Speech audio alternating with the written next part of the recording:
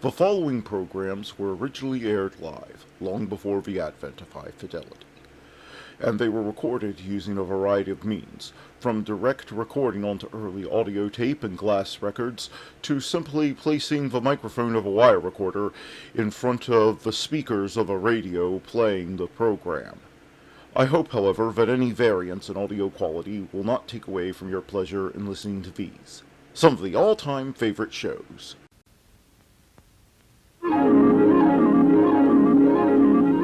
The following program is brought to you in living color on NBC.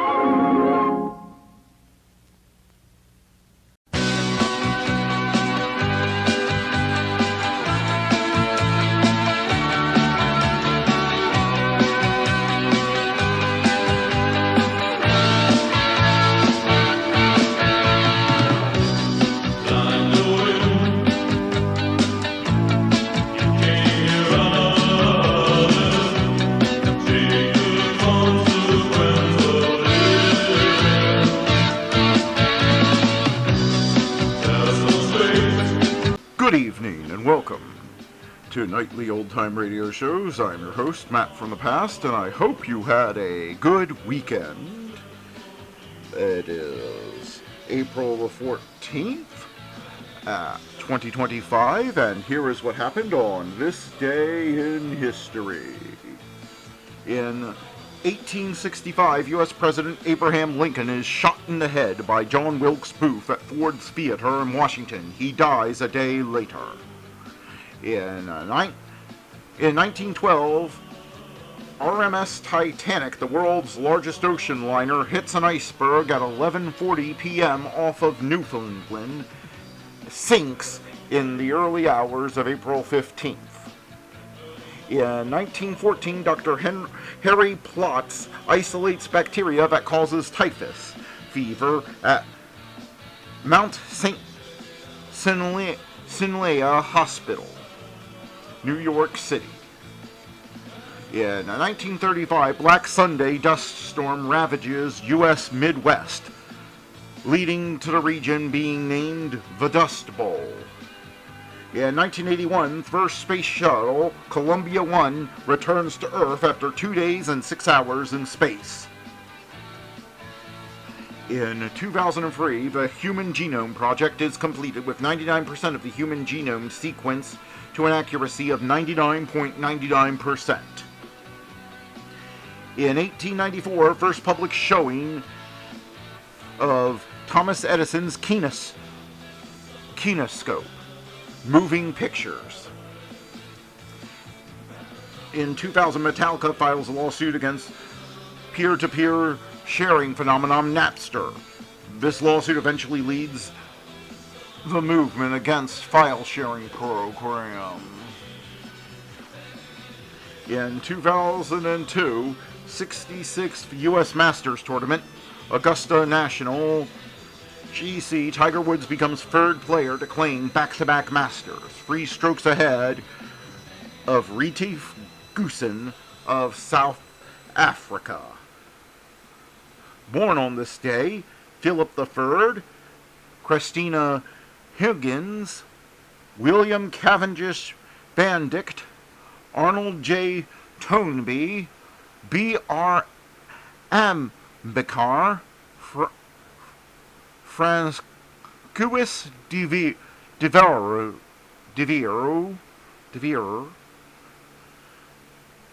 John Gielgud, Rod Sterling, Julia Christie, Robert Carlyle, Adrian Brody, Sarah Michelle Gellar, Loretta Lynn, Richie Blackmore, Pete Ross, Meg Malon, David Justice, Greg Maddox,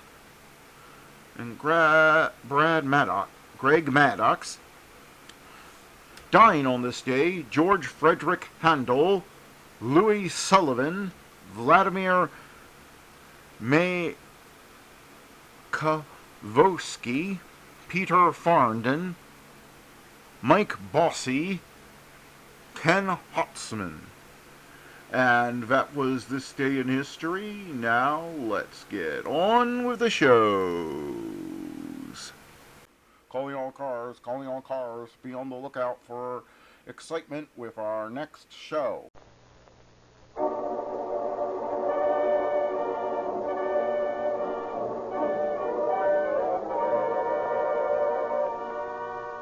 Calling all cars, a copyrighted program created by Rio Grande. Los Angeles Police calling all cars. Attention all cars. Broadcast 180. Regarding a holdup at the Union Ice Company. Holdup's going on now.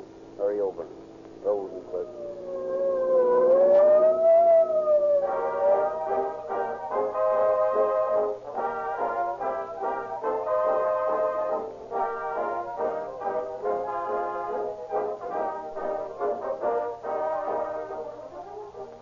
Prosperity, that welcome guest, is almost home.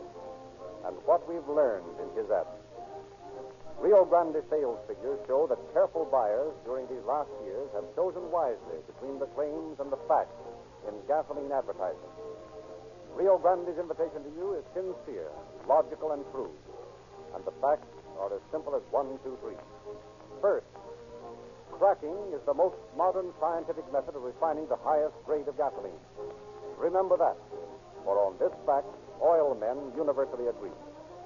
Rio Grande cracked gasoline is refined by the process used and developed by the Sinclair Refining Company, the world's largest independent oil company whose products are sold in 45 nations. But in the West, only Rio Grande cracked gasoline can be refined by this process. Rio Grande cracked gasoline is a patented, exclusive product that you can buy only through independent Rio Grande dealers. Second, as evidence of this fact, we refer you to the best judges of gasoline, those to whom the finest gasoline is an absolute necessity, the drivers and buyers of gasoline for police cars, fire engines, ambulances, and emergency equipment. They drove 55 million miles last year with Rio Grande cracked gasoline. Who knows more about stopping and starting, idling in traffic, driving long economical miles, and the sudden bursts of racing, flashing speed? Remember this. More police cars, fire engines, ambulances, and other emergency equipment are powered by Rio Grande cracked gasoline than any other brand. And third, we call this police car performance, for that's exactly what it is, and that's exactly what you get when you buy Rio Grande cracked gasoline from your independent Rio Grande dealer. And tomorrow, when you buy gasoline, get your money's worth. Get the finest gasoline that money can buy. Get police car performance with Rio Grande cracked.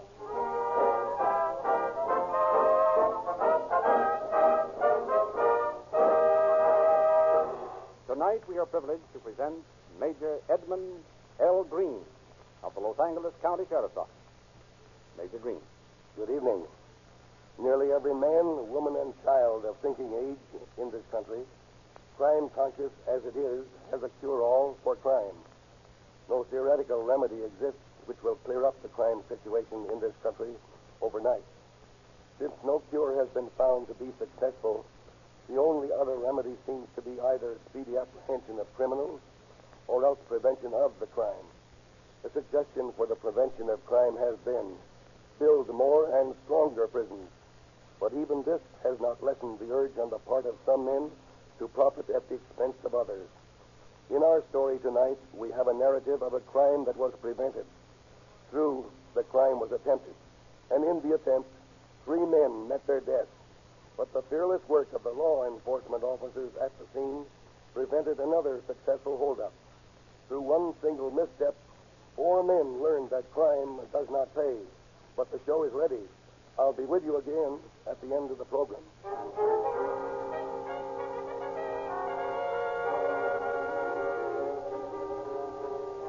It is almost closing time in the Oxnard office of the Union Ice Company. The bookkeeper has just completed his daily checks with the last driver when 4 men enter the office from the street entrance. Rich for the ceiling, are you? What is this? Who are you? Never mind, this is a stick-up. Keep your mitts in the air and we won't hurt you. Oh, yes? Get that money, Lefty. Keep your shirt on. Don't you see I'm getting it? Don't get tough with me. Go on. Get 'em over. You two mugged up arguing? You're going to keep shooting your mouth off till we get our necks in a sling. Yeah? Well, you ain't no clam yourself. Say, could I take my hands down now? This is awfully tiresome. Not half as tiresome as a coffin. Go on. Keep 'em up. He's all right, Hoppy. He can't pull anything. I got him covered. Let him down, kid. Oh, gee, thanks. Boy, that sure puts a crimp in your arm, doesn't it? Shut up. Don't get social or I'll have to slug you. Yes. How about it, Lefty? How much you got? About 3 C. What? All this trouble for $300 a buck? I told you this joint wasn't no good on Thursday. Shut up. Come on, let's go. I think we ought to bump this guy off. It's a good idea. You want to do it? No. You take care of it.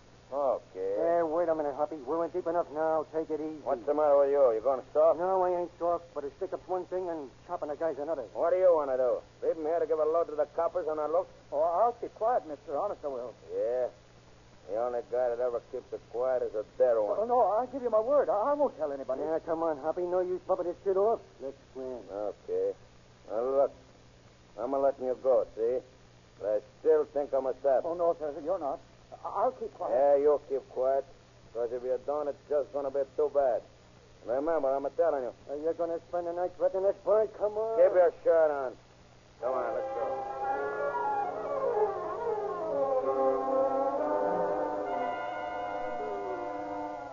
Next day, at almost the same time in the evening, 3 men walk into the Glendale plant of the ice company. This time a lookout is posted at the door. Okay, pal, go on, get him up. You heard me, grab ass. In case you don't know, these is guns we're pointing at, you see. This is known as a stick-up. Come on, dumb guy, get him up a higher. Yes. Get the cash, Lefty. What's the matter with you? Just come along and keep that guy Shut up. Come on, get that stuff and get out of here. What's the matter? You're getting awful jumpy lately. What's wrong with you? Nothing's wrong with me. We're pulling these jobs too fast, that's all. Don't you like ice houses? Stick around. We'll make it hotter for you. It's going to be hot for you if you don't watch that figure, Trinker. Stop trying to tell me how to do this job. I'm running this mob, see? Yeah, that's what you keep saying, but you don't seem to make them stick. Yeah? Well, why don't you try putting out? All set. Okay, take a look outside and see if it's clear. It's okay. Now, listen to me, dumb guy. You stay right where you are for 15 minutes, see? Oh, yes, sir. And if you bat an eyelash, I'll come back and blow off the top of your head. About a week later, G.H. Fry, General Superintendent of the Union Ice Company's office at 666 South Alameda Street in Los Angeles, nears the entrance to his plant when he sees a man come out of the door carrying a 25-pound piece of ice. Paying no particular attention to the man, he is about to walk on when he sees the man stop beside an alley and quickly tosses the ice aside. Musing, he enters the office. That's strange. Never saw a fellow throw away a chunk of ice like that. Oh, Pop, come here a minute. Pop, did you see a tall man buying a piece of ice just now? Fellow with kind of sandy hair? Yes, that's the man. Yeah, so to myself. Notice anything peculiar about him? Well, he's been in here a time or two before. Matter of fact, he came in here yesterday, pretending to get a drink over there at the fountain. What do you mean, pretending? Just put his face down, didn't even wet his lips. Sort of waved his eyes around like a crab looking around a rock for a dead fish. Do you think he was looking the place over for some particular purpose? I wouldn't have paid much attention to it, except almost as soon as he left, another fellow come in and did the same thing. That settles it. Remember that hold-up in Glendale last month? Yeah. Some men did the same thing over there. What are you going to do? I'm going over to see Bill Traeger about it. Why, Sheriff Traeger? I've known him ever since he was a young fellow. He'll be able to give me the right kind of advice. You keep an eye on things till I get back. Yeah. No, I think I'll phone him first.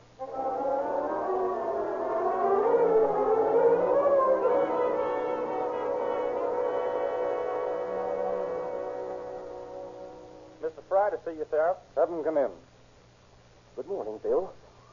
What's this you were telling me over the phone? Sorry I had to cut you off, but we don't like to get much dope over the phone. Never can tell who's listening in. Is that so? That switchboard girl of Sometimes mine... things have a way of leaking out when we least expect it, and we like to be protected. Well, this morning when I was coming into the office, I noticed a man just leaving the plant with a small piece of ice. I'd say 25 pounds. And I just happened to look back at him before I went inside, and I saw him flip the piece of ice up an alley. Just like that. He didn't just set it down on the walk? No, he just flipped it down the alley like you would a bowling ball or something. Must have been a pretty strong fellow. What did he look like? He was not so tall. I'd say about 5'8" or 9. He was pretty husky, though. Was he light or dark? He was very dark. Almost foreign looking. One of the meanest looking men I ever saw. Sounds like a fellow we know as the Hophead. That's a name that would fit him all right. Ever seen him before? No, but one of the boys at the Glendale plant said that one of the men who held up the office last month looked like that. Might be the same man. There was a short, dark man involved in the Oxnard plant hold-up, you remember? Yes, that's so. This is beginning to look suspicious. Have you noticed anything else unusual going on around the plant lately? As a matter of fact, I have. I noticed a tall fellow who came in yesterday and pretended to get a drink of water, but he didn't. Didn't what? He didn't drink. Just put his face down over the fountain and didn't even wet his lips. That's funny. Notice anything else? Well, Pop Comfort said the same fellow that bought the ice this morning came in yesterday and did the same thing. Somebody's evidently staking the place for a holdup. Gosh, I hope not. Just about one more holdup, and the insurance company's going to cancel our policy. What day are your receipts the largest in the ice business? Tuesday is the day when we have the most money in the office. And today's Tuesday, huh? Mm-hmm. Well, they'll probably make a try for it tonight. What are we going to do? Now, don't worry. We'll take care of this. Did you report this to the police department? Oh, no, I thought maybe you could help me. After all, Bill, we've been friends for years. Oh, that's not it. I just asked for information. It's okay. I'll send a couple of the boys down to look the place over. I want you to stay out of this, though. You ring, sir? Yes. Ask Stensland and Moody to step in here a minute, please. Yes, sir. These men are two of the best men in the department. They'll go down and keep an eye on the office till this blows over, or till we catch the crooks. Come in. Mr. Fry, Inspector Stensland and Inspector Moody. All right. How do you do? Boys, Mr. Fry here is having a little excitement down at the Union Ice Company plant on Alameda Street. I want you to go over there, look the place over, and see if you think we can pick these crooks up if they try to start anything at all. I can help a lot, Bill. Oh, no, you won't. You'll stay out of it. I know how well you handle a gun and all that, but this job is going to be dangerous. We don't want any innocent bystanders getting hurt. Well, we can't just walk out and leave the office vacant waiting for them to come in. No, that's right. We can't. Got anybody over there you can trust to let in on our little plan? We might tell Pop Comfort. No, I don't think he'd do. He'd be worse than you would about getting into trouble. No, we've got to have somebody who's calm, who won't get excited and start trouble. Well, let's see. Oh, I know just the man. Earl, my bookkeeper. Well, at least he looks like the logical man to have hanging around an office late at night. You think they'll try to do it at night? I figure they'll try to do the job just about closing time. Fry, you explain all this to your bookkeeper and see that he does exactly as he's told. This may be a tough gang we're looking for.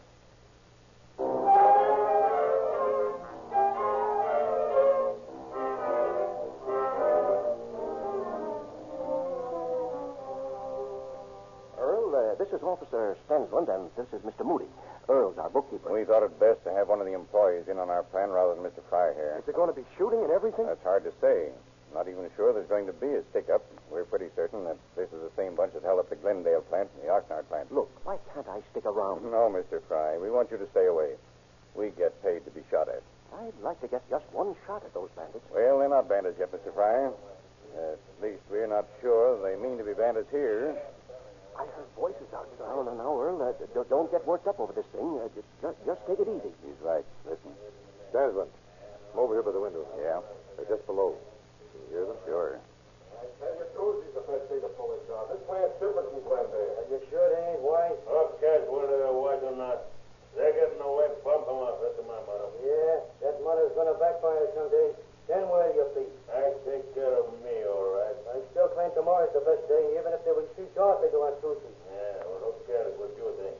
You find out when the freight train is due to here? Yeah, comes along just about the time they close this joint. That's the swell. That train will drown out any noise we have to make. You figure on making any noise? Yeah, but that little bookkeeper got the smart. I'm going to let him have it. Remember that, Stensland. Yeah. We got to watch out for that kid. Don't worry. We'll watch him.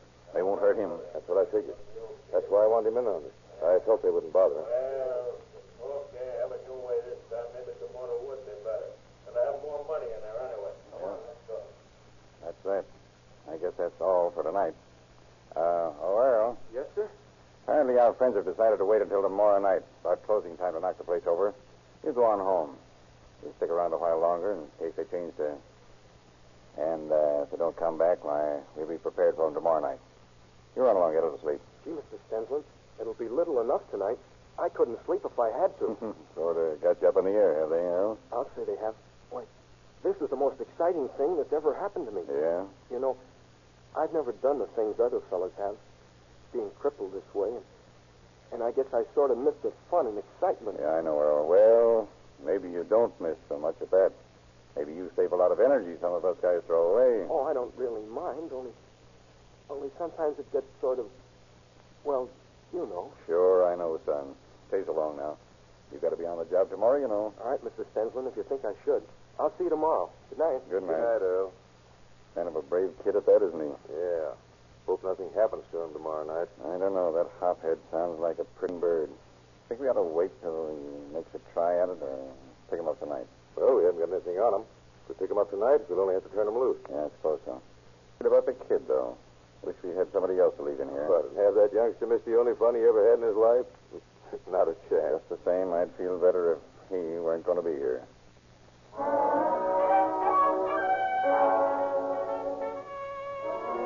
Stensland and Moody remained at the plant until after it closed. Finally, convinced that their men would not strike before the following day, they reported to Sheriff Traeger the outcome of the day's work. We stuck around the place until just a few minutes ago and decided it was all off for today. Nothing happened till late this afternoon. We heard voices under Fry's window, and that's when we got the tip that they were waiting until tomorrow. How many men were there? 4. A short, dark man they call Hop. Tall fella, slightly bald, older man. Yeah, I'd say about 45. A younger fella and a young kid. I'd say 18 or 19. Well, that's the trouble with gangers like that. There's always a youngster mixed up with a bunch of hardened criminals. Well, there's not much we can do about that. If he gets in with that sort of mob, he'll have to take the consequences. Oh, no question about that. Only if you can get by without anybody getting hurt, do it. I think we better take a couple of the boys with us again tomorrow. We'll need somebody out in front as a lookout. We'll need somebody in the engine room. Let us know if they start in that way. Well, take all the men you need. But why the man on the street? That may tip them off. We can't see the Alameda Street side from Fry's office. Opens onto a side street. Bookkeeper's the only one who has access to the Alameda Street side. Has anybody a habit of hanging out in the main office? During the day, the usual office force is there, but we figure the gang will wait till everybody goes home before they try to knock over the place. And if there's any shooting to be done, do it first. The only thing that worries me is the bookkeeper. He's sort of excited over this thing. I'm afraid he'll pull some stunt that'll upset the apple cart. Well, if you think he'll get in your way, let's send him home. I'm leery of it myself. I think the kid's all right. Yeah? He's naturally keyed up over this thing, but he'll settle down before the fireworks start.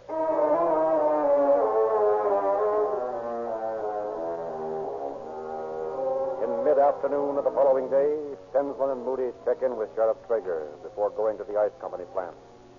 Have you decided on the men to take with you tonight? We're taking Harry Wright and Charlie Cadlin. They're going to stay outside. We decided to put them in that old barn across the street from the ice company. They'll be out of sight there. Isn't that on the other side of the railroad? Yes, but that's the best place for them.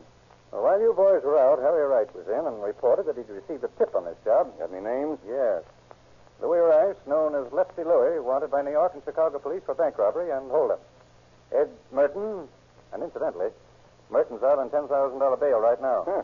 He's wanted in a half dozen places for robbery. He's also listed in the records as using the name of Mullins. Say, I remember him. We brought him in once before in connection with that car barn job. You remember? Isn't he the same one who's running around with Gilkey? Hey, that's the guy. Sure. Say, Gilkey must be the hop. Looks like you boys are in for a little plain and fancy roundup of some genteel crooks. Well, we're ready for him. We'll be looking down their throats. Better be sure. They'll probably be throwing lead all over the place. Well, we're not in the habit of taking chances, you know that, Chief. Well, there may be a little bit of, well, for the want of a better term, curiosity as to why we're handling this case in this office. But after what Harry told me today, it seems that it belongs here in as much as it's the same gang we are after on the car barn job and on the Glendale plant of Fry's Ice Company. Yeah, we better be getting on the job. It's getting late. What time do you figure they'll stick their neck in the trap? Sometime between 6 and 9. There's a freight train due along there about 6:30. A lot of switching's done along about 9. They'll try it sometime about then if they miss at 6:30. Well, better pick up Harry and Charlie and get down to the plant. Fry'll be worried to death till you get there. Say, I'll bet that little bookkeeper wouldn't miss working tonight if they gave him the plant. Yeah, I'd feel a lot better if that kid weren't going to be there. Oh, he'll be all right if he just keeps out of the way and keeps quiet. Yeah, that's easy to say. But did you ever try to dodge a load of buckshot? Not yet. Never can tell when I'll have to start, though.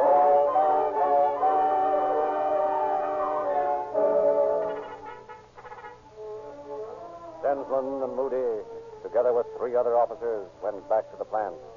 As they had planned, Harry Wright and Charlie Cadlin were stationed in a deserted barn across the street from the plant.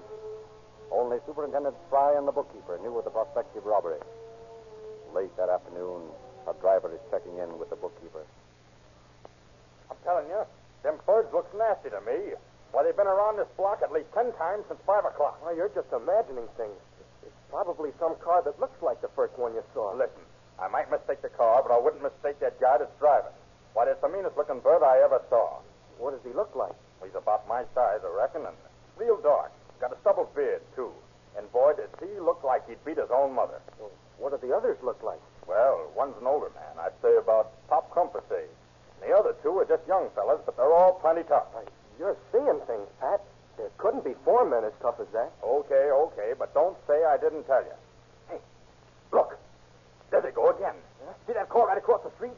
That's the one. You're crazy, White. I've seen those fellas lots of times lately. Yeah, so have I. About a dozen times a day. Doing the same thing they're doing right now. Oh, well, nothing ever happens around here. You better get cleared out, though, before Pop starts closing up. Hey, is it that late? Oh, I've got to get home. My old age will... Thought I'd never get him out of here. Oh, Mr. Moody, did you hear what he said? Yeah, I had the office door open a little. What does the man look like? Just like he said, tough and mean. Now, look, you stay as busy as you can. When they come in, don't get excited and start anything. If they get tough, well, we'll take care of them. I'm not excited. I'm just a little nervous. You know, waiting and all. Yeah, we know. Moody and I will be in Fry's office here. We'll have the door open a little. You be ready. Don't try to do anything. Oh, I won't try anything, Mr. Stanton. It's quiet. Somebody's coming. Oh, that's Brighton, one of the drivers. We'll duck out of sight. Get rid of him. Oh, hello, Brighton. Oh, yeah. Say, you can't sit around in the office. It's against the rules, you know. So what? What are you going to do about it? Why, nothing, I guess. Only what? Listen, you. I've already checked out. I'm waiting for my buddy, see? And I'll sit in here if I want to. Rules are made for guys like you. Now, pipe down, because I'm sleepy. Oh, you can't go to sleep. Now, who says I can't? Mr. Fry said... you can't sleep here now. Listen, monkey, I'm going to sit right here and I'm going to take a nap. And if you interrupt me again, I'm going to let you have one right on that funny kiss of yours. You get me? Yes, sir. All right. Only I wish you wouldn't right now.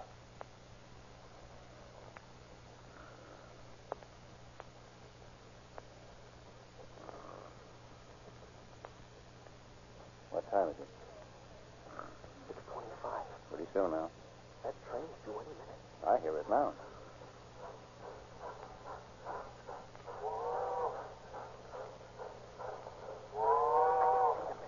What are they doing? They're getting out of the car. Here comes the train. Are they waiting for it to pass? No. That's a string of flat cars. They're coming over to How many? cars or men? Men. Oh, 3. Where's the fourth? I don't see. Oh, yes, there he is. A hothead.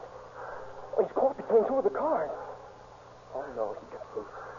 Here they come. Get to work now and keep your nerve. Oh, all right. Are your guns okay? Two of the best sawed-off shotguns in the arsenal. Quiet now. All right, play nice and order up. Yes, sir. Let's stick up and we don't want no monkey business. Yes, sir. Oh, but if you wouldn't push that gun into my neck so hard. What's the matter? You don't like it, huh? Well, not very well. How you like that? Lay off, Bobby. He ain't hurting you none. Just keep yourself buttoned up, kid, and you won't get hurt. Oh, yeah? That's what you think. Lay off, Hoppy. Hey, wait a minute. Look over there. Who's that guy? You mean that fella asleep there? Sure. Who do you think I mean? Oh, well, that's Brighton. Shall I wake him up? No, don't wake him up. Keep still. Let him snore. This is going to be a good joke on him. Yeah, good joke. Louis, come here. You stand in that door and don't let anyone in. Okay. And don't let that guy out. Joe, come here. You watch that side over there by the counter. We're going to clean out this joint and not them at all. What's those guns? Wait a minute. Slam! Go, Robbie! Help me. Yeah, not so you help yourself. You ask for it. Smart coppers, ain't you? Smart, huh? That's what do you think? Well, take a look at this kid on the floor. See this? I got my gun right in his neck, see? Right in the back of his neck. You make a one move, copper, and I'm going to blow his head off. How you like that, eh? Yeah, just what I thought. You don't like it. You don't like my way of playing, do you? Yeah. Well, how'd you like to see this kid with his face blown off? Like my pal over there. How you like that, eh? Yeah. You wouldn't, would you? Or maybe you'd rather have me shoot him in the ribs, like you did to that old man, huh? You like to have me do that, huh? You want to see me do that, copper? No, you don't, do you? Well, I tell you what I do. I'm going to make a deal with you. You let me alone, and I let the kid alone. Well, come on. How about it? Put that gun down. Huh? Put that gun down. I'm right behind you, and I've got you covered. All right. Don't shoot. Don't shoot. I'm going to put it down. Don't shoot me. Take him up, Hophead. Hey, get this guy over me. How did you like to have a gun in your ear? No. Feel good? Oh, get him off of me, will you? That's Get him off of me. somebody else has a gun, is it, Hophead? No. Hey, there goes the other man. Get him, Harry. Stop that guy. Go out of the door. You got him all right. What an awful way for a kid to die.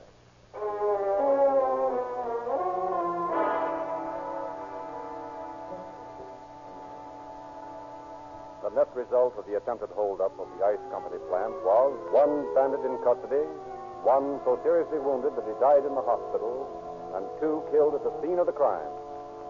Another crime that did not pay. At the opening of Calling All Cars, I talked to you about the exclusive Sinclair refining process that makes Rio Grande cracked gasoline possible. For the production and refining of the world's finest motor oils, Sinclair processes are again responsible.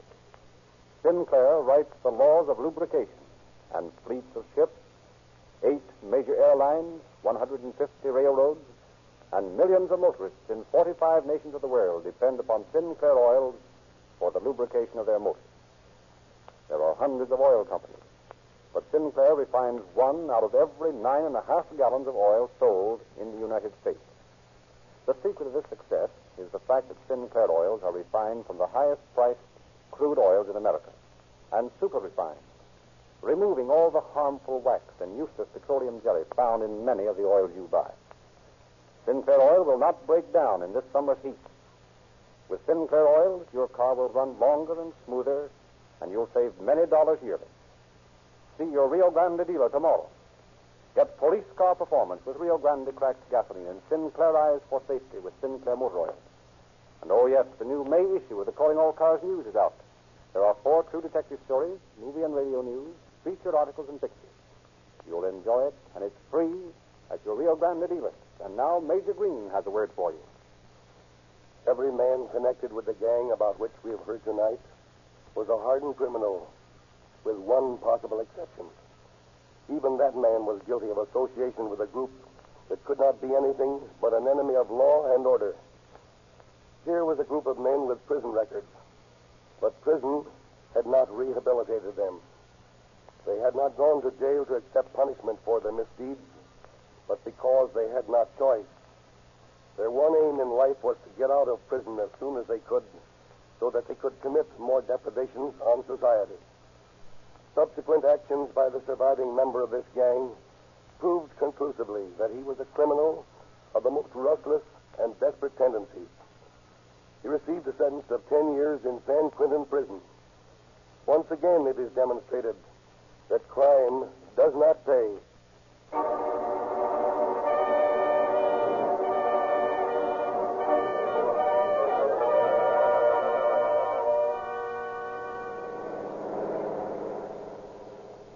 Los Angeles Police calling all cars. Attention all cars. A cancellation broadcast 180 regarding a holdup. Suspects in this case are now in custody. That's all. Closed and closed.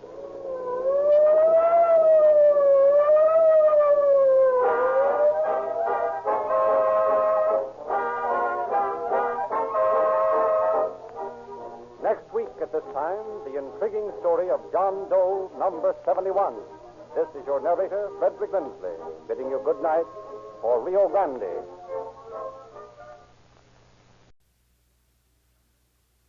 In the darkest corners of the mind, It's so strange. It's almost as if her brain has shut itself down. hide the deepest secrets of the past, I'm going to try and contact her telepathically. where shocking memories may lurk. Get away from here! No! And the only thing more dangerous than getting in I want you to sever your connection to your mother. is getting out. This isn't real. Next time on Star Trek: The Next Generation.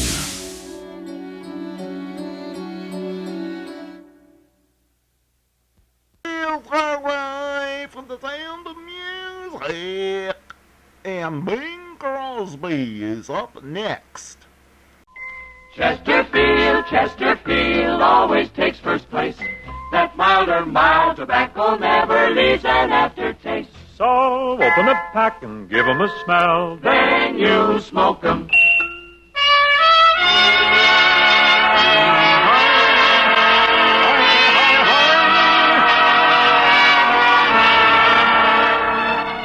Someone wait for me.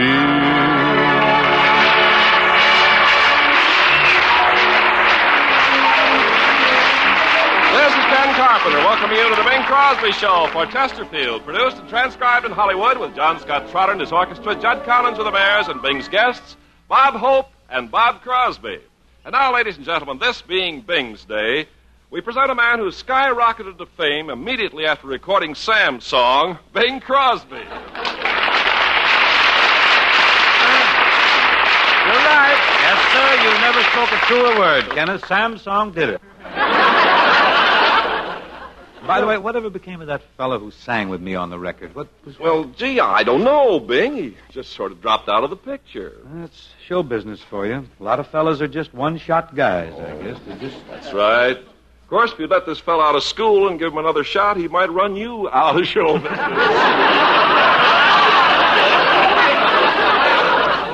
Well, he'll run himself right out of his allowance, too.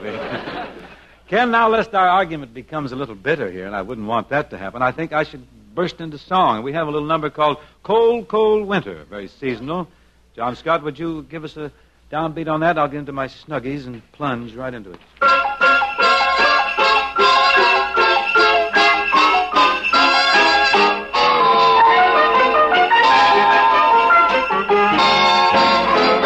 Looks like a cold, cold winter.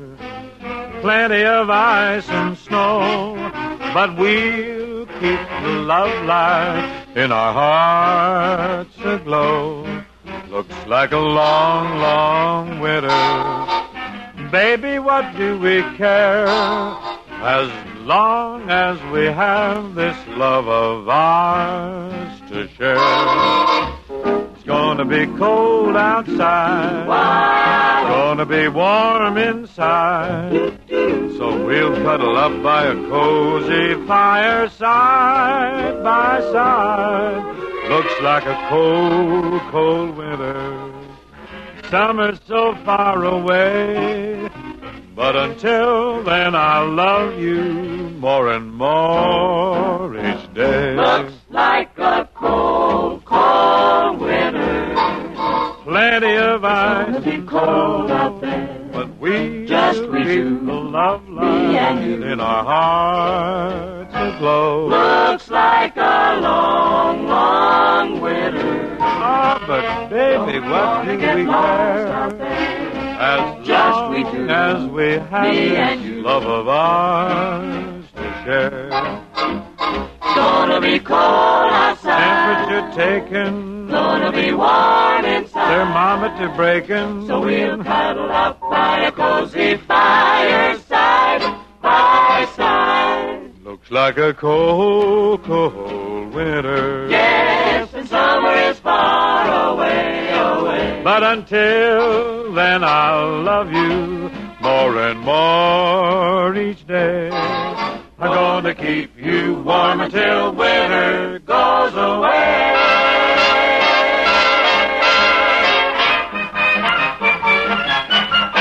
Sing.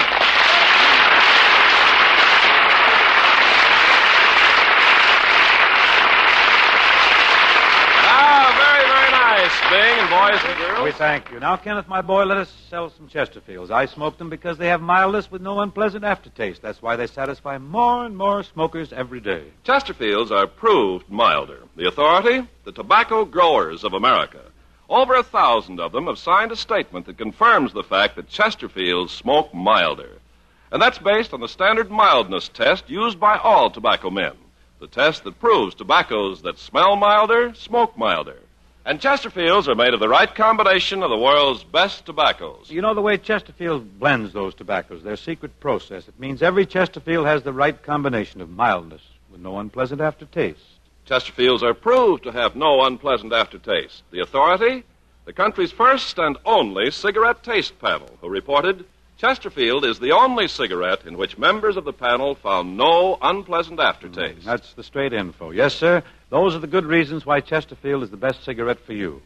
Take it from me, they're the only cigarette to give you the proof of mildness and the proof of no unpleasant aftertaste. So always buy Chesterfields.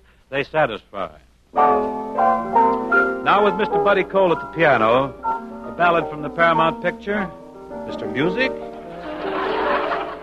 The likes of you may never be attracted to the likes of me.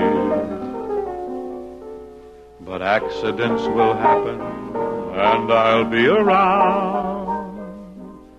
And maybe there'll be no one else but me around. Forevermore may never start. You may ignore my hopeful heart, and chances are I'm not the one to make you fall. But accidents will happen after all. A smile may show it, your eyes may glow. Before you know it, I'm sure I'll know. So, if you fall in just that way, oh, wouldn't I be thrilled to hear you say, I had a lovely accident today.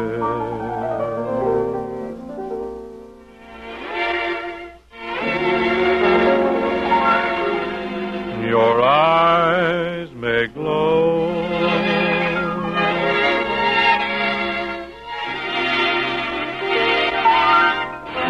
I'm sure I'll know.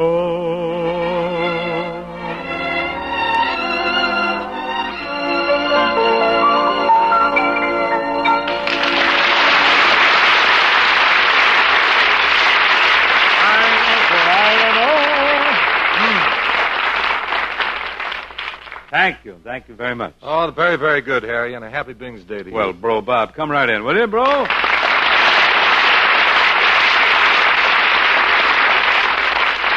Congratulations, Bing, and I think it's wonderful the way everybody is celebrating your 20th anniversary. This Bing's Day is the greatest thing that ever happened. What's a big day for me, all right? It's an even bigger day for me. Yeah? After all these years of being just Bing Crosby's brother, at last you're going to retire.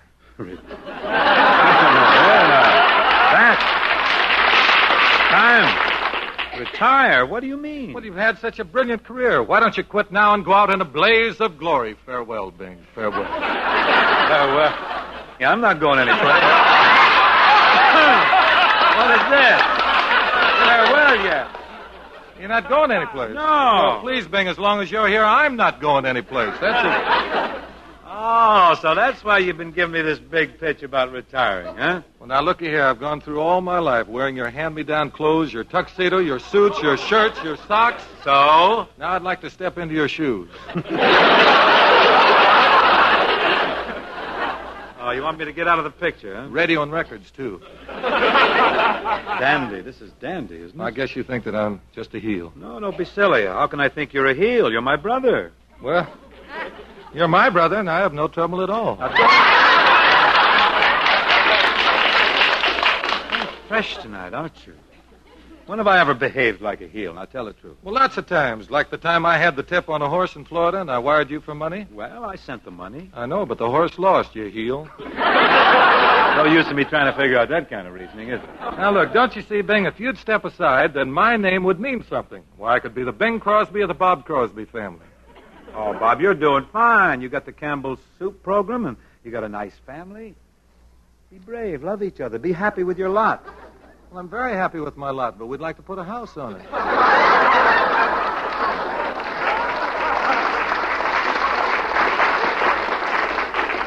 Well, stop holding still for those touts on Florida horses, then. Why are you so stubborn, Bing? Why don't you give up and rest on your laurels? You've had it.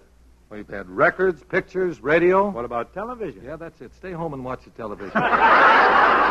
Watch it. I got an offer to appear on a big TV show. No, I think that really television's too strenuous for you, Bing. Yeah, It's more for a kid like me. Stop with that kid stuff. I could handle that TV. I'm in good shape. I take care of myself. I get plenty of rest. What time does Dixie tuck you in then? Usually right after Beanie. If I eat all my spinach, though, I get to stay up and watch Faye Emerson.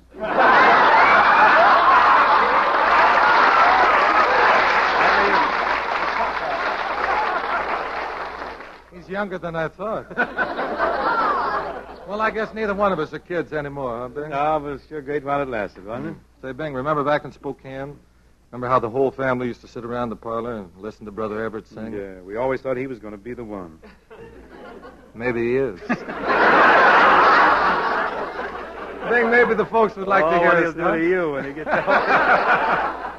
Say, maybe they'd like to hear us sing one of those old songs like we used to do. You think so? Well, I know Mother would. Well, Mother may not be the only one listening. She's the only one we're sure of. Well, I guess we could do a song for Mother. Anyone else who is interested that's listening. How about a duet on Moonlight and Roses? Okay, you be Moonlight, I'll be Roses. Harry Bodkin on the Fibber harp.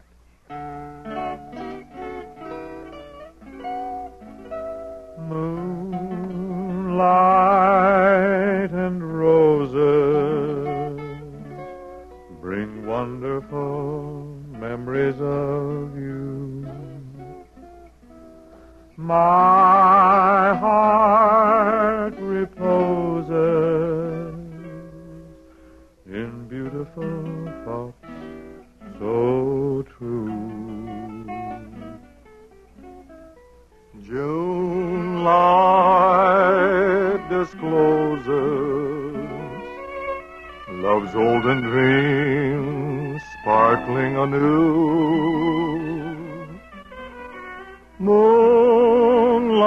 Moonlight and roses bring memories of you.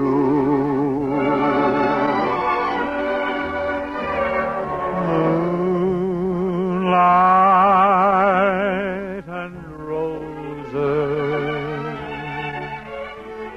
bring wonderful memories of you. My heart reposes in beautiful thoughts so true. June light discloses love's golden dreams sparkling anew.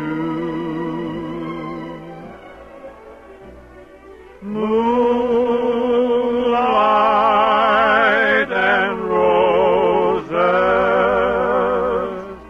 bring memories of you.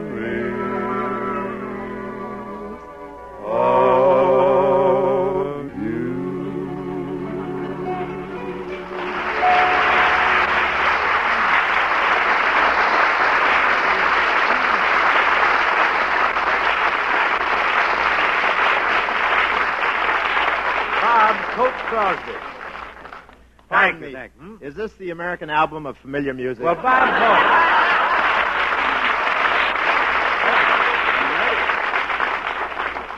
Bing, congratulations on your 20 years in show business, and I think it's wonderful that today, Wednesday, January 10th, has been set aside as Things Day. I'm not the thing, I'm Bing. Oh, it's Bing's Day. Yes, oh. yes. Well, I'm in the wrong studio. Goodbye. No, but Bing, on behalf of our sponsor, Chesterfield, I wish to congratulate you on having this day January the 10th set aside as Bing's Day. Thanks, Bob. And I also want to congratulate you on the entire month of January being dedicated to you as Crosby month. Well, I certainly appreciate it. And I want to wish to congratulate you for being acclaimed Mr. Music. Well, thank you, Bob. And one thing more. What? I wish I were dead. Oh,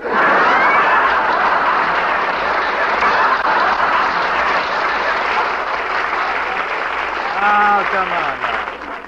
Don't be bitter, Bob. How do you like this guy? Don't be bitter. I can't figure it out. They have Mother's Day. Mother gets 1 day. Father gets just a day. But Grandma here gets a whole month. Grandma, what do you mean, Grandma? Pardon me, I mean Mr. Music. Yes, that's my new moniker. How'd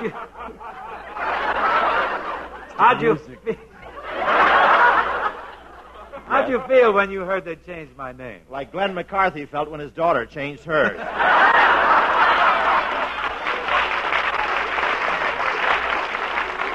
This whole thing burns me up, that's all. I've heard of the book of the month. Now they start a new thing, Schnook of the month. I'd say you're really rolling tonight, aren't you? Well, why don't you get in the act, Cagey, instead of laying back and getting all the sympathy? Listen, if it's going to affect you like this, why don't you just go someplace and have a good cry? Well, I have a right to feel disappointed. Look at all the years I've been around entertaining. Don't you think I should get a month? You ought to get life.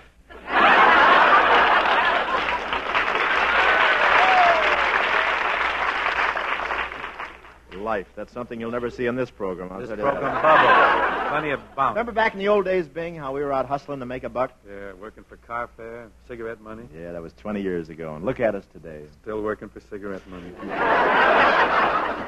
Say, did you hear about the big new deal I made at Paramount? Oh, yeah, sure, I heard. Yeah, sure. You know, if I can do you any good over there, don't ever hesitate to get down on your knees. Well, you're very sweet. Very sweet, but I must tell you, I made a new deal over there myself. Really? Mm-hmm. How big is your new deal? Well, let's put it this way. With the deal I made, they had to come to me to okay your deal.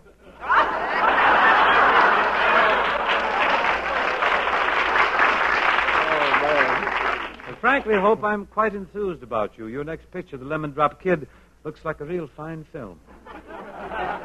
But, Bing, I think you were really kind of silly. I thought, yes, you know our new president. Who? Bob Crosby.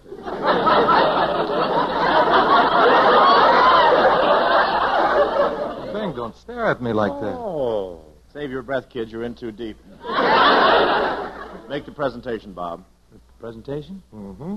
Yes, Bing, and this is on the level. On behalf of the entire staff of Decca Records, I would like to present you with a solid gold record. Thank you.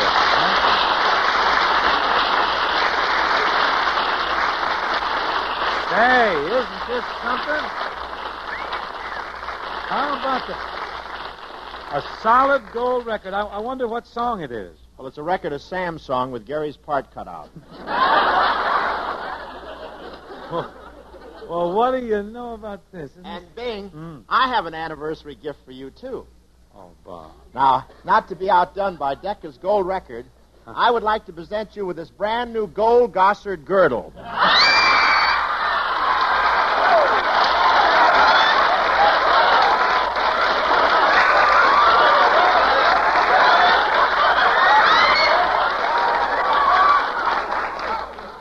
Oh, it is gold. Wait a minute, what is it? We're having more fun tonight, huh? Say, what is it? Is it a panty or a longie? It's a whitey. You'll make it.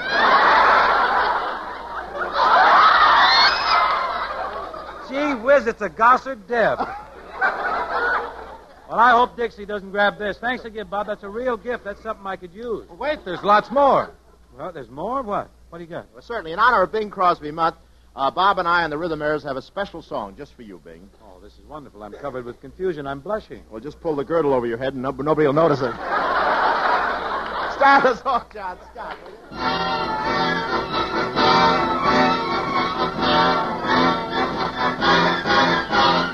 Crosby, Crosby, Crosby, Crosby, Crosby, Crosby, Crosby, Crosby. Bing, not Everett.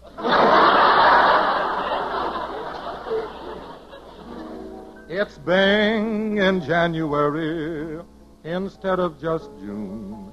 And so for this long, chilly month, we're stuck with his croon. I raised this soup salesman from a bouillon cube.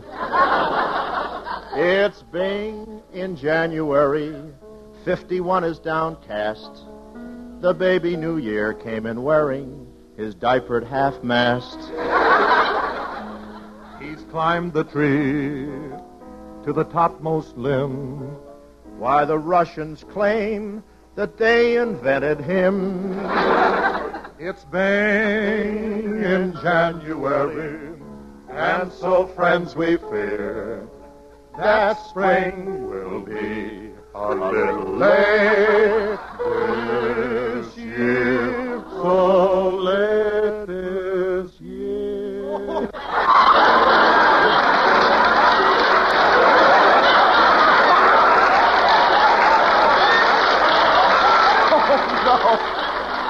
Mal Hallett will never take us back. We rehearsed this. We rehearsed in the wrong room. I'll tell you that. Now listen, Bing. You came in with high-button shoes and 23 skidoo. It's been a long, long time. Listen to the guy that tickled the cow that started the Chicago fire. And the songs my mother taught me, she learned them all from you. It's been a long, long time. At entertaining all GIs, you've been inveterate. You sang both for the Union and Confederate. Now, right after Grant took Richmond, Hope came in with a camp show. You used to take me riding in your Ford to dry my baby tears. Man, that's been a long, long time. You put me on the back seat, and I've been there all these years. Say, brother. Yeah. Can you spare a dime? I'll let you feel my gold record. Now they named you Mr. Music Dad because of the film you made. I'd like to get a title, too. How can I make the grade? Why don't you worry, Bobby boy, for soon you'll hit the top. When the Lemon Drop Kids release, they'll name you Mr. Lemon Drop. Maybe even Mr. Lemon Droop. Okay. Droop Drop. Let's droop it, huh? How about me, Brother Bing? What title can I claim? What can I do to get into the nation's Hall of Fame? Just you concentrate on selling soup. Renown will come to you. They'll name you Mr. Oxtail of 1952. Mr. Oxtail? What do you want to be, chicken gumbo or something? We have to go back for that. Finale. Put on your golden girdle, that golden girdle, 'cause 1 month is all that we can stand of you. Wear it through January, or that load you carry will spread over into February, too. Put on that girdle, Harry, or that load you carry will spread over into February, too.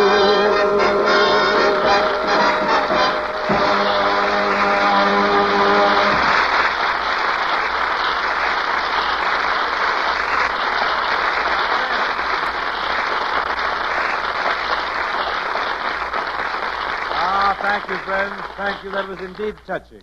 Very touching. Very sincere. Hey, Bing, I'd like to read a wire from 2 other admirers of yours. Well, please do. Robert. Well, it reads here, warmest congratulations, Bing. When you're selling Chesterfields, it's Mr. Music to our ears, signed Liggett Myers, makers of Chesterfield.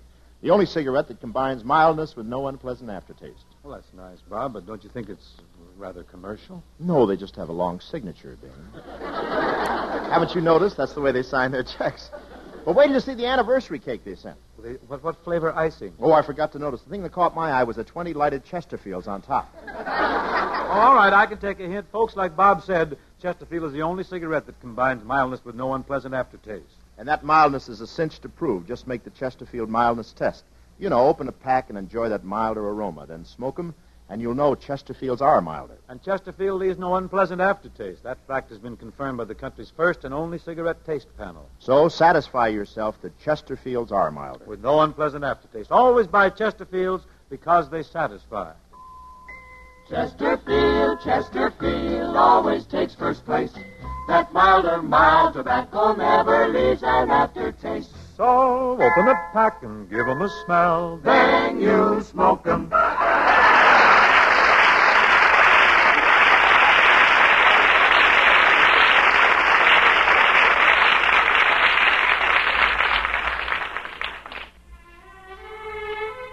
From the considerable glossary of American folk music comes this big hit. Everybody's singing it and playing it.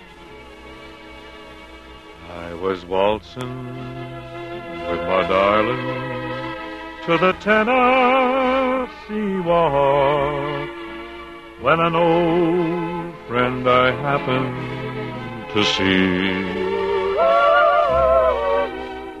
introduced him to my loved one, and while they were waltzing, my friend stole my sweetheart from me. I remember the night and the Tennessee waltz. Now I know just how much I have lost. Yes, I lost my little darling the night they were playing the beautiful Tennessee waltz. He was waltzing with his darling to the Tennessee waltz when an old friend I happened to see introduced him to his loved one, and while they were waltzing, my friend stole my sweetheart from me. I remember the night and the Tennessee waltz. Now I know just how much I have lost. Yes, I lost my little darling on the night they were playing that beautiful Tennessee waltz. Beautiful Tennessee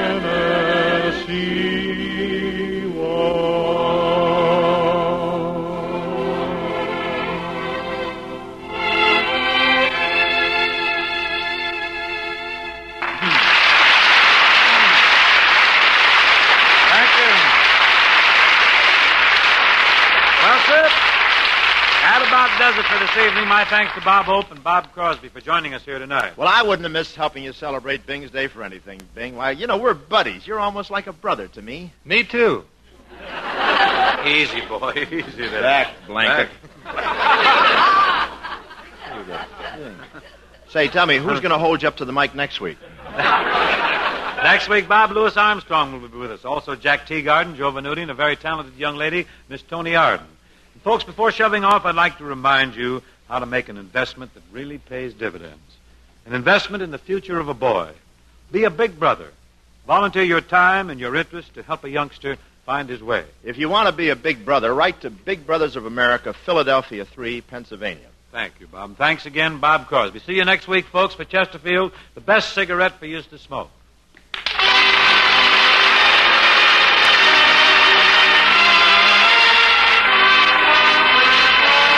The Bing Crosby Show, presented by Chesterfield, was produced and transcribed in Hollywood by Bill Morrow and Murdo McKenzie. Tune in next week and hear Bing and his guests, Louis Armstrong, Jack Teagarden, Joe Venuti, and Miss Tony Arden.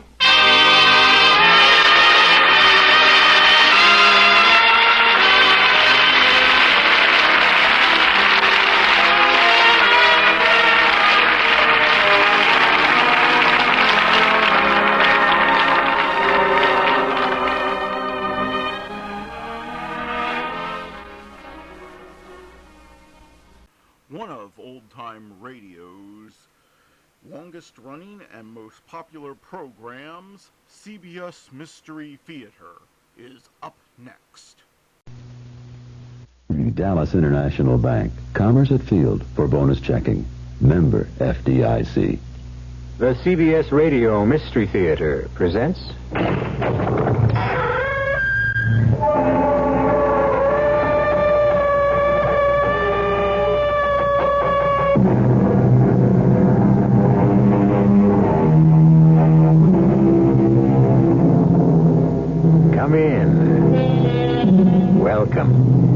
E.G. Marshall.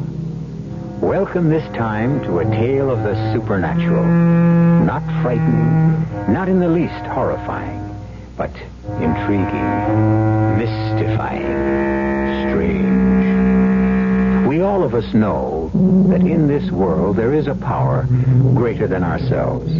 Call it what you will. God, a force, the universal conscious, it exists. Some of us have experienced it, felt its touch in one way or another. But few have met with it in so unusual a way as the celebrated concert pianist Anton Wahlberg. Lottie, my dear Lottie, if what you say is true... It is, Anton. I know it is. But impossible. Nothing is impossible. We only think it is. Lottie, I lost my hand. My right hand in that accident. My hand is gone. It no longer exists. And yet I am able to play. True. Your hand no longer exists. But the spirit of your hand does. Only the body dies, Anton. The spirit never.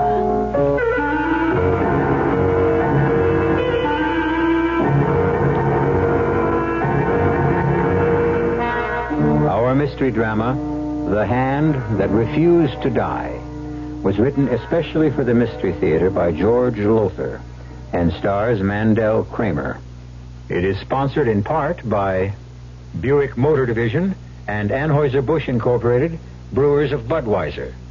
I'll be back shortly with Act One. Say, do you know what happens this time of year? The swallows come back to Capistrano. Nope. The buzzards come back to Hinkley Ridge, Ohio. No. Bulldogs all over the world begin to shed. Not even close. Oh. This, my friend, is the time of year when you can get a super little deal on the practical but elegant Buick Apollo. And just between you and me, it may very well be the best chance you'll ever have to buy a Buick. I could have sworn this was Buzzard Day in Hinkley. It makes good sense to use sense in the sun. Don't overdo and get overdone, 'cause the sun can age and can hurt your skin. So cover up or come on in. Constant overexposure to the sun could be harmful. Your American Cancer Society advises moderation or protective clothing or sunscreening lotions. Remember, Cover up or come on in. You can paint your home in the same muted earth tone colors our colonial ancestors used to paint theirs.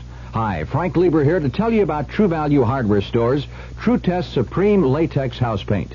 It comes in 24 Jamestown colors, like salmon gold, Chelsea blue, and Samoset gray. The colonials used dyes from roots and barks and mixed them with buttermilk of all things to achieve those colors. True Test Supreme Latex House Paint puts those same kind of colors into a rich, easy-to-apply latex. Latex, with the durability of a fine oil-based paint. It covers most surfaces in one coat. It resists stains, mildew, blistering, and smog. And it dries quickly, just 30 minutes. Painting tools clean up in soap and water. True Value Hardware Stores have True Test Supreme Latex House Paint in 24 Jamestown colors in white. True Test Supreme Latex House Paint. You'll find it exclusively at your nearby participating True Value Hardware Store.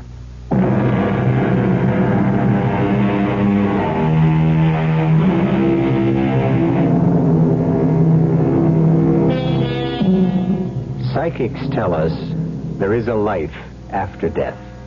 Indeed, there are those who believe there are many lives after death, and others who hold a firm faith in reincarnation. We listen and go on about our daily lives until something happens that so affects our life, marks it, for good or ill, that we know there is unquestionably something, some invisible power, some unseen force of which we are a part. Anton Wahlberg began to realize this on the day he came home from the hospital to his luxurious penthouse apartment in New York City. Welcome home, Anton. Lottie, you.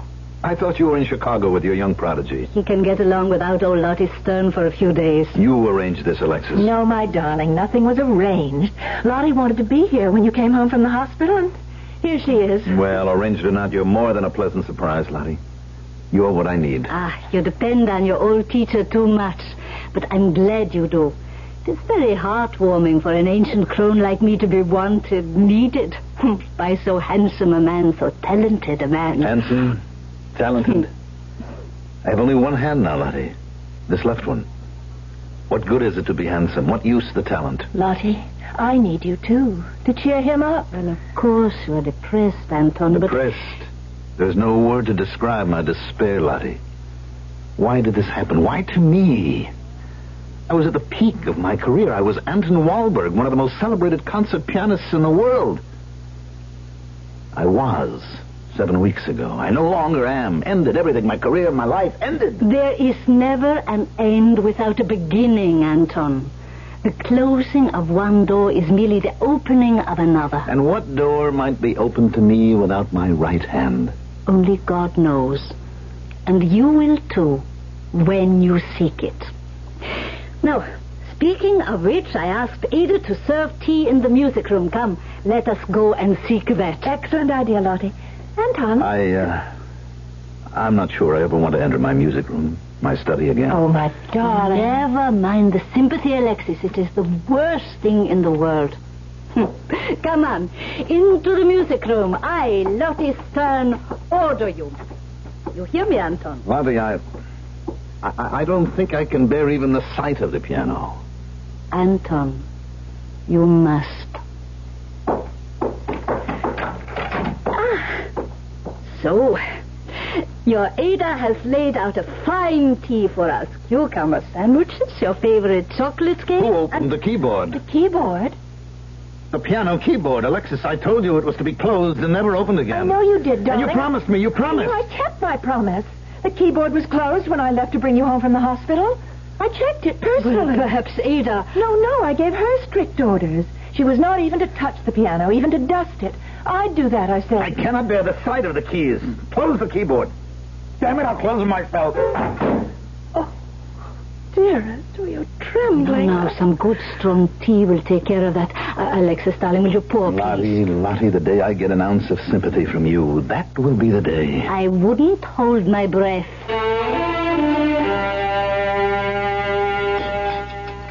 More of this bread, Dr. Lonsdale? Some butter? Oh, thank you, Alexis, yes. Damn, there goes my fork. Oh, Ada, another fork for Mr. Wahlberg, please. With only one hand, I'll never eat again, either. I'll have to give you some lessons in surgical techniques, Anton. Surgical techniques? As a surgeon, I can assure you, you'll be astounded at what can be done with one hand. I know. If anyone does, you do, old friend. You saved my life. No, the doctor in Blaneyville. That butcher. You mustn't say that, Anton. Remember, he had to remove your hand to save your life. He had no option. What was that? Well, it sounded like... It couldn't be. Lottie, did you hear it? There it is again. Someone is fooling around with the piano in my study. Let's see about this. Wait, I'll go with you. I, too. Oh, no. The piano keyboard is open again. Again, Anton? Yes, before I came home from the hospital this afternoon, I asked Alexis to make sure the lid of the keyboard was closed. And it was when I left here. But it was open when I got home. I myself closed it then, and now it's open again. Ada must be responsible for this. It's in the kitchen, Anton. Well, someone... And who struck that middle C twice? It's curious. It's beyond reason. It's incredible. I'll close the lid. No, leave it open. And let's rejoin Lottie in the dining room. Lottie, we found the keyboard open again. Who was in there, in the music room? No one. Someone struck middle C. No, Madam Stern, there was no one there. Someone was. Perhaps you could not see him or her. You mean a spirit, a ghost? Yes. I'm afraid I don't believe in ghosts. I do. Come now, Lottie, don't tell us you've ever seen a ghost. No, not seen. But I have felt them near me. To tell you the truth, Anton, they are always near me. You mean the ghosts of those you knew in Auschwitz? Yes. Oh, Madam Stern, Gordon, dear, don't be offended, but she prefers not to talk about it. Oh, I understand. I'm sorry. No, it's all right. Here, Lottie. Have some more potatoes and gravy. That will solve everything. It helps. It's all right, Anton. Please, everyone. It's just that when I get to thinking that Maybe it might have been saved if you, Gordon, had operated instead of that Barringer. You smashed your car into a tree. Your right hand went through the windshield. It was so cut up, so mangled. You could have saved it. I see it in your eyes. You could have. Anton, I'm not so sure. But there is a doubt in your mind. That little doubt means I might never have lost my right hand. Anton, darling. Excuse me, please. Excuse me, I must go to him. No, you stay here. But Alexis, please. My dear, you are a wonderful wife to Anton, a beautiful and capable woman. But at times like this, he needs Lottie Stern.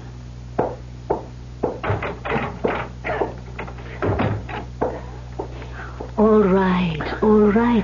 Get it out of your system. Come on, let it come, all of it. Lottie. I know. Who would know better? My hands, you see? You know what they did to them. The Gestapo at Auschwitz. I know. They broke your fingers one by one. And when they healed, broke them again. And your career, Lottie, that was ended too. Yes, it was. And I felt, well, there are no words. How can you describe the sudden darkness in the soul, the emptiness in the heart?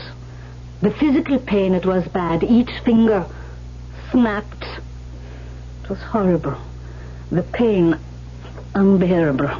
But all this, nothing compared to what went on inside me. So, my darling Anton, I know what you are going through. I know. Now, Lottie, what am I to do? Tell me, what am I to do? What everyone does when all else fails. And what is that? Turn to God. Lottie, I don't believe in God. Not after what happened to me. Did you believe before? I don't know. Never thought about it much. Wait, let me. Hello? No, this is Madam Stern. Yes, he is. One moment. It's for you, Anton. Someone named Bill Stone. Oh, yes. A friend of mine works for United Press. Hello, Bill. Oh, well, thanks. Oh, well, I'm going to be all right. Yes? What? Strangled? Gordon and I thought that... Anton's on the phone, something. It's impossible. Well, Bill, I know you better than to think you play any kind of sick joke on me. I don't care what they say at the FBI. Somebody made a mistake. Yes. Oh, well. Yeah, thanks, Bill. Thanks for calling. Anton, what is it? That was Bill Stone. You know Bill. Of course. Well, he said a story's just come in over the wire from Blaneyville. So that's where you had your accident, just outside Blaneyville? Yes. Dr. Barringer was found dead this afternoon in his office. Strangled. Strangled? By one hand. One hand?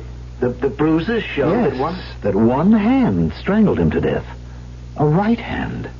Well, this is the strangest. It's more than strange, Alexis. It's impossible. Why impossible, Anton?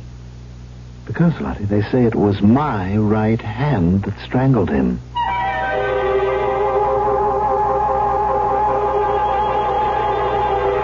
Strange. Bizarre. Words, unless, like Anton Walberg, you have experienced them. Then, strange, bizarre, macabre, change from words to something alive in your bloodstream. Well, you're experiencing them now. You're imagining them. And there is nothing more alive than your imagination. I'll be back shortly with Act 2. May I help you, sir? One hair shirt, please. One bed of nails. And that cat of 9 tails for self-flagellation. What's your rush? Why, try for sainthood in one weekend. It's not that. It's just that my old hair shirt is at the cleaners. My bed is getting dull, and my whip has been going soft on me. You punish yourself a great deal. I get what's coming to me. But isn't it a bit overmuch? Well, I deserve more than I ever get. One cat o' nine tails coming up. And do you want a bed of nails with or without the saw? Cancel your appointments for self-punishment. Break the whip. You have no right to treat one of God's creatures, you, in that way. He forgives you. Forgive yourself. A nudge toward self-respect from the Mennonite churches. Thank you. This is your host for Name the Bank, Bob Hartthrob. And here's tonight's first guest, Mr. Ralph Tishman. Welcome to Name the Bank, Mr. Tishman. Thank you. Now, if you'll just take your place inside our Name the Bank think tank, we'll get on with the show. Can you hear me all right in there, Mr. Tishman? Yes, I hear you. It's a little warm in here, though. Fine. Now, may I have the first clue, please? Mr. Tishman, there's a bank in Dallas that offers a multi-service checking account for only $3 a month and gives you $10,000 accidental death insurance. Can you name the bank? Federal Reserve Bank? Oh, I'm sorry, Mr. Tishman, but that's not quite right. You see, this bank gives local and national discounts, reduced rates on motels and car rentals. I know. They belong to FDIC. That's right, Mr. Tishman, but you see, we need the name, so try again. Unlimited check writing, no minimum balance, all the checks you need. I know it. What? Exchange Bank. Exchange Bank. You win, Mr. Tishman. You name the bank. The Tab Paysetter account from Exchange Bank. Harry Hines at Mockingbird. No gimmicks, just a good deal. Hey, let me out of this tank.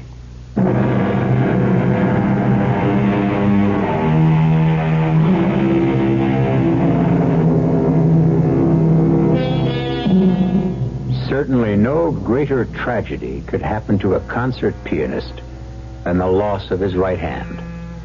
And that is what happened to Anton Wahlberg 7 weeks ago.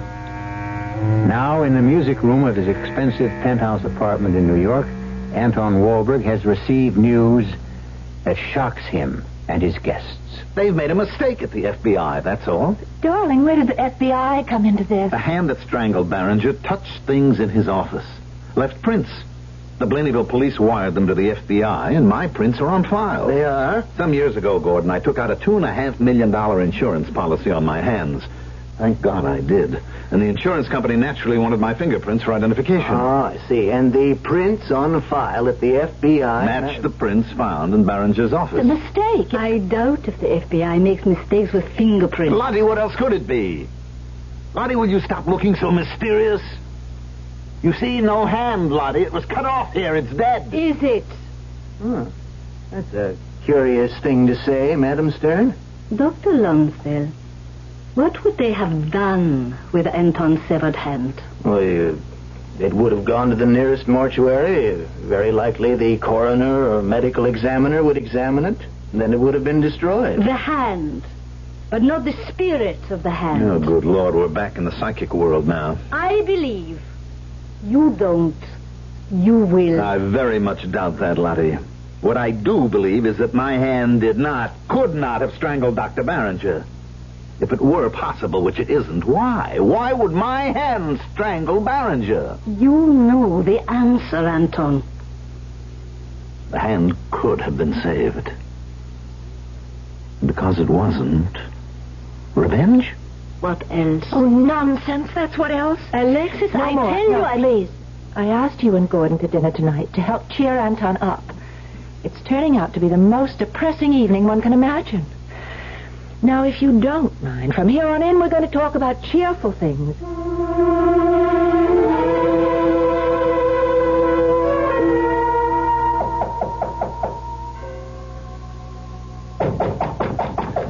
Come in. Alexis said you were in the music room. You didn't want to be disturbed. So naturally, you disturbed me. I must talk to you. And you have shut yourself away for nearly a week now. Lottie, I don't want to see anyone, including you. Now, Anton, as your coach... Coach of what? A one-handed concert pianist? All right, as your business manager... You should reduce your fee by half. I'm only half a man, less. All right, as your friend. Yes, Lottie. Yes, you are that. And the best anyone ever had. So then you listen to me. You cannot go on burying yourself in this room. Why not? I am dead. You are anything but dead. All right, so you have one hand. There's much you can do with one hand. You can teach. I would loathe it. I did too, at first.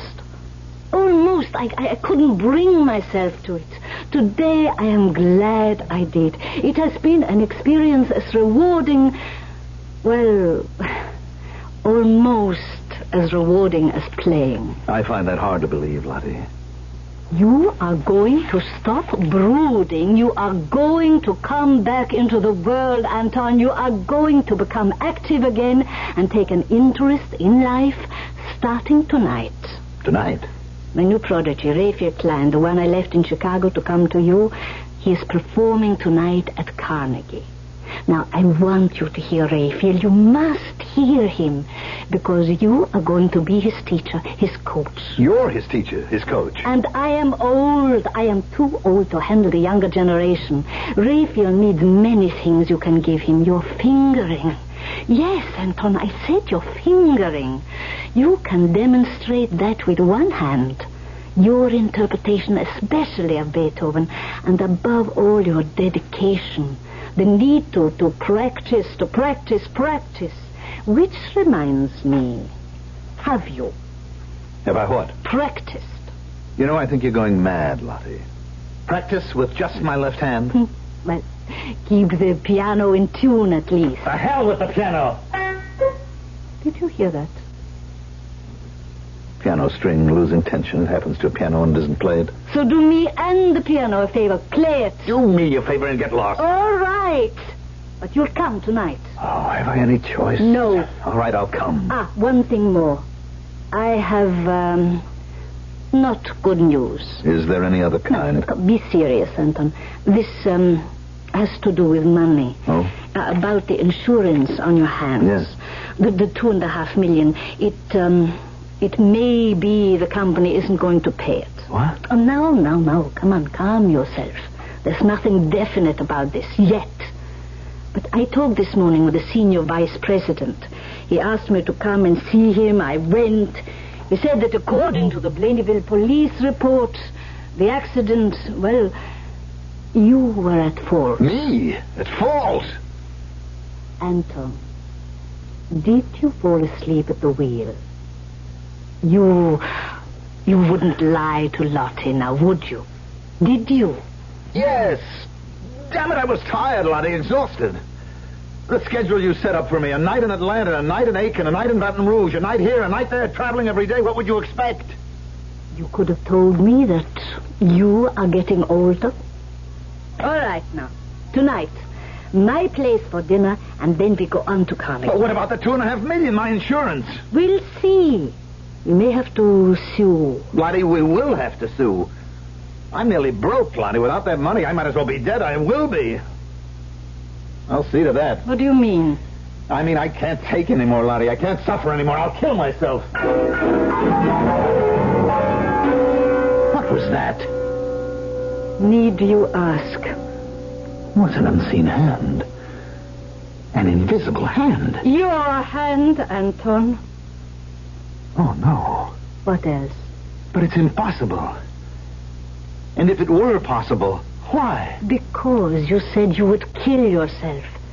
And your hand, the spirit of your hand, protested. But it is dead.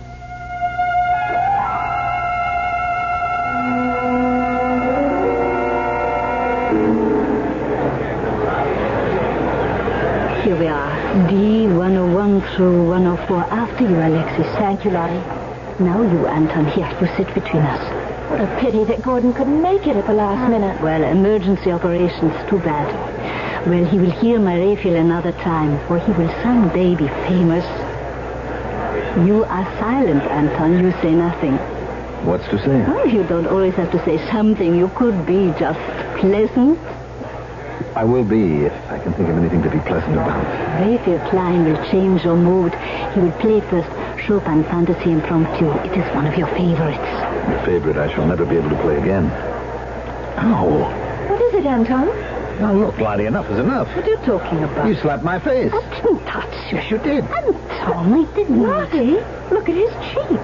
Yes. It's red, as if someone did slap him. You? I saw you. Later. Oh, look, Alexis, is he not young and handsome? Oh, yes. Oh, that, too, is good for the box office. The women will go mad over him.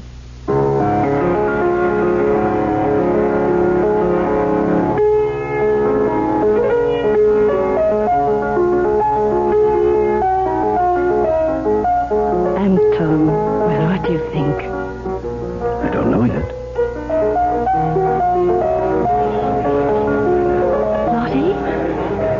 His arm. Raphael Klein's right arm. Something's happening. He has trouble, some sort of trouble. God, it's as if he's fighting some invisible force. Look.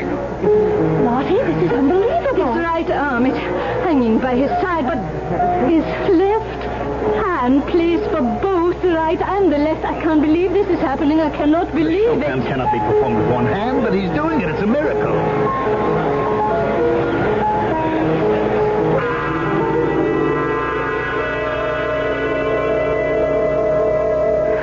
Here's his dressing room car. Oh, Raphael. Why did you leave the stage after the Chopin? I can't go on, Lottie. After performing a miracle, you can't go on. The entire audience is on its feet calling for you, and you can't go on. After what just happened? What did happen out there, Mr. Klein? It was as if... Oh, you're Anton Wohlberg. Yes. Well, go on. Tell me. What happened to you? Well, some force suddenly gripped my right arm. Began to pull my hand, my right hand, off the keyboard. I didn't know what was happening to me. I thought I was having some sort of seizure. I was going mad, or I don't know what. And then? My left hand kept playing. You mean you kept playing with your left hand? No, Lottie. No, my right arm. It was forced down to my side, and I was scared. I was so scared I couldn't have gone on playing with my left, and I didn't. It did. Your left hand went on playing by itself? I certainly didn't go on playing. My left hand didn't even feel to be a part of me. I couldn't have done what my hand did, play for both the right and the left. But we saw. You must have practiced. Lottie, how can you practice the impossible? The fantasy cannot be played with one hand. But you did it? No, not me. I don't know what, but... Not me. There's no understanding this, no understanding it at all. We will talk of this later after the concert. Lottie, I told you I can't go on. I'm shaken up. I'm a bunch of nerves. Better you control your nerves and we return their money. Now pull yourself together, Raphael, and go out there. Lottie, go. Do as Lottie says, Mr. Klein. There's greatness in you, but you'll never reach it if you let nerves take the upper hand. All right. I'll go back on then. Lottie. Anton, should you have sent him back on stage? He's terribly shaken. He must learn control. He must learn discipline. Discipline is everything. Even to performing miracles? What do you mean, dear? No, even the thought is foolish. What thought? Klein, he's young, inexperienced. I'm a veteran of the concert stage, skilled, practiced, experienced. So? Well, if his left hand could perform like that, why not mine? Oh, my dear. He did it.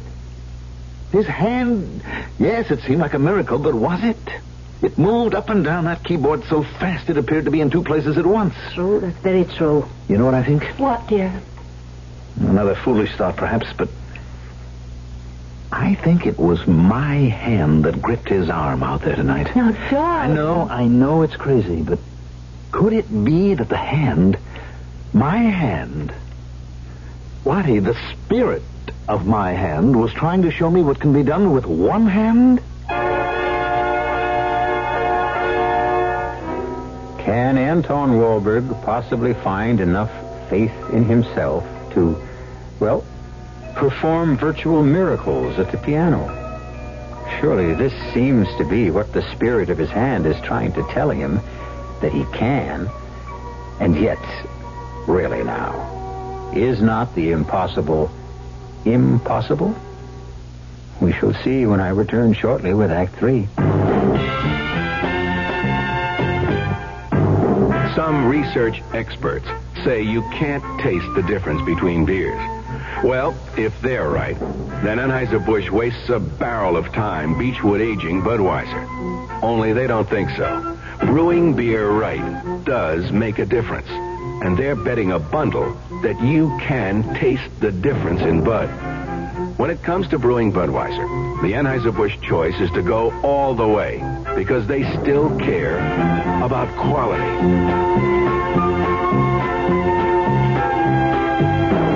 Look at it this way. If the Bud people have a choice between what some experts say and what beer drinkers say, well, you'd better believe they'll go with you beer drinkers every time. When you say Budweiser, you've said it all. Anheuser-Busch, St. Louis. You're doing more. We're doing more. The Dallas Times Herald. We're going to make September 22nd the biggest Sunday in 1974 with Texas 75, a special Times Herald report on the state of our state. For months, our reporters have been busy collecting facts, and what they've come up with is an encyclopedia of information for busy people of all ages and interests. Did you know the Salesmanship Club of Dallas sponsored the first PGA Tour here? And that Texas leads the nation in number of rodeo performances each year? Everything you ever wanted to know about Texas in one quick reference source. Texas 75 gives you what you'd have to pay for in an almanac. And it's free in the September 22nd Dallas Times Herald. Subscribe now. Call 744-6101. Texas 75. It's another reason why the hare finally beat the tortoise.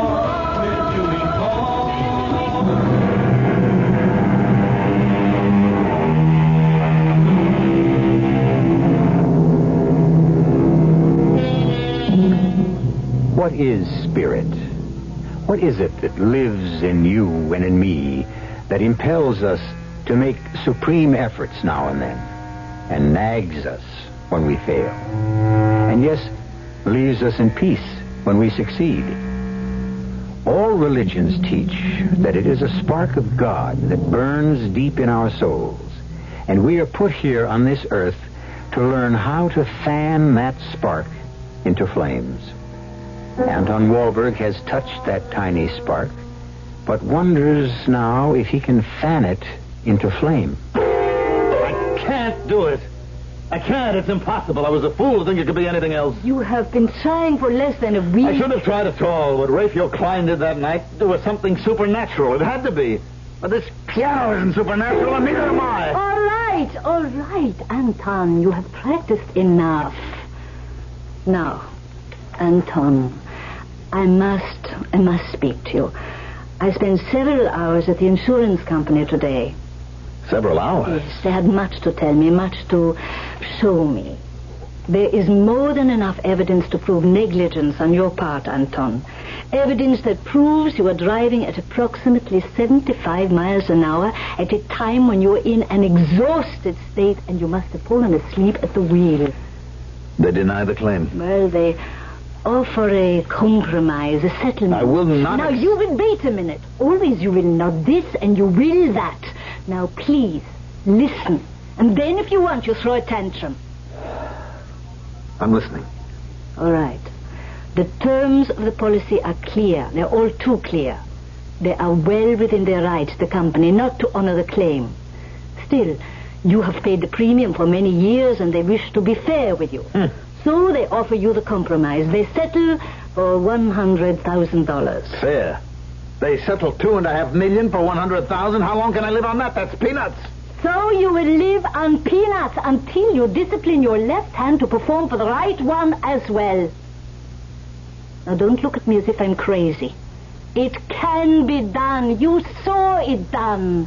You saw the spirit of your hand pointing the way, showing you. You are not only old and fat, you are mad. Absolutely. Okay to come in. Ada said we'd find you in the music room. Come in, Gordon. Come in. Madam Stern? Oh, Dr. Lonsdale, it's good to see you. I apologize again for missing your dinner, the Klein concert the other night, but couldn't be helped. You are forgiven. Well, Anton, you wanted to see me? Yes, I'd like your opinion, Gordon. The opinion of a professional man, a man who knows what he's talking about when it comes to the human body and what it's capable of. Yes?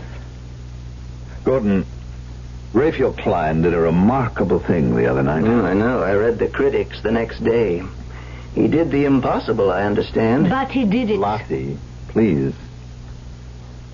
Gordon, what I want to know But I want you to tell me, can I duplicate what Klein did?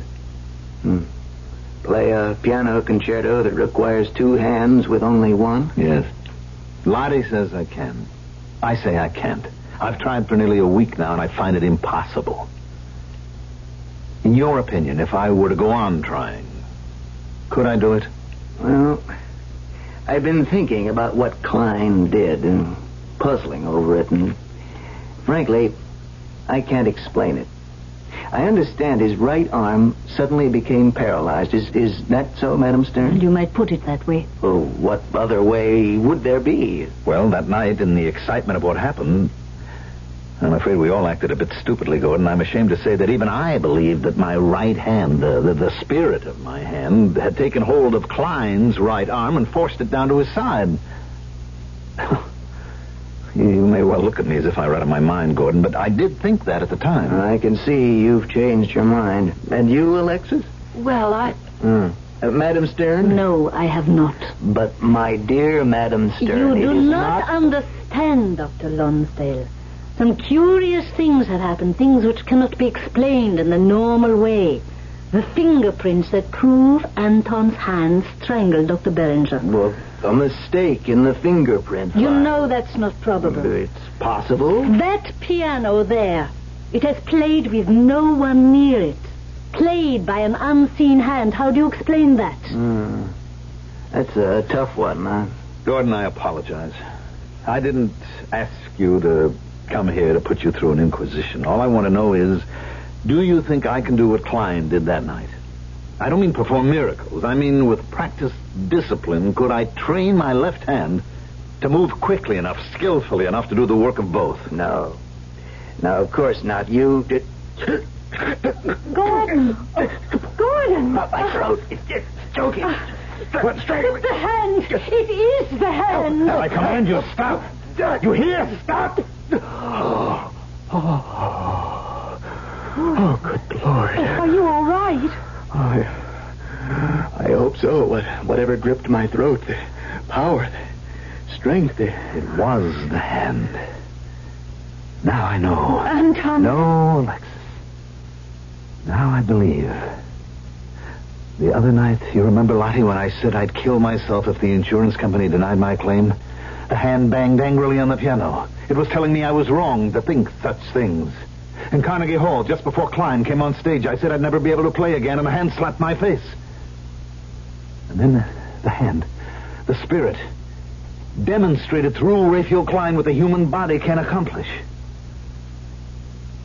I'm going to do it. I'm going to try to do it, and if it's humanly possible, I will. With God's help, I will.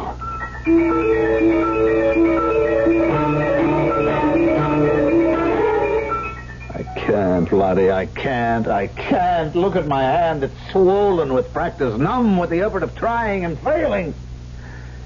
I said I would do the impossible with God's help, but even God has given up. Yes. He gets tired too sometimes. Nowhere near as tired as I am. Maybe you are trying too hard. Can you try too hard? I think maybe, perhaps. Sometimes, I learned this in Auschwitz. It is better to stop trying and ask God to help you make the effort. After all, He has to make the effort too. And what do you do instead? You lean on Him instead. Oh, come, Lottie. No, I mean it. We are controlled by the spirit within us. It was only when I stopped thinking and so stopped trying, leaned on God, and the silly thought could be He leaned on me too. So much easier for both to lean instead of making an effort temporarily, to give a little rest. Well, things worked out. When I stopped pushing, life stopped pushing back. And maybe, who knows, maybe we didn't understand the hand. Not understand it? I don't know. Well, anyhow, I have come to ask you a favor, Anton, a big favor. Of course, Lottie. Anything. I cannot coach Raphael any longer. I am too old, and he is beyond me now. But not beyond you, not yet even approaching your skill. Now, I know that you don't want to teach, all right. I don't ask you to take him on permanently, but would you... He wants it, I want it. Would you coach him now and then? No, Lottie, I couldn't. But why not? A half hour here, a half hour there, when it's convenient. Shall I tell you the truth? I couldn't bear it. Why not? Because he is young, and I am not. He is on the way up, and I am finished. He has 2 hands. Yes. Well, I'll tell him. He will be disappointed. I'm sorry, love. It's all right. Oh, before I go, I almost forgot. Here's the check for $90,000, the insurance. 90,000? What happened to the other 10? It's my 10%.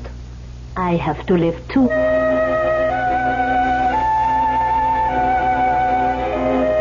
No, Alexis, no. He's here, I darling. don't With care. him. You don't care, so who cares you don't care? Come in, Raphael, come in. Lottie, I am telling you... Enough.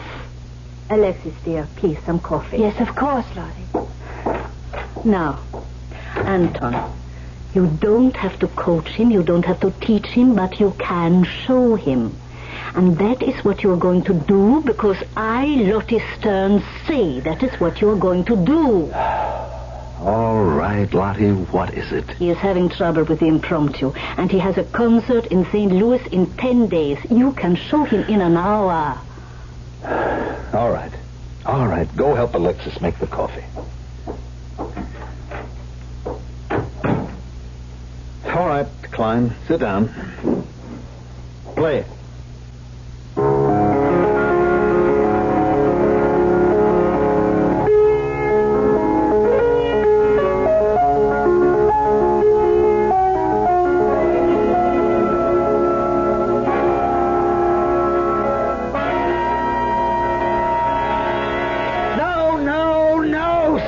In the name of humanity, stop it. You call yourself a concert pianist? Play like that? You've had a few concerts, have you? So what? Big deal. Carnegie Hall? Big deal. You want to know something? You stink. The way you're playing that passage, I can smell it. I'm sorry, Maestro. You're sorry, and stop calling me Maestro. Yes. I told you that. Now try it again. With less odor. Yes. Stop talking, damn it, and play.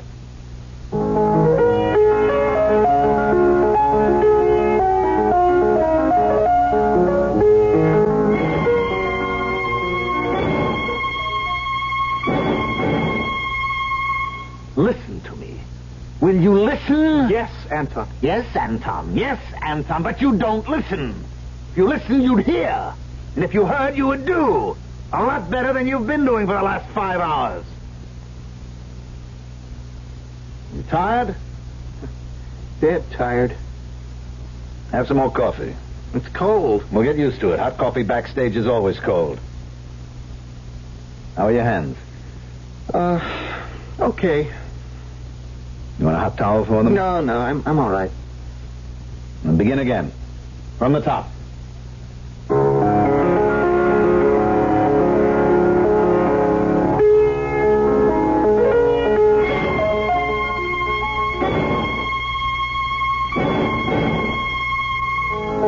No, stop it! You are terrible! There is no other word for the way you play. Terrible! I give you up! No, I give you up! You give me up! You keep talking. Do it this way, do it that way. What do you think I'm made of? What the hell do you think I'm made of? If you know so damn well how it ought to be done, you do it. I've only got one hand! Then use it! Show me with your left hand. If you think you're such a hot-shot pianist, show me. Don't tell me, show me. My God, I will. Get off that bench. Get off of it! Let Anton Wahlberg show you.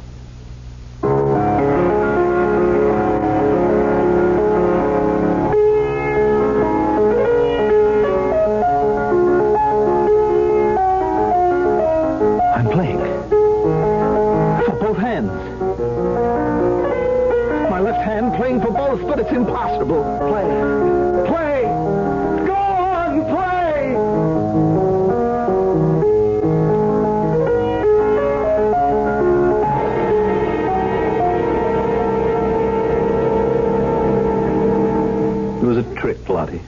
All a trick. What else?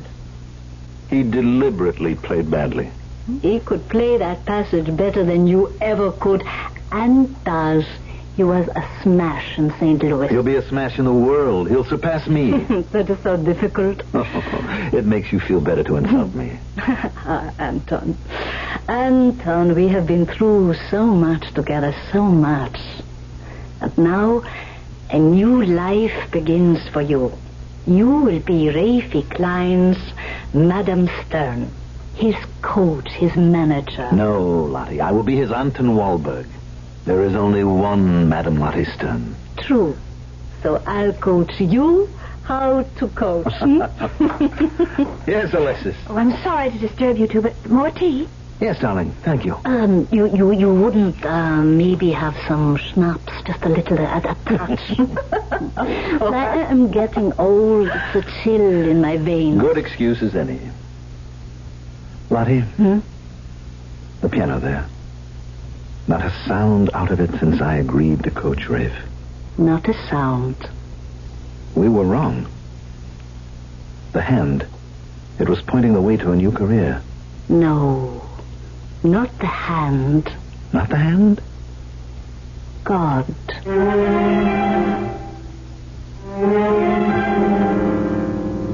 God works in mysterious ways, his miracles to perform. Says so in the Bible. Must be so. But how often in your life, how often in mine, have we moved toward one goal only to end up at another? And then, who's to say which was the right goal? I think God. What do you think? I'll be back shortly. Excuse me, sir, but do you know what happens this time of year? Right on, pal. I happen to know that right about now a freak blizzard falls on Dumont, New Jersey, and they're snowed in for the rest of the summer. Happens every year. No.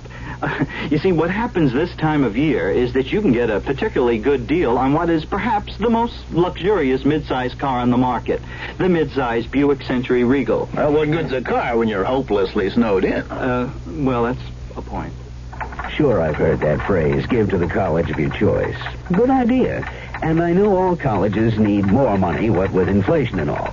It's just that since I graduated, I've been so busy, not just with my career, but with the community affairs, too, I haven't found the time to reevaluate. Take the time now and give more to the college of your choice. Now. A public service message of this station and the Advertising Council.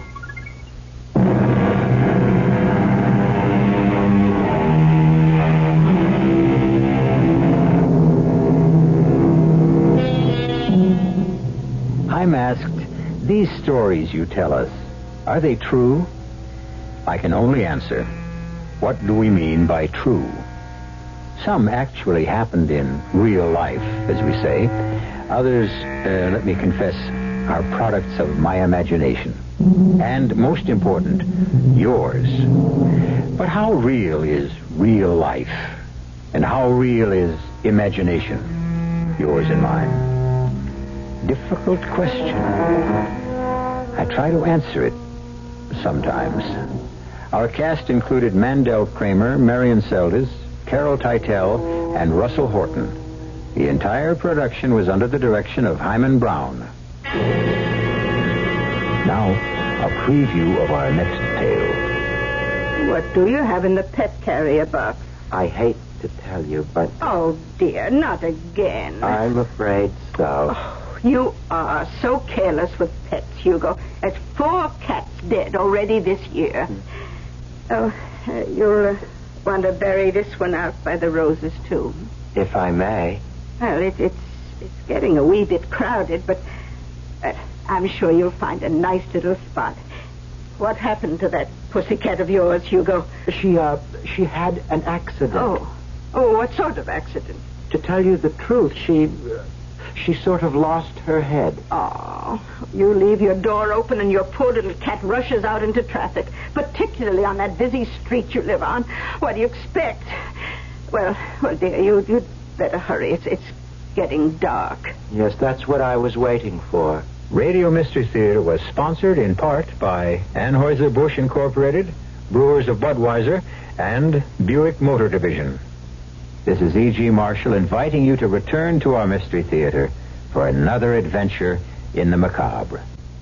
Until next time, pleasant dreams.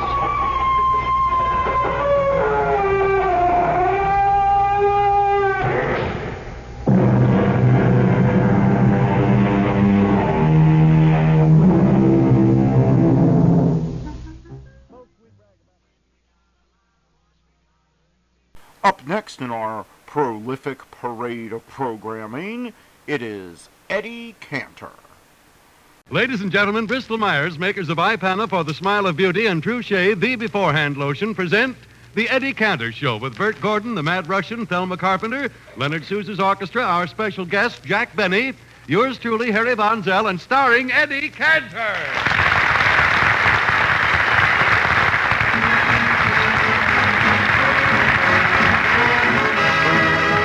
I don't believe in fretting and grieving. Why mess around with strife? I never was cut out to step and strut out. Give me the simple life. Some find it pleasant, dining on pheasant. Those things roll off my knife. Just serve me tomatoes and mashed potatoes. Give me the simple life. A cottage small is all I'm after, not one that's spacious and wide. A house that rings with joy and laughter, and the ones you love inside. Some like the high road, I like the low road, free from the care and strife. Sounds corny and seedy, but yes, indeedy, give me the simple life. Living, I find, is best when your mind is keen as a carving knife. I'm crazy about sleep, can't do without sleep, give me the simple life. I love to whittle and play a little tune on a 10-cent pie. I don't aim to worry, hustle or hurry. What am I rushing about? We got a half hour. Give me the simple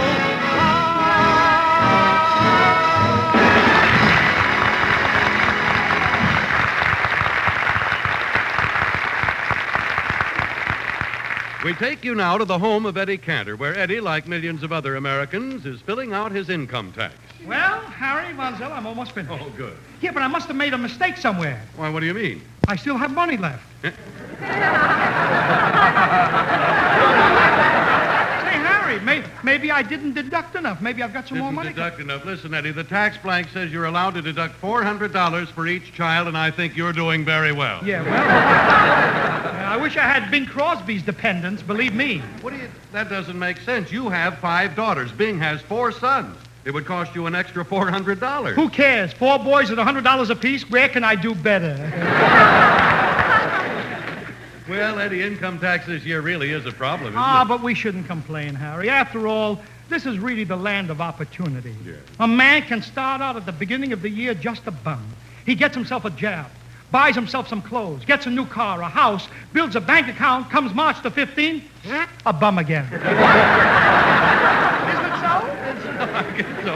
But you know, Eddie, really... What's the matter, Harry? I'm worried about my tax this year. Why? What are you worried about? Why don't you pay it quarterly? Well, I'm undecided. I don't know whether to pay it in 4 quarters or give him the whole bucket once. Oh, stop, Harry. Yeah, well, the questions are so complicated. Look, for instance, number 2, computation of alternative tax. Yeah. Number 4, balance subject to normal tax. See computation form 1040. That's nothing, Harry. For millions of people, the toughest question of the tax this year is number 17. What is it? Where do you live?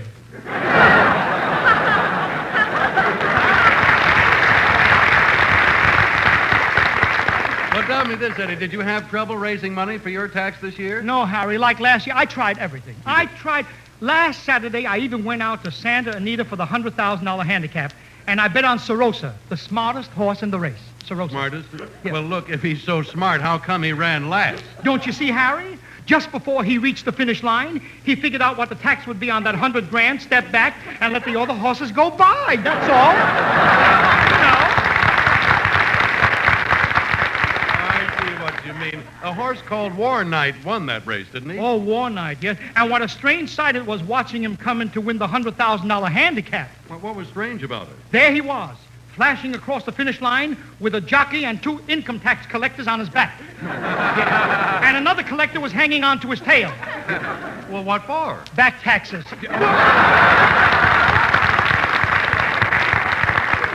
All right. Listen, are you going to mail your return in now? Not yet, Harry. I'm not through with it yet. Oh. I called my lawyers, and they promised to send over one of the greatest tax experts in the country.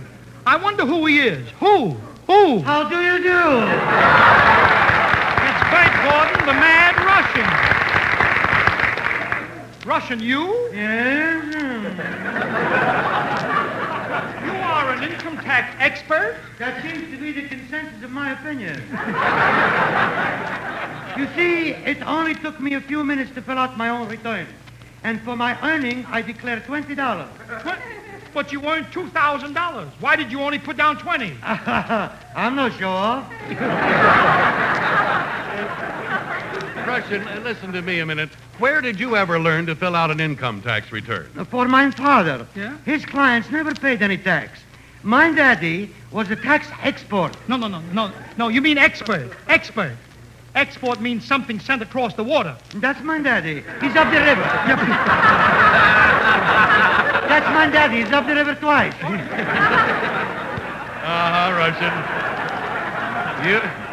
Russian, that's just what'll happen to you. Sure, you know nothing about figuring a tax. Don't say that! That don't say! When I was only 8 years old, I won a degree in mathematics. You did? Yes, I was the only kid in the school who could count up to 12 on his fingers. Yeah. Well, how could you do that, Russian? You only have 10 fingers. When the teacher wasn't looking, I rang in 2 toes. Oh, Russian, I wouldn't let you figure out my tax. Why not? Why, you couldn't even add 1 and 1. Why, a little baby could add 1 and 1. All right, Russian, how much is 1 and 1? Do you think I'm a little baby? Say something. Give me something tougher. Something intricate. Like something like, how much is 2 and 2? Very well. How much is 2 and 2? No, you are talking. 2 and 2, eh? Yeah. Let me see. 2 and 2. Add 1, carry the 0. Say, Bonzo. Yes? Let's go back to 1 and 1.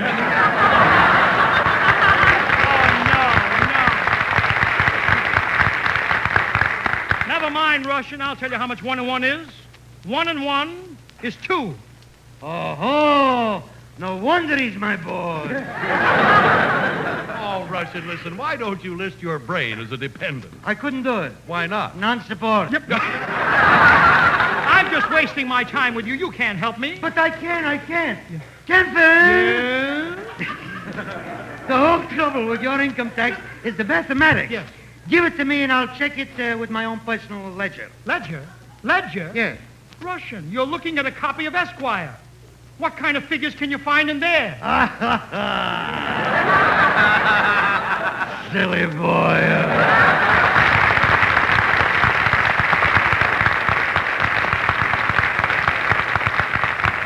Oh, Harry, let him go. I can't depend on the Russian. No. Here, Harry, you take my income tax returns and see that it's mailed, please. Yeah, okay. Hey, look, Eddie. What? How come you declared an income from your house in Palm Springs? I had to. Don't you remember? I rented it to Jack Benny for $100 a month. Oh, yeah. He's had it for 4 months. And all I've received from him is a postcard. Well, what did the postcard say? Enclosed fine check. The schemes that man figures out to avoid paying the rent. I've got the postcard right here with... you have? Listen to what Benny wrote me. Yeah. Dear Eddie, 30 days had September, April, June, and November. All the rest have 31, except February, which has 28, so why do you charge me the same rent for February as all the other months? Oh, Eddie, that's awful. Listen, why do you let Jack get away with that? Listen, why don't you go down there and demand your rent? Say, you got something, Harry. Isn't that good? And you come to Palm Springs with me. When I'm doing business with Jack, we can also take in some of that desert sun. Harry, you know there's nothing like the sun to help make a person look his best. Oh, I don't know, Eddie. I can think of something else that helps a person look his best. What, Harry? What? Well, IPANA. That spells Ipana. And Ipana spells a lovely, sparkling smile. Because, you see, Ipana toothpaste, when used with massage, helps give your gums the stimulation they need to keep them firm and healthy. And it's firm, healthy gums that are so important to sound teeth, to brighter, lovelier smiles. So try Ipana toothpaste and gum massage like this. Brush your teeth with Ipana, and every time you do, put a little extra Ipana on your brush or fingertip and massage it on your gums. Then see the difference. See how Ipana toothpaste and gum massage can help you to the smile of beauty. Thelma Carpenter singing seems like old times. Seems like old times. Having you to walk with seems like old times. Having you to talk with, and it's still a thrill just to have my arms around you. Still the thrill that it was the day I found you. Seems like old times. Dinner dates and flowers, just like old times. Staying up for hours, making dreams come true. Doing things we used to do. Seems like old times. Being here with you. Making dreams come true. Doing things we used to do. Seems like old times. Being here with you.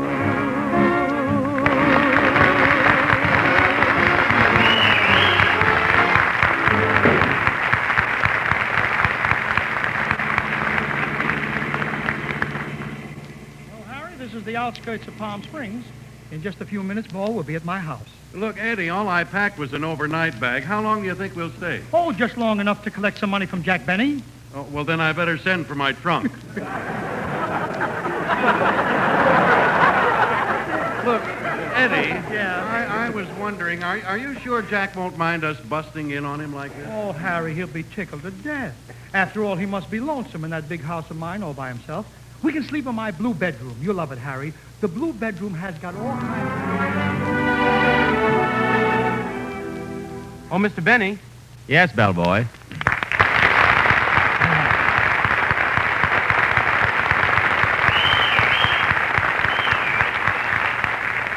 Mr. Benny, we got a complaint from the couple you rented the blue bedroom to last night. What are they complaining about? The other couple you rented it to this morning.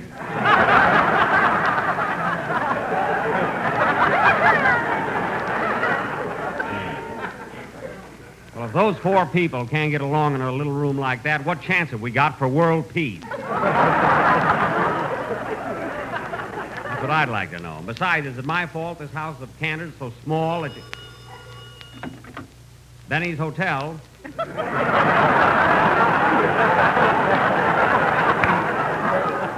All for one and one for all, a cozy nook with bath in the hall. Good morning, Jack Benny speaking. Mr. Benny, this is Mr. Schlemmer, one of your tenants on the second floor, remember? Oh, yes, Mr. Schlemmer. How are you getting along in your room? Well, the majority of us in here are feeling fine. But now that we've been here a week, we just took a vote and decided to ask you for another towel.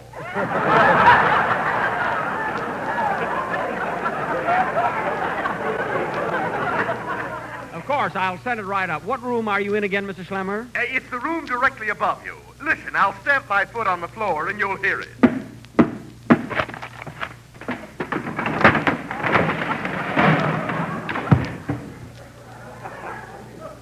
Good morning, Mr. Benny. Morning, Mr. Schlemmer. You're looking well. Thank you. Nice of you to drop down on me like that. Now you can bring your towel up yourself. Goodbye, Mr. Schlemmer. Goodbye. I'd better take these extra towels along, too. Oh, Mr. Schlemmer? Yes? May I ask why you need so many towels in your room? Well, I've got to have something to cover all those pictures of Eddie Cantor. Oh. Goodbye, Mr. Schlemmer. Goodbye. Oh, Mr. Schlemmer? Yeah? You have a bureau up there. I mean, instead of covering them with towels, why don't you put Eddie's pictures in your drawers? It makes walking a bit uncomfortable, don't you think?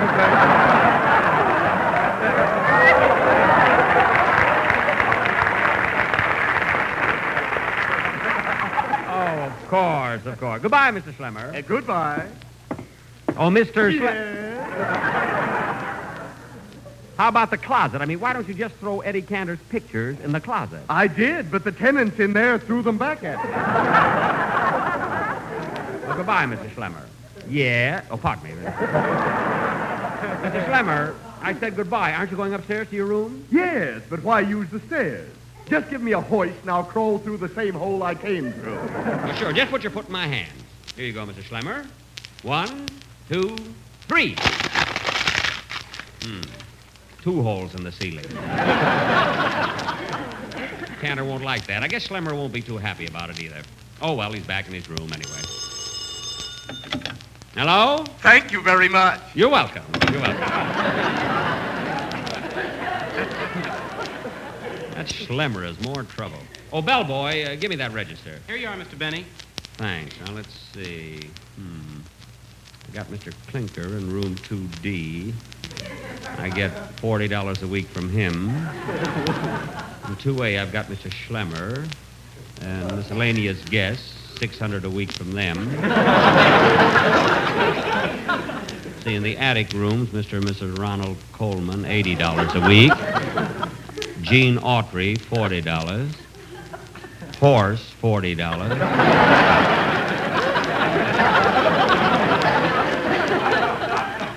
Fibber Magee, $40. Fred Allen, $36.98. $36.98. Never bargained so much in my life. Oh, well, and there seems to be a vacancy here. Oh, yes, that's a reservation for Ray Milland. Ray Milland, the fellow who won the Academy Award for the Lost Weekend? That's right. I'm saving him that bedroom with a chandelier that holds 4 quarts.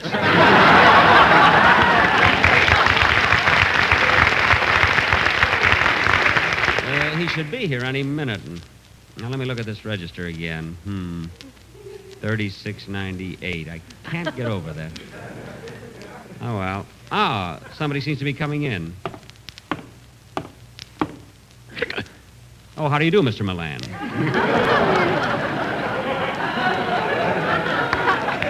We've been expecting you. Front. Herman. Yes, Mr. Benny. Will you carry Mr. Milland's ice bags up to his room? Then come back and carry Mr. Milland up to his ice bag. Never mind, take them together. Now, where was I? Oh, yes, this register. Guess I'll have to declare all these rental profits on my income tax. Let's see, this week I made $2,000. Out of that, I saved $3,000.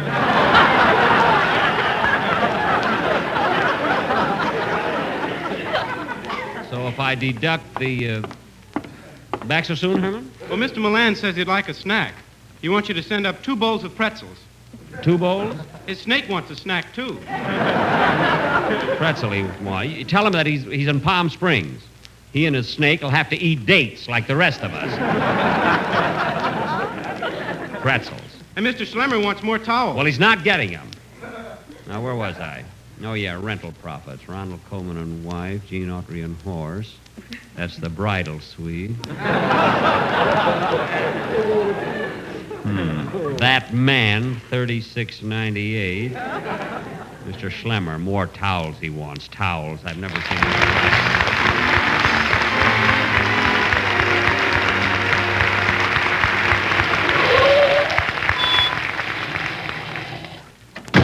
Well, is this your house, Eddie? Yes, Oh, look through that window. What? There's Jack bending over a ledger. Oh. He must be filling out his income tax. Harry, take the car around to the garage, and I'll go in and surprise him. Okay, Eddie. Hello, Jack. Yay!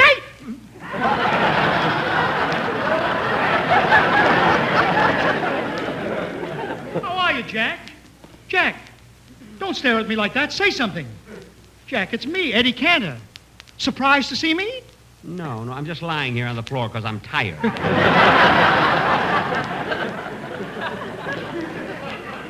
Eddie, what brought you all the way down here? Oh, I just came down to spend a few days in Palm Springs. That's nice. Where are you planning to stay? Where am I? Why, in my house, of course. Here? But, Eddie, you rented it to me. I mean, letting you move in wouldn't be right. It'd be like taking in boarders. I mean, what would the OPA say? Look, Jack, certainly you can find space for me. After all, you're living in a house all alone with 15 rooms. 14 rooms, Eddie. No, 15 rooms. There's an extra room in the cellar. There is?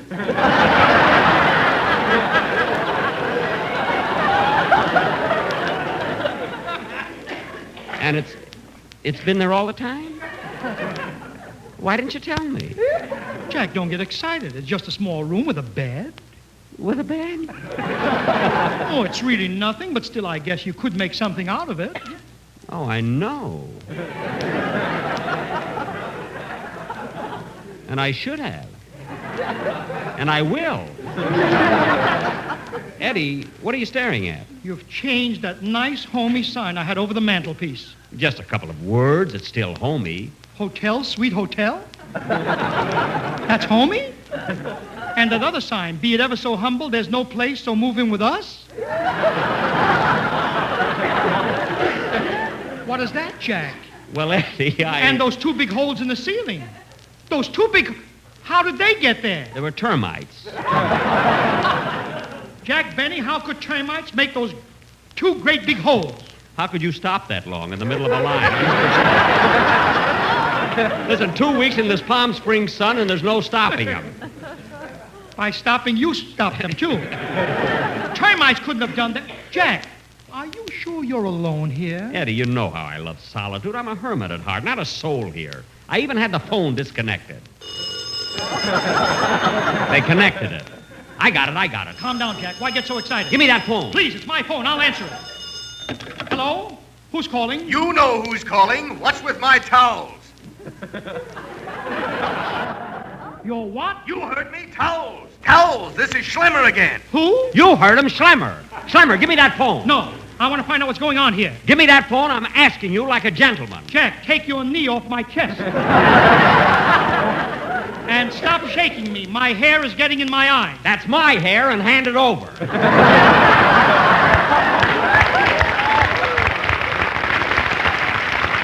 The phone, too. Thanks.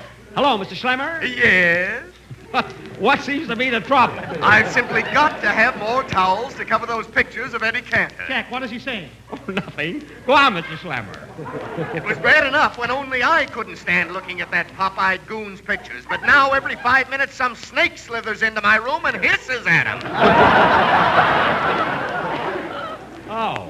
Now, I don't mind those holes in the floor, but I've got to have towels. Otherwise, I'm checking out and you lose my $40. Oh, yeah? Then get this. That's it, Jack. Tell him. Listen, Schlemmer, I can't give you towels because I have absolutely nothing to do with towels, so obviously you have the wrong number.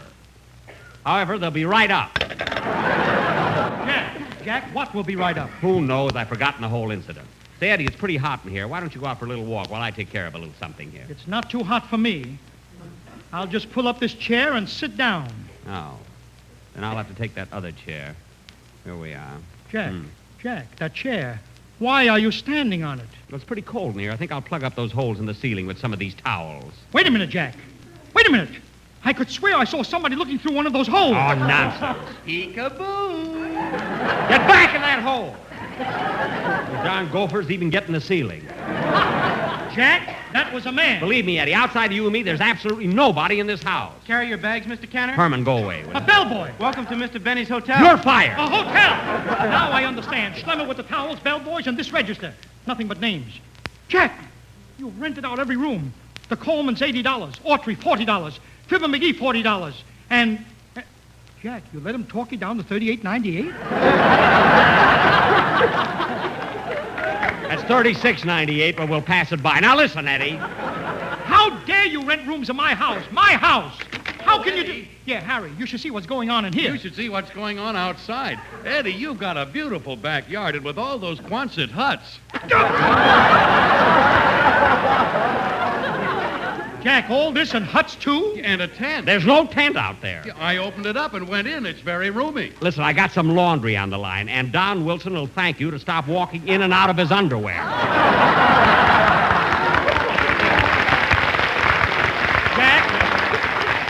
Jack, Benny, I'm not going to let you get away with renting rooms in my house. You stay here, Harry. We're going into the library for a little talk. Come on, Jack.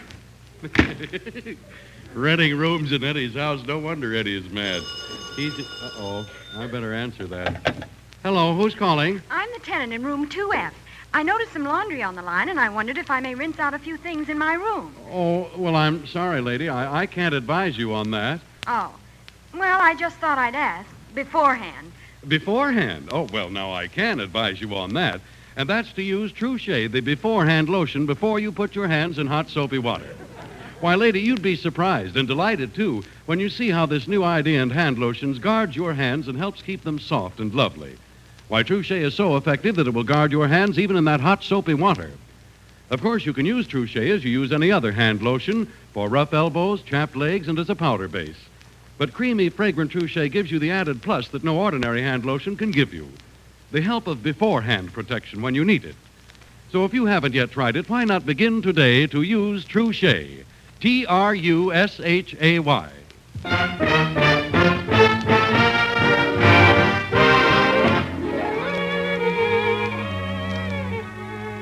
Gosh, Eddie's had Benny in that library for over 2 hours. That must be quite a battle. In my house, Gene Autry's horse, a horse, and all those tenants. Eddie, look. From each one, you're getting $40. $40 a week. I checked with the OPO, PA.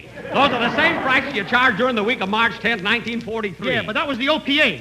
They were friends. You're allowing anybody to rent my rooms, anybody. I catered to a restricted clientele. I didn't allow any dogs, did I? No dogs, but what about the horse? I told him no, but he argued with me. How could a horse argue? Every time I said no, he shook his head yes. Well, why didn't you shake your head? With what I'm wearing on it, I can't take a chance. The horse is wearing the same thing in the back, and he did it. You mean his tail has been clipped off? How do you know? What do you think I'm wearing, mink?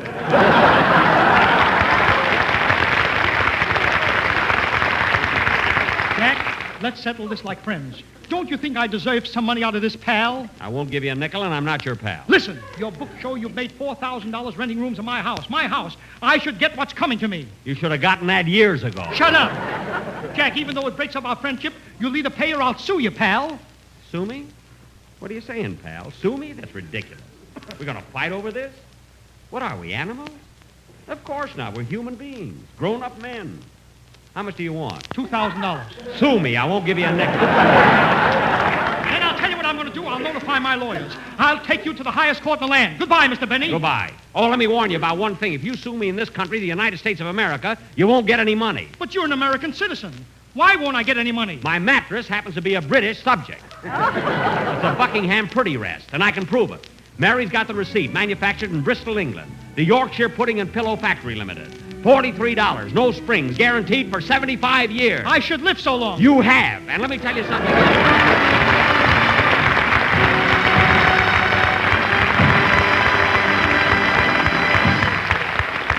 We thank our Lucky Strikes for Jack Benny's appearance here tonight. It made a pleasant evening for all of us, and especially for the servicemen from the Pasadena Regional Hospital who are in our audience tonight. Did you have fun, fellas?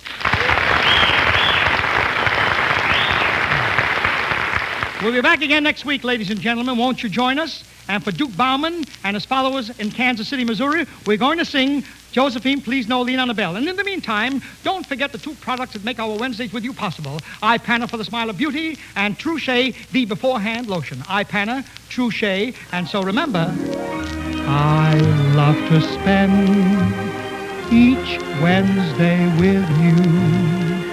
Ask friend to friend. I'm sorry it's true. Good night. Good night, everybody. The Eddie Cantor Show is written by Joe Quillen, Irvin Ellenson, and Johnny Rapp.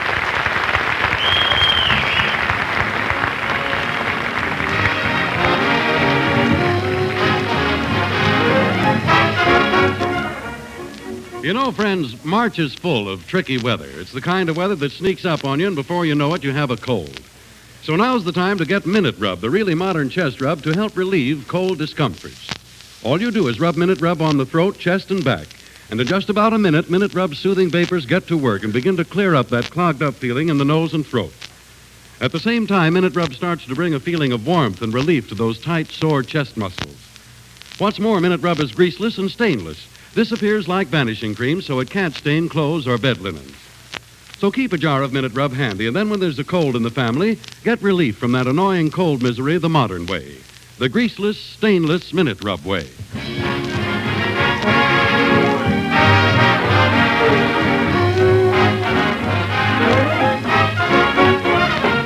This is NBC, the national broadcasting company. My Favorite Husband is up next on nightly old-time radio shows. Please enjoy it.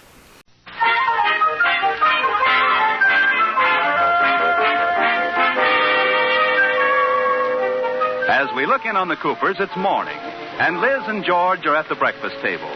George tastes his scrambled eggs, then he turns to Liz and he says, What's the matter, George? Where's Katie, Liz? Did she quit? No, she's in the kitchen. Why? The eggs are underdone, the toast is burned, and the coffee is like mud. I thought maybe you cooked breakfast. Well, thanks a lot. I'll tell Katie to fix you something else. No, I'll eat this. It brings back memories. Of what? Of what, the Army? No, when we were first married. A lot you know. You were so lovey-dovey at breakfast in those days. You wouldn't have known if I was feeding you sawdust. So that's what it was. One more crack like that, and I'll fire Katie, and I'll cook for you all the time. I take it back. Oh, please, you wouldn't do that, would you? All right, you made your point. Hey, what's the matter with Katie anyway? This food is awful. Oh, poor Katie. It isn't her fault. Her romance with Mr. Negley, the mailman, isn't going so well. Well, just because her love life is upset, there's no reason why my stomach has to follow suit. Oh, now, George, don't start anything. I'll get you some more toast. Katie, some more toast, please. Coming. Here you are. Who gets it? I do. Thank you, Katie. Yeah. Liz, this is toast? Sure it is. Plain bread doesn't smoke like that. Well, what am I supposed to do with it? Well, here, take this paper napkin and make charcoal sketches. Now, look, temperament is all right, but when it starts to interfere... Oh, now, George, Katie has a problem. She and Mr. Negley have been dating for 3 years, and she feels they're not getting any place. Well, at their age, I doubt if it's worth the trip.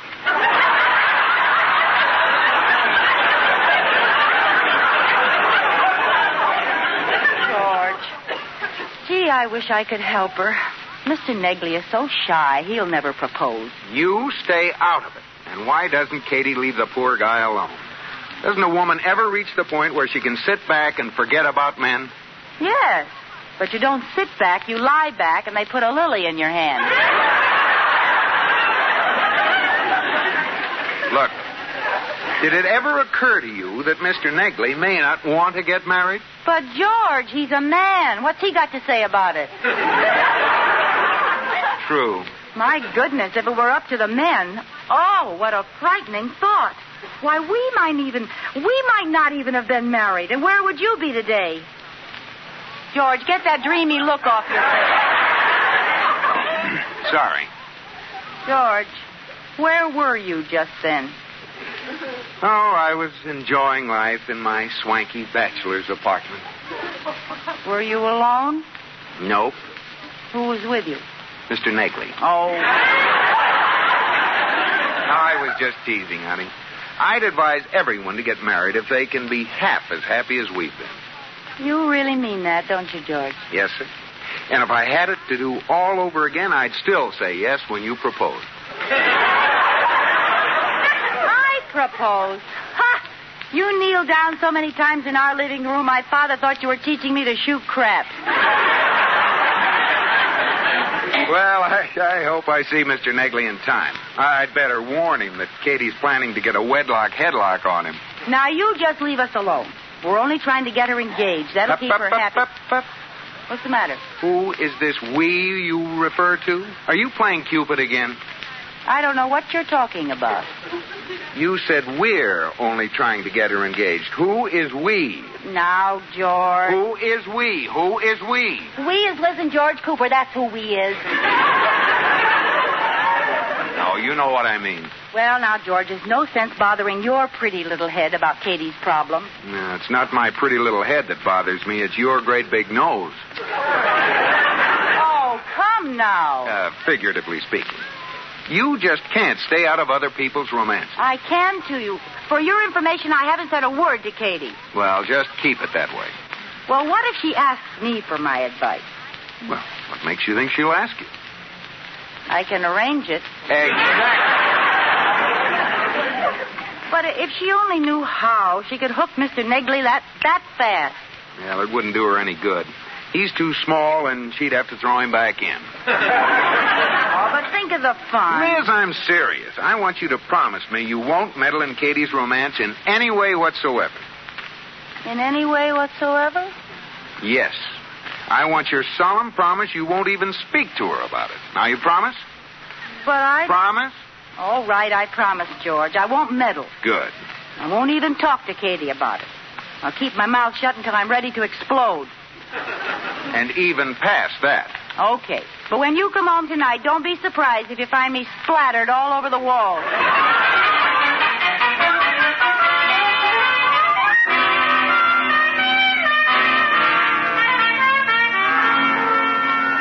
I got a right to sing the blues. I got a right to moan and cry.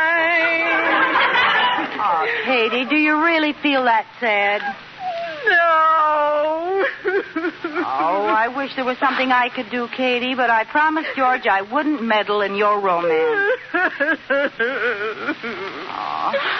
Oh, Katie, I promised George I wouldn't talk about it, but I didn't say I wouldn't listen about it. Oh? If you talked and I just listened, would that constitute a meddle? I don't think so. Well, I'm all ears. Well, the trouble is, Mr. Negley and I never get to be alone. He couldn't propose if he wanted to. But you have a couple of dates a week. Where do you go? We always go to a drive-in movie. A drive-in movie? Why, that's a perfect place for romance. Do you sit in the back seat? Oh, yes, I always do. And he sits in the front seat. Now, that's where you made your mistake. You should both sit in the back seat. On a motorcycle? Oh, Katie, you might as well go on a pogo stick. Oh, you do have a problem. Maybe you could get him to invite you to his house to dinner. No, he'll never do that. Oh, you can't be sure. Yes, I can. He lives at the YMCA. Well, maybe he'll invite you over for a game of handball and a steam some night. Oh, I'm just sunk, Mrs. Cooper. Now, wait a minute. What about the park? Oh, we've been there. The cop in the park is Mr. Negley's pal. We sat there all evening. Well, what happened? Three-handed canasta. I finally got mad and said, two's company, three's a crowd. So Mr. Negley left. I've got it, Katie. I know where you two can be alone. Uh-oh. Oh, I can't tell you. I promised George. Oh, couldn't you break your promise? Certainly not. I'd die before I'd ever tell you that I might talk George into going to a movie tonight so you and Mr. Negley can have our living room to yourself. Oh, Mrs. Cooper, do you mean that? Mean what? That you'll talk Mr. Cooper into going to a movie so Mr. Negley and I can have your living room? Why, Katie, that's a wonderful idea. Thank you. How'd you ever think of it? Oh, it just came to me. Now, don't worry. I'll take care of George. The living room is yours for the evening. Oh, Mrs. Cooper. I don't know how to thank you. Oh, it's all right, Katie. I've caught my limit. The least I can do is help a fellow trapper.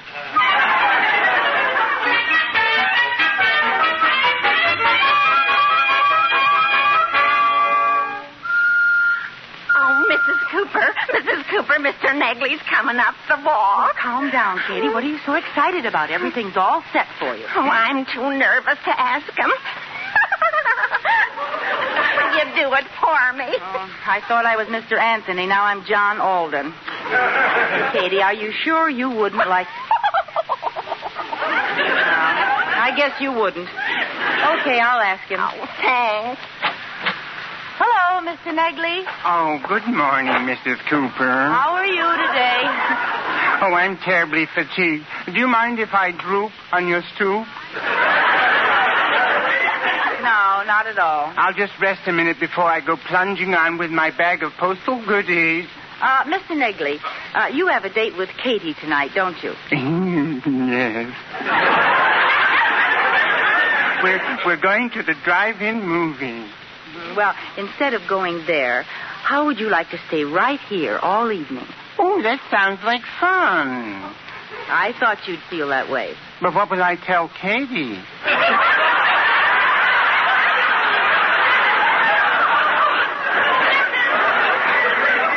Now, wait a minute. I mean with Katie. Oh, I thought you meant with you and Mr. Cooper. No, Mr. Cooper and I are going to be away all evening, and you and Katie can have the living room all to yourself. No. Alone? All alone. How does that sound? Oh, frightening. Just me and Turtle Dove? Yes. Yes, Turtle Dove would have asked you herself, but she got shy. She's in the house with her head under her wing. What do you say? Well, I don't know. There's a pretty good picture playing at the drive-in. Mr. Negley, they haven't made the picture that's that good. Anyway, Katie wants you to come for dinner. Oh, that's different. I like her cooking. Yes, it'll be nice and cozy, and after dinner you'll go in the living room. There'll be music on the radio, the lights will be turned down low, and you can sit together on the couch. And then what will we do? What any other man would do. Bring your motorcycle in and give it a grease job.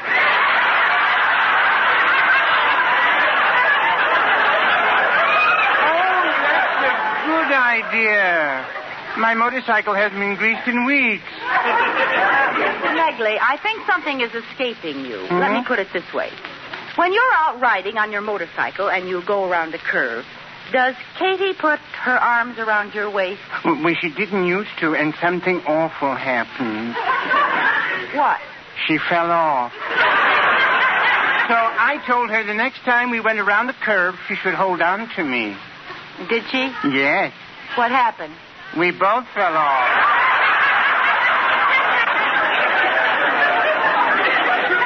Well, there aren't many ways left to put it, but, Katie feels if you and she are alone tonight, you'll get to know each other better. I think I struck a nerve. Can you make it tonight, Mr. Negley? Well, you only live once. In your case, that's a pretty high estimate. I'll tell Katie to expect you. Yes, I'll rush right home now and start dressing. Wait a minute. Don't you have to deliver the rest of the letters in your sack? No, I don't have time. I'll mail them.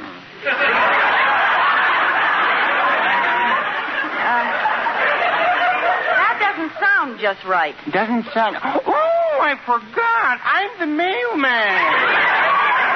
Wait, I'll deliver them in a hurry. Goodbye, Mrs. Cooper. Bye. Some enchanted evening, you will see a stranger. You will see...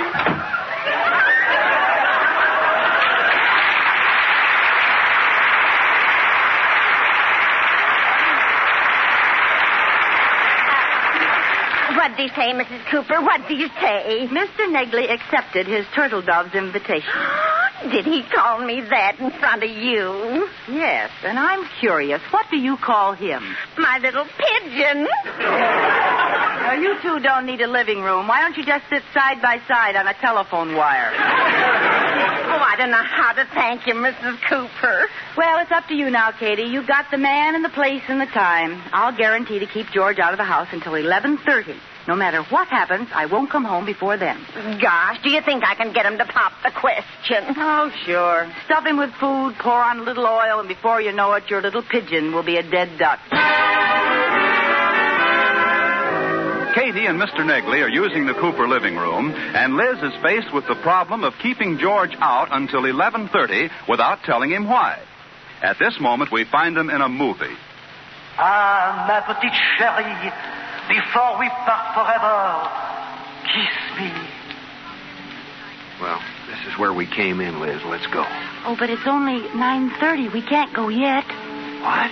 I mean, my shoe. That's it. I lost my shoe. What's it? I can't find my shoe. Well, look for it. I can't bend over. I got my new girdle on.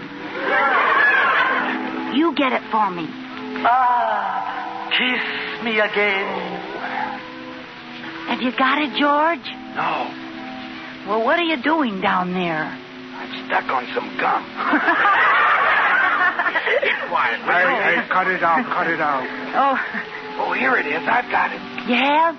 Yes, here's your shoe. Now, is there any reason why we can't go? Yes, this isn't my shoe. What? Put it back. Kiss me again. Oh, here it is. Why don't you get out of here? All right, we're going. Pardon me. Pardon me. Pardon me. Oh, my leg's asleep. Hey, what about your shoe, Liz? My shoe? Oh, here it is, George, in my purse. Oh, great. Ah, kiss me again.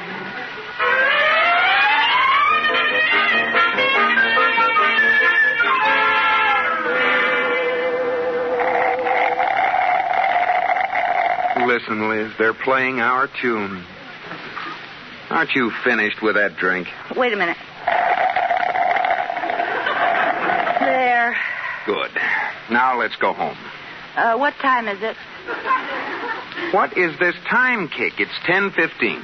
Oh, is that all? I think I'll have another malt. But, Liz, you've had 4 already.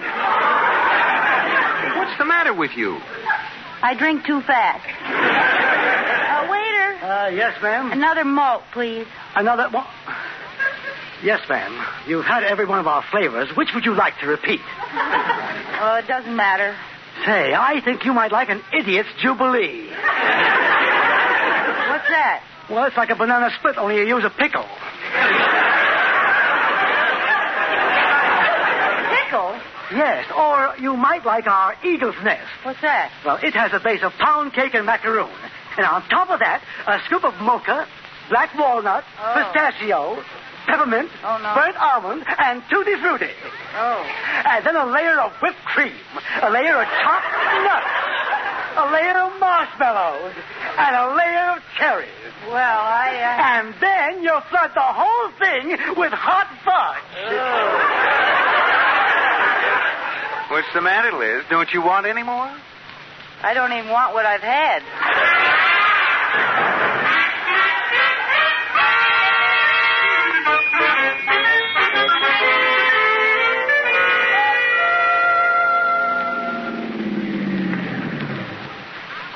Well, home at last.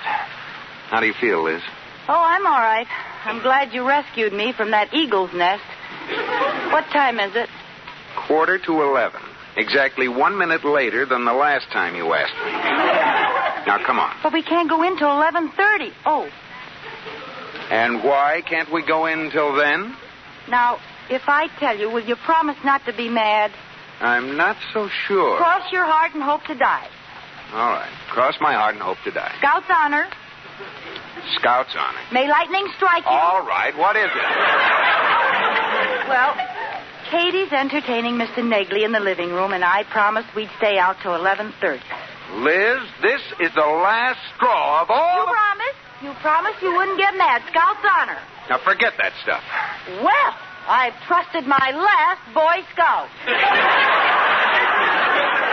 You turn in your merit badges, Cooper. Now, come on, Liz. We're going in the house right now. But, George, this last half hour may be the most important one. Good. Maybe we can still save Mr. Negley. George, I know I shouldn't have done it, and I'm sorry, but let's wait, huh, please? Well, what do you want me to do? Sit here in the car with you for half an hour? Well, that's a compliment. Before we were married, you used to hang onto my arm and whimper, "Please, baby doll, stay out 5 more minutes. It's early yet."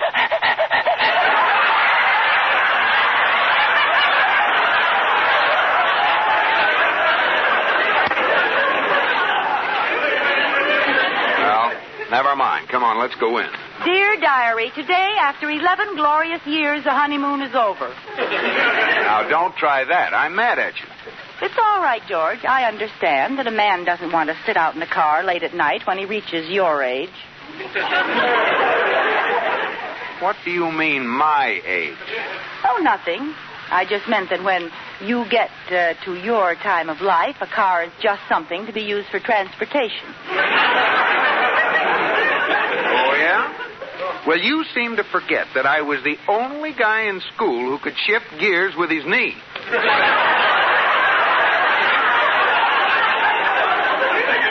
Yeah, but that was a long time ago.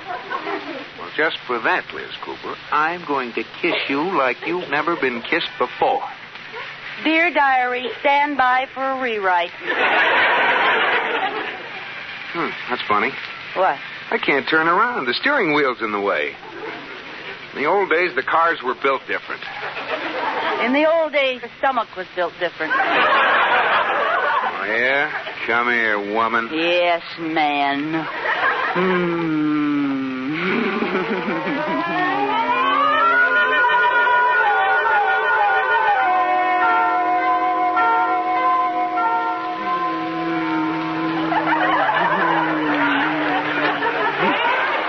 George, what time is it?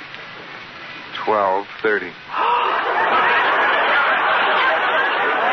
George, we've been sitting here in the car for an hour and a half. Come on, let's go in. Oh, please, baby doll. Stay out 5 minutes.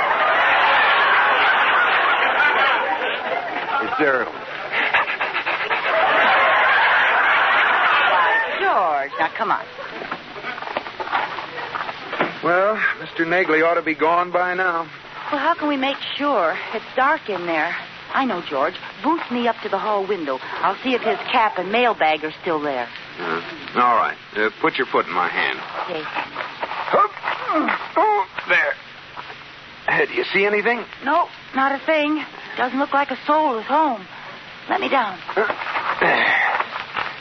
Now, do you think it's safe to go in? I think so. I don't. Policeman. And what do you two think you're doing? Well, I know it looks funny, officer, but we live here. Sure you do. We do. We're Mr. and Mrs. George Cooper, and we live in this house. Don't you believe us? Oh, absolutely. You're peeking in the window to see if you're home. And that's why you sat out in front for an hour and a half casing the joint. Oh, now, wait a minute. We were out there... well... What my husband is trying to say is we were sitting out in front smooching. I thought you said you were married. We are, and we were smooching. Oh, sure you were. And I was sitting in the patrol car across the street playing footsie with Sergeant McDougal. You come with me. But we're telling you the truth. It doesn't matter. If you were breaking into the house, you're a couple of crooks. If you're married and you were sitting outside necking, you're dangerous mental cases. Now, come along.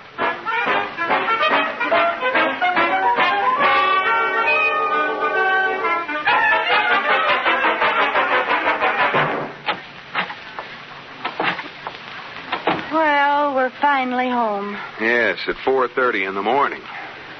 Oh, Liz, how did I get a wife like you? I don't know. You're just lucky, I guess. I hope this teaches you to stay out of other people's romances. Well, if Katie got her man, it was worth it, so I just don't care. Mrs. Cooper? Yes? Oh, you're home. I was worried when you stayed out so late. Yeah, we're all right, Katie. Tell me, did Mr. Negley propose? No. He didn't? No.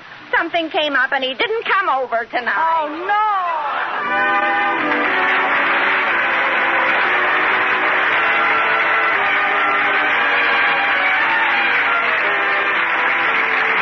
My Favorite Husband has been presented through the worldwide facilities of the United States Armed Forces Radio and Television Service.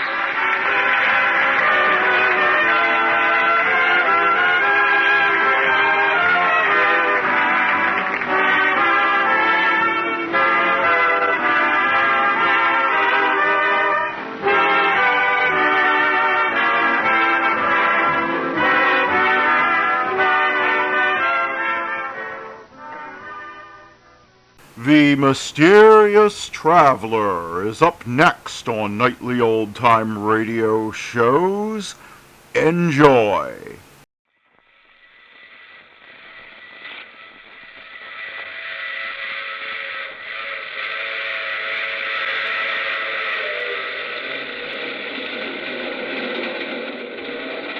The Mutual Broadcasting System presents The Mysterious Traveler. Written, produced, and directed by Robert A. Arthur and David Cogan, and starring tonight three of radio's most distinguished actors, Scott Tennyson, Frank Behrens, and Agnes Young in Killer, Come Home.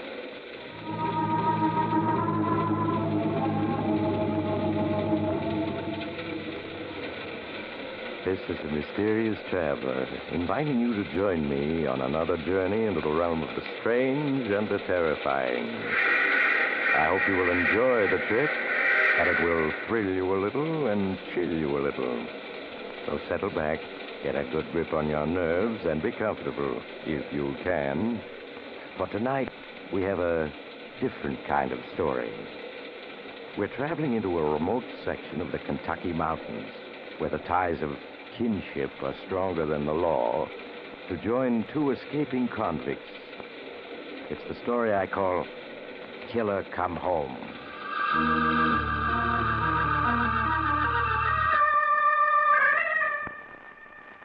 In a lonely section of the mountains, two men crouch in the brush. Far in the distance, they can hear the siren of the state penitentiary from which they've just escaped that evening. Listen to Waylon Willie. They're sure anxious to get us back, Harry. They're not getting us, Missouri. We're not going back. I sure hope you're right, Harry. That sure admired to know just where we are going. We're heading for Deep Valley. Deep Valley, where's that? Cross four ridges and you come to it. It's just about lost back in the hills. And what's that for us? My old home. My ma and my brother Tom. They'll hide us out. You sure of that? Blood's thicker than the law in these parts. Not that brother Tom and me ever got along good. But he'll hide us out. Or else. Or else what, Harry? Or else Ma... Listen. Huh? What is it? I hear a car coming up this road. A car? Yeah. Yeah, you're right. I can hear it now, too. That's an old jalopy. Duck down, let it go by. Nothing of the sort. We're going to stop it. Stop it? You crazy? Every one of these old hillbillies have to have a shotgun beside him. You leave this to me. Okay, Harry, you're calling the cards. Now, I'll talk to him. You slip up from behind. Use a rock. I got one right here. All right, then come on. Hey there! Stop that car, huh?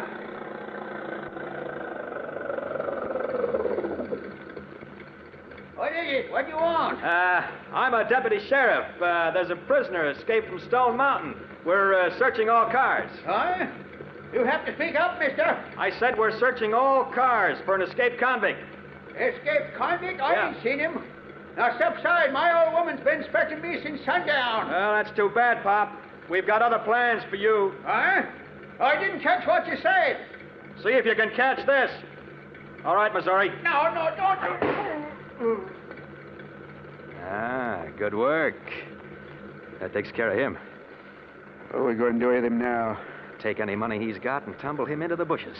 And then we'll ride the rest of the way to Deep Valley to pay a surprise visit to my old Ma and dear brother Tom.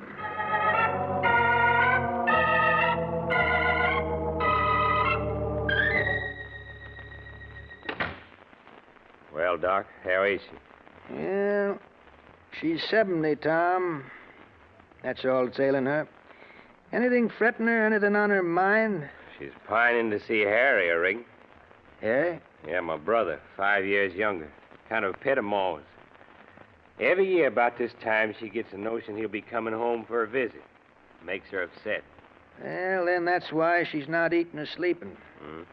Would help her a lot if your brother Harry could pay her a visit. Yeah, well, I expect that ain't possible. No? Dead? Not exactly. Locked up. Oh. Stone Mountain Penitentiary. Robbery. Been in there 4 years. Yeah. Your ma don't know? No, I kept it from her. Afraid it might kill her. Well, I expect you're right, Tom. Shock like that might finish her off. Yeah. See, Harry Taken went off to the city 10 years ago. Yeah? Got in with a gang of some kind, got into trouble with the law. Only time he come back here to see Ma was when he had to hide out for a while. Oh, I see. Well, try to keep her from fretting, Tom. But there is another thing. Yeah, Doc? She shouldn't be staying in this cabin, and neither should you. She should be down to town where she can get looked after better. Besides, the way the river is undercutting the banks, this cabin's going to topple right into it someday. Yeah, Big Rocky's eating this way fast, all right. But Ma won't move, not until she sees Harry again. Well, try and persuade her, Tom. All right, I'll try, but it ain't much use. She's afeard does she move, Harry will come back here for a visit and not be able to find her. Tom? Tom? There she is now. I better go on in. All right, Tom. Night. But try to persuade her to move out before this cabin falls in the river. Yeah, I'll try, Doc. Good night. Good night. Tom, boy, where be? I'm a-coming. Here I am, Ma. Open the window, son. I've a hankering to hear the big rocky river rushing by down there in the gorge. Sure, Ma.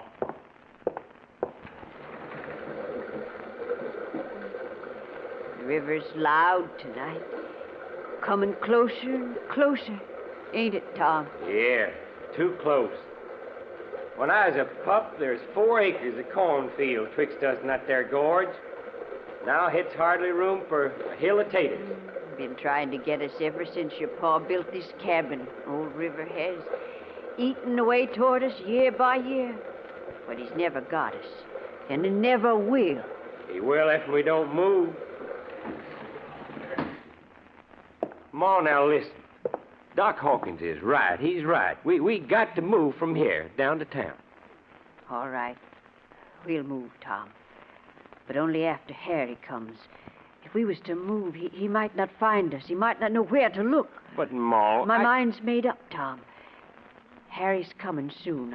I know he is. Then we'll move. Yeah, but supposing he don't. Now, last letter he wrote, he's mighty busy. Suppose he don't come for quite a spell. He'll come. He's on his way now. Now, Ma, Don't try to tell me no, son. Something inside me tells me when Harry's coming to see me. And I never been wrong yet. Right this minute, my boy's on his way home to see his ma.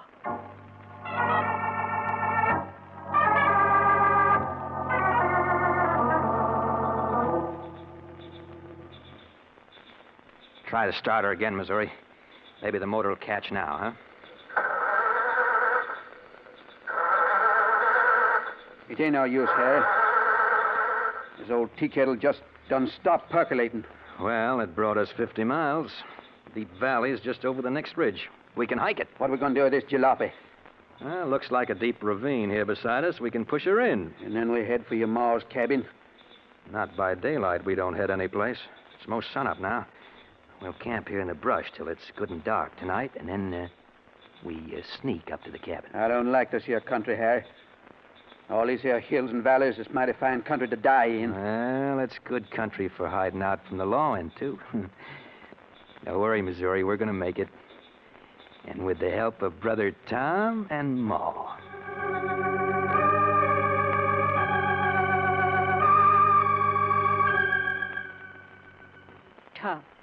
Tom. Oh, yeah, Ma. I guess I was dozing off right here in my chair. Turn down the lamp, son. Smoking bad. Oh, sure. There.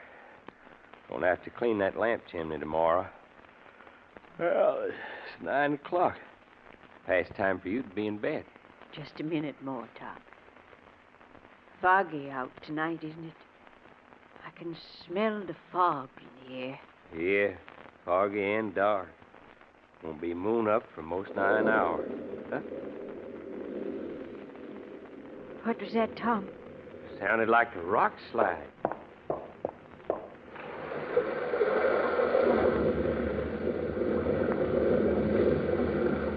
I can hear it playing now, Tom. Old river's undercutting the cliffs, beain't it? Yeah. Big rock fall about half mile up the gorge there. Ma, now listen to me. We got to move. We plumb got to. River might undercut us any time and dump us 100 feet down there in that gorge. I said we'd move as soon as Harry's come. Yeah, but he might not come in time. No, Tom, no. 'Cause he's coming here tonight. My boy's coming here tonight. Ma, what are you saying? He can't be coming here. He is, I tell you. Glory be, my boy Harry's coming to see his old ma at last. I can feel his thoughts reaching out to me through the dark, finding me, telling me he's on his way. But, Ma... Don't argue, Tom. It's so. Ain't I always told you true? Other times Harry came. Yeah, I reckon you did. You always knowed afore he got here. But now this time you're wrong. You just got to be. I never been wrong yet about Harry's coming, Tom. It's like something calling out inside of me. And it's telling me he's coming closer every minute. Well, if he's coming, you'd best get rested for him now. You can sleep till he gets here. In a minute, son. Maybe this time Harry'll stay. Maybe he won't go off again the way he always has before. Maybe. Restless, Harry was. Restless like the river. Hungering for far places and bright lights. For the city. For city ways and city clothes. City talk. I reckon he was. But maybe this time he'll stay. Maybe he's had enough of traveling. Now we'll see when he gets here. Just time now for you to be getting your rest. Here, take my arm, Ma. I'll help you to your room.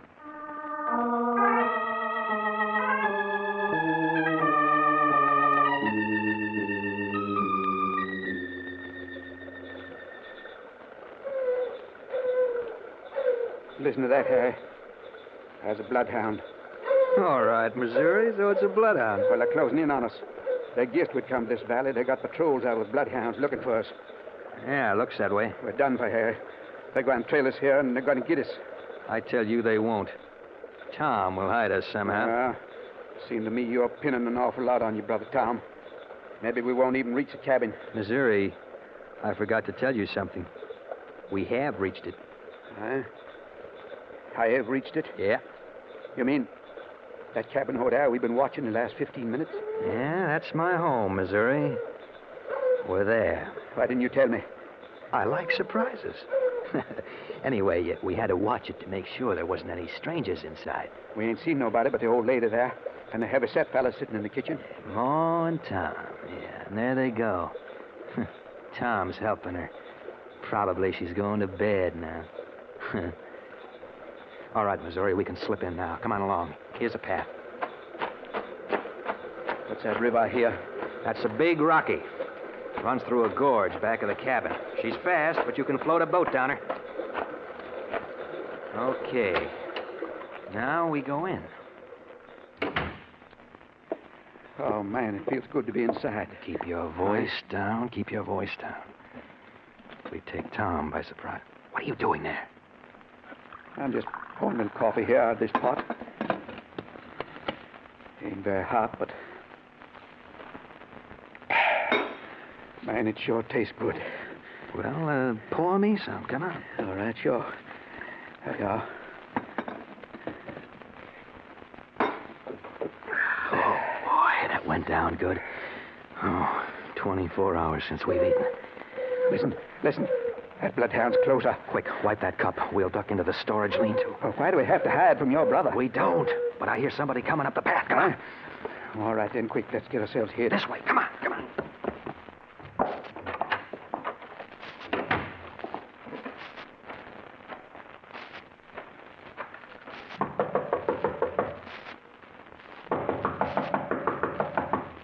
I'm a-coming.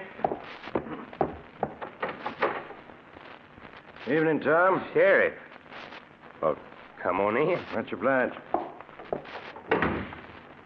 Expect you know why I'm here, Tom.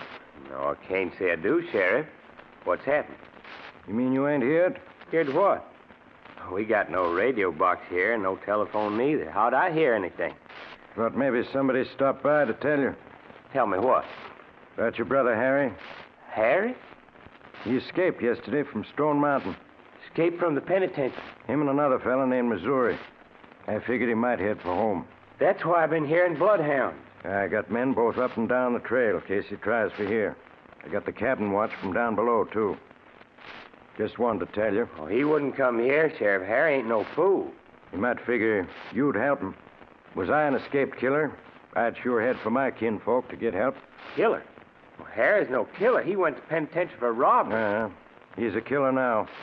Him and this Missouri, they stopped a car yesterday. Stole it. Bashed in the driver's head. Murder? Harry done murder? Don't know what else you'd call it. You found the car over in the next valley. So we figure Harry can't be too far away. Maybe that's why Ma said... Yeah? Nothing. That's mighty bad. Harry killing that there driver. Now that you know, you figure on helping him if he gets here? I guess not, Sheriff. For anything else, I won't say. I don't know. But killing? No, sir, I don't hold with killing. If he shows up, I'll keep him for you, Sheriff. I reckon I can get back outside. Have a cup of coffee before you go? I got some here. Oh, thanks, Tom. Maybe later. Gotta go now. I'll be stopping in again later.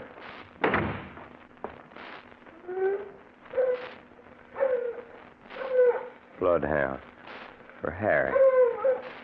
Harry out there in the dark. Bloodhound on his trail. Ma mustn't know. She mustn't never know. Coffee.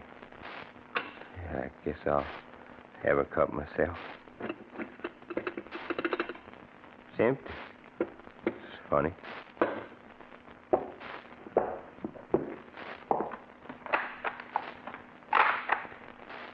All right, Harry. You can come out now. Harry, I said you can come out of the lean-to now.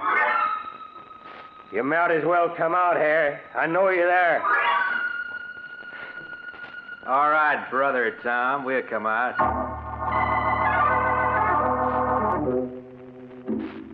All right, Harry. Stand there. I got my gun here and she's loaded. I suppose the empty coffee pot gave us away, That's right. I knowed I hadn't emptied it. And then it come to me somebody must have slipped inside while I was in there with Ma. Well, I was coming out anyway. I just didn't want the sheriff to see me. Yeah. Your friend can come out, too, now. Come on out, Missouri. Tom knows you're here. All right, Harry. What kind of greeting is this? A loaded gun pointed at our noses. You said you could count on your brother. Sure, I can count on him. Can I, Tom? Expect you heard what I told the sheriff. That still stands. He's going to turn us in. Oh, no, he isn't. You're staying right where you are, Harry, till the sheriff gets back. And you're going along with him. Without saying hello to my dear old mother? She'll be disappointed. She's sleeping. Sound. She'll never know you're here.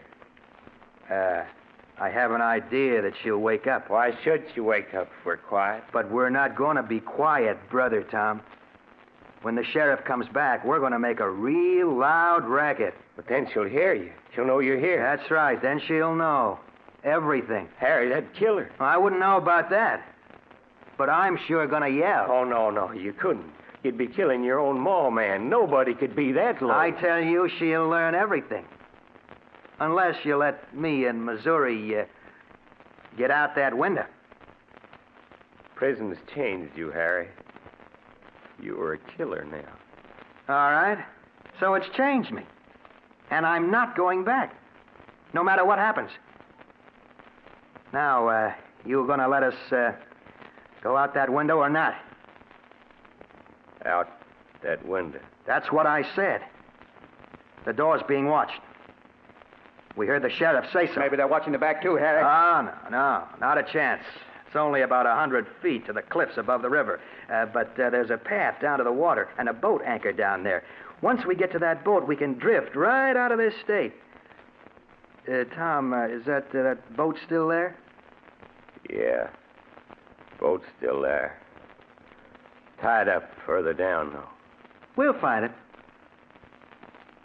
Well, how about it? Going to let us get out that window the way I used to go when Pop was on the rampage after me? Or do you want me to wake up Ma so I can tell her goodbye before the sheriff drags us off to be hanged? No, I can't let you do it. The law's the law. Sheriff's coming up a path now. You two just stand still. Tom, I'm warning you. Be quiet. Come on in, Sheriff. Come in quick. What is it, Tom? You sound... Well, now it'll be it's Harry and the other guy. Yeah, it's them. They was hiding out. Put away your pistol. I got my rifle trained on them. Yeah, let me get these handcuffs unlocked. I'll cuff them together, call my men. We'll take them away.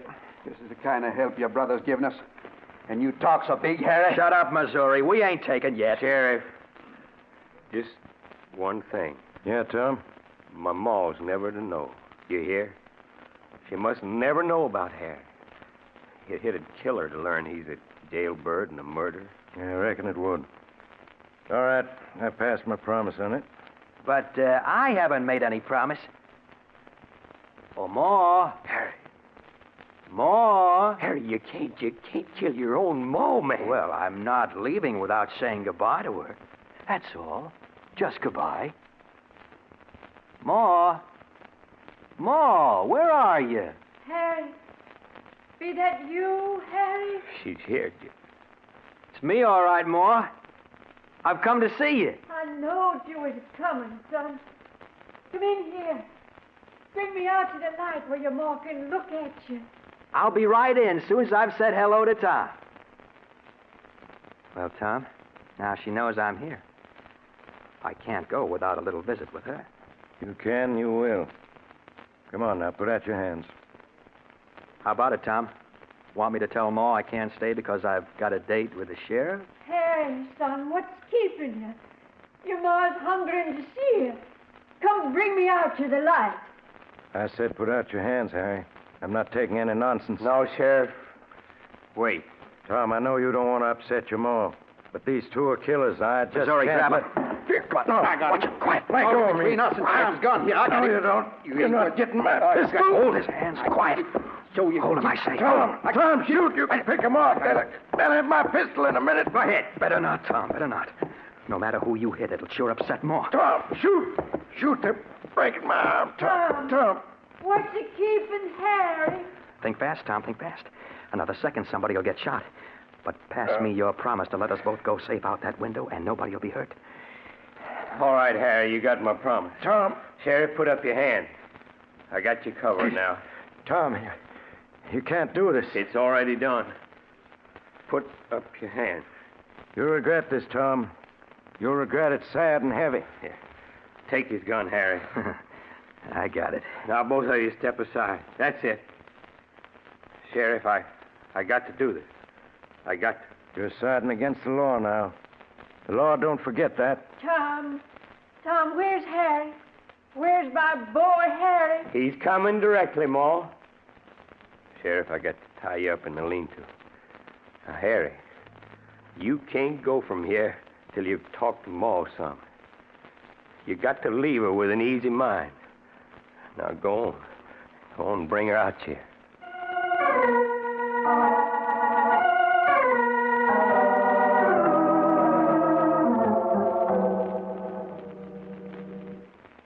So that's where you've been, Harry.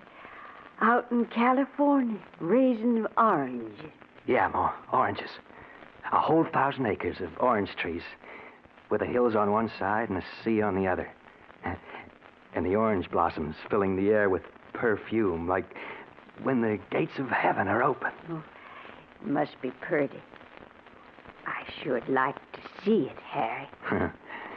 You're going to, Ma. I'm going to send for you to come live with me there, Ma. soon, Harry? You send for me soon. Just a week or two more. And then you'll be able to sit out on your own porch and, well, pick oranges right off the tree.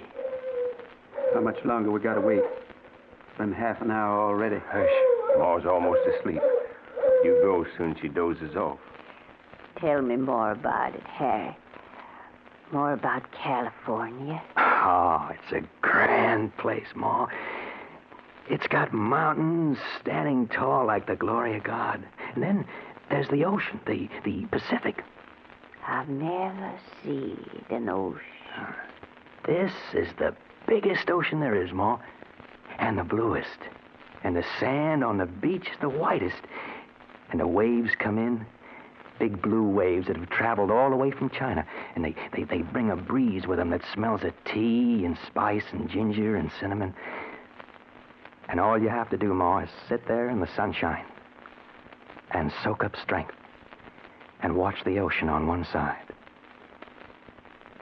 and the mountains on the other, with the birds singing and the flowers blossoming. All right, Tom. I've done what you said.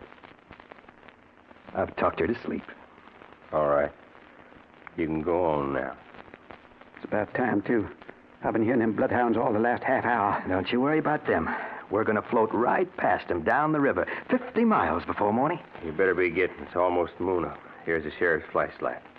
You got to keep the sheriff here till we're safe past South Fork, understand? Yeah, I'll keep him here till you're beyond catching. And let's get the window open, huh? There, she's up. All right, Missouri, you first. Just ease through and drop, huh? It's only about 6 feet. Anything you say, Harry. Harry, don't do it. Stay, both of you, and take your trial. I'll get you the best lawyer in the state. Oh, what a preacher you'd have made. Go on, Missouri. Push yourself off. Sure powerful dark out here. Can't see a thing. Well, that's what we want. Now, go on. Drop. All right. I'm a-going. Now it's my turn. So long, Brother Tom. I'll see you. In California. They're gone. They're gone. All right, Sheriff. Reckon I can set you loose now. Let me get at them knots. You let him escape, Tom. That's going to go bad for you. Done what I had to do. There. You're free. I reckon they're beyond catching, but if I hop out after him, I might... Tom, you're not delaying me anymore. I don't aim to. But look at that window. Now shine your light down at the ground. Shine my light down... Great Davy Crockett. Tom. I had to do it, Sheriff. There weren't no other way. I couldn't let him escape, but I couldn't let him kill my ma either. So that's it. The river's undercut right up to the foundations of the house. No ground at all outside the window. Just a straight drop, 100 feet to the rocks.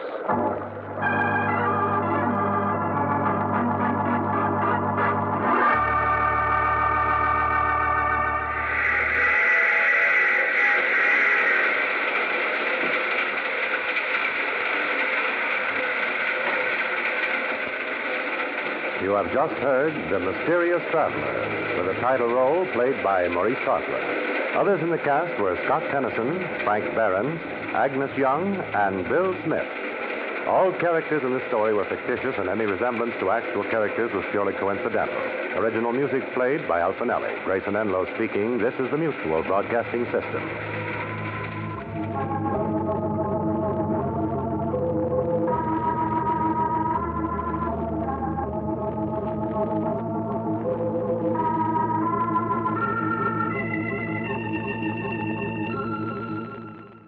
Hey, man, how about we check in with Fibber, Magee, and Molly next?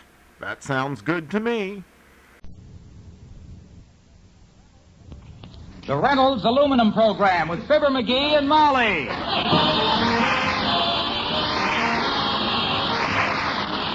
Reynolds Metals Company, makers of Reynolds Aluminum, presents Fibber, Magee, and Molly, transcribed with Bill Thompson, Arthur Q. Bryan, Dick LeGrand, Gil Stratton Jr., Elvia Allman, and me, Harlow Wilcox. The show is written by Phil Leslie and Keith Fowler and directed by Max Hutto, with music by the King's Men and Billy Mills Orchestra.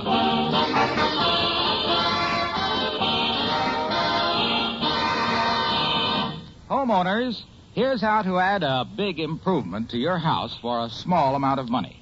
Put up Reynolds Lifetime aluminum gutters and downspouts. They're a permanent improvement because aluminum can't rust, never needs painting. And they're so good looking with their soft silvery gleam that you'd hardly believe they cost so little. Why, if yours is an average 6-room house, $60 ought to buy your gutters, maybe less.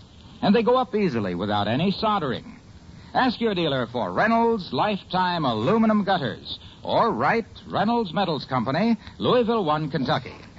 Remember, your dollars are still worth 100 cents in aluminum, the metal that's priced no higher today than before World War II. You get rust-proof permanence at the lowest cost when you ask for Reynolds Lifetime aluminum.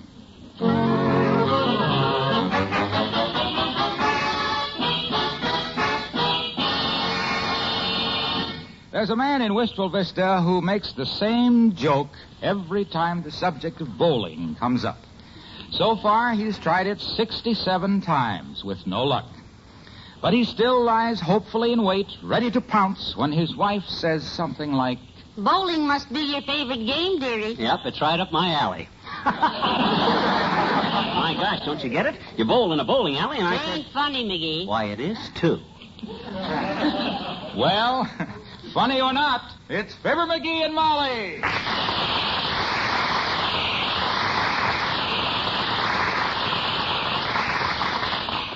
That makes 68 times that little joke has lifted its feeble head, McGee. No. Don't you ever get discouraged? No, sir. I'll get a laugh with that joke yet on account of because when I start something, I stick with it. And if you stick with a thing long enough, it's bound to pay off. Well, I can't deny that, not with all the smiling Republicans on the streets these days. But that isn't exactly a five-star joke. Okay, forget the joke. The main thing for us bowlers is the game itself. And boy, what a game it'll be tonight when our team starts pushing them pins. Who's on your team now? The same group? Same old group. Foley and Wilcox and Doc Gamble. And if I'm in top form tonight, which I've never been yet, we'll be the hottest thing in the Industrial League. You know, that seems an odd league for the team. What's industrial about you boys? Well, we're just filling in because they had a vacancy. Oh? According to our handicap, we belong in a different league. But we got tired bowling with women. Yes, I wouldn't think that would be a very even match. Oh, no, they were murdered. Hey, you ought to come down and watch us tonight, Molly. The game starts at 8 o'clock, and we'll be the first team. Wait a minute, McGee. When you said 8 o'clock, it rang a bell. I didn't hear nothing. No. I mean, it jogged my memory. Oh, that. Seems to me I've made a date for us for tonight. Something we're supposed to do at 8 o'clock. Oh, my gosh, Molly. No. The fellas are counting on me to bowl. They need me. What is it? What you got us trapped into doing? I don't know. I'm just sure I promised somebody. 8 o'clock. 8 o'clock. Oh, dear, it's right on the tip of my mind. Gee whiz, you can't expect me to call off my bowling plans for something you can't even remember, Molly. That's not fair. Well, now, look, I'll make a deal with you. Huh? If I can't remember what this engagement is before your bowling time, you can go ahead and bowl. But now, if I do remember, you'll call it off and go with me. Fair enough? Well, I guess so. But doggone it, Now, you just sit there and relax. I'll go get you another nice hot cup of coffee. Oh, okay. Now, who was that I promised? Oh, dear, my gosh, women. Make dates and mess everybody up, and then they can't even remember what the dates was. I sure hope... Uh-oh. Wonder who that... Hello? Hello, is this Mr. McGee? Yeah? Oh, good morning, Mr. McGee. This is Minerva Van Leffingwell Beam. Oh. Hi, Minnie. I'm calling about an engagement Mrs. McGee made last week. You and she are coming to our house tonight to play canasta. Oh, we are, huh? Yes. 8 o'clock. Oh. Will you remind her, please? Will I remind her? Oh, sure.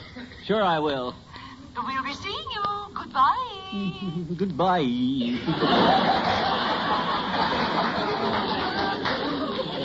So that's what Molly's trying to remember.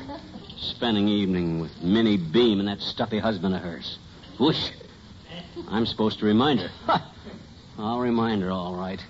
I'll remind her in the bleary eye of a small, sick pig. She thinks of it, I'm hooked, but I don't have to help her.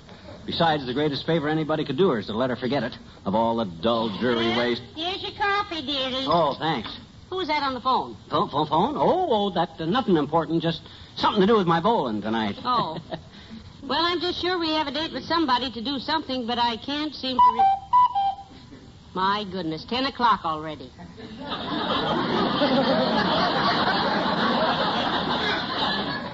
10? I don't know how you could tell it's 10 o'clock by that cuckoo only cooking twice. I looked at it. Oh. Well, I'll tell you what I'm going to do, kiddo. I'll just fix that baby so it's cuckoo's right. I got nothing to do all day today. No, just leave it like it is, Magee. It's all right. Don't tinker with it. My dear, I wish you wouldn't refer to a skilled workman like me as a tinker. A tinker's idea of how to fix something is to give it a wham with a hammer. And you know I'm not the type of guy that gives a tinker's wham. Besides,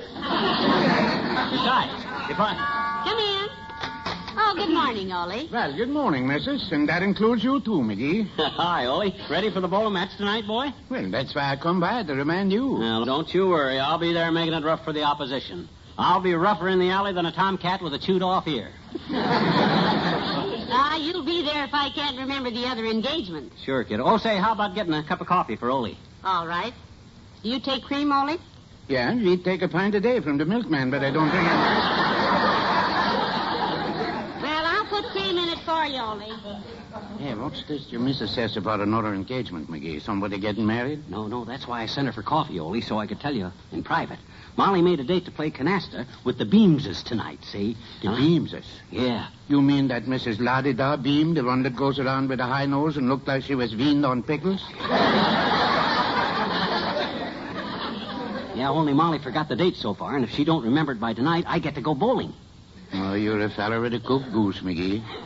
Women have got memories like an elephant dreams about. Yeah. Well, my missus still remember how much money fell out of the purse she hit me with when I smiled at a girl on the street in 1926. Well,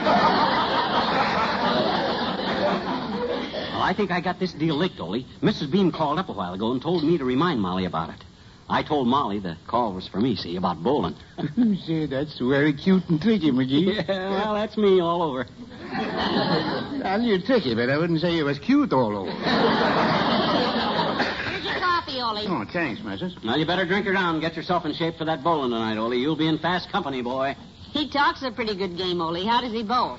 Well, missus, your little feller is known to every bowler and pin boy in town. You betcha. He gets undisputed credit for 3 records at the bowling alley. Oh. I didn't know that. 3 titles, huh? Sure. He's the champ for the most balls that don't hit any pins, most times fall down in the alley, and most no tips with the pin boys. Right, see you later, champ. So long. Goodbye, Ollie.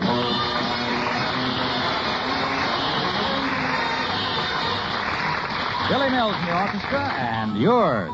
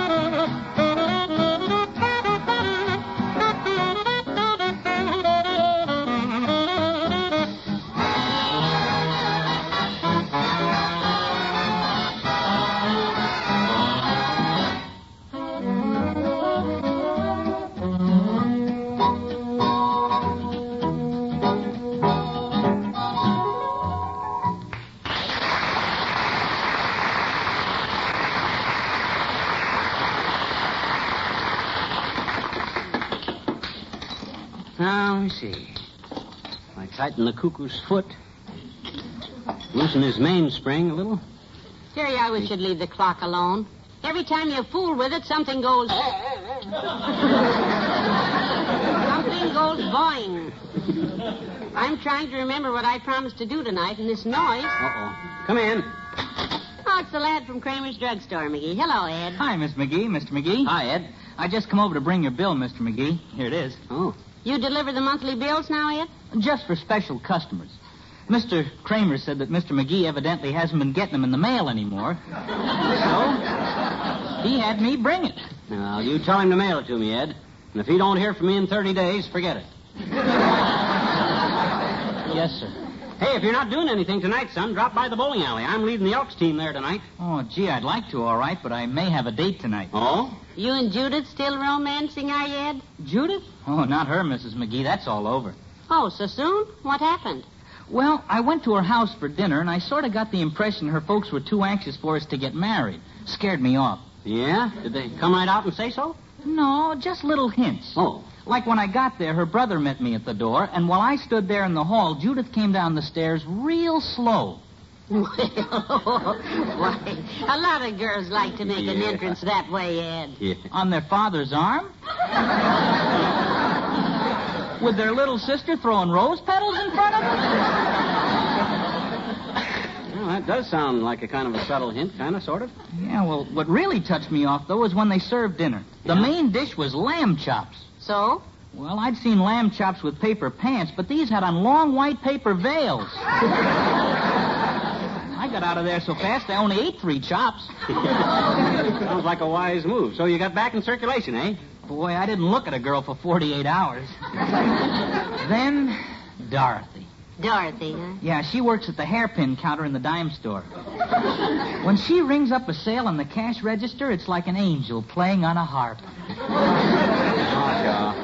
How sweet. Well, I'd better be going now, Mrs. Magee. I gotta stop at the dime store. And, oh, if you ever need any hairpins, let me know. I've got closets full of them.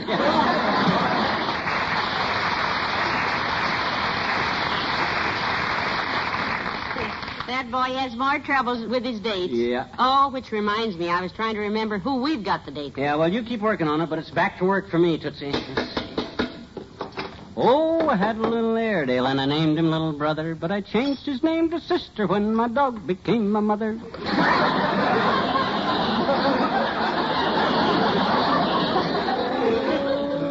Heavenly days, I'll be lucky to remember my name with all this noise around here. No, you just keep working on it, kiddo. Hope she doesn't remember that other name at all. Old Lady Beam and that stuffed shirt husband of hers. Hi, Molly. Hello, pal. Hello, Mr. Wilcox. Hi, Junior. How's your bowling arm, boy? Never better. Good. We're going to pick you up around 8, you know. Well, he may have to skip it, Mr. Wilcox. I'm not sure. I'll explain it to him, kiddo. Do me a favor, will you? I'm out of cigars. Would you see if there's any in my coat in the hall, please? Yes, master. Happy to be of service to a man who's had such a busy day. Hey, what's up, pal? Well, sometime during the week, Molly made a date for us to play canasta tonight. Oh? Yeah, with Minnie Beam and her husband. Oh, not them. Yeah, them. Oh, but it slipped her mind and jiggers. I'm sorry, Magee, but there were no cigars in your coat. That's okay, Tootsie. I found one sticking out of my mouth.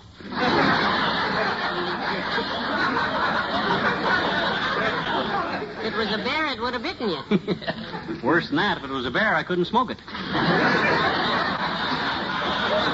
Well, I'd better be running along. I want to drop in at the Art Museum this afternoon. Art Museum? Why do you go to that highbrow hangout, Junior? Well, I go there to look at samples of beautiful painting, naturally. Do? Some of Rembrandt's work at that museum is just magnificent. Oh, he's good, all right. Rembrandt, yeah he's good. Oh, yeah.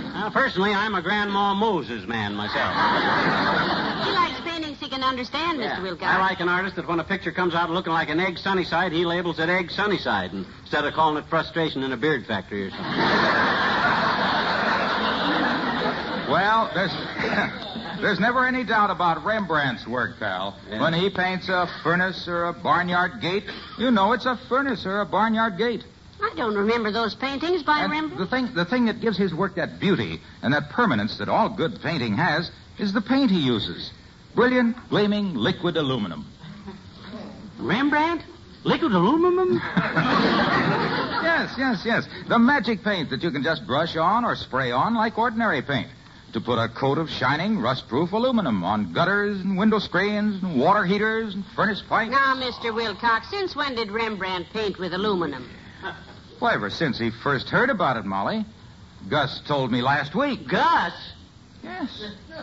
Gus Rembrandt, the maintenance man at the museum. Weren't you listening to me, pal? Oh, this is just ridiculous. We might as well roll with it now, dearie. He's got it. Yeah. I'm telling you, pal, you'll find yourself just painting everything with it. Paint your roof with liquid aluminum roof coating, for instance, and you can keep a building up to 15 degrees cooler in the summer. Look for liquid aluminum at your paint dealers, made by leading manufacturers using Reynolds aluminum pigment. Your friend Rembrandt uses a lot of it, does he? Oh.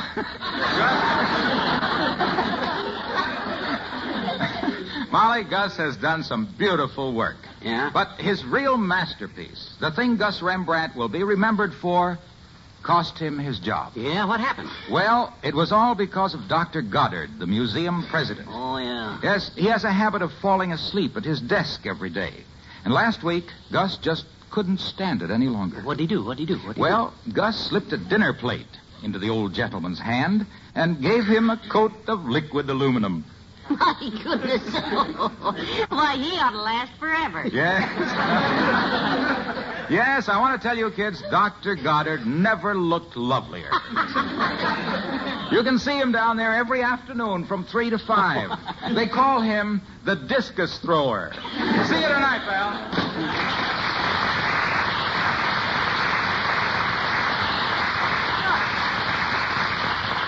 Remind me to get a can of that stuff, Molly.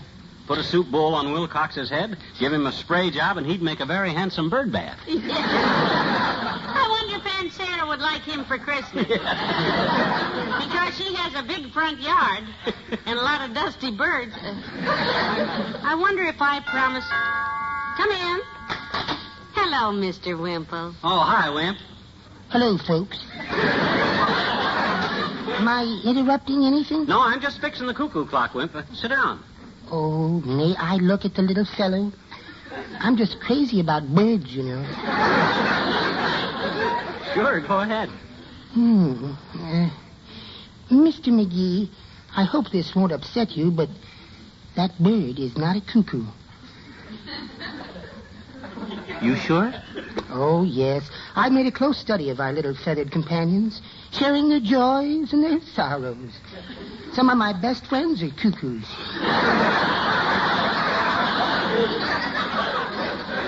Mine too, Wimp, but if this ain't a cuckoo, what is it? Well, it's a little hard to say, Mr. Magee.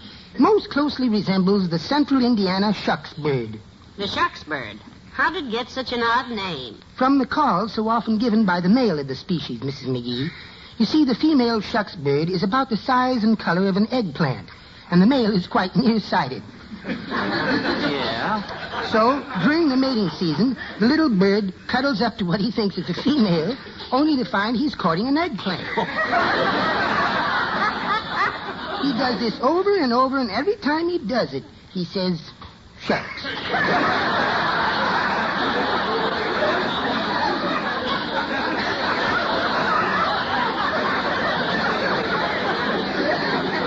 I can't blame him much. At that rate, the shucks bird must be dying out. No. After this has gone on for a while, the male shucks bird gets hungry. And guess what his favorite fruit is? Eggplant? Right. He approaches what he thinks is an eggplant, and it turns out to be a lady shucks bird. Isn't Mother Nature wonderful? Well, goodbye now.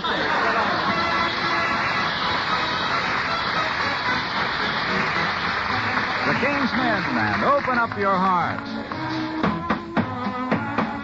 Open up, open up, oh, open up your heart and let me in. Baby, I've been mighty lonesome. Baby, I've been mighty blue. So blue. And the reason for it all is plain to see. Plain to see that from the very first day I met you, you've been walking in all my dreams. It's time you gave a little more thought to me. Open up, why don't you open up your heart and let the love shine through? Open up your heart and make my dreams come true. Let me through that iron curtain, let me know our love is certain. Open up your heart and let me in. Oh, open up your heart and let me in. Oh, a butterfly loves the sunshine, and a pelican loves the sea, you see. And the meadowlark loves to sing his happy song. Loves to sing, but not a one of them gets as lonesome as a lovesick bird like me. And all because my chickadee done me wrong. And up, why don't you open up your heart and let the love shine through?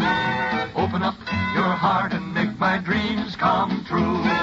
All the other birds are mating, why do you keep hesitating? Open up your heart and let me in. Oh, open up your heart. Open up, why don't you open up your heart and let the love shine through? Open up your heart and make my dreams come true. Throw away the key that fits it, tell me I'm the one that gets it. Open up your heart and let me in. Open up!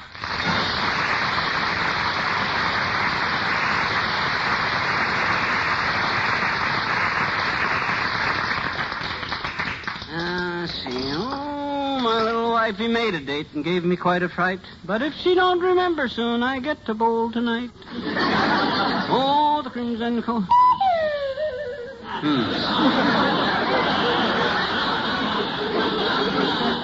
Well, I think I'm getting it fixed, Molly. Oh, the clock. Yeah, the clock. I didn't hear you, dearie. I'm trying to remember that date I made. It seems to me I promised... Mabel Toops? Maybe promised Mabel Toops we'd go possum hunting with her tonight.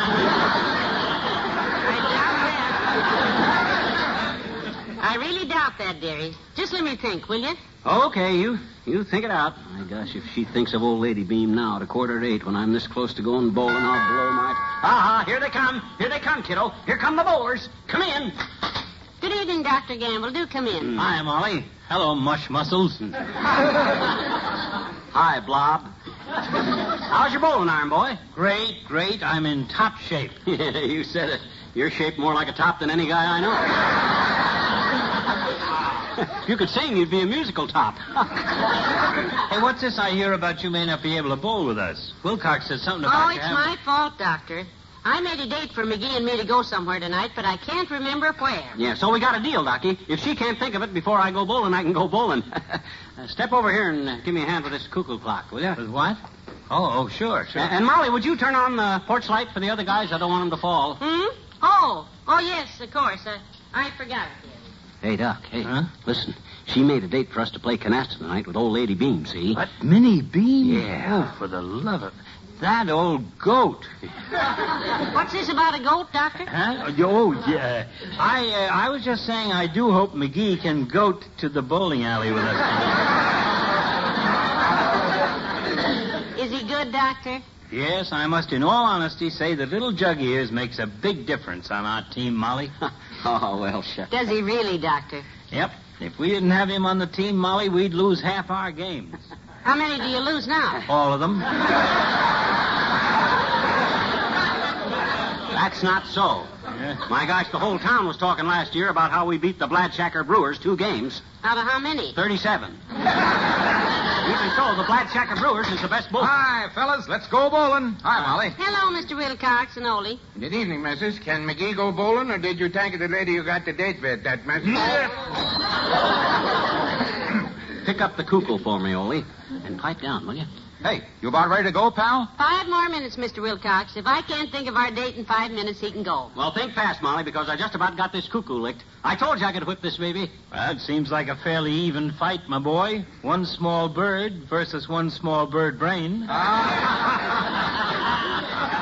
Oh, Doctor, you are a card. Come on, get the clock fixed, will you? Yeah, they're due over there in 20 minutes, Magee. Well, I guess that date I made couldn't have been very important, Magee. Yeah, you're so right, kiddo. Must have been some friend I can't stand, or I wouldn't have forgotten it. You know, it annoys me, though, to be so forgetful. Hey, look. I got it. I got the clock fixed. Well, thank goodness for that, anyhow. Yeah. Good. Grab your bowling ball and let's go. Well, let me show Molly how the clock works first. Well, I'll get your bowling ball, McGee. Where is it? In the hall closet, Ole. McGee can get it. Okay, fellas. I'll be right with you as soon as I check this cuckoo. Watch this. I'll just shove the hands around here to 8 o'clock and listen.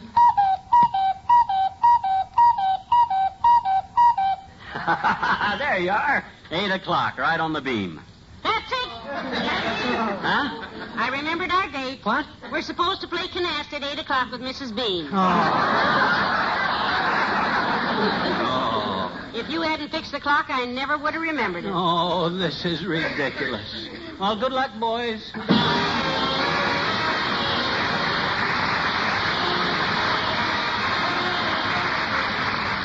Fibber and Molly return in a moment.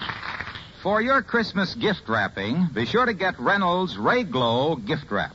Gay, colorful, sparkling with aluminum ink. And for your food wrapping, of course, there's only one answer. It's Reynolds Wrap, the original and genuine, the pure aluminum foil. You can save a lot on your food budget by roasting the economy cuts of meat in Reynolds Wrap, like the cheaper pot roast cuts. The foil keeps the juices in, makes the meat deliciously tender. And you get more meat because there's less oven shrinkage. Make sure you use genuine Reynolds Wrap, though, in the standard 25-foot rolls and 75-foot jumbo economy rolls. And if you want that money-saving pot roast recipe developed by Reynolds' home economics staff, write to Reynolds Metals Company, Louisville 1, Kentucky.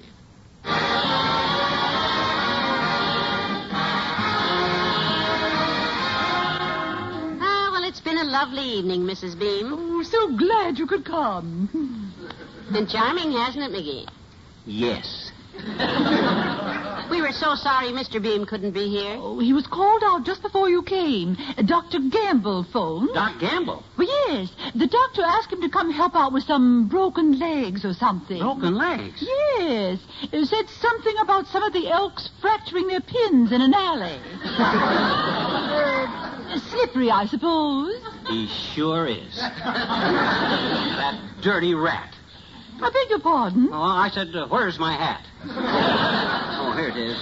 Good night, Minnie. Good night, all.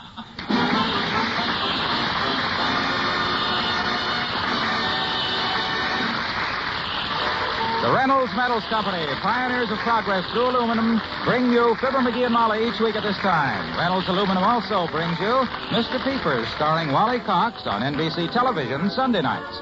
See your local paper for time and channel. And don't forget to be with us again next Tuesday night. Good night.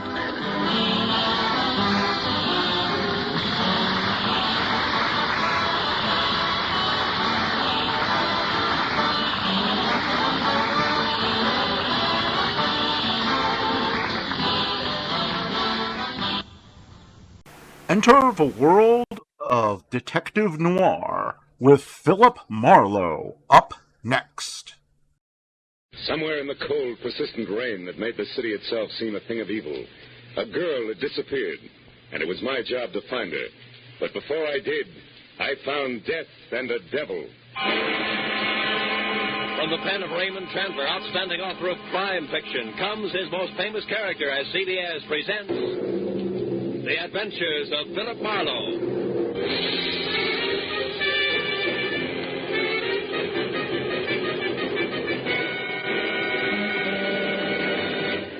And now, with Gerald Moore, starred as Philip Marlowe, we bring you tonight's exciting story, The Black Halo.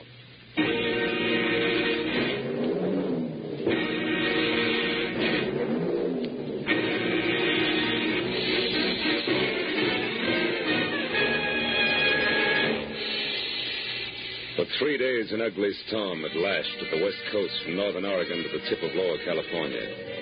And although it was only noon when I drove up to the sprawling red brick house just south of Santa Barbara to meet a new client of mine, the black that was in the sky and the driving rain that was everywhere left the day bleak and wet and cold.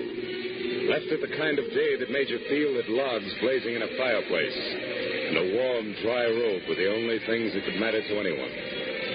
But when I got inside the house, Felix Drum, 350 uncomfortable pounds of executive in a wheelchair, who made his living importing perfumes, was very worried. and not about the weather outside. Marlowe, Julia Perry is gone. I want you to find her and bring her back. And the sooner you do that, the better. And the more I know, Mr. Drum, the easier it'll be. Exactly who is Julia Perry? My assistant.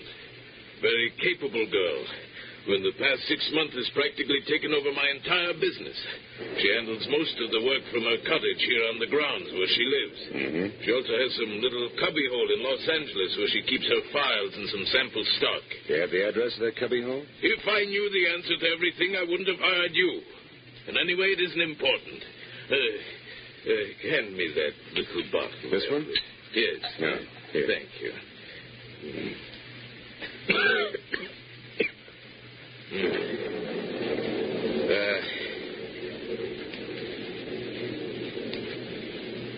When did you last see Julia, Mr. Drum? 3 days ago. No. It was 3 days ago, when she left on one of her regular weekly trips down to Los Angeles to bid on perfumes.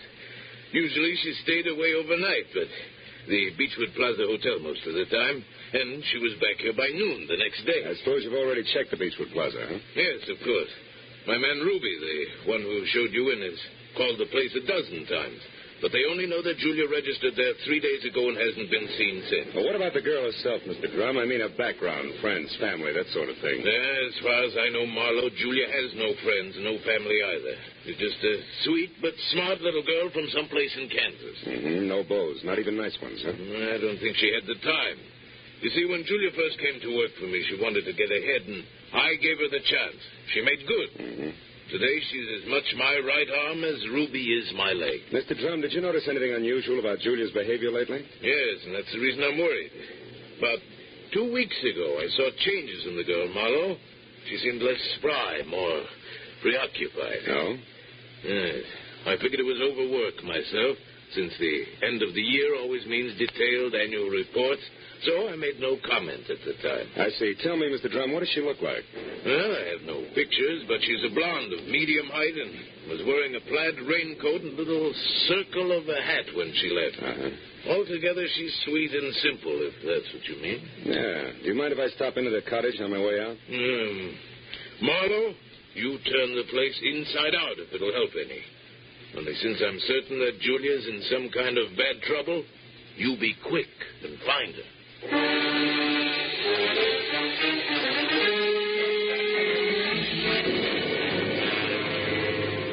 Julia Perry's cottage was strictly the 50-50 arrangement that Drum had mentioned, with one room office and the other living quarters. In the office, I found everything in its proper place, so I moved to the other room. The moment I stepped over the threshold, the white fluff that trimmed the quilted bedspread and the splash of color in the drapes said that Julia Perry had to be something soft and warm. And the half a dozen quietly tailored suits that were lined up in the closet like a squad of soldiers facing right told me that she was also simple and neat. I ran through the pockets of her clothes and all the drawers and closets in the room, trying to find something that would give me a lead that I was sure I had to have. After 20 minutes, I'd found only a leather cigarette case, a package of peppermint lifesavers, and a maroon and gold monogram book of matches, the cover of which was half torn off so that I could only be certain that the middle initial was a V and that an E or an F were on either end. But since the name and address of an L.A. novelty company was on the inside, I bought the matches as a starting point, dropped them into my pocket, and headed for the door. When I opened it, I was surprised to find Ruby, Drum's right-hand man, purple scar and all, standing in the rain. He's staring at me like my ears were spinning. You seem to be a very thorough man, Mr. Private Detective. And you seem to be a very nosy one. What do you want? To help Julia, nothing else. Here's a postcard that came for her this morning. It was mailed in L.A. yesterday. Yeah? Dear Julia, tried to reach you at Santa Barbara 1181 both yesterday and today, but got no answer. I'm leaving town tomorrow. As one little girl who fled life in Haven, Kansas, to another, I would have enjoyed seeing you again. For a bit before I moved on to who knows where. And Santa Barbara 1181. That the number here? Yeah. It's Julia's private business phone. Well, what do you think? The postcard any help? Possibly. Tell me, Ruby, why didn't you show this to Mr. Drum? I forgot about it until just now. You're a liar. Well, it's on account of the postcard was delivered here to the cottage. Which is no man's land for you? Yeah, sort of. Mr. Drum doesn't like people who work for him mixing socially with each other. Well, maybe a sweet kid like Julia hasn't got any use for the passes you've been making at her, huh? Hold it. I like Julia, and even if she don't go for me, anything I can do to help her, I still do, understand? Yeah, I understand. I'm not so sure I believe. Goodbye, Ruby.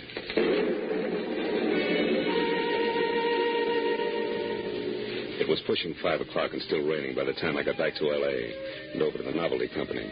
Once there, I presented the torn book of matches that I had found in Julia's cottage to a bald man with horizontal question marks for eyebrows, and who, at the crinkle of a $5 bill, tore himself away from his racing form long enough to check the files for a set of maroon and gold initials that had a V in the middle. And it was 6 o'clock before I had the answer, which was EVE. And they weren't initials, but the front name of Mrs. Eve Bentley, who lived in a villa at the swank Sunset Terrace Apartments. And according to the gentleman who said he knew his oats, was a very classy filly. An hour later, I was at Mrs. Bentley's front door, and while I made with the chimes and waited, I wondered just how much a guy who loves the ponies could know about women. But when the door opened, I had my answer. Yes? What is it? Mrs. Eve Bentley wasn't beautiful, but she was everything else, including a shimmering yard of gold hair piled high on her head and held in place by a knot of pearls that no Boy Scout ever tied. Her face was wide blue eyes and open red lips on a backdrop of soft, fair skin. She wore a black silk jersey dress that must have been sprayed on. She smiled when I said my name was Philip Marlowe and that I wanted to talk. Talk about what, Mr. Marlowe? Julia Perry, ever hear of her? No, I haven't.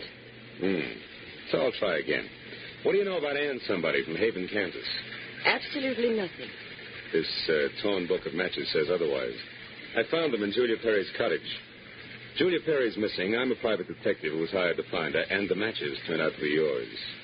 Now, may I come in? Why, yes. Thanks. Now, Mrs. Bentley, maybe we ought to start all over. No, wait just a minute, Mr. Marlowe. I may be able to help you. Did this Julia Perry deal in perfumes? That's right. Now, how did you know that? Because I just remembered something. And now I'm sure I can explain why my matches showed up where they did. Just a minute. You know, whenever I'm talking to a beautiful woman, somebody's always creeping around in the kitchen. Who is it this time? Oh, really, Mr. Marlowe? There's a storm outside, and there are windows and trees. If you put those three things together, that noise could have been a branch scratching on a glass pane. Or somebody with squeaky shoes and a lot of curiosity. Somebody like Mr. Bentley, for instance. Huh? I doubt that, Mr. Marlowe. You see, Mr. Bentley's been dead now for 3 long years. Oh. Yes. Well, you were saying something about the matches. Oh, yes. This Julia Perry must somehow or other gotten hold of him through my fiancé, Marvin Whitaker. How does that figure? Like 2 and 2. Marvin is in the perfume business. Ditto Julia. Also, I think he mentioned her name once. Said she was very clever for a girl who looked like somebody's kid sister. That fits all right. Where will I find said fiancé? At his favorite bar and grill. But won't you have a drink first, Mr. Marlowe? No, thanks, Eve. There isn't time. Now the bar and grill. The Blue Boar. Blue which? Boar, Mr. Marlowe. Yeah. It's a very English spot over on Wilshire, opposite Arthur Murray's studio. But before you dash, do you at least have a match? Yeah. Whole book of them, honey. Torn cover and all. And I want you to keep them. After all, they brought us together, didn't they?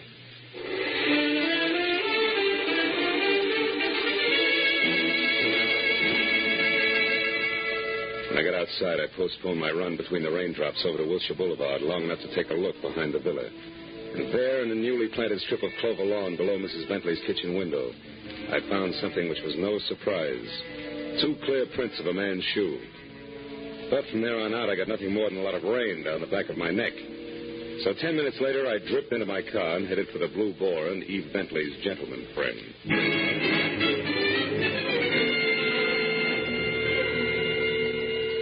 I located Marvin Whitaker, a handsome, hale fellow well met, in a white turtleneck sweater and riding breeches. Behind a hot rum toddy in a corner booth, there was pictures of steeplechase mounts against newly antique mahogany. And when I told him that I was looking for Julia Perry, he flashed a lot of glistening teeth at me insisted that I join him in a warming glass of spirits and started to talk, gesturing all the time with a riding crop. Why, yes, old man, I know Julia Perry. In fact, almost did some business with her today. You mean you were supposed to meet Julia someplace? That's right. At 1881 Selma Avenue, to be precise. But she called me this morning and postponed the whole transaction indefinitely. Could you stop projecting long enough to tell me why? She didn't say.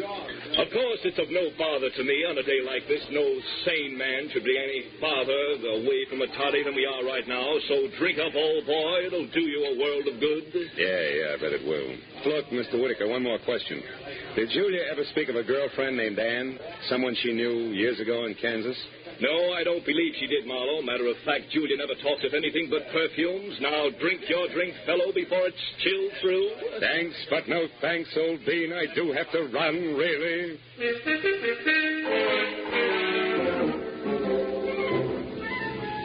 It was a 20-minute drive to the address on Selma, and the rain had stopped by the time I got there. The place was one of those once-upon-a-time rooming houses that had been partitioned off into a couple of dozen 2x4 cubby holes, just big enough for the very small businessman to fill his fountain pen in. When I got to the door and asked the scrub woman, who was a lot of wild red hair around two pop eyes, for Julia Perry, I knew I was moving in the right direction, because the lady standing in front of me was anything but calm. And more important, she had just heard a pistol shot from the back of the house. Yes, that's right. A pistol shot not over 2 minutes ago. I'm sure that Perry girl had something to do with it. Because when I come from inside, I saw her rush out down these steps. Did she say anything? I don't know. She was gone out of sight before I could open my mouth. But I know it was her on account of that plaid coat and little hat she wears. Yeah. Now, which room is hers? Come on. Well, that one there with the light showing under the door. But it's locked. You won't be able to get in. I just tried. Well, we'll try again for luck. It's not the best lumber. Believe me. It's terrible. Nothing like this has ever happened to me before. It's a man. Yeah. A dead one at that, Granny. Do you know who it is? From the mud and clover grass on the bottom of his shoes, I tag him as a guy who was looking in a lady's kitchen window about an hour ago. But from that purple scar on his chin, I can do even better than that. The name, Granny, is Ruby, a guy I thought was still in Santa Barbara.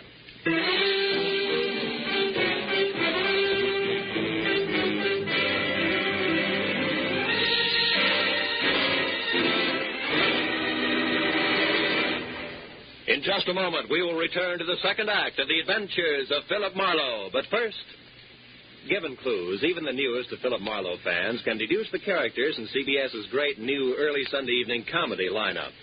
The washboard leads you to the one and only Spike Jones. The bumblebee? Well, of course, that's for America's most famous non-virtuoso violinist, Jack Benny, who follows Spike Jones on CBS. The two A's, Amos and Andy, who are heard on CBS immediately following Jack Benny. So it's really no mystery at all why millions of Americans now stay tuned to CBS on Sunday nights for these three superb comedy shows in succession. Spike Jones and Amos and Andy over most of these same CBS stations, and Jack Benny over them all. And now, with our star, Gerald Moore, we return to the second act of Philip Marlowe and tonight's story, The Black Halo.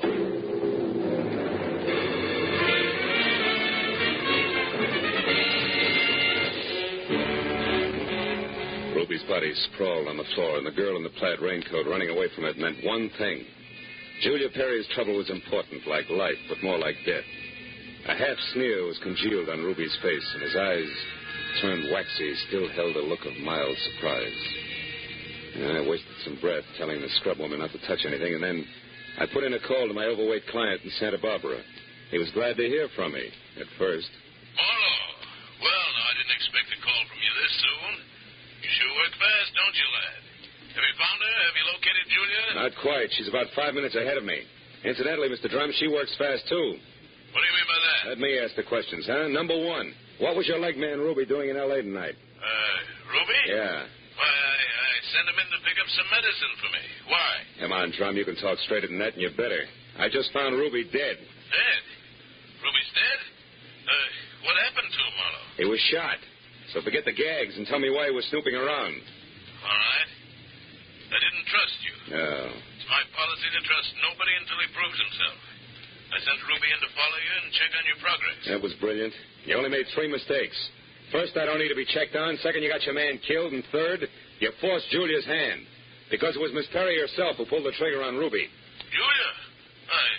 Marlowe, I don't believe that. Which proves nothing, Mr. Drum, but skip it. Tell me, do you know a man named Marvin Whitaker? Whitaker? Yeah. No, should I? Well, he says he's in the perfume business. No, I know everybody on the coast who bought more than 2 bottles of perfume at one time in the last 40 years, and I don't recall that name. I think the man must be a liar. So do I. Thanks for the help. And, Drum, if you've got any more expendable flunkies around, keep them out of my hair. I'll call you when I've got something.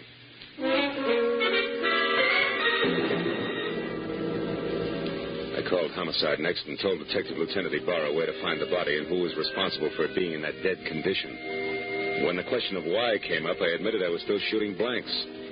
Well, I told him about the razzle-dazzle Whitaker had handed me and named the Blue Boar on Wilshire as my next stop. Ibarra said he'd call me there, and when I got to the entrance of the place, I saw Whitaker, draped in a trench coat that involved enough cloth to rig a 4-masted schooner, standing in the anteroom, impatiently smacking his leg with that riding crop. He looked positively dashing. Question was, which way? Hiya there, Marlowe. Hey, old boy, you look upset. Anything wrong? I may be upset, Whitaker, but you're the one that's going to spill. First, are you leaving or coming back? I'm just leaving. Been here all the time since I talked to you? That's right. You see, my coat is perfectly dry. Stopped raining half an hour ago. Well, you see, if I'd been outside, I would have known that. But why this 3rd degree, Marlowe? What's up? It's a long story. Maybe we better sit down and talk it all over from the beginning. Oh, I'm afraid I can't. Not just now. I've got a date. She'll keep. Not this one. It's something rather special.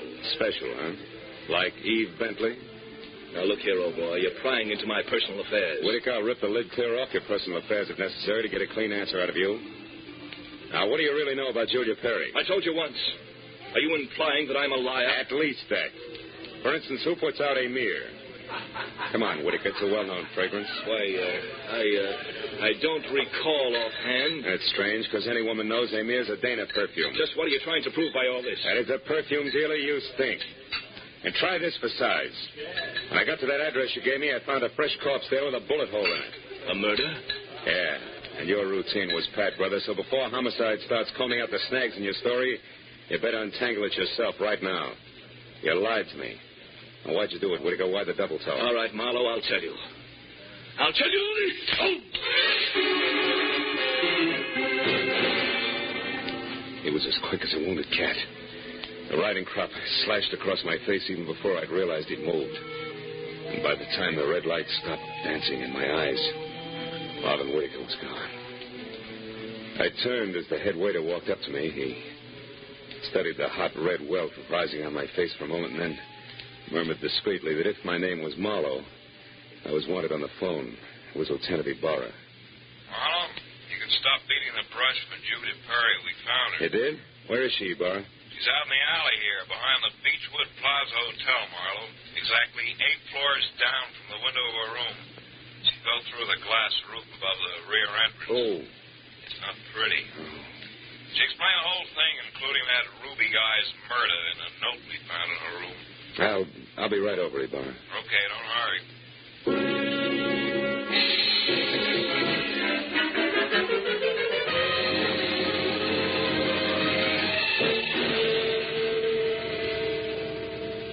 The whole story, Marlowe. When Drum finally got around to trusting her, he practically gave her his business. It was too much temptation. Mm-hmm. She'd been stealing from him in a big way for almost a year, her note says. Then she decided to run for it when she knew she couldn't hide the thefts any longer, huh? That's right. That Ruby caught on some way, and she killed him, but I guess murder was too rich for her blood, so she came back here, thought it over, and checked out. Yeah. All she left behind was a little plaid raincoat and a purse over there. Hey, she was wearing a dinky hat, too, Ibarra. Did you find that? Mm-hmm. Come over here to the window, Phil. See down there on that canopy, that little black circle? That's her hat. I sent Mooney down to get it. Can't leave any loose ends around, you know. Yeah. That light, Lieutenant? Oh, sure.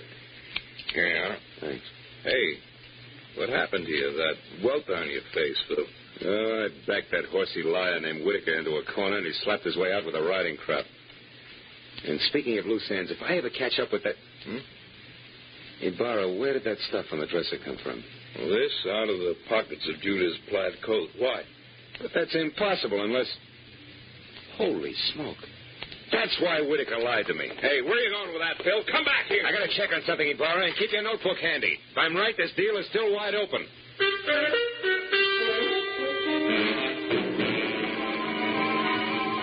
All the way from the suicide's room in the Beechwood Plaza out to the widow's villa in the Sunset Terrace, my mind juggled a jumble of facts trying to beat them into a brand new pattern. A pattern that had to include an object Ibarra had found in the pocket of that plaid raincoat. It almost made sense, but I needed just a little more. Well, when I turned into the parking lot at the Sunset Terrace, rain began to fall again. Thin, cold rain. I walked to Eve Bentley's door and pressed the bell. Just as I expected, it was Marvin Whitaker, unsmiling and nervous, who answered the door. I didn't give him a chance to think. I just swung hard. Okay, horseman, that squares us up. Come on, Heavy, roll over. Let's see if you're carrying a gun. Okay, no gun. Now, be a good boy, Whitaker, and you'll make out all right, but one funny wiggle out of you and I'll crack your skull. It's a promise. Do you hear me? Yeah, I heard you. All right. Now, where's Eve? Is she here? Find out for yourself, Marlowe. I'm through. Fair enough. But just so I'm not talking through my head, I'll take a look in her closet first. She won't be in there, I guarantee. No, but her future may be. Now, let's see. It's got to be in here someplace. Oh, yeah. This is probably it. Brown cloth coat, as chic as a pair of hobnailed boots, and still damp. And the label says the BH Company, Haven, Kansas. That does it. I've got it all now, and my chivalry just died. Where is she, Whitaker? Where's Eve? Right here, Marlowe. Don't try that. I guess you really do have it figured out, haven't you? Yes, Eve, I have. Sorry it turned out this way, because you had your points as Eve and as Julian. Don't put it in the past tense, Marlowe. As Eve Bentley, my life is just beginning, and now I've got everything I ever wanted as Julia Perry. Then you're Julia Perry. I was, Marvin. She still is, Whitaker. At least that's what the bailiff will call it in court. There won't be any court, Marlowe. Oh, I'm afraid there will, baby. You're twice a killer now, and both for the same reason, remember? First, Ruby, because he saw you as Eve. And the girl you pushed out of the hotel window, who was no doubt Ann, your old chum from the hometown. She must have seen you posing as Eve, too. All right, Marlowe. Ann ran into me by accident and ruined everything. I had no choice. I promised her money and then told her to go to my room at the Beechwood Plaza and wait for me. Eve, I can't believe this. It can't be true. Yes, Marvin, it is true. Darling, I didn't want this mess. I'd have left town this morning as I intended if sweet, sly little Ann hadn't seen me. I tried to get rid of you the easy way, Marlowe. When I sent you to Marvin, the Selma Street address he gave you should have led you to the end of Julia Perry. Is that why you phoned me and told me to lie to Marlowe? Yes, Marvin. I was going there to write my suicide note and use the stockroom for my disappearing act. But Ruby caught me, and after that I had to work fast.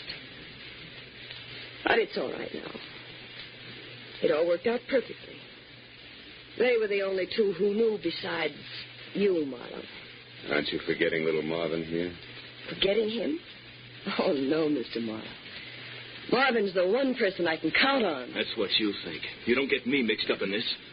Marvin. I bargained for an heiress, not a murderess. Are you dirty hog? All right, then. I'll use this gun on you, too, because I'm getting out of here and no one's going to stop me. But you're right between us, Eve. You can't get us both. He's right, baby. You're not good enough to get us both, and killing just one of us isn't going to solve anything. What do you say?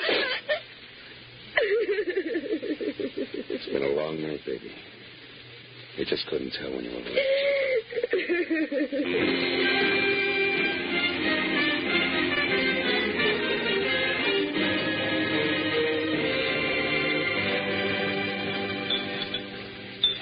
You want any more of this coffee, Marlowe? No, it's sludge, Lieutenant. I wonder what Julia Perry uses for a heart. You know, she planned the thing for 6 months when she first set herself up as Eve Bentley. And it probably would have... Did you check now? Oh, yes.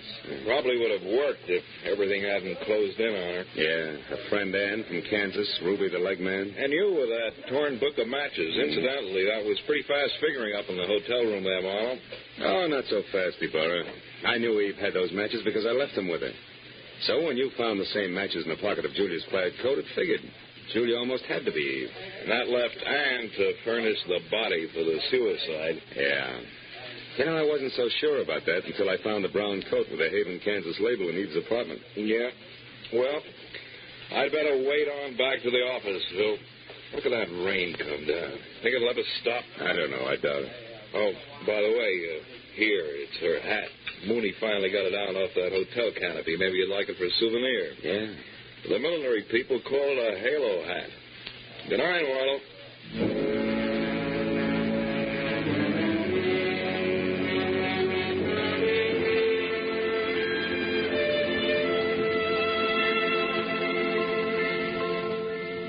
I sat there a while after Ibarra left, looking at the rain in the street and the cold coffee in front of me and Julia's little round halo on the table. And finally I got up and went outside. Dirty water scudded along the gutter and gurgled thickly into the sewer drain at the corner.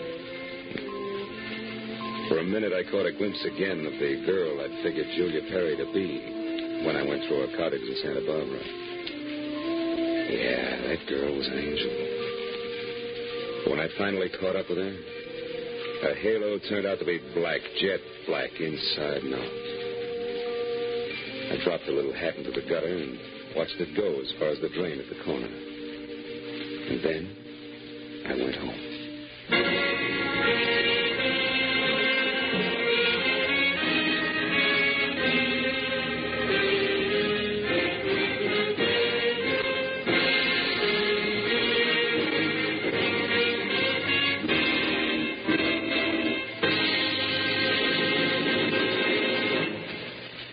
The Adventures of Philip Marlowe, created by Raymond Chandler, stars Gerald Moore, and is produced and directed by Norman MacDonald. Script is by Mel Donnelly, Robert Mitchell, and Gene Levitt.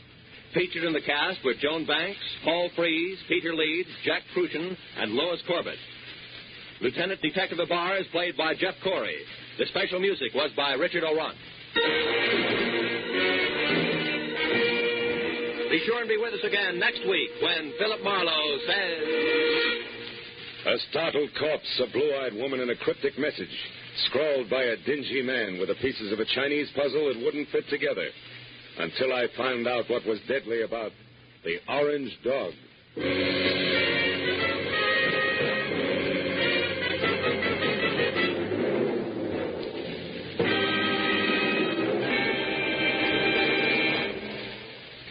You'll find a whole hour of fun, variety, music, and thrills on Sing It Again tonight and every Saturday, for it's heard over most of these same CBS, over most of these same CBS, over most of these same CBS, over most of these same CBS, over most of these same CBS, over most of these same CBS, over most of these same. Now it is time to go back to Dodge City with Gunsmoke.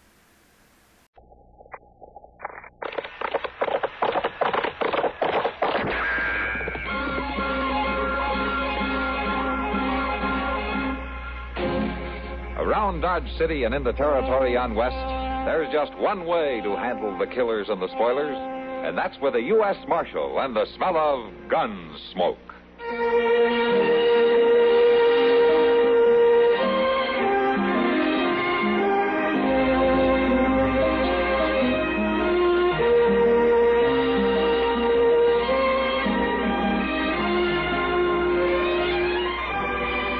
Gunsmoke, starring William Conrad, the story of the violence that moved west with young America, and the story of a man who moved with it.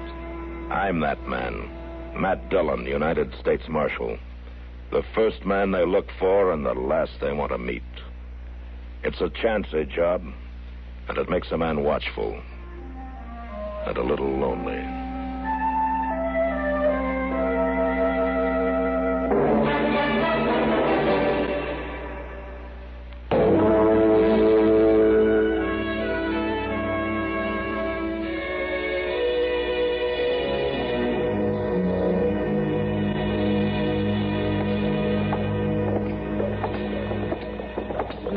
Try not to be hard on Chester, huh? I'm not going to be hard on him, Kitty, but if a man isn't doing his job, I'm well, afraid Matt's right, Kitty.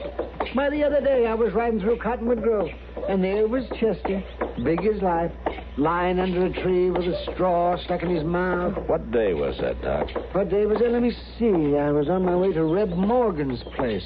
See, that youngest kid of Reb's got himself wrapped up in a roll of barbed wire. I thought I would never get him out. What day, Doc? Oh, what day? Now, let me think. Thursday. It was Thursday. Yeah, that's the day he was supposed to clean the rifles. get a new stirrup leather for my saddle, and do a half a dozen other things he hasn't been doing for the last 10 days. Well, what did he say, Doc? He didn't even see me. He just lay there staring up at the sky. Matt, I think I know what it is. What? Chester's got spring fever. Spring fever? She might be right, Matt. We've sure been having the weather for it. Yeah, I got a touch of it myself. Chester's going to have to straighten out. This has been going on for weeks. I'll see you two later, huh? Now, you be easy on him, Matt. All right, Kitty.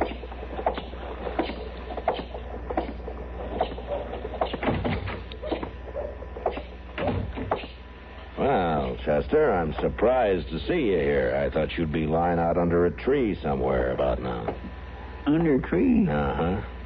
What? No, sir. I've been waiting around for you, Mr. Dillon. Oh? Well, good, because I want to talk to you. Mr. Dillon, did you ever sit and watch a beaver build a dam? Did I ever what?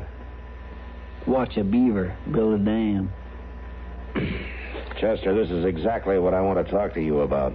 There's a lot of work to be done around here, and you're not getting it done. Yes, sir, I know, but I was just starting to explain about that. You were? Yes, sir. See, for most of the year, a stream runs in one direction, don't it? Then along comes the beaver, and he builds his dam, and the water kindly starts to go in the other direction. At least for a while it does. What's this got to do with your not doing your work, Chester? Well, that's the way my blood is. Every year about this time, my blood kindly dams up and starts to go the other way, and I feel different. Chester, come here. Hmm? Now, sit down. Go on.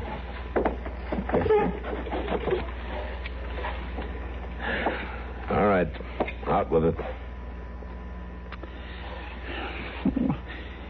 Mr. Dillon, there's a lady at that Dodge house waiting to see me. Well, what's so terrible about that? Well, nothing, I guess. Except she come here from St. Louis expecting me to marry her. She what? Chester, what have you been doing? Well, I've been writing letters to some ladies out of town. What ladies? Lonesome ladies, Mr. Dillon. See, I run across a bunch of St. Louis newspapers, and there was all these ads, and well, me feeling like I'm doing all, I just kindly wrote to several of them. And you've never even seen this woman then, huh? No, sir, I ain't. Well, what did you say in the letters? Well, I just told her about myself. The truth? Well, here and there I might have stretched things in mind. Well, what you're trying to tell me, Chester, is that you wrote a bunch of lies, and now one of these women is here to call your hand. Is that it? Would you go talk to her, Mr. Dunn, please? You mean you want me to get you out of it? Yes, sir. Well, Chester, All right. What's her name? Mrs. Cora N. Gatesley. Mrs.? She's a widow lady. Oh, fine. You want me to tell her that you've left town? We don't know where you are, something like that. Is that it? Well, no, sir. Not exactly. Then what? Well, if you don't mind too awful much, Mr. Dillon, would you tell her you're Chester Proudfoot? That I? Well, see, then you could go on about how you ain't going to marry her and all that. Wait a minute. You don't understand, Mr. Dillon. Wait a minute, Chester. But, Mr. Wait a minute. I sent her your picture. You did what? It was an awful good likeness. Remember that one of you standing in Mr. Titus's studio holding that bowler hat in your hand? Oh, where are you going, Mr. Dillon? Chester, I'm going to tell her the truth right now, and you see that you're here when I get back. Yes, sir.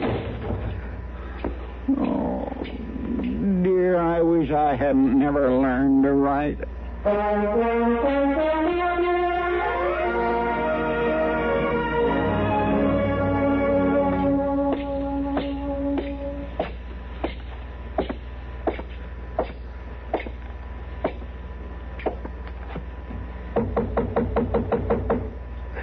Miss Gatesley? Yes? Who's there? Chester, is that you? It's Matt Dillon. Yeah, what are you... Oh, Chester, darling, you tried to fool Corinne, didn't you? You're a naughty boy. Miss Gatesley, ma'am, I came here to... Chester, you needn't call me that. Just call me Corinne. Well, no, look, ma'am, there's been a little mix-up. Mr. Proudfoot has been kind of playing a game with you. Game? I don't understand. Well, I'm Matt Dillon, and Chester Proudfoot, well, he's another man. He sent you my picture by mistake. Dillon? Seems I've heard that name before. Well, yeah, you have, ma'am. I'm the marshal here in Dodge. The marshal? That's very interesting, Marshal. The way things have worked out, I may have need of you. Marshal Dillon, I want to show you something. These letters. You see, these were written by this Proudfoot person. Would you please read a few passages? Well,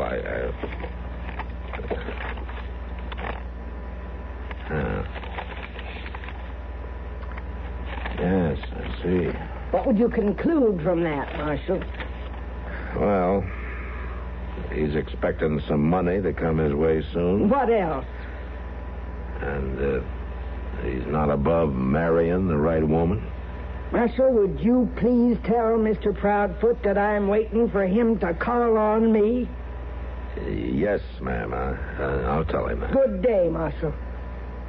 Good day, Miss Gatesley.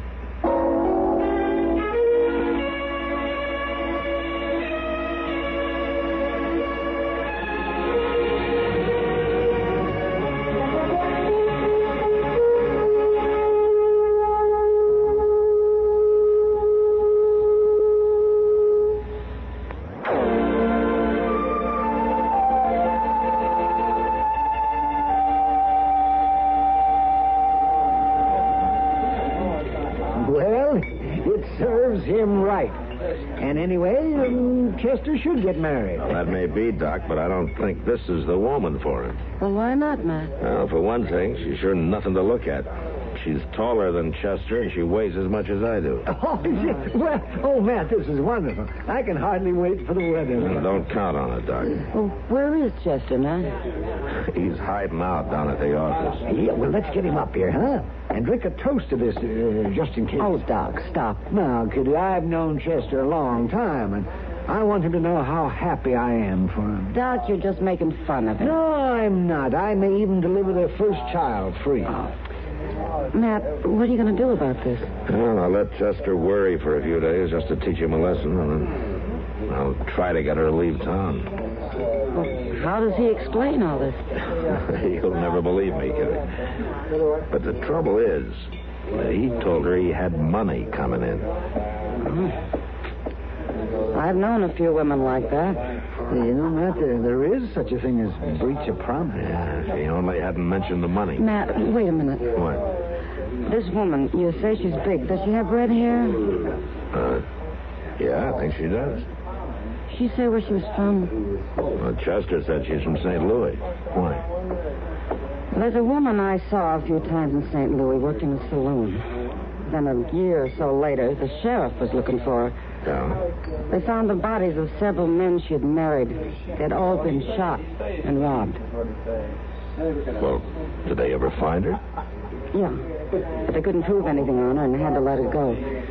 Her name then was Bertha Huskovitz. Would she know you? No. I'd sure remember her. Good. Now, she's staying at the Dodge House. You see if you can get a look at her. Oh, sure. You going to take her in, Matt? There's no way I can yet. But I'll wire St. Louis and see what they say about her. And in the meantime, there's one thing pretty sure. What? If she is Bertha Hoskovitz, she's planning Chester for her next victim.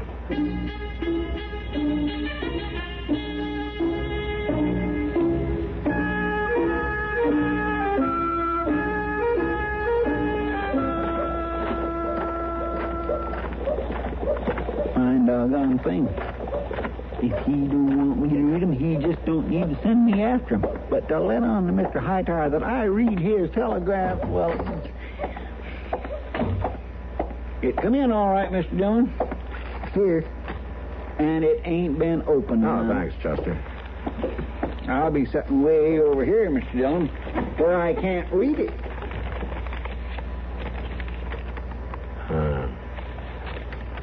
Yeah, just like Kitty said. No need to fear on me reading your telegraphs anymore, Mr. Dillon. Mr. Hightower made that real plain. Oh, Chester, will you quit your grumbling? When there's something I want you to know, I'll tell you. You probably think I mind some, Mr. Dillon, but I don't. It don't bother me at all. Not one bit. I know. Where's on now, Mr. Dillon? Or ain't I supposed to know about that neither? Have you seen your lady friend yet? No, and I don't intend to. I hope she's on the first train out of here today. You know, you're going to find her a lot harder to get rid of than you think, Chester. I'll see you later.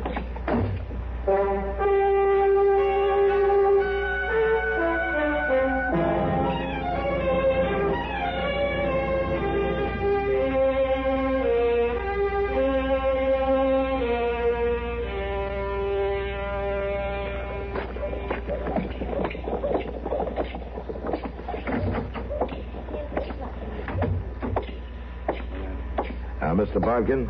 Oh, well, good morning, Marshal.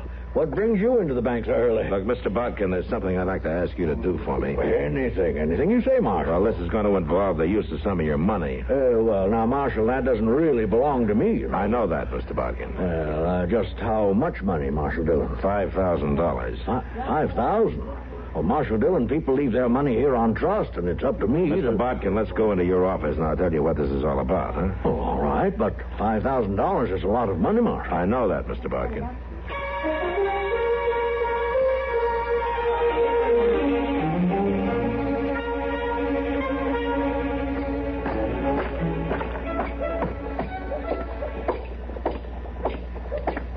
Matt! What? Oh, Matt! Oh, yeah, Doc. Matt, I've been looking all over you. Kitty and I saw that Hoskovitz woman going into your office a few minutes ago. Oh? Yeah, you better keep her away from Chester. She's liable to convince him he has to marry her. Well, that's what I want her to do. I want Chester to think that he really does have to marry this woman. Look, Doc, I tell you what. Huh? You go find Kitty and tell her about this. And see that she helps out, huh? Oh, but Chester might get killed. Well, I'll see that he doesn't. Now, you go tell Kitty, and then both of you come right back to the office as soon as you can.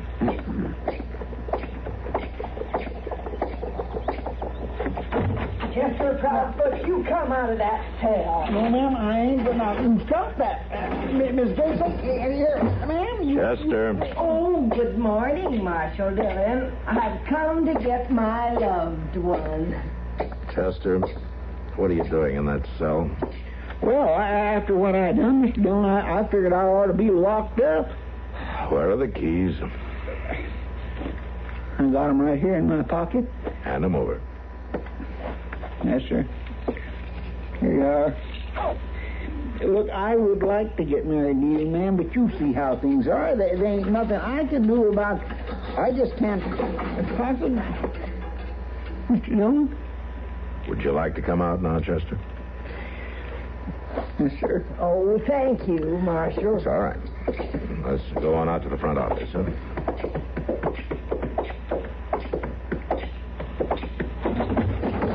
Ah, there he is, Kitty. The happy bridegroom. Hello, Chester. Is this the big day? Well, no. Say, don't I know you, dearie? Oh, not that I know of. Oh, I guess not.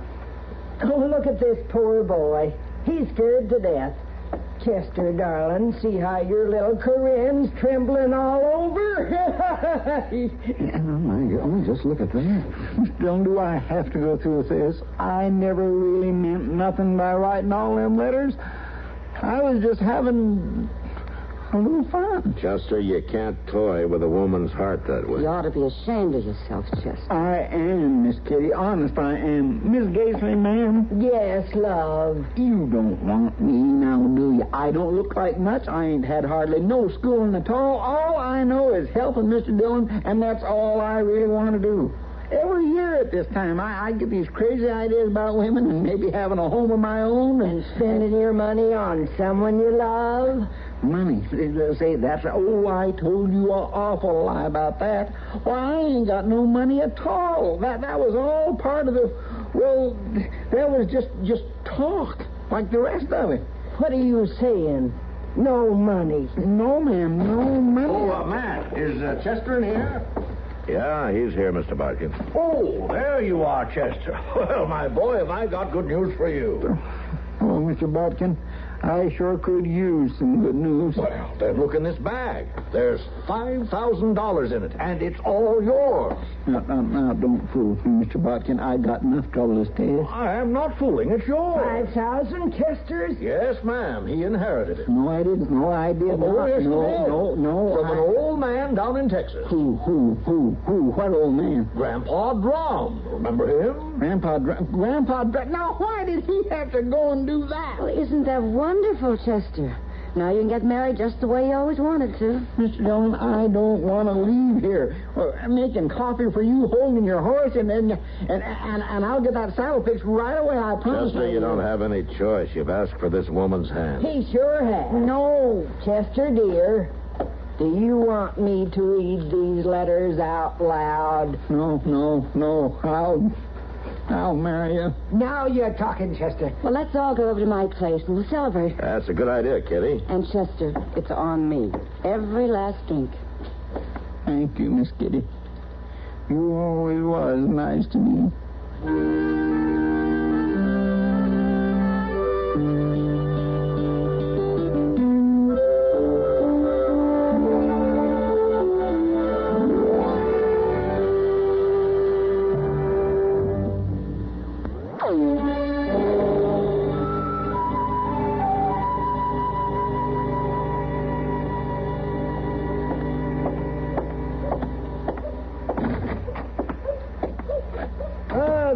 Matt. Yeah, here I am. Well, I want... Well, what are you so grumpy about? Oh, I feel kind of bad about what I'm doing to Chester. Well, then why don't you call it off? I can't do that, Doc. I was hoping I was wrong, but... Here, look at this. Huh? What do you mean? What is it? The telegram? Yeah, this time from Wichita. From Wichita? Let me read this. The woman you describe is Marion Bertha. She is responsible for 2 disappearances in this area. Found both bodies, but can prove nothing.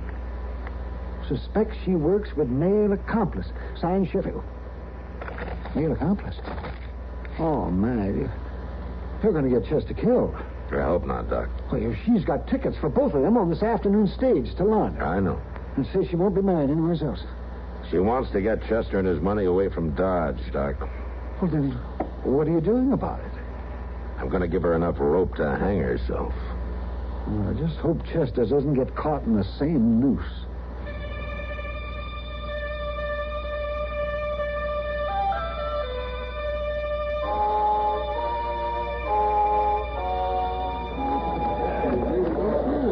Well, goodbye, Chester.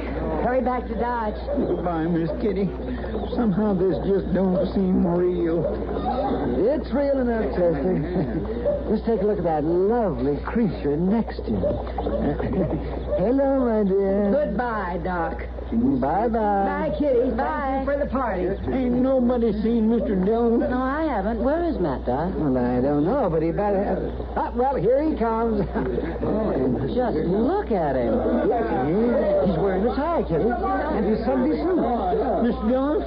Mr. Dillon, did you come to just insist that I get off this stagecoach? No, Chester, I'm going to ride to Larned. You didn't think I'd miss that wedding of yours, did you? I guess not. All right, Jack, let's get this stage going. It's 2 o'clock. All right, Marshal. Everybody out of the way.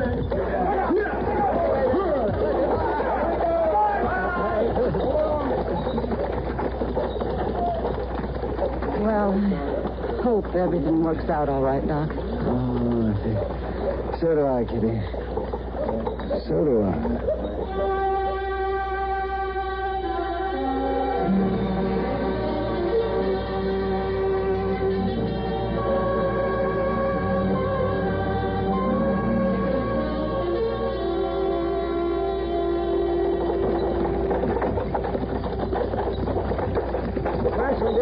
don't understand why you're coming along. Chester and I have been friends for a long time, Miss Gately. That's the least I can do. Friends. I thought we was friends, Mr. Dillon, till I seen you all dressed up for my wedding. The poor darling. Chester, dear, you'll be happy. After all, love conquers all. Love.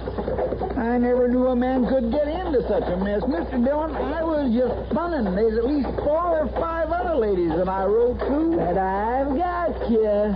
Yes, ma'am, I reckon you have. Stop them horses, mister. Well, what's this all about? Grab Bertha, Chester, and keep her quiet. What? What is this, a hold-up, Mr. Dillon? Just keep yourself and the woman out of it, Chester. Yes, sir. All right, driver, jump down. I said keep her quiet.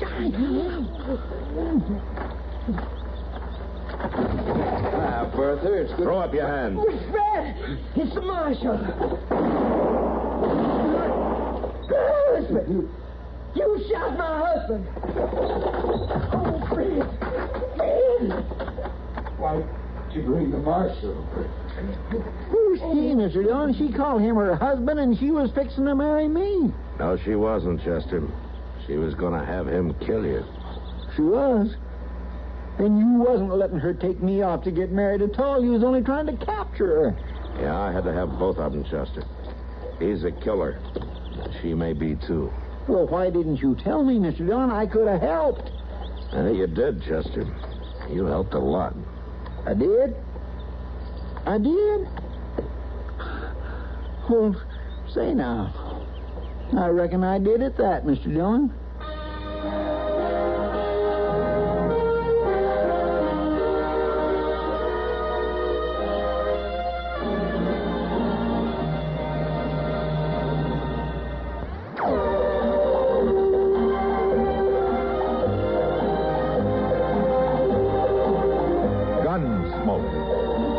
And directed in Hollywood by Norman Macdonald, stars William Conrad as Matt Dillon, U.S. Marshal. The story was specially written for Gunsmoke by Tom Hanley, with editorial supervision by John Meston. Featured in the cast were Virginia Gregg, Joseph Kearns, and Vic Perrin. Harley Bear is Chester, Howard McNear is Doc, and Georgia Ellis is Kitty. This is George Walsh inviting you to join us again next week when CBS Radio presents another story on Gunsmoke. Our next guest will give you the laughs. Just don't ask him to lend you money. It's Jack Benny coming up next. The Jack Benny Program. Quality of product is essential to continuing success. It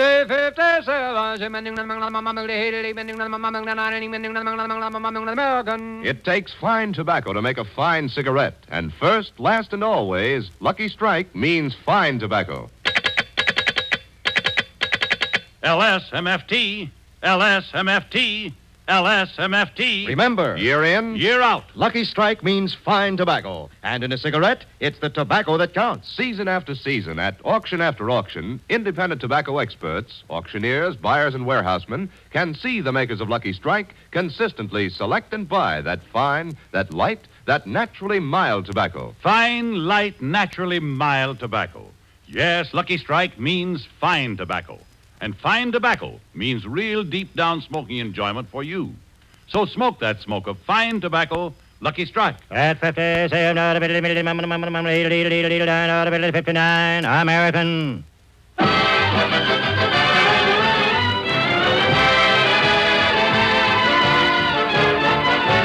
Lucky Strike program starring Jack Benny with Mary Livingston, Phil Harris, Rochester, Dennis Day, and yours truly, Don Wilson.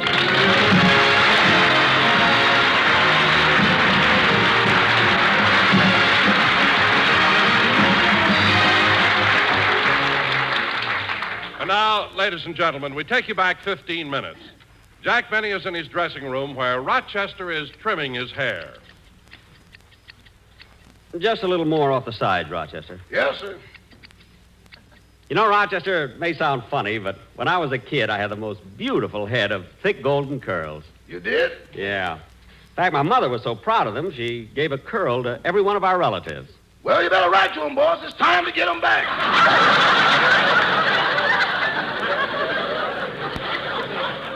Yeah. Hold it, Rochester. How much have you trimmed off the sides? Almost a handful. Good. Now sprinkle it around on top.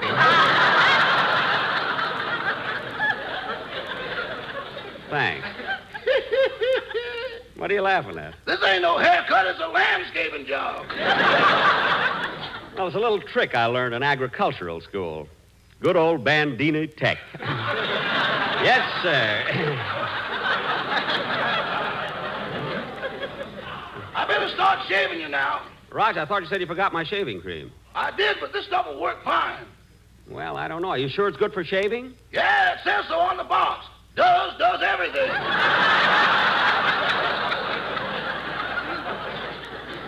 I guess so. But I wish my face could have that oxidal sparkle, you know? Now, hold still, boss, while I lather you up. Maybe you better open your shirt first. Okay. There you are. Say, boss, why do you wear that penny around your neck on a string? It's for sentimental reasons, Rochester. This is the first penny I ever owned. You know that dollar I have framed up in my bedroom? Uh-huh. That's the first dollar I ever owned. You know that picture of my Maxwell that hangs in the den? Uh-huh. That's the first car I ever owned. That's the first car anybody ever owned. What? That car scared more horses than the meat shortage.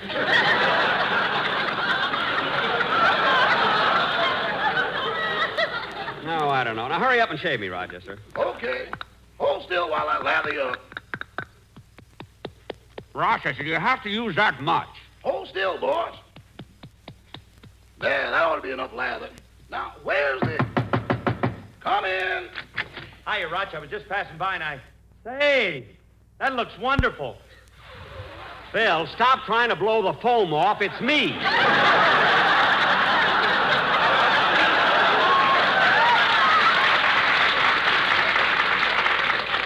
And get your foot off my knee. It's not a brass rail.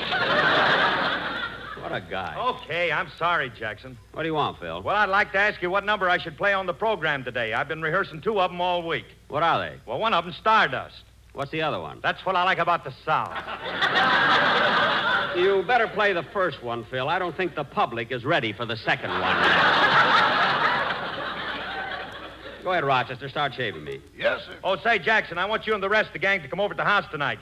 I'm giving a little surprise party for Alice. Surprise party? What's it for? Well, I think it's her birthday. Think? Yeah, it's either today, March 12th, or June 29th. Phil, for heaven's sake, you mean to tell me you don't know when Alice was born? Look, Jackson, I'm her husband, not her mother.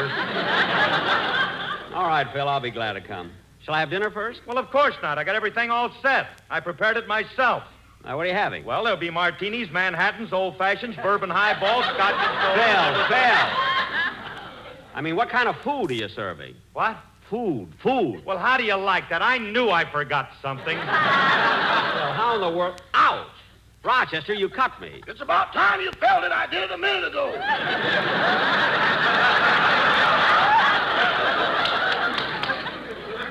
Why didn't you tell me? I thought you were dead. Don't be funny. Did you cut me bad? It's nothing, boss. I just snipped the stem off your Adam's apple.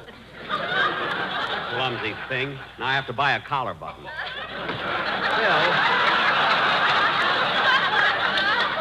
Phil, about the party, I'll be at your house at 8 o'clock. That'll give me enough time to buy a gift for Alice. I think I'll get her some candy. Well, you gave her candy last year, and she never got to eat any of it. She didn't? No, she was carrying it upstairs, and the bag broke.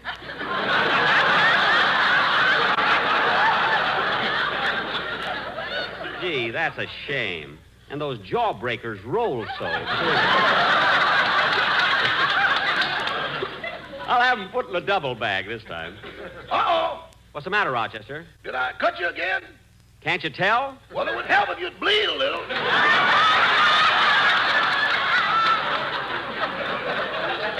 Well, I'm not going to force myself just for you. Say, Phil, what are you giving Alice for her birthday? Hey, Jackson, I got it right here in this little box. Let me show it to you. There. Ain't that a pretty? Oh, Phil. What a beautiful gold locket. She'll love that. Well, open it up, Jackson. There's a picture inside.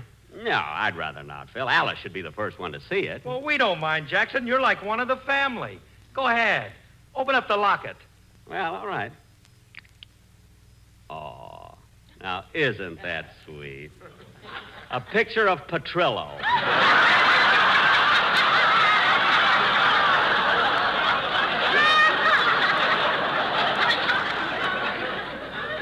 How thoughtful. Yeah. That's very nice. Phil, you can raise your head. I closed the locket.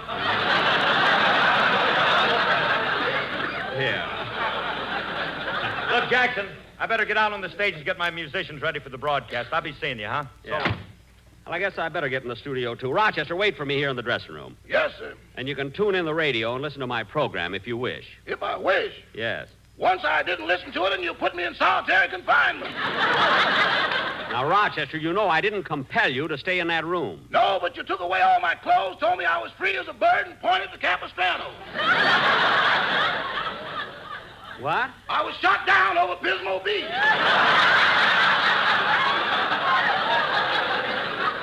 Stop being silly.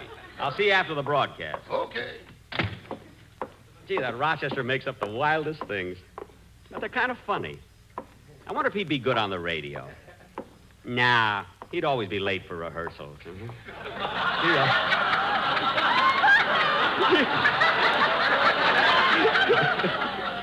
Gee, I hope we have a good show today. Oh, Mr. Benny, excuse me. Well, hello, Mr. Kitzel. Pardon the intrusion, but last week you promised me a ticket for your broadcast. Oh, yes, I have one right here in my pocket. Here you are. Thank you. You must like my program, eh, Mr. Kitzel? Oh, it's one of my favorites. I like your program, Fibber, Magee, and Magee. Take it or leave it. Huh? A date with Juliet. Juliet? And on Friday night, I'm listening to People Are Schnooks.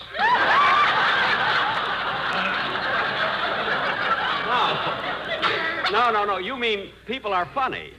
With this ticket, I'll soon find out. Oh, yes. Well, you better hurry in. I'll save you a seat in the first row. Laugh as hard as you can, will you? My heart is broken, and it tells me I should laugh. Your heart is broken? Why? Because yesterday, my alma mater didn't win the football game. Your alma mater? Notre Dame.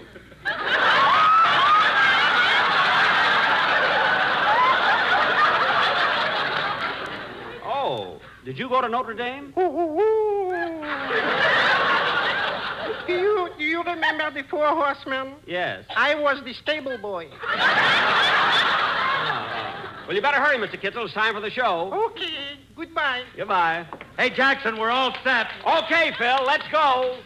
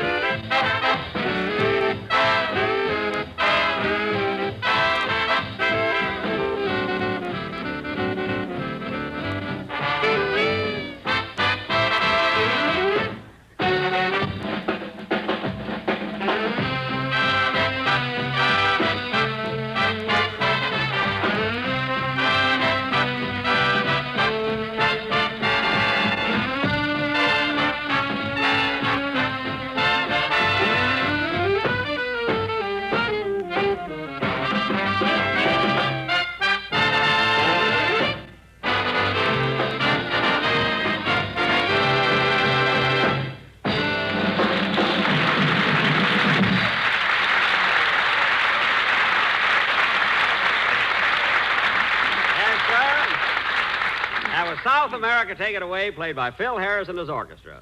And that strange click-clack in the back was his boy shooting dice. And now, ladies... Thanks, Mary. I thought that was pretty clever myself. That strange click-clack in the back was... I wasn't laughing at that. What? I was reading a letter from Mama. Oh, a letter from your mother, eh? Well, what does the Hildegard of Plainfield have to say? Oh, it's so funny. again, Jack. I know. After her last letter, she had to join the Radio Writers Guild. Go ahead, let's hear it, Mary. Okay. My darling daughter, Mary, I received your last note and was very glad to hear from you. As you know, last Tuesday was Election Day, so your father got up early, went to the polls, and voted for Hoover. What? He feels he owes it to him because since 1928, Hoover has been the top button on his underwear.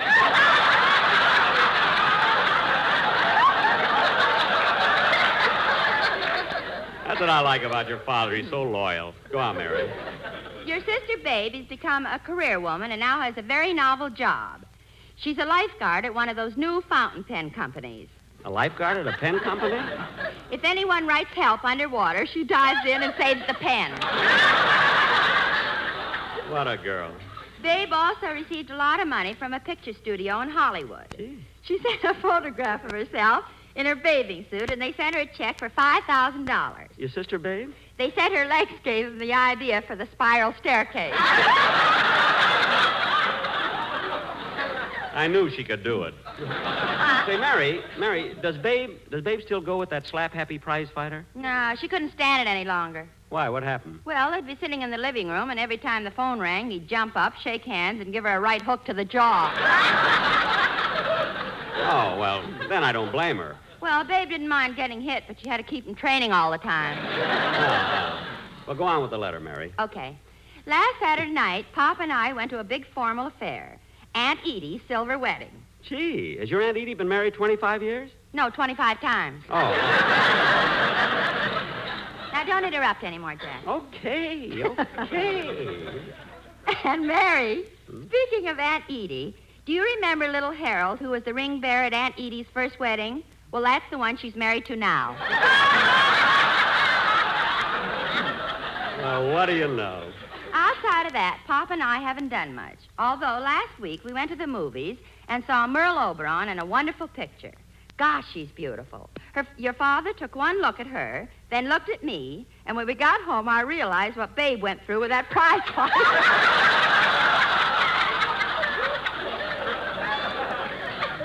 Gee. Fortunately, my girdle broke, and I wedged him into a neutral corner.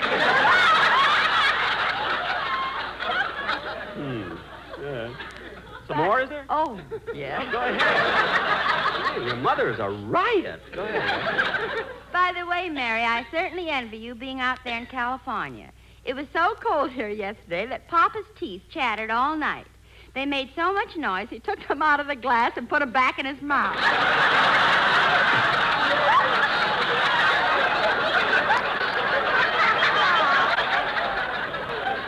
Mother's a card. What a family. That's all for now. We'll write again next week. Your loving mother, Amber Livingston. Hey, that's a nice letter, Mary. Oh, wait a minute. Here's a P.S.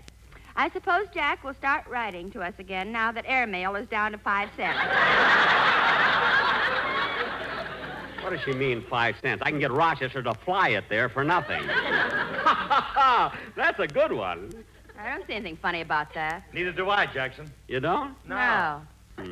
Rochester and his crazy jokes. Now, kids, come in. Hello, everybody. What's cooking? Oh, hello, Dennis. Dennis, you're a little bit late. Where were you? Well, I'd have been here earlier, Jackson, but I stopped across the bar in a bar. You gotta live, Bub. You gotta live. Stopped across a bar in a bar? That sounds like Chis Sweeze sandwich, you know? Oh, boy, am I dizzy.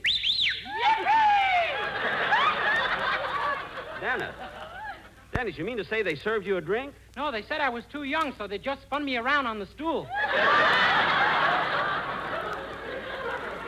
Oh. Hey, Livy, how about you and me painting the town? Dennis! What's eating you, Bub? You want to fight? A fight? Hey, Phil, how about an Alka-Seltzer? You don't need one! Dennis, what's the matter with you? All they did was spin you around on a stool. Yeah, but they held my head in one place.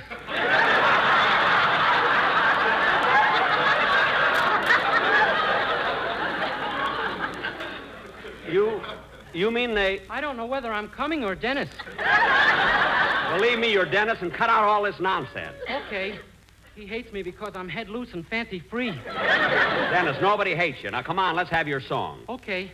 That kid can find more. Phil, where are you going? I'll be back in a minute, Jackson. Hey, Dennis, what stool were you on? Phil, come back here! Dennis is going to sing. Now, go ahead, kid.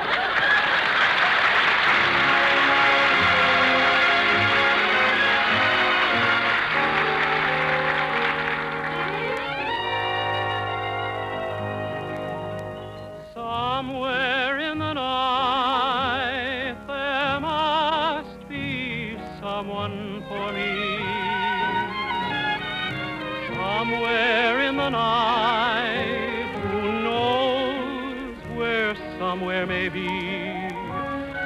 Across the way, or maybe way beyond a distant star. I wish I knew just where and who you are. Somewhere in a dream I find her here by my side. Then when I awake, my dream drifts out with the tide. My lonely heart keeps saying to me, no, this doesn't seem right. There must be someone somewhere in the night.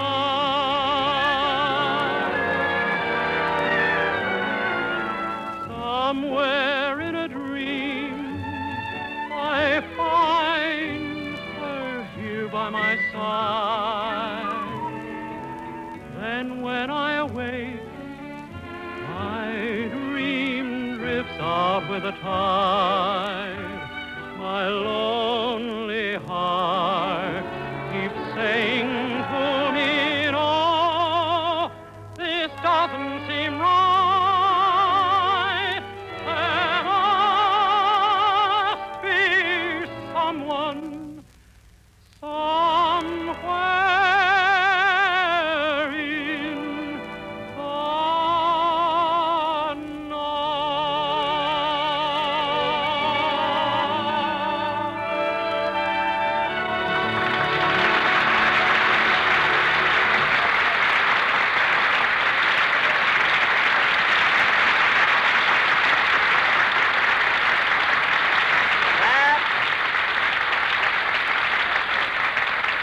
That was Somewhere in the Night, sung by Dennis Day. And, Dennis, you sang that beautifully. I wouldn't know. I'm loaded.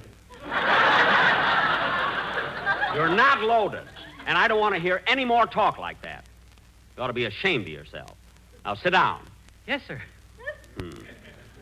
And now, ladies and gentlemen, for our feature attraction tonight, we're going to do a sketch entitled The Strange Loves of Martha Benny. Whisper his age. Married. Now, in this play... Wait a minute, Jackson. Last week you announced that we were going to do The Killers. Well, we were, but I'm going to postpone it until 2 weeks from tonight. Why'd you do that, Jack? Because Mark Hellinger, the producer of the picture, asked us to wait 2 weeks before we louse it up. And by that time, the picture will have played in more cities. You see. Well, what's this thing you're going to do tonight? Well, actually, Mary, it's going to be a story based on my career as an entertainer. It opens with the actual incident of my first appearance on the stage in Washington, D.C. I'll never forget that night. See, my performance was so great that right in the middle of my act, one of my fans got so excited, he jumped right on the stage. That was John Wilkes Booth. He was making his getaway.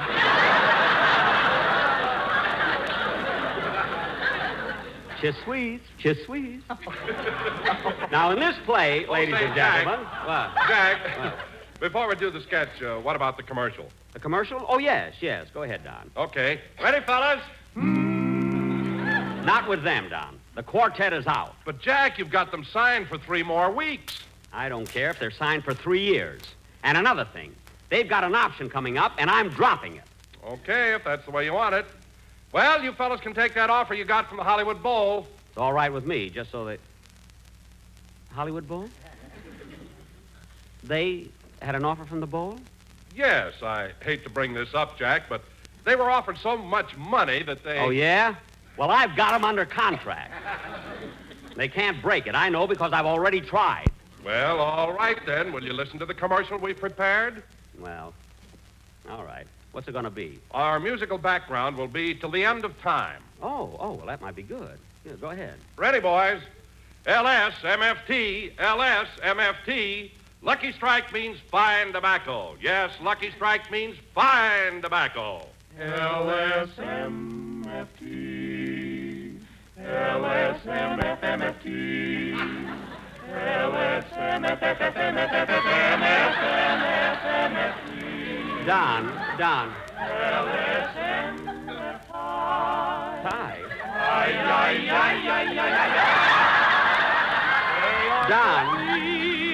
Don, that isn't it. That isn't what I want. Wait a minute, fellas. Don, just a minute, fellas. Wait. Don,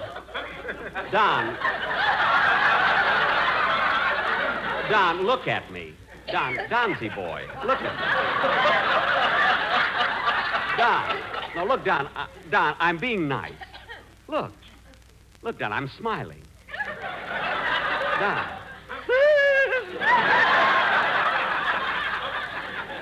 Don, can't you see that isn't in keeping with the rest of the program? It's too slow, Donsy Poo. I mean, Don,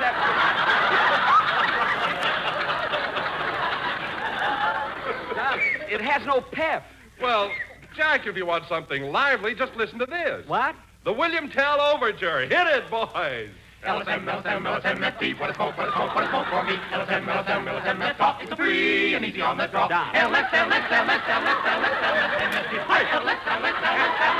Wait a minute.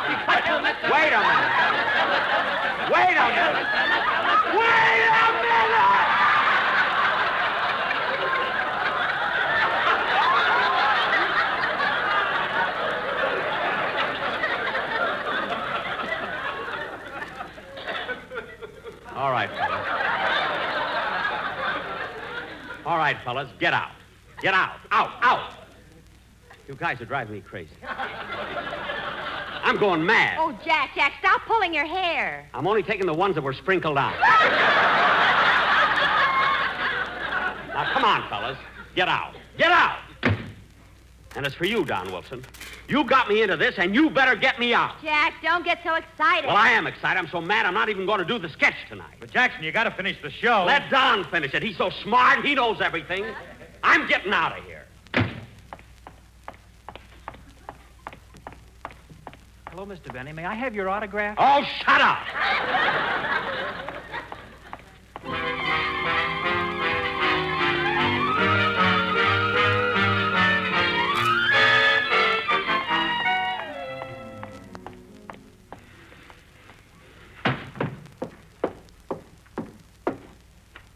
What'll you have, mister? How much is a scotch and soda? 75 cents. How much is a bourbon and Coke? 60 cents. Well... Come on, buddy. Come on. What'll you have? Just spin me around a couple of times. Okay, buddy. Here you go. Now hold my head!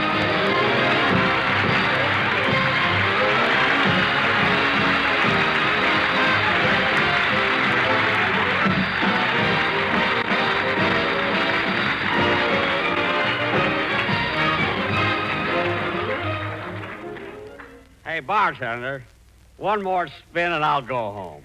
Okay. Whee! Once more. Excuse me a minute. Now, will you gentlemen have the same as usual? Well, look who's here, my old buddies, my pals. You know what, fellas? I've been mean to you. Yes, I have. You know what I'm going to do? I'm going to make it up to you. I'm going to pick up your option and give you more money. Hey, bartender. What? Give these fellas a spin on me.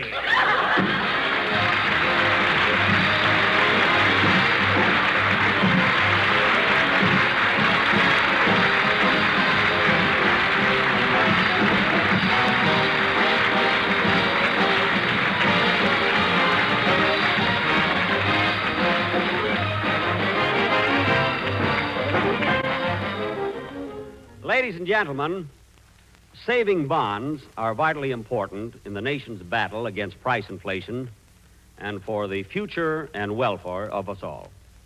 It is important that we, who have developed habits of thrift during the war, continue to build financial security for ourselves and our children. Protect your future. Buy extra bonds now. Thank you.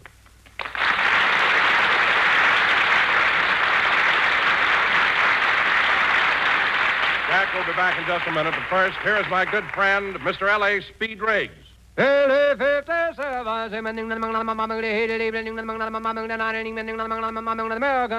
Make no mistake. In a cigarette, it's the tobacco that counts. And Lucky Strike means fine tobacco. Mr. James Maynard Talley, independent tobacco warehouseman of Durham, North Carolina, has been in the tobacco business all his life.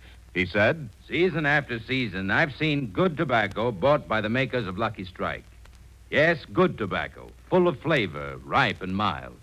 I've smoked Luckies for 18 years. Yes, year after year, independent tobacco experts, men who spend their lives buying, selling, and handling tobacco, men like Mr. Talley, can see the makers of Lucky Strike consistently select and buy that fine, that light, that naturally mild tobacco. Fine, light, naturally mild tobacco. Yes, Lucky Strike means fine tobacco. LSMFT, LSMFT, LSMFT. Lucky Strike means fine tobacco, and fine tobacco means real deep-down smoking enjoyment for you. So smoke that smoke of fine tobacco, Lucky Strike. So round, so firm, so fully packed, so free and easy on the draw.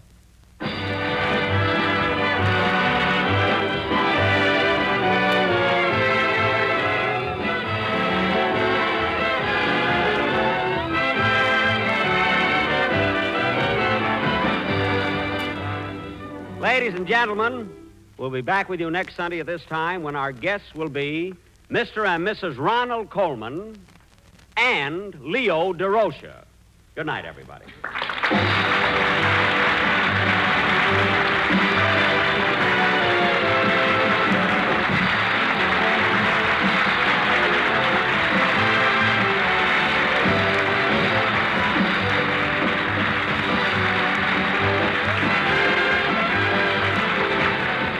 This is NBC, the National Broadcasting Company. One of the all-time great directors, Cecil B. DeMille, hosts Lux Radio Theater. Up next. Lux presents Hollywood.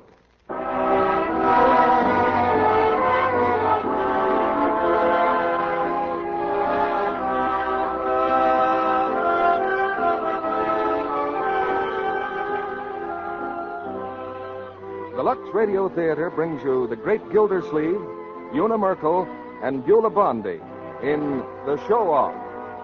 Ladies and gentlemen, your producer, Mr. Cecil B. DeMille.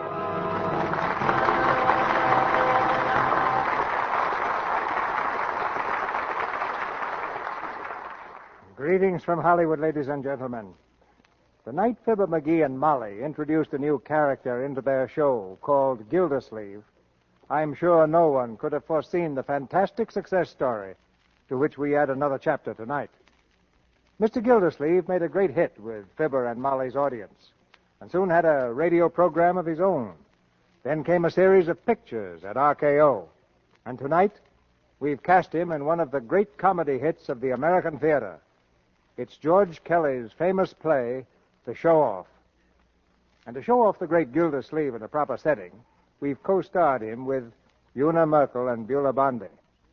You'll find another name on Gildersleeve's birth certificate, Harold Perry to be exact, but Mr. Perry has been swallowed up by Mr. Gildersleeve to the great enjoyment of the American people.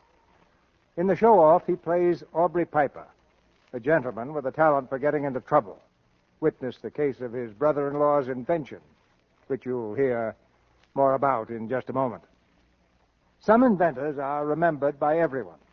The names of others are lost in the fog of time.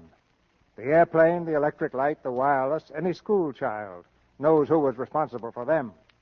But nobody knows who invented the wheel or who invented soap. Yet someone did invent soap hundreds of years before it reached the level of perfection that's called Lux toilet soap.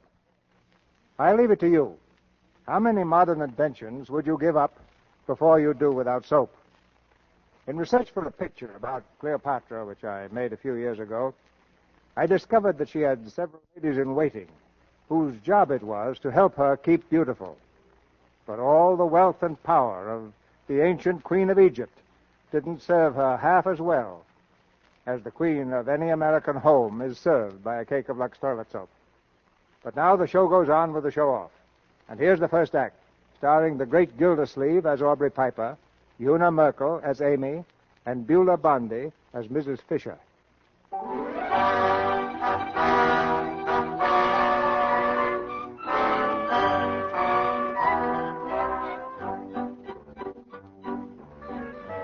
It's 8 o'clock on a Wednesday evening, and Amy Fisher is aflutter with excitement. 8 o'clock Wednesday is a big moment in Amy's life, for at 10 after, a certain party will ring the doorbell of the little frame house near Philadelphia. Hurriedly, she dabs a powder puff at her nose, and then, hearing the front door open, she rushes to the head of the stairs. Mama, was that the door? Yes, it was. It was your sister. Oh. Mama, when the bell rings, let me answer it. Hello, Clara. How's Frank? All right. Mama, did you see my blue bar pin? It was in my drawer. Well, look in the drawer. I haven't seen it. What's all the excitement, Mama? Wednesday night. Oh.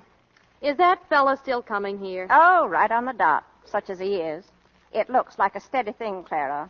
You never in your life heard anybody talk so much. I don't know how Amy stands him. Your pop can hardly stay in the room where he is. Well, doesn't she take him into the parlor? She does, yes, but she might just as well leave him out here, because he's not in there 5 minutes till he's out here in the kitchen again, talking about politics. You'd think he knew something about it.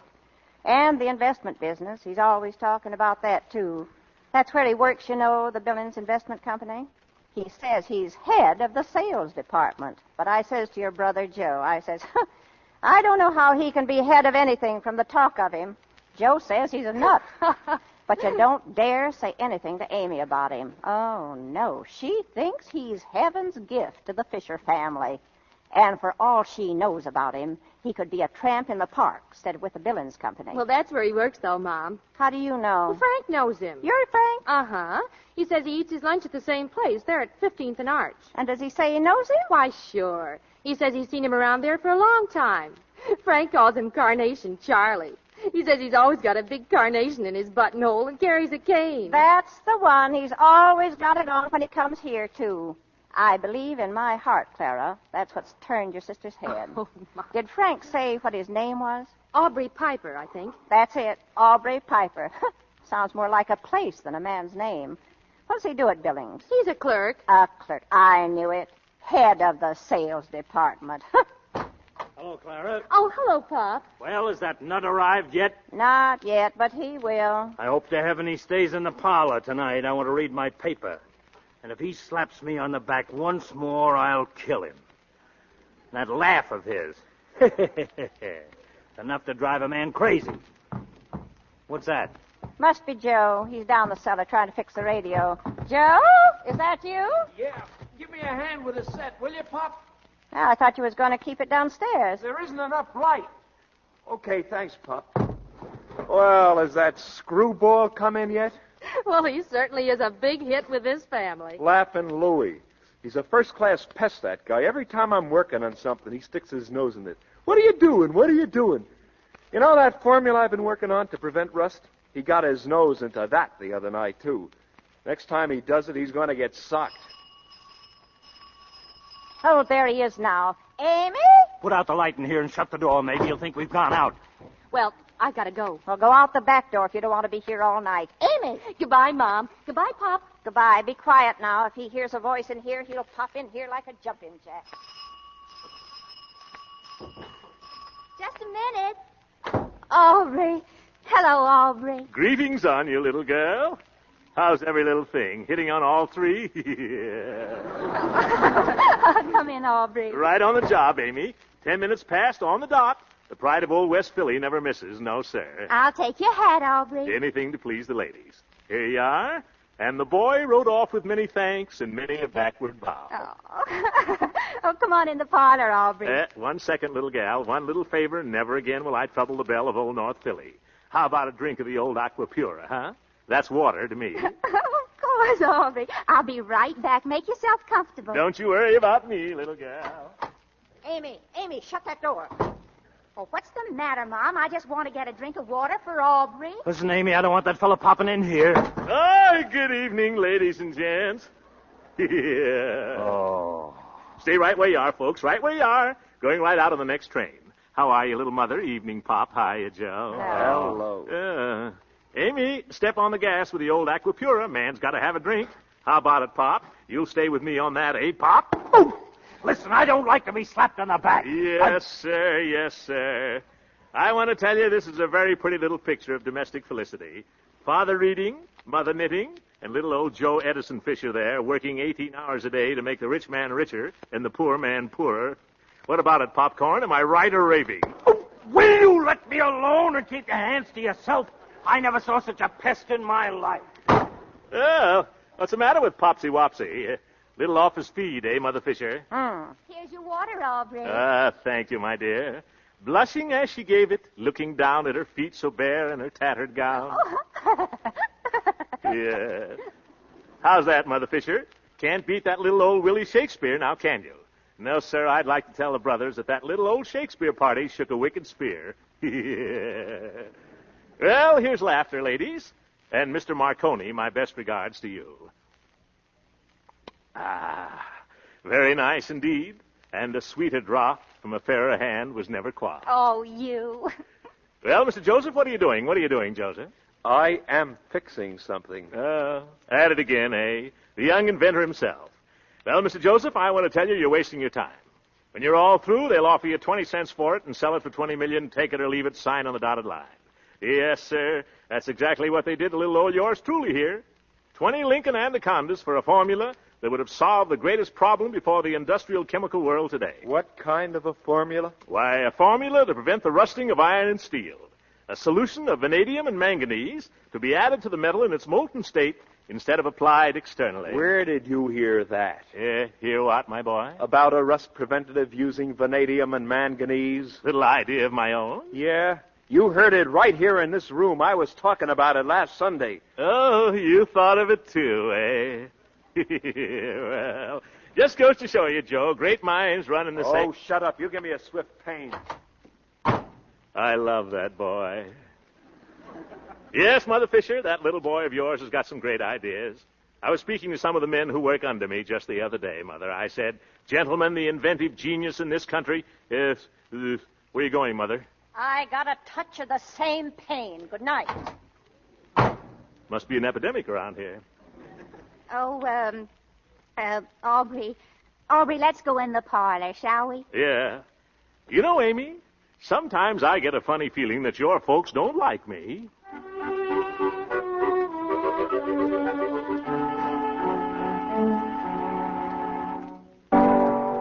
Many brave hearts are asleep in the deep, so beware,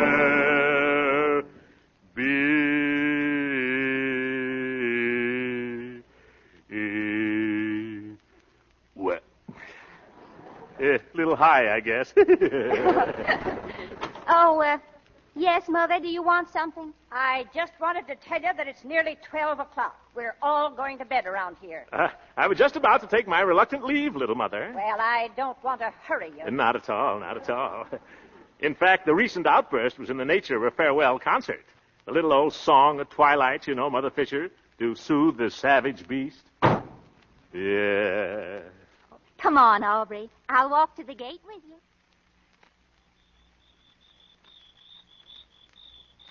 Yes, sir. Yes, sir. It's a beautiful night, all right.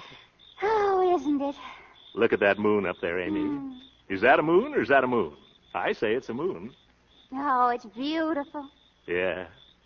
You know, it's times like this when a man gets to thinking, Amy. Does he, Aubrey? Yes, sir. That old moon up there makes you think a lot of things. A man's got to be pretty careful. Oh. But when a man's knocked around the world like I have, a man gets pretty wise. When a man meets the right girl, a man knows he's met the right girl. Do you follow me? I think so, Aubrey. Amy, you think a married couple can be happy on $100 a week? Oh, Aubrey, yes, I do. Be nice if they had it, too. Aubrey, is that how much you... Well, more or less. Right now, it's a little less. But I'm thinking of putting over a deal, Amy, just between us two, you know. I don't think it makes any difference how much a man makes. I think when a girl cares for a man, loves a man, that's all that counts. The only important thing in the world, or should be, even if he doesn't have a dime, don't you? Well, I got 2 nickels. No. I mean, don't you think about love? Oh, sure. Ever since I was 14, Amy. Yes, sir. It's a little old Cupid dart that counts. And after all, you can't buy happiness, can you? Definitely not. So they say. Well? Well? Amy, what do you think, huh? You mean about... Yeah, what do you say? Is it a go? Say yes, Amy. Say you'll pool your coffee ration with me.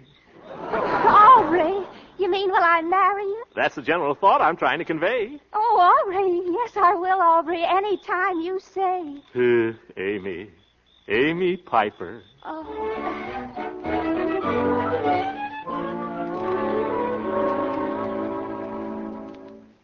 I'm not going to let you do it. I won't stand for it. Oh, Mama, stop it. I'm going to marry him, and that's all there is to it. But you don't even know him. You don't know what he does or how much he makes or anything about him. I don't have to. I know I like him, and that's enough. All right. But remember this, Amy. Be sure that he keeps you, and you keep him. And don't be coming around here for your pop to keep you. Mama, don't make me laugh. Aubrey's got a wonderful position. He makes plenty of money. Who says so? I just know from the way he talks. He makes at least $100 a week. Who ever heard of a clerk making $100 a week? A clerk? Where did you hear that? From Frank Highland. What does Frank Highland know about it? He knows Aubrey Piper, and Frank says he's a clerk down there just like 5 million others. Oh, that just shows how much he knows about it. Aubrey told me he makes $100 a week, and what's more, he's going to swing a great big deal pretty soon. The only thing he'll ever swing is that cane he carries. Amy, dear, I'm warning you once and for all. Oh, Mama, why don't you let me make my own life? You took who you wanted, didn't you? And Clara took the man she wanted. Well, I'm going to take what I want, and I want Aubrey Piper.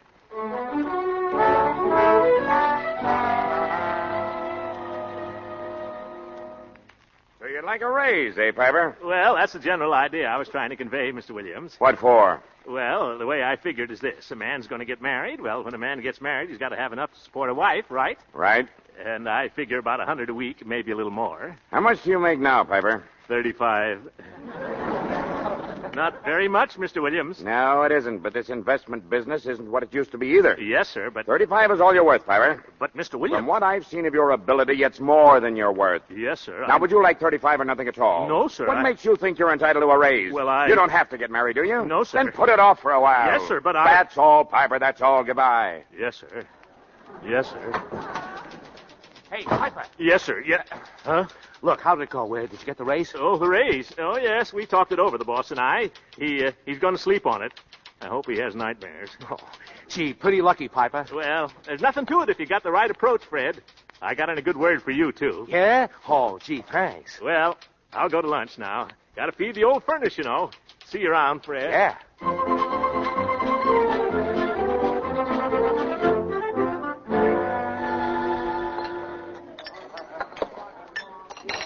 Hi, Aubrey. What'll it be? Hi, Sam.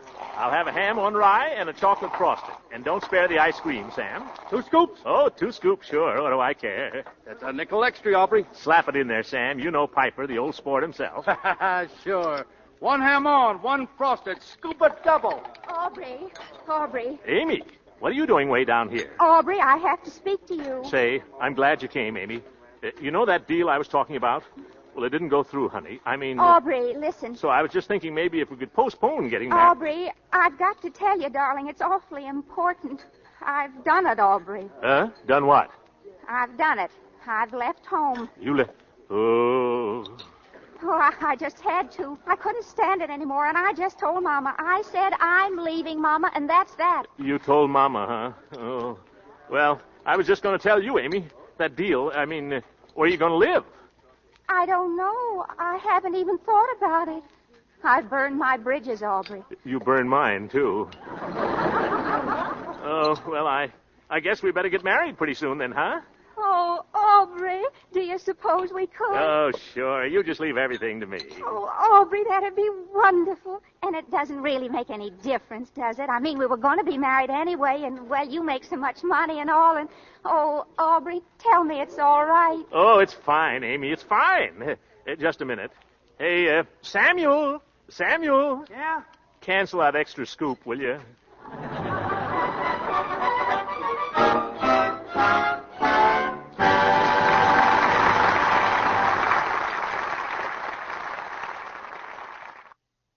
Act 2 of The Show-Off, starring the great Gildersleeve as Aubrey Piper, Beulah Bondi as Mrs. Fisher, and Una Merkel as Amy.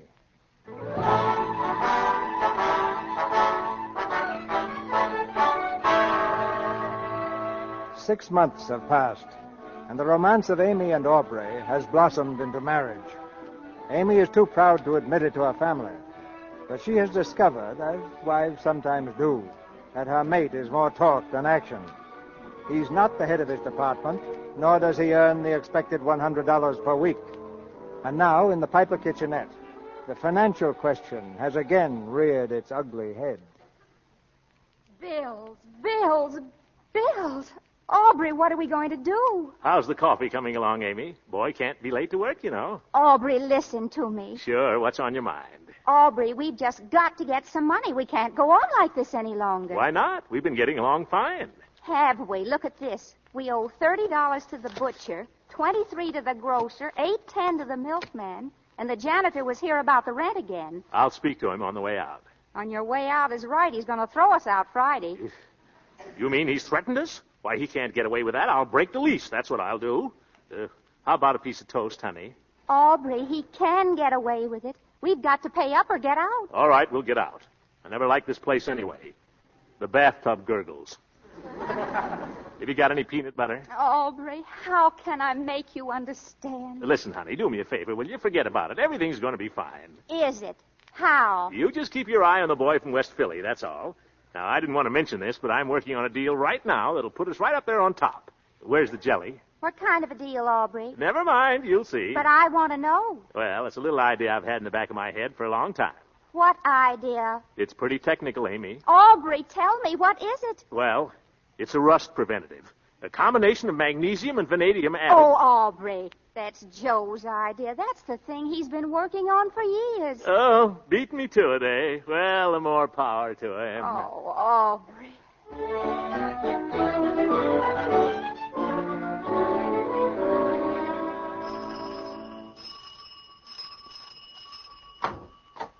Good evening to you one and all. Hello, Mother Fisher. Oh, hello. It's you, is it? What's the good word, Mother? Been siphoning out any gas tanks lately? Where's Amy? Is she here? No, ain't she home? No, I just came by there. Well, she ain't been here today. Yeah, she was saying this morning she thought she'd go out and look for a house today. I suppose she hasn't got back yet. I wanted to take her to the movies. I got the loan of Harry Albright's car. Did you say she was out looking for a house? Yeah, we got to get out of that place we're in. The Acme Machine people have bought the whole block. They're going to put up a new factory there. How soon do you have to get out? Friday. As soon as we can find another place. Well, I'm afraid you won't find it so easy to get a place as reasonable as that again in a hurry. I don't want a place as reasonable as that. I want a real home, Mamma Mia. Something with ground around it. Where I can do a bit of tennis in the evening. Well, if you do, you'll pay for it. That's exactly what I expect to do, Mother Fisher. Not giving you a short answer, of course. That's exactly what I expect to do. And no more of the old first-of-the-month business for this growing boy.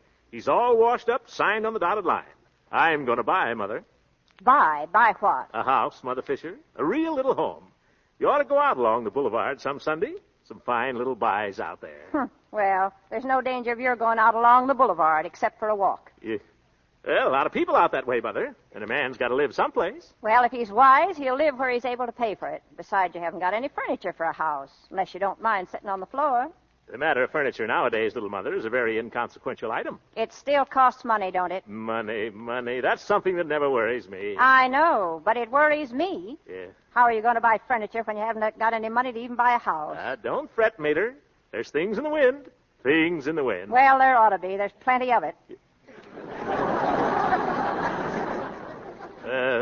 Plenty of what, Mother? Plenty of wind. Yeah. Well, right there with the old sense of humor, eh? Well, I guess I'll mooch along. Yes, mooch. Oh, say. If Amy calls, tell her I got the loan of Harry Albright's car. Fred Myers and I will meet her in front of the Rivoli at 8 bells. I suppose you mean 8 o'clock, don't you? Give the lady a cigar, Professor. Well, cheerio, Mrs. Whistler. Who? Mrs. Whistler. Man's dream of an ideal mother. Oh, shut up, you fool. Go on, mooch. Yeah. Cheerio, gal. Many brave hearts are asleep in the deep. So... Hello, Aubrey. Well, Jojo the dog-faced boy. How's the lad? Huh? Oh, I'm okay, fine. What's the matter, Joe? You look excited. Well, I am, in a way. Look, Aubrey, can you keep your mouth shut about something? You can trust me, Jose. Sphinx Piper, my friends call me. What? Sphinx. Oh. Well, Joe, what's the big secret? Well, I sold it. Sold it? Sold what? My invention, the rust preventative. No. Yeah, I was down at the Miller Grant office all day. I went over the whole thing with them, and we're going to tie it all up Monday morning. Nice work, Mr. Joseph. I hope you got yourself a good slice of the old moolah. I think it's all right. They're going to give me $50,000 for it. 50,000. Well, not bad, not bad. First offer, I suppose. First and last. I'm grabbing it. Don't be a sucker, Joe. Give them the old hard-to-get treatment. They'll come through with twice that. Oh, no, this is too good to fool around with. Anyway, I'm satisfied. You know, we can do a lot with that money. We certainly can. I was talking about the family. Oh, the family. Yes, of course. That's what I meant. But I still think you could get more, Joe. What you need is somebody to go in there and talk to those guys. Somebody to... Cut it out, will you? I'm satisfied. I'm sorry I mentioned it to you at all. Hey, Aubrey, what do you say? Right there, Fred. Well, best of luck, Joe, my boy. Don't forget now. Don't say anything about it. Mum's the word, Joe. Mum's the word.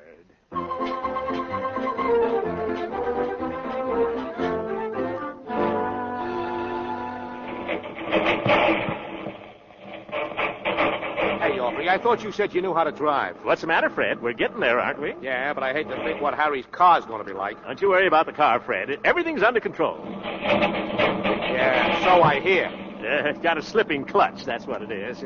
Hey, that's a red light. You better stop. Huh? Oh, boy, Aubrey. You're about the world's worst. I think I better get out and walk. Oh, we'll be there any minute. Just let that little old light give me the go-ahead, Fred, and we'll be zipping on our way. Here we go. Hey, watch it. What's the matter? Look out for that car. Look out. Look out. Oh! Did you see that guy? He cut right in front of me. Listen, Aubrey, that was a police car. A what? A police car. You slammed right into a police car.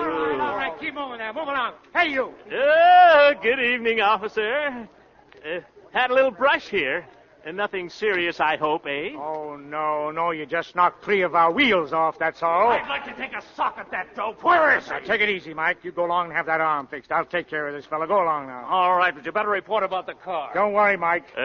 Did that other gendarme get hurt? Oh, no, I think it's just a little matter of a broken arm. Nothing serious, as you say. Broken arm? Well, how did that happen? I'm not sure, but I think he was waving to a friend. He threw it out of joint. Very good. All right, let's see your license. License? License. Oh, you mean my driver's license. You know what I mean. Oh, sure. Let me see now. That's not it. That's not it. Oh, my draft card. 4PH. PH? Positively hopeless. They ain't kidding either. Yeah. You got me that time. Now, let's see. Come on. Give me your license. Well, officer, I'll tell you the truth. You beat me to it by 3 days. What are you talking about? Well, I've been meaning to get a license for some time. As a matter of fact, I was going down there for one next Tuesday. Just a minute. Am I hearing things? Are you trying to tell me that you don't have a license? You got me again, officer. I've got you all right. Get out of that car. Now, wait a minute.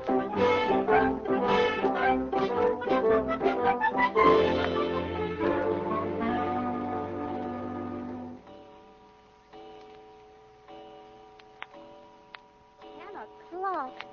I can't understand it. I waited at the movies for over an hour. If he wasn't going to come, he would have called here, wouldn't he? Don't ask me what he'd do. I'm beginning to get worried. He says you've got to get out of that place you're in. Yes, that's what I was doing today, looking around for something. Did you see anything? Oh, I saw a couple of places that were fair, but they want too much money. You're not really looking for a house, are you, Amy? Yes, if I can find one. Aubrey says he will not live in rooms any longer, and he doesn't want to pay rent. He wants to buy. Amy, I thought you had a little sense, but you're nearly as bad as him. You talk awfully silly, Mother. You'd think everybody that was married was living out in the street. Well, that's where a good many of them would be living, Amy, only that somebody belonging to them is giving them a hand. You're everlasting borrowing as it is. Well, I always pay it back, don't I? You do when you get it, but that's not the point, Amy. It's that what you get one week don't last you till the next. Oh, Mother, let me alone. If you're trying to make me say I'm sorry I married Aubrey, well, I'm not. I'm glad I married him, and I wouldn't change him for anyone else I ever met in my life. So there. All right, Amy, but someday that man's going to bring trouble on us. I can feel it in my bones. He won't bring trouble. And if he does, it'll be between him and me. You don't have to worry. All right, Amy. Is that you, Joe? It's me, Mom. Oh, hello, Clara. What you doing here? Well, I don't know. Isn't Frank here? You're Frank? He called up the house and said I better get right over here. It was something about Aubrey. What about Aubrey? Well, I don't know. I couldn't understand what he was saying. Oh, I hear you moving, Amy. Yes, we are. We want a house. A house? Oh, Amy, if you can't pay your rent where you are, how do you expect to pay more? How do you know I'm not able to pay my rent where I am? Now, don't you start a fight, Amy. Oh, but I'd just like to know what business it is of hers, whether I can pay my rent or not. Nobody's asking her to pay it. Oh, no? Well, your husband's been to Frank Highland twice already to pay it. What? That's a lie. It is not. He's asked him twice and got it, too. Till I put a stop to it. Mama, make her take that back. I won't. It's true. Now, you hush up, both of you. I guess if Clara says it's true, Amy, she must know. And it just goes to prove what I said. Oh, let me alone. I told her that man would start trouble. Oh. Well, now, who should arrive? Oh, buenas noches, little mother. Is Amy here? For land's sake, what's happened to you? What's that bandage on your head? Bandage? Oh, yes. Nothing to get upset about. Beginning to rain outside, Mother. Never mind the rain. The rain didn't do that to you. I guess you ran into somebody, didn't you? Don't get excited, Mama. Just a little misunderstanding on the part of the traffic officer. You don't mean to tell me that you ran into a traffic officer? Control now, little mother. I assure you there's no occasion for undue solicitation. Good evening, Clara. What happened to your head? The veriest trifle, Mrs. Highland. Just a little spray from the windshield. Where's that car you borrowed? Smashed, I guess, ain't it? The car I borrowed, Mother Fisher, is now in the hands of the bandits of the law. The judicial gentlemen who collect fines from motorists by ordering them to go one way and then swearing they told them to go another. Never mind your fancy talk. I want to know who you killed, and where's the automobile that someone was fool enough to lend you? The automobile, little mother, is perfectly safe, parked and pasturing in the courtyard of the police station. So you got arrested? Well, I accompanied the officer as far as the station house, yes. And while I was there, I told them a few things about the condition of traffic in this city. I guess they told you a few things, too, didn't they? Repeat the question, please. Oh, shut up. Yes. What did they do? Fine you? Well, they were all set to find me. But when I got through with them, they didn't have a leg to stand on. So they trumped up a charge of driving an automobile without a license. Did they take the automobile away from you? Nothing of the sort. They simply complied with the usual procedure in a case of this kind, which is to release the defendant on bond pending the extent of the victim's injuries. So there was somebody injured? The traffic cop that ran into me. For heaven's sake, couldn't you find anybody but a traffic cop to run into? I didn't run into him, Mother. You don't understand the circumstances of the case. Well, I understand this much. They can give you 10 years for a thing like that, and it'd just serve you right if they did, too. Borrowing people's automobiles and knowing no more about running them than I do. No time like the present to learn, Mother. Well, you'll have plenty of time from now on if that officer's seriously injured. He was faking a broken arm around there when I left. Oh. But it's a wonder to me the poor goof wasn't signed on the dotted line. He ran head on right into me. Did they take the cop to the hospital? I believe they did. Oh, Aubrey. Aubrey, what happened to you? Well, the little woman herself. Hi, Amy. What is it, Aubrey? Nothing in the world, baby. I had a little mix-up on Broad and Erie Avenue. You didn't get hurt, did you? Nothing but a scratch on the medulla oblongata. Just a little shake-up. He nearly killed a traffic officer. That's how much of a shake-up it was. You didn't, Aubrey, did you? Certainly not, Amy. Your mother's raving. The man's in the hospital. I don't know what more you want. Is he, Aubrey? You think I'd be here if he was? You wouldn't be here only that someone was fool enough to bail you out instead of letting you stay there where you couldn't be killing people. Are you out on bail, Aubrey? They always bail a man in a case like this, Amy. They got my car on their hands. I just got to call around for it Tuesday morning at 10 o'clock. I guess you just got to go down there to a hearing Tuesday morning at 10 o'clock and pay your fine. I guess that's the automobile you've got to call for. How much did they fine you, Aubrey? They didn't fine me at all. They'll do that Tuesday. Yeah, time will tell that, Mother Fisher. How much bail did they put you under, Aubrey? 1,000 berries, Amy. $1,000? What? That's regulation. Little chicken feed for the stool pigeons. Did you say $1,000? That's what I said, Mother Fisher. 1,000 trifles. I wouldn't kid you. You wouldn't kid anybody that'd listen to you for 5 minutes. And who did you get to go $1,000 bail for you? Don't be alarmed, little mother. I saw that the affair was kept strictly within the family. What do you mean? Your other son-in-law was kind enough to come forward. Do you mean my husband? That's the gentleman, Clara, Mr. Francis X. Highland. Oh, Ladies.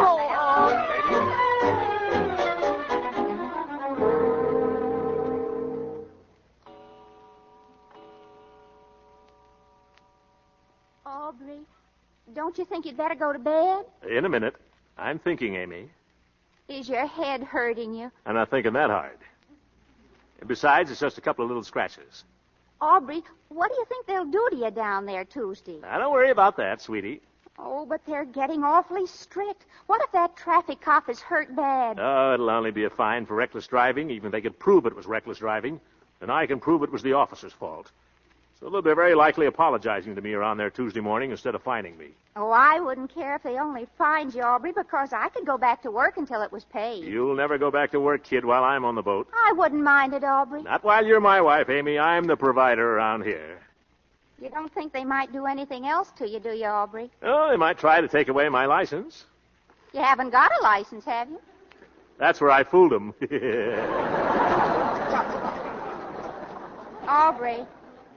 Aubrey, what is it they send them to prison for? Look, Amy, everything's okay. I've got the whole thing worked out in my mind right now. All I've got to do is pay that little old fine, and I'm as free as the air. Why, it's a cinch. How much will the fine be? Well, I can't tell. Maybe that 1,000 berries. $1,000? Where'll you get $1,000? Now, stop it, honey. Look, I'll have that $1,000 Monday. It's a breeze. $1,000 Monday? Sure. How? Look, if a fellow was going to sell something for $10, see? Yes. And I knew it was worth at least $20, see? Well, if I went to the men who were going to buy it for 10 and I convinced them they ought to pay 20, well, I'd be entitled to a commission now, wouldn't I? At least 2%.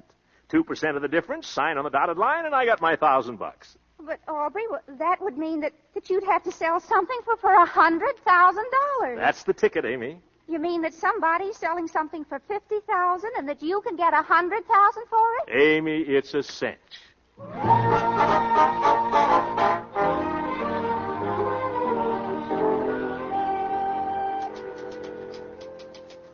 Well, what do you say, little lady?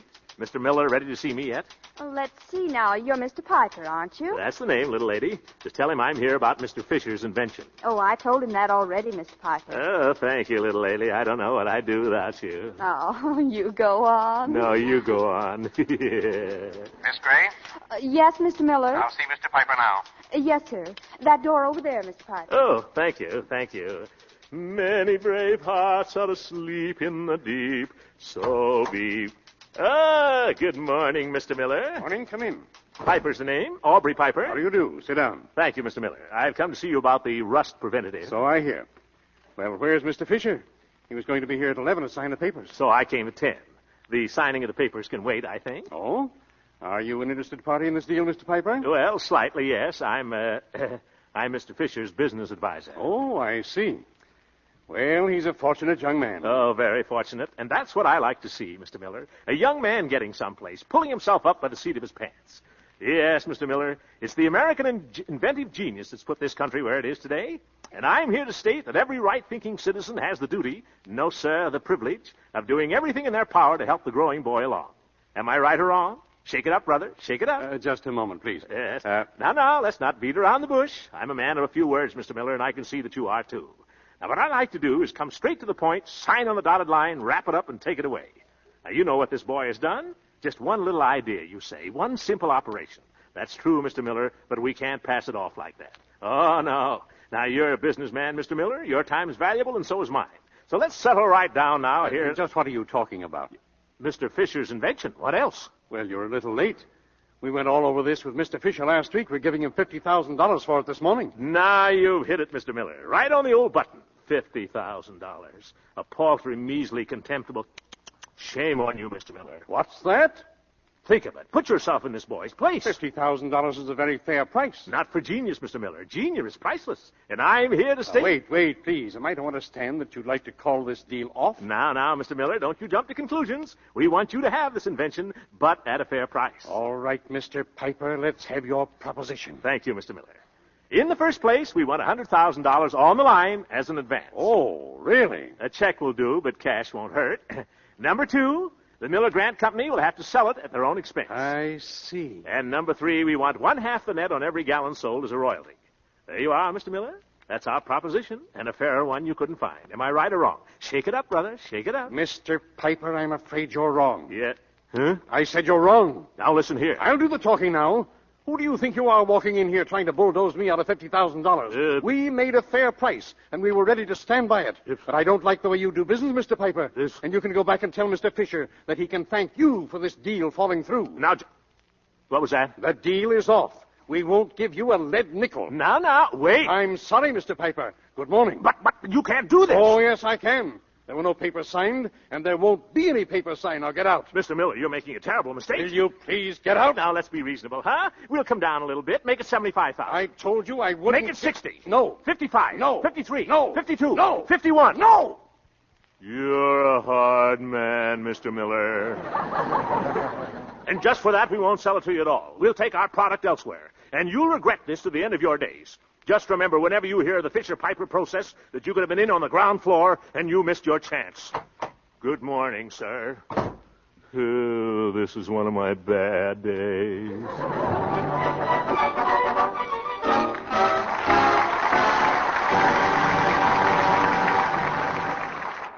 Now the curtain rises on the third act of the show-off, starring the great Gildersleeve, Una Merkel, and Beulah Bondi.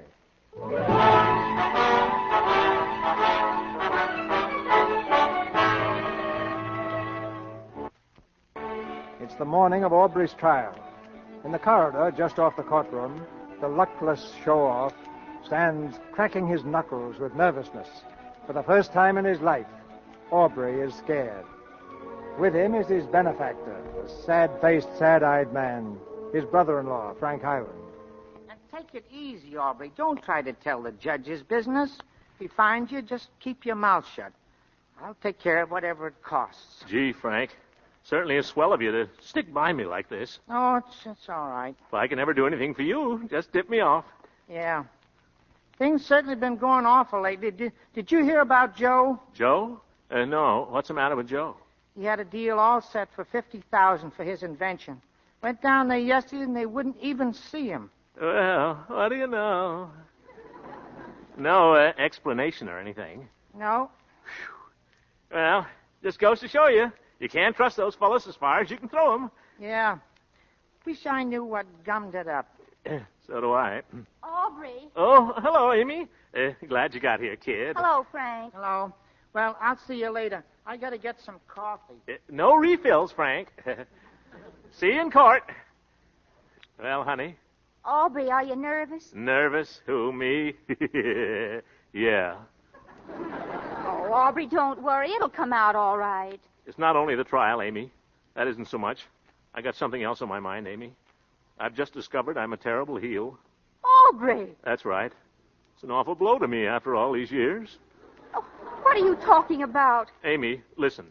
Remember that deal I was going to swing? That $100,000 thing? Yes? It didn't go through. Oh, that's all right. I hope Joe feels like that. Joe? Yeah, it was his deal, the invention. I crabbed it for him. Oh, Aubrey. All right, go ahead. Give it to me. I deserve anything I can get. But how did it happen? How? It was all settled. Well, yes, but I went there to talk for Joe. Oh. I thought I could bluff them into it, Amy, and instead of that, they bluffed me out. I was only trying to do a good turn, that's all. I guess you can't help it, Aubrey. I guess it's just the way you're built or something. Oh, honey, from now on, it's going to be different. I'm going to be a brand new man. You wait and see. Well, what are you going to tell Joe? Joe. Oh, you think I ought to tell him, huh? Well, you've got to tell him. You've got to take your medicine, Aubrey. All right. I'll face him. I'll face him like a man. Joe, I'll say. Joe, my boy. I'd rather face my draft board. Well, when the trial's over, we'll go up to the house, both of us. Okay, Amy. Of course, that's just assuming that they'll let you out after the trial. Aubrey Piper. Yes, here I am. Who wants me, mister? The state of Pennsylvania. Get in here. Oh, brother.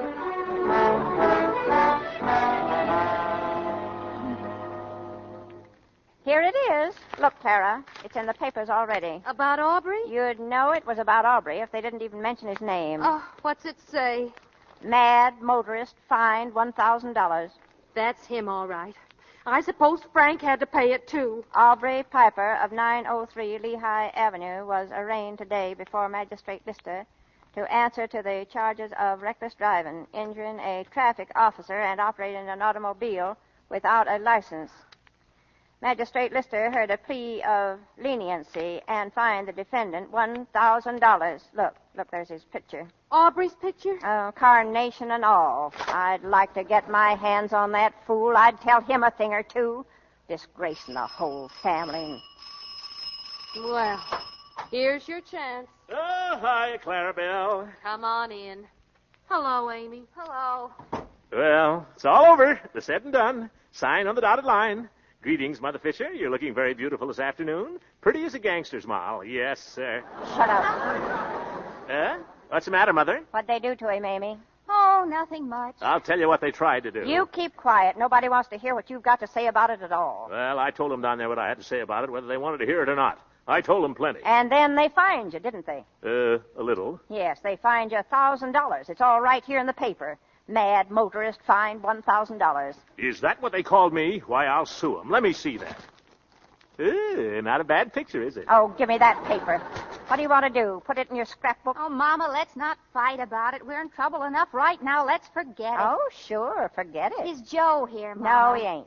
Well, Aubrey wants to see him about something when he comes. Then we're going home. I'll go make a cup of tea. Nothing for me, Amy. I couldn't eat a thing. Who asked you to? All right, Mother, all right.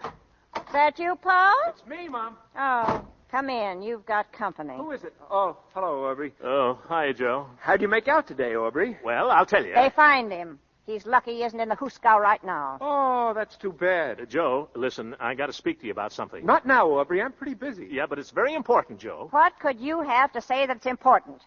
You know who he is, don't you, Joe? He's the mad motorist. You cut it out, Mother. What is it, Mom? Right here in the paper, look. Oh, I never thought I'd live to see a thing like this happen. You know, there's something else in tonight's paper, Mom. What? Just cast your eyes on this right here. Well, what is it? Philadelphia youth makes important chemical discovery. Mr. Joseph Fisher of North Philadelphia perfects rust preventative solution. How do you like that? Joe, did they buy that thing from you? $100,000, Mother. They signed for it this afternoon in the lawyer's office. What? Joe? Oh, Joe, that's wonderful. Oh, I'll go tell Amy. Wait a minute. What is all this? Here, read it. Joe, I can't believe it. Let me see that thing. They sent for me to come over there this afternoon about 2 o'clock, and they had their contracts all drawn up and everything. What did you say about $100,000, Joe? Well, that's what they paid for it this afternoon on account. Then they're to market it for me from their laboratories and give me half the net. Net? What's the net? Whatever's left after all expenses are paid. But did they give you any of the money, Joe? $100,000, sure. Not in money, though. Oh, not in dollar bills. No, they gave me a check for it. Well, Aubrey, what do you say? Not bad, not bad. I guess we put it over, eh, Jose? What do you mean, we? Yes, what do you mean, we? Who cut you in on this? Now, Mother, you never know. Oh, shut up. You know, it was a funny thing, Mom. When I first talked to the Miller Grant people, I was only to get $50,000 advance. Then they called it all off. But today they sent for me and said, okay, you win $100,000. And they're getting away with manslaughter at that. Keep still, you. You don't know anything about this at all. I made them think I knew something about it. You made who think? The Miller Grant people. What are you talking about, Aubrey? Do you know? Certainly I know what I'm talking about. I went to see those people yesterday. And what did you do up there? Well, I told them they'd have to double the advance if they wanted to do business with us. And what business was it of yours? Well, I'm Joe's relative, ain't I? Who told you you were? Well, he's got to have somebody tend to his business, doesn't he, Mother? He's only a lad. He doesn't need you to tend to his business for him. He tended to his business long before he ever saw you. He never landed $100,000, though, Mother, till he saw me, did he? Well, what did you say to them, Aubrey? Well, Joe, I simply told him I was acting in the capacity of business advisor to you. And that if this discovery of yours was as important as you'd led me to believe it was, they were simply taking advantage of your youth by offering you $50,000 for it. And that I refused to allow you to negotiate further unless they doubled the advance, sold it at their expense, and gave us one half the net sign on the dotted line. Holy smokes. I don't believe it. Well, I certainly have to give you credit, Aubrey. That's the way the contract reads. I told it to him all right from the shoulder. Yes, sir. Well, I'll have to give you a little present of some kind out of this, Aubrey. You'll not give me any present, Jose. Give it to your family. They'll need it more than I will. Joe, is it true what Clara said? Sure it is. Here's the paper. Oh, Joe. But Aubrey gets half the credit. He swung the deal for double the money. Aubrey, Aubrey, it's wonderful, darling. You're wonderful. Everything's wonderful. Nothing at all, Amy. Nothing at all. Do you want some tea, Aubrey?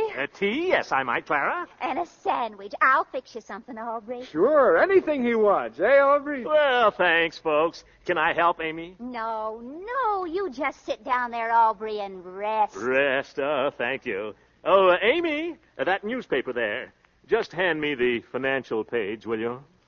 Heaven help me from now on.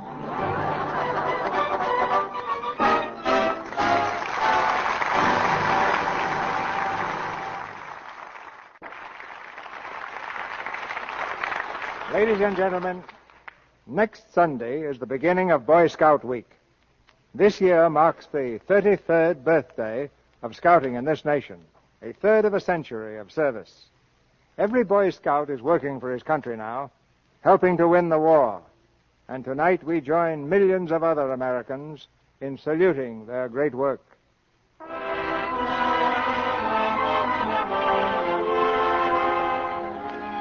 Our sponsors, the makers of Lux Toilet Soap, join me in inviting you to be with us again next Monday night when the Lux Radio Theater presents Edward G. Robinson, Gail Patrick, and Laird Krieger in The Maltese Falcon.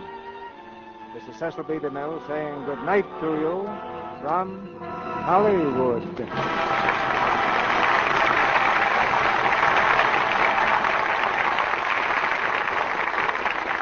The Great Gildersleeve appeared tonight through the courtesy of the Kraft Cheese Company. Beulah Bondi will soon be seen in the Warner Brothers picture Watch on the Rhine, starring Betty Davis. Heard in tonight's play were Paula Winslow as Clara, Jeff Corey as Joe, and Eddie Marr, Norman Field, Leo Cleary, Charles Kane, Arthur Q. Bryan, Ken Christie, Sharon Douglas, and Fred Mackay. Our music was directed by Louis Silvers. And this is your announcer, John M. Kennedy, reminding you to tune in next Monday night to hear Edward G. Robinson, Gail Patrick, and Laird Krieger in The Maltese Falcon. Night Beat is coming up next on Nightly Old Time Radio Shows.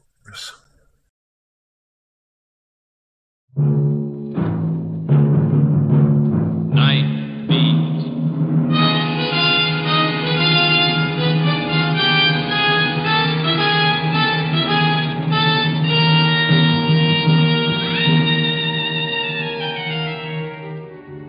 Hi, this is Randy Stone. I cover the Night Beat for the Chicago Star. Stories start in many different ways. This one began with a flash of a knife and a woman's scream, and ended up with a new kind of love and a woman's tears.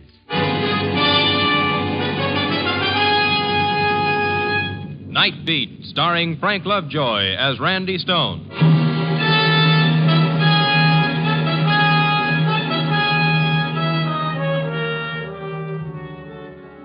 You ever notice how when the sun goes down, the chemistry of the whole Earth starts a new reaction? The flowers close with the shop doors, sunshine leaves town with the buses, and the birds settle down like the dust covers on the department store counters. At night, perfume replaces the flowers, neon takes up the task of the sun, and the birds that take flight are the hearts of people looking for love and the good tomorrow. Someone said the night is a mantle that covers the weary and a cave of excitement for the adventuresome. He forgot to add that the night is also a mask for the evil. I was out making my rounds, covering my beat for a story. I talked with a bootblack here, a hat-check girl there, a head waiter or two, assorted cabbies, and came up with nothing but a few shreds of scandal that were better left unreported. When I turned onto Harding Street, there was a story for me, ready-made. But it was a story I was sorry I had to report. A woman was lying on the sidewalk with a frightened look in her eyes. The shoulder of her dress was ripped open, and there was a red stain growing on her side. I walked up to the edge of the crowd that seemed to pour out of nowhere, and I pushed my way through. I'm from the press, Charlie. Oh, hello, Randy. Didn't even look at your face. Please stop the bleeding. What happened, Charlie? Said she was waiting for a taxi. There were 3 or 4 people with her. Before she knew... Knife. He just slashed at me. Try to lie quietly, will you, lady? It'll be better. Now you know. The 14th case like this in 3 weeks. Yeah, I know all about him. They call him the Slasher.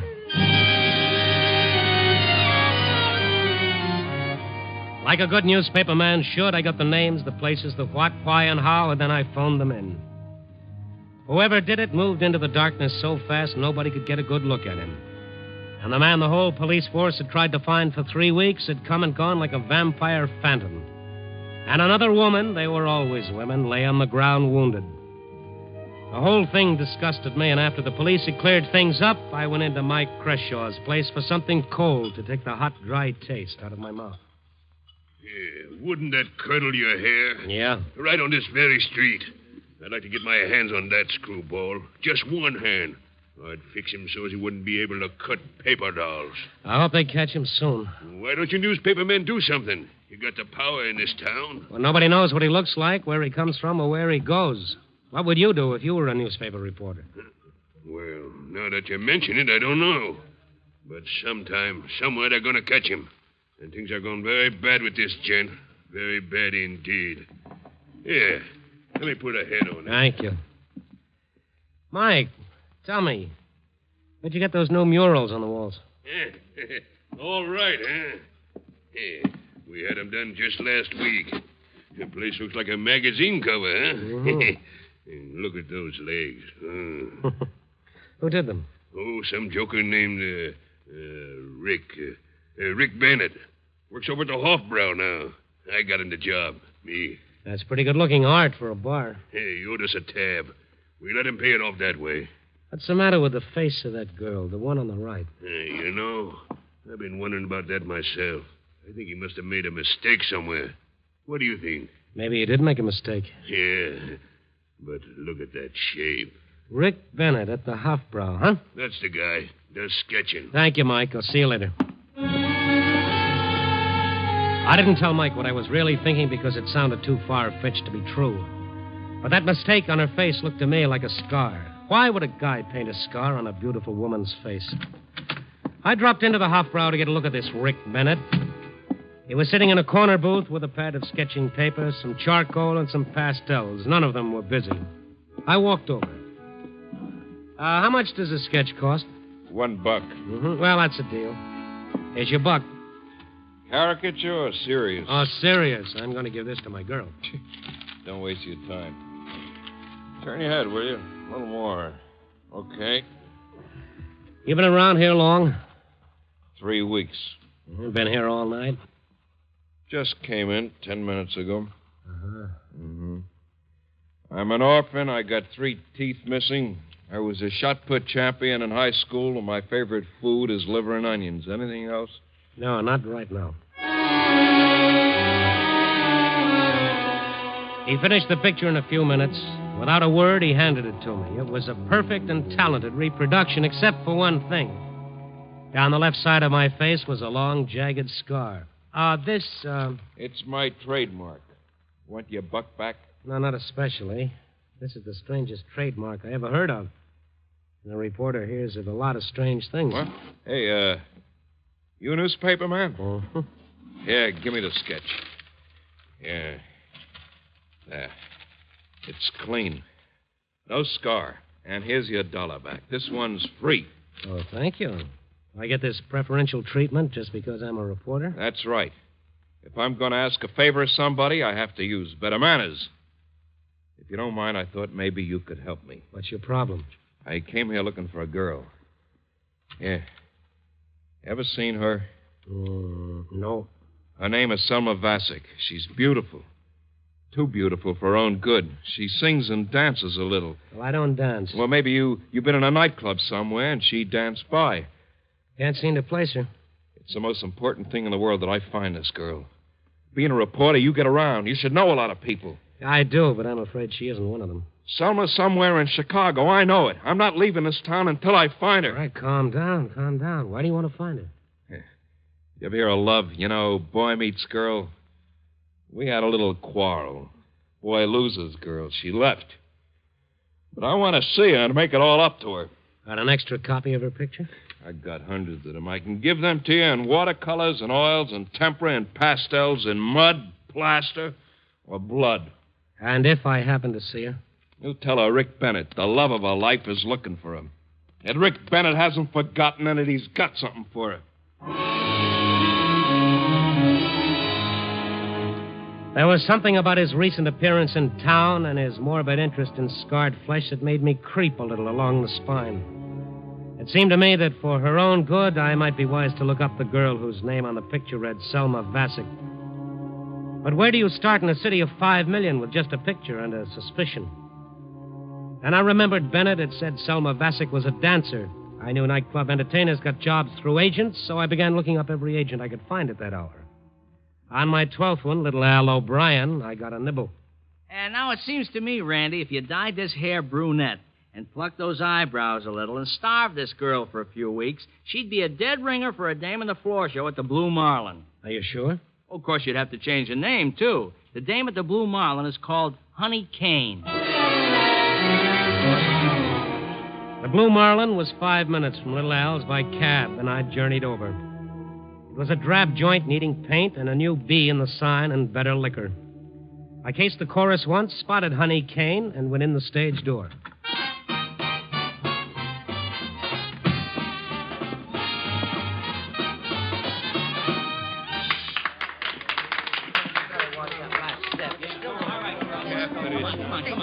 I caught her just coming off the floor. All right, one side, Buster. Selma, My name is Honey Kane. didn't it used to be Selma Vasek? Go on, stop bothering me before I call some of the boys. All right, maybe I made a mistake, honey, but if you are Selma Vasek, I have a message from Rick Bennett. What connection do you have with Rick Bennett? Well, not much. All right, come on, here, in the prop room. I want to talk. All right. So I'm Selma Vasek. Now, who are you and what's with Rick Bennett? I'm with the Chicago Star. My name is Randy Stone. I met Rick tonight. He said he was looking for you. I was lucky enough to find you. I hope he's never that lucky. He said that guy is crazy. He's been following me from one city to another for 3 years. Never catching me, but always following. You know him? Yeah, we grew up in the same neighborhood. He fell in love with me when he was 5 years old. I was 4. Laugh. I don't blame you. Well, I fell in love when I was 3. I did all my dating with Rick until I was 17. Then I went for another guy. Alfred Dimitri, his name was. One day, Dimitri ran his car into a tree. I was in it, and my head went right through the windshield. That was the last I saw of Dimitri. But Rick stuck by me. I was months recovering. I never did fully. You'll be all right, Selma. Honest, you will. You'll be okay. I won't. Look at me. I look like an old witch, one side of my face slashed open with an ugly scar. It doesn't make any difference. People love you for what you are. Love me? People won't even look at me. Oh, Ricky, what am I going to do? What am I going to do? I might as well kill myself. Oh, don't say that, Selma. I meant it when I said it won't make any difference to me. I'll take care of you for the rest of your life. I'll always take care of you. I love you like nobody else could. Oh, Rick. Rick, please be nice to me, please. Oh, don't worry any more about that scar, Selma. If it's the last thing I do in this world, I'll fix it. I promise you. Word, because as far as I can see, the scar's completely removed from your face. Oh, there isn't a trace of it left. Look at me. I'm supposed to be a beautiful girl. You are? Don't make fun of me. You know how I lost the scar? Ricky worked like he never worked in his life. For 16 months, he sweated over his first important oil painting to enter into a competition. He was poor and hungry and couldn't even buy enough oils. And he won the competition, $5,000. And that was the money that fixed your face? It took every cent. It was quite a sacrifice. Rick never had another success. He just went on struggling, and I couldn't stand it anymore. Couldn't stand watching him suffer or never having anything for yourself? Why lie? It was mostly not having anything myself.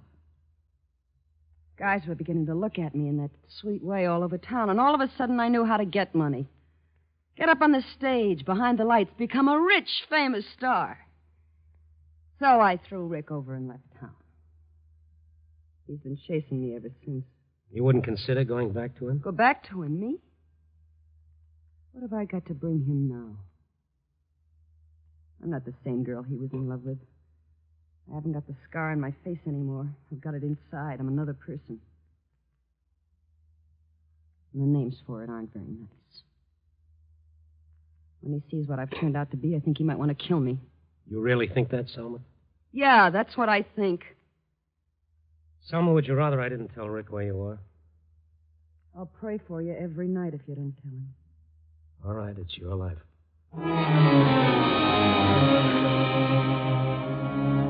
I took it slow and thoughtful back to the Hofbrau. Rick was strange and Selma was strange, and the whole world seemed tortured at the moment. I guess I should never have poked into their lives, but I couldn't escape the feeling that there was something about Rick Bennett that bore looking into. At the Hofbrau, they said he went home to his rooming house. I went there. Oh, Stone, the newspaper bug. What are you doing here? May I come in? Sure. You want another portrait? No. I think you know why I'm here, Bennett. Yeah. I don't suppose you had any luck. As a matter of fact, I did. I found her, just like that. You found Selma? Selma, you found her? Well, where is she? Come on. Well, come on. Where is she? I can't tell you. Can't tell me after I've been looking for months and months for her? Well, come on. Spit it out, will you? Don't waste time. If you'll sit down and be quiet, I'll tell you about it. You tell me about it right now, or I'll tear you inside out. This is going to get you nowhere. Talk.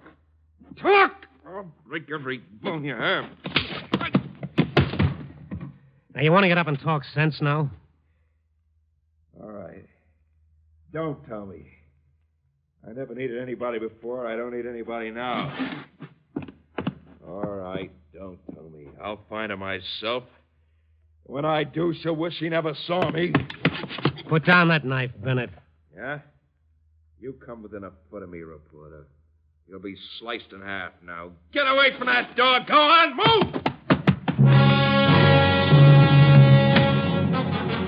He ran out of the room, the knife still in his hand, and his face a picture of twisted madness. And as he closed the door, for the first time, I noticed the room was filled with dozens of pictures of Selma Bassett. And every one of them had a long, jagged scar painted on the face. I realized at last what I didn't want to. Rick Bennett was the slasher.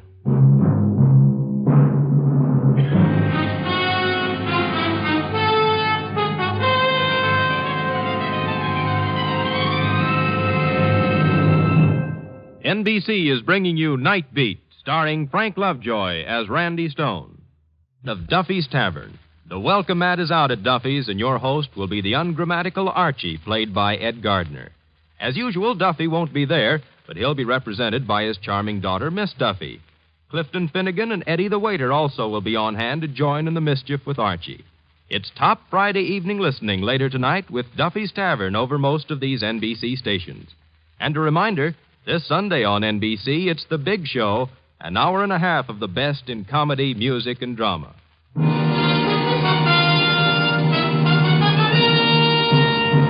And now back to Night Beat, and Randy Stone. As I stood in Rick Bennett's miserable room looking at the scarred picture of Selma Vasek everywhere, my first fear that he was going to run right out and find her disappeared after a little thought. Rick Bennett had no way of knowing where I'd interviewed her. I didn't think he should be running around the streets with a knife in his hand, so I called the police.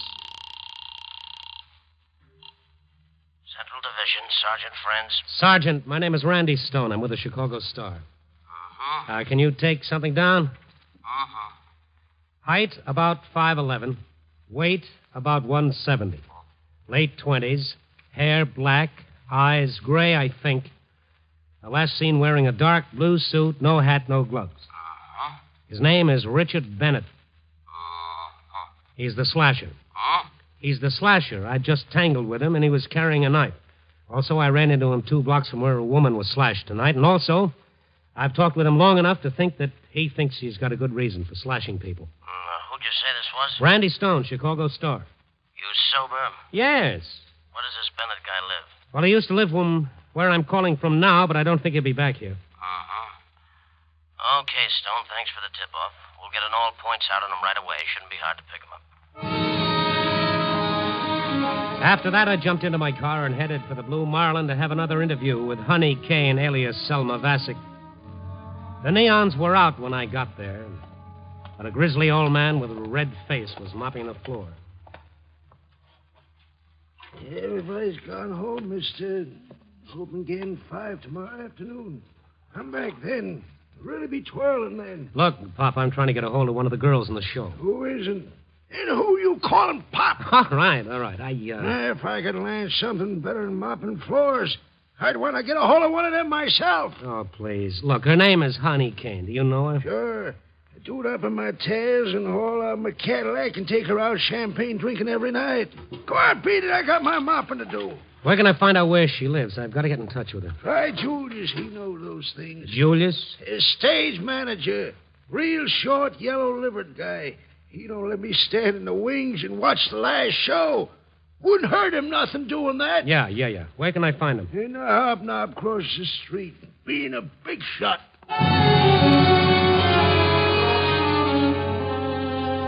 I found Julius across the street being a big shot. It was intermission for the little orchestra that was playing there, and he was standing behind the vibroharp playing lost chords. A bored bartender and a drunk passed out in an empty booth were his audience. Nobody looked up when I came in, most of all Julius, but he did answer me. Yeah, I'm Julius. I just came from the Blue Marlin. The janitor there said you could help me. Yeah? He's a dirty old man.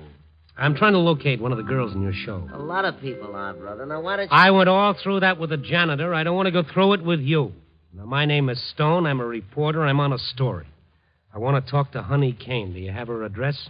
Yeah, Mr. Reporter on a story. I got her address. But I ain't handing it out to you. You talk too smart. You move too quick. And you're sort of a jerk. I just don't like you. And I don't like you, mister. I want that address, and I'm going to get it. How I get it's up to you. Wait a minute. Tell me where Honey Kane lives and make it fast. All right. Let go of me. Got a book. Keep it on me all the time. I always know what you guys who go prancing around for dames want to know. Come on, get it out. I don't need to. I remember hers. Yeah? 1312 Commodore, apartment 16C. Honey never gave me no tumble. You guys must be doing some good, huh? Yeah, she'll get around to me before long. What guys? You're the second one been around here asking for Honey tonight. Who else was asking? A wise guy just like you. Came in 15 minutes ago. He talked smart, too, and was sort of a jerk. But he wasn't with no newspaper. His name was Bennett. Rick Bennett. Where's the phone?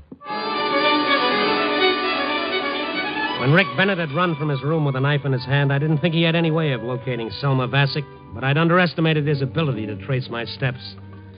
Maybe it was because he'd been looking for her such a long time he knew the ins and outs. Anyhow, he was on the right track and she was in danger. I phoned back to Central Division and told him the whole setup, and then I went over to the address Julius gave me. Her room was in the back on the 3rd floor.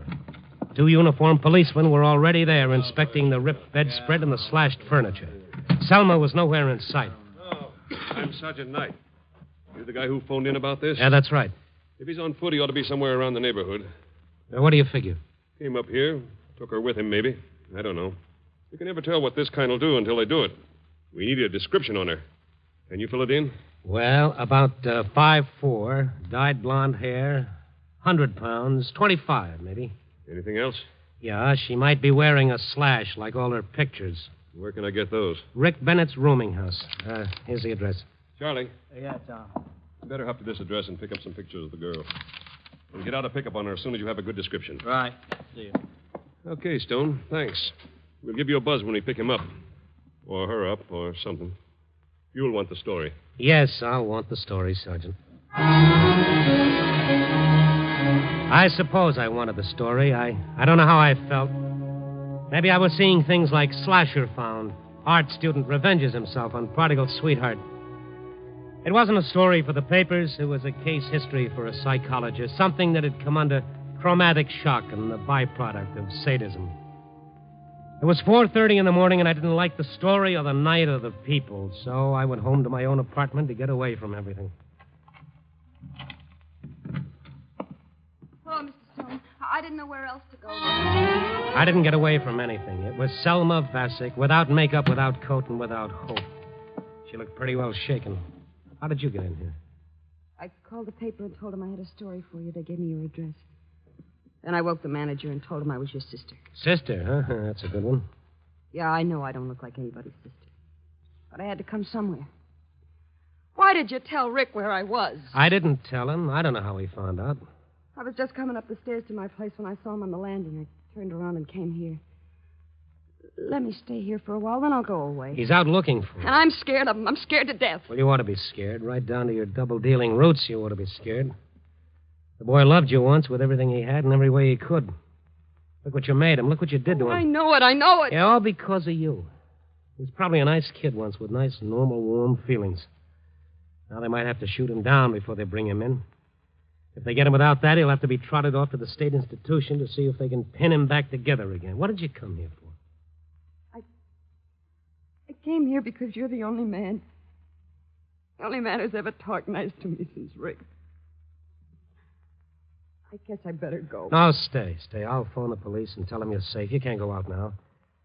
There's a chance you'd run into him before they pick him up. Thanks, Mr. Stone. Thanks. Sure. You want a drink? No, thanks. Well, I do. Stone! It's Ricky. Oh, Let me in! Let me in, Stone! Let me Look, in! there's a phone. There's a phone in the next room. Dial O. Talk low. Tell the police. He'll kill me. Stay in that room. Lock the door. Keep quiet. Go on. All right, I'll do it. All right, just a minute. Oh, hello, Rick. Well, you've had a big night. Where is she, Stone? Where's Selma? I thought you went out looking for her. I did, and believe it or not, I found out where she works and where she lives, but she isn't at any of those places. Oh, that's too bad. Have a drink. Listen to me, wise guy. You phoned her or warned her that I was after her, and you know where she's hiding. Now tell me. Tell me where she is, Stone, or I'll carve you up. The same knife I'd seen him grab from the table in his room was still in his hand. This time it looked about 3 feet long and several shades shinier. He held it waist level, cupped in his right hand, and he walked toward me. I didn't know whether to take a chance and try to get at him or stand my ground and try to argue him out of it. Either way, he was a madman. He had a knife, and he looked like he was going to use it. Ricky, stop it. What? Selma. I'm the one you want, not Mr. Stone. He's never done anything to you. I'm the one who's hurt you. Selma, use your head. You shut up, Stone. She's right. Come here, Selma. You changed. Your eyes are tired. You're different. Yeah, You're Ricky. different. Yeah, I'm different. But you're still you. I used to love you, Selma. Now I hate the sight of your pretty face. Pretty face. Pretty face? Do you call this pretty? Yeah. It's still pretty enough. Stop it, both of you. Let him go, Mr. Stone. I deserve it. Well, Ricky? Yeah. You deserve it, Selma, and you... Well, go ahead, Ricky. There's nothing anyhow. Nothing. I can't, Selma. I can't do it. I've looked for you all this time. I've wanted you so much. and hated you so much for the thing you did to me. I can't, Selma. I still love you. Well, that did it. I've run into some weird ones in my time, but this was the topper. I put in a call to police headquarters. The same people answered. Central Division, Sergeant Friend. Sergeant, Randy Stone again. I got your boy for you. He's in my apartment. The address is... We're drunk. What? Hey, what is this? We picked up the slasher a half hour ago. And, brother, your description. He's blonde, short, wore a light suit and drove a tan convertible. Sleep it off, Stone. But I tell you, I got him right here. He almost slashed... Almost. Yeah. We caught our guy doing a job. But... Sleep it off, Stone. Good night.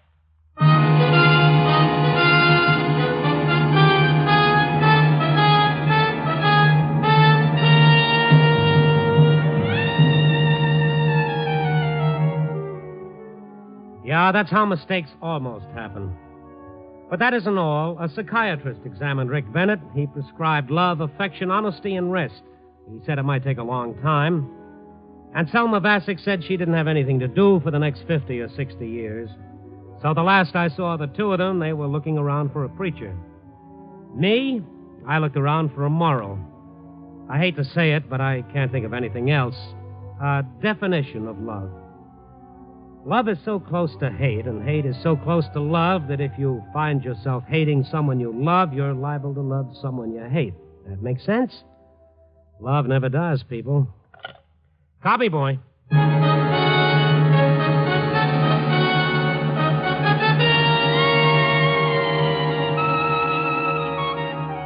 Night Beat, starring Frank Lovejoy, is produced, edited, and directed by Warren Lewis. Tonight's story was written by E. Jack Newman and John Michael Hayes, with music by Frank Worth. The part of Rick Bennett was played by Jeff Corey. Selma was Joan Banks. Others in tonight's cast were Sid Miller, Nestor Paiva, Jerry Hausner, and Lou Krugman. Frank Lovejoy can currently be seen in the Warner Brothers picture Breakthrough, co-starring with David Bryan and John Agar.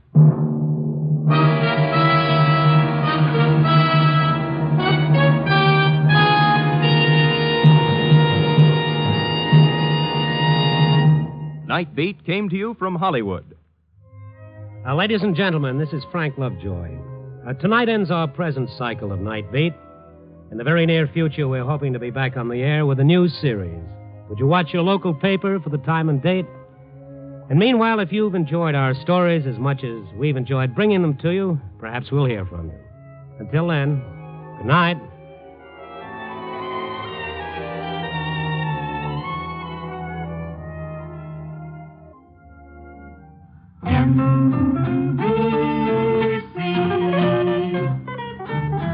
Enjoy the very best in radio. Be sure that you're dialing right.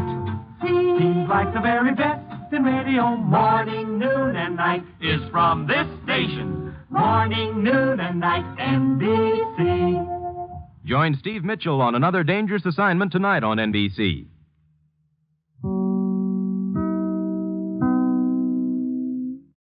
Get ready to laugh with our Miss Brooks, which is coming up next on Nightly Old Time Radio Shows.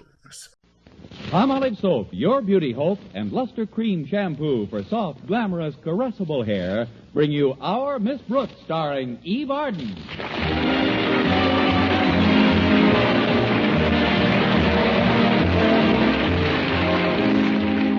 Public schools brought a welcome respite from daily duties. But our Miss Brooks, Madison High's English teacher, didn't take any vacation. Week working at our local Board of Education office. They had asked for volunteer assistance during the holidays to make vacations possible for their already overburdened staff. The reason I worked was a dress, the most beautiful Easter Sunday dress of all time. And the reason for the dress? Mr. Philip Boynton, the most beautiful biology teacher of all time. The price was right, too. Only $49.50 for the dress, not Mr. Boynton. That's why I asked Mrs. Davis, my landlady, to wake me at the usual 7:30 a.m. last Monday morning. Oh, Connie, it's time to get up, Connie. Oh, thanks, Mrs. Davis. I want to get down to the board office early. Are you sure you ought to work during your holiday, Connie? After all, you do need a vacation pretty badly. Not as badly as I need a new dress for Easter. You know, I'm expecting Mr. Boynton to ask me out walking in the Easter parade on Sunday. Oh, I'm sure he will, Connie. But clothes are so expensive nowadays. Isn't there something you could do to the black tailored suit of yours with the green braid trim? Well, I could burn it. Oh, but wait till you see the one I've got my eye on. I saw it in Sherry's window last week. It's a powder blue crepe. I think I've seen it, Connie. Is that the dress with the snugly fitted bodice, V-neck line, and a flared full skirt with enchanting accordion-pleated inset in front? Don't wrap it up. I'll eat it here. But, Connie, that looks like it costs a lot of money. Just $49.50, Mrs. Davis. And the job I'm taking this week pays $50. With the little I've put by, I figure I can get the dress and still have enough to live on through Easter Sunday. But what about next Monday? If Easter Sunday turns out the way I'm hoping it does, I won't have to live next Monday.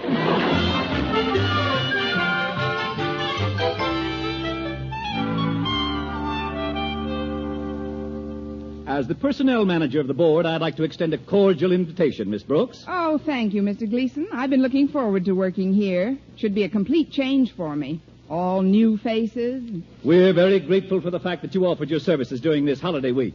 In fact, what we at the board feel is hard to put into words. Well, then why not put it into an envelope? I mean, there is a salary attached to this position. Of course, Miss Brooks. The job pays $50.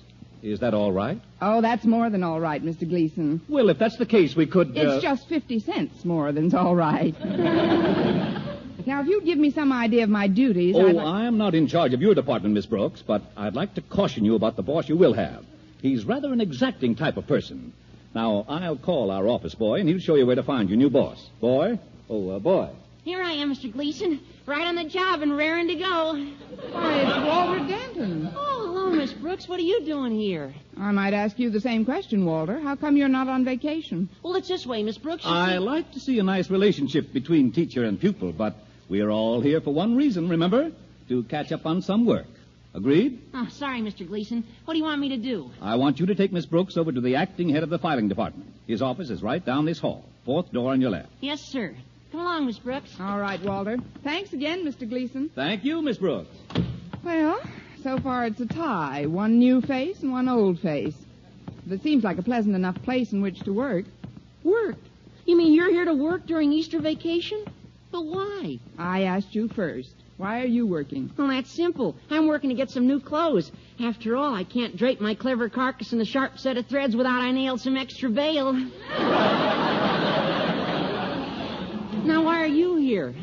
Same reason. I can't hang any snazzy rags on my chic shape without I bag some extra swag, too. Oh, I'm really on a vacation. Say, who is this new boss I'm working for, Walter? Well, I don't know, Miss Brooks. He's one of us extra helpers, but he didn't get down yet this morning. Here's his office. Let's go in. It's a pretty nice office. Could use a little air, though. I think I'll open the window for my new boss. Nice view, isn't it? Yes, indeed. Say, that's very interesting. I've never had such a close look at the ventilator in a Chinese restaurant. I sure hope your boss here is easier on you than old Napoleon is. Napoleon? Yeah, that's what we call our beloved principal sometimes. That is when Harriet Conklin isn't around. She doesn't like us to call her Father Napoleon. She says that beneath his gruff exterior, Mr. Conklin isn't tough at all. Believe me, Walter, beneath his gruff exterior, Mr. Conklin makes Napoleon look like Anita Louise. Oh, but I'm not going to worry about him. Every Napoleon has his Waterloo. And I sometimes think you're mine, Miss Brooks. Mr. Conklin? Oh, I didn't hear you come in. That is, what makes you say a thing like that? I eavesdropped. Very unreasonable of me, isn't it? I hope I haven't wounded you, Miss Brooks. Not wounded, sire. And smiling, the boy fell dead. We were just chatting about French history, Mr. Conklin. Quiet. Yes, sire. Yes, sir. So, my reward for working during the holidays is to be a staff composed of one of my most difficult year-round problem teachers and this. long now, Walter. I'll talk to you later. Okay, Miss Brooks. And I wish you wouldn't be too strict with her, Mr. Conklin. After all, this is vacation. Get out. Yes, sir. Now then, Miss Brooks, I'll be brief. This is a holiday, and we are volunteering our services. However, there is financial compensation. Even I will receive some payment for the work I do this week. And where there is payment, Miss Brooks, there must be value received. Oh, don't worry about that, Mr. Conklin. I know you'll do a grand job.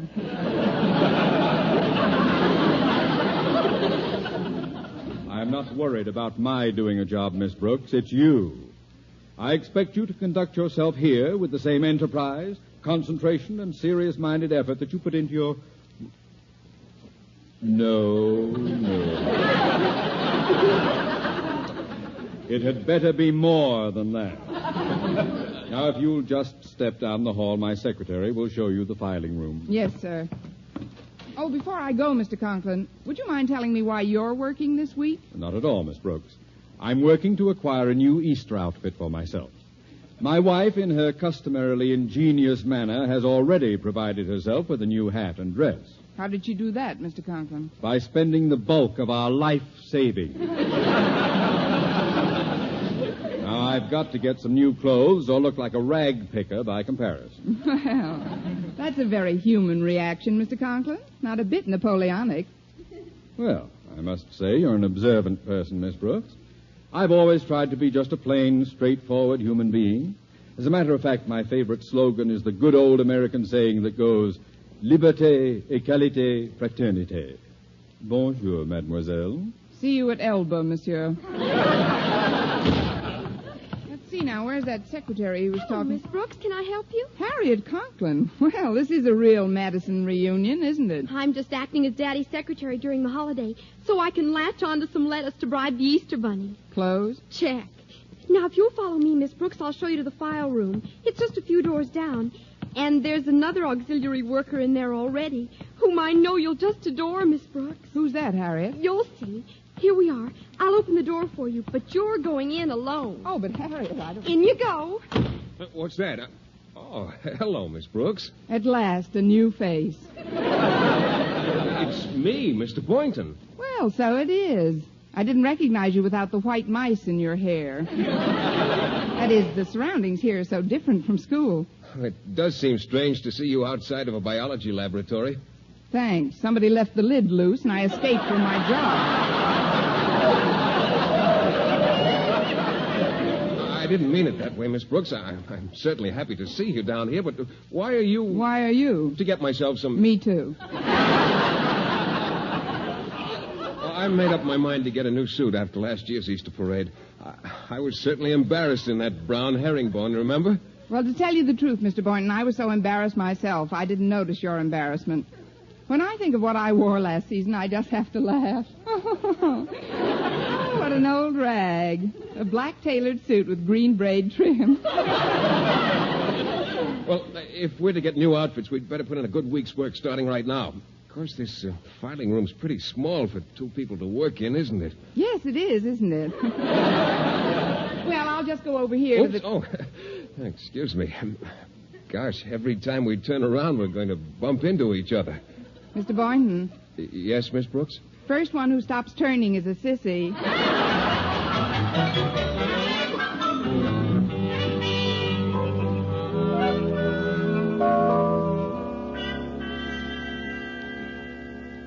Gosh, we started work on Monday, and here it is Friday already. The time sure went fast.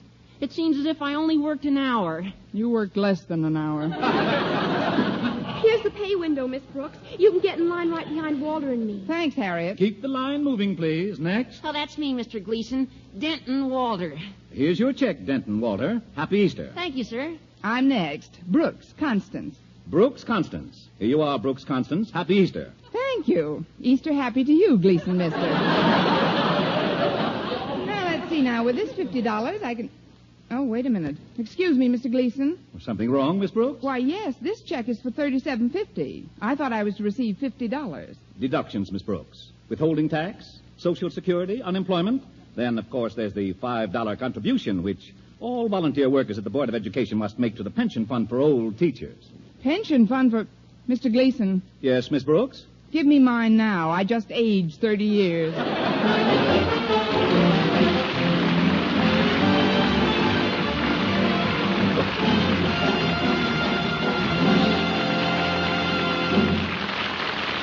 Our Miss Brooks, starring Eve Arden, will continue in just a moment. But first, here is Vern Smith. Here's wonderful news, ladies. Wonderful, wonderful news. Now there's something thrillingly new in Palmolive Soap's famous Beauty Lather. Yes, something thrillingly new. Palmolive's famous Beauty Lather now brings you new fragrance, new charm, new allure. Millions of women will prefer Beauty Lather Palmolive over all other leading toilet soaps the minute they try it. For Palmolive Soap's famous Beauty Lather now has a new, clean, flower-fresh fragrance for new allure, new charm. So, ladies, forget all other beauty care and use Palmolive Soap the way doctors advised for a lovelier complexion. Just stop improper cleansing and instead wash your face with Palmolive Soap 3 times a day, massaging Palmolive's wonderful Beauty Lather onto your skin for 60 seconds each time to get its full beautifying effect. Then rinse. That's all. All types of skin, young, older, oily, respond to it quickly. Don't wait another day to try Palmolive's Beauty Lather. You'll be thrilled by its new fragrance, new charm, new allure. Thrilled again by the fresher, brighter complexion doctors prove may soon be yours. For new loveliness all over, use big bath-size Palmolive in tub or shower.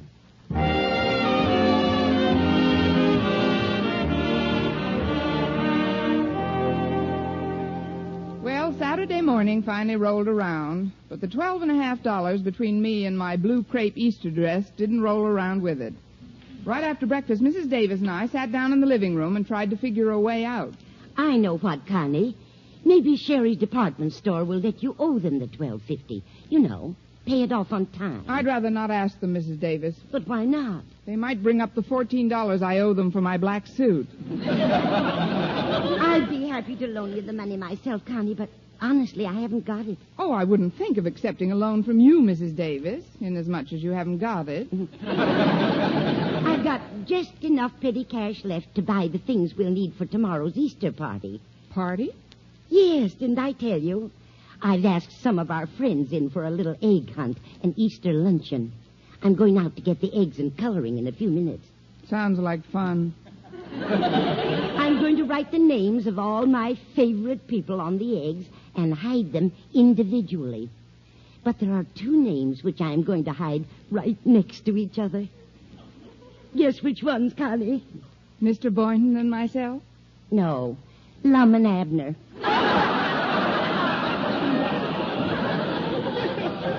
Oh, I just know your spirits will perk up when the party starts. I've asked several of our mutual friends, the Conklins, Walter Denton, your fellow English teacher, Miss Enright, Mr. Boynton. Please, Mrs. Davis, even in conversation, you shouldn't put Miss Enright so close to Mr. Boynton. You don't have to worry about Miss Edsa Boynton at all. What to do is convince Mr. Boynton. Miss Enright has a lot of nice qualities. Well, I'd like to find them, but that far down, You know, the worst of it is, she'll probably be while I sit around in that black sack of mine. Even Mr. Boynton's getting a new suit to replace his brown herringbone. You mustn't give up hope, Connie. We'll think of some way to get you that new dress. Who knows? The Easter Bunny may stop by and drop it right into your lap.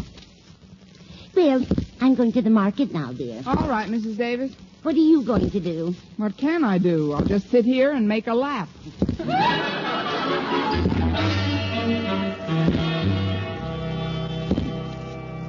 Well, all right then. I promise not to tell where I got the money for love you to let Miss Brooks have it, especially since it means giving up your own Easter outfit.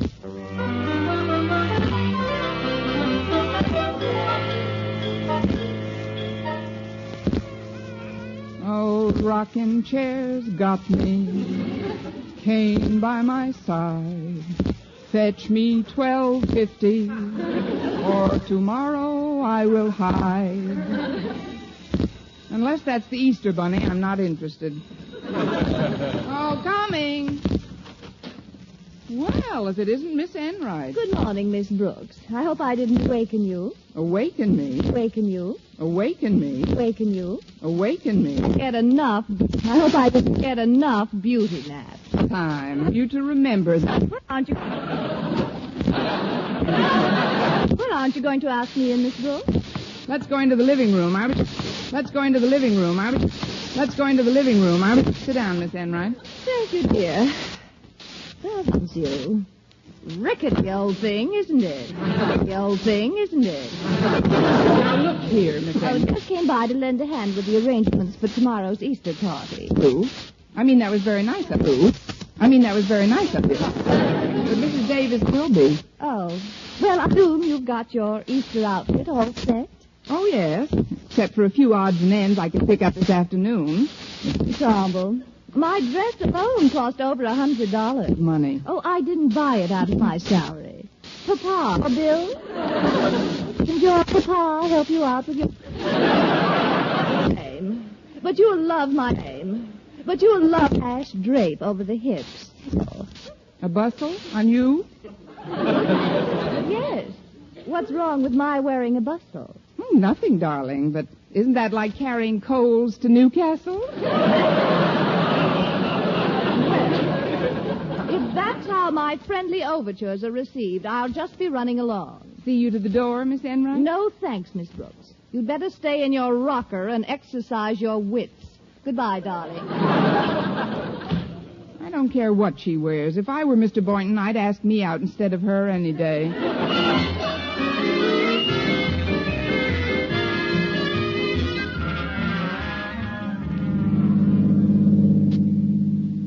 It was certainly nice of you to take me shopping, Walter. Now I've got everything I need for Easter Sunday. But I thought you didn't have enough loot, Miss Brooks. How could you buy all this stuff if you had the shorts?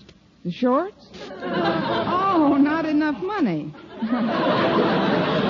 Well, Mrs. Davis came home a few hours ago and handed me an envelope with $25 in it. $12.50 more than I needed. $25? Where'd she get it? She wouldn't tell me. She said she was sworn to secrecy. Well, you know what I always say. Never look a gift bunny in the mouth. What did you buy with the dough? Just a hat and dress. What kind? Well, it's a powder blue sheer crepe with a snugly fitted bodice, V-shaped neckline, cut rather low, with an accordion-pleated inset in the front. And what kind of a dress did you get? An off-the-face straw with a belt in the back.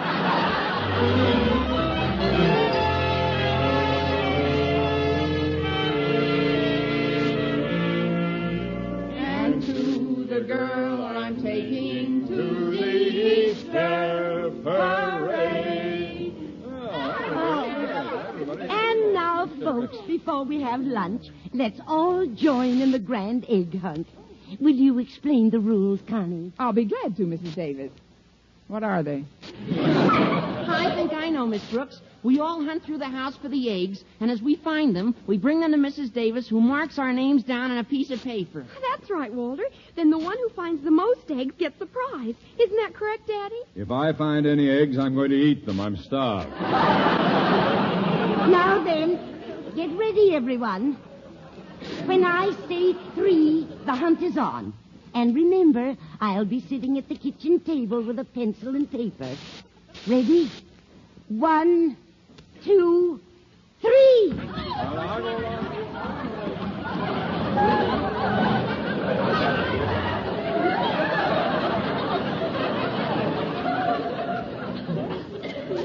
Miss Brooks. Yes, Walter? Could you give me a hint where some of the eggs might be hidden? Have you tried looking in Miss Enright's bustle? She's got enough room back there to hide the hens that laid them. That bustle certainly is a scream. Confidentially, Miss Brooks, your new Easter gown is much prettier than Miss Enright's. Well, thank you, Walter. It's such a beautiful shade of blue. And those pleats are really a smash. And I'm not just talking this way because you're an English teacher and that's a subject which I'm not completely at home in always, and I'm afraid maybe I'll flunk in. Without any such axes to grind, Miss Brooks, you're gorgeous. Keep talking that way, Walter, and you ain't never going to flunk. I really mean it, Miss Miss Brooks. When Mr. Boynton gets here and sees you in that outfit, I'll bet he jumps right out of his skin. You better not. Miss Enright will jump right into it. I wonder what's keeping Mr. Boynton. He should have been here by now. I gathered that from Miss Enright's attitude. Half of the morning she's been facing the door in a running position. Well, I'd better join the happy egg hunters. Would you excuse me, Miss Brooks? Certainly, Walter. Good luck. Well, hello, Miss Brooks. I see the egg you're hunting for hasn't rolled in yet. If you're referring to Mr. Boynton, Miss Enright, I'm not a bit worried about missing him.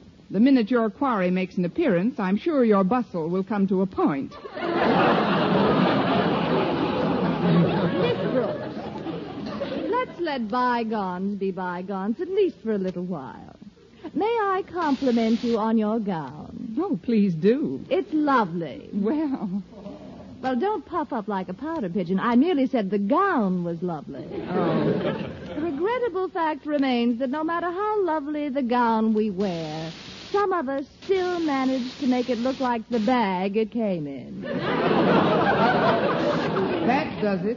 You have just bygoned your last bygone. You're just full of bon mots, aren't you? Oh, that last gem just killed me. Well, you've still got 8 lives to go. Now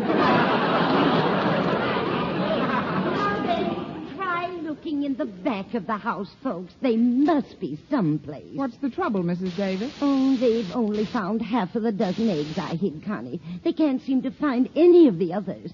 Not even Lum and Abner, the 2 I hid together. Oh, well, why don't you give them some hints, Mrs. Davis? I can't. I forget where I hid them. They'll just have to go on hunting. I, for one, shall hunt no more. Where's my lunch, Margaret? It's buffet style today, Osgood. Why don't you and the children just go right ahead and get started? Splendid. Harriet, Walter, let's tie on the feed bag. Miss Brooks?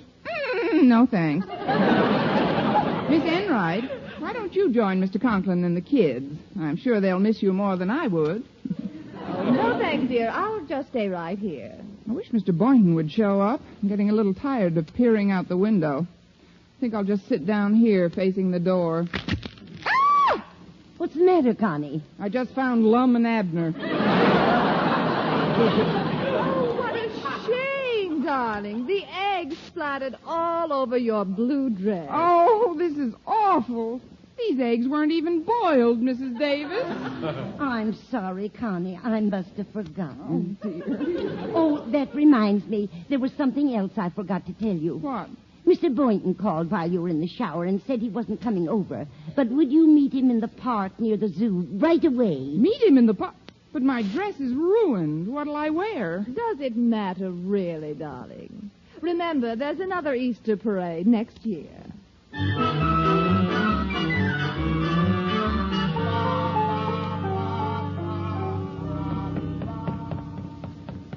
Oh, I'm sorry I'm late, Mr. Boynton, but Mrs. Davis didn't give me your message until a few minutes ago. Well, that's all right, Miss Brooks. We got the whole day ahead of us. You see, the reason I didn't come to the house was, well, I knew everyone would be all dressed up, and frankly, I was a little self-conscious about my appearance. Your appearance? You should have seen what happened to me. No, you shouldn't have. Well, here I am. And you look wonderful, Miss Brooks. I know you work most of the time, but like I told Mrs. Davis yesterday, that week away from school did you a lot of good. Mrs. Davis? You saw Mrs. Davis yesterday? Well, yes, she dropped by while she was shopping. Just a little social call, you understand. I understand a lot of things now, Mr. Boynton. I know I've been pretty reticent in the past, but today I want to tell you something that comes from the bottom of my heart. Yes, Mr. Boynton? To me, you're just the grandest lady in the Easter parade. That new black suit with the green trim is a knockout. A knockout? You know, I think you mean that. Mr. Boynton, may I tell you something? What's that, Miss Brooks?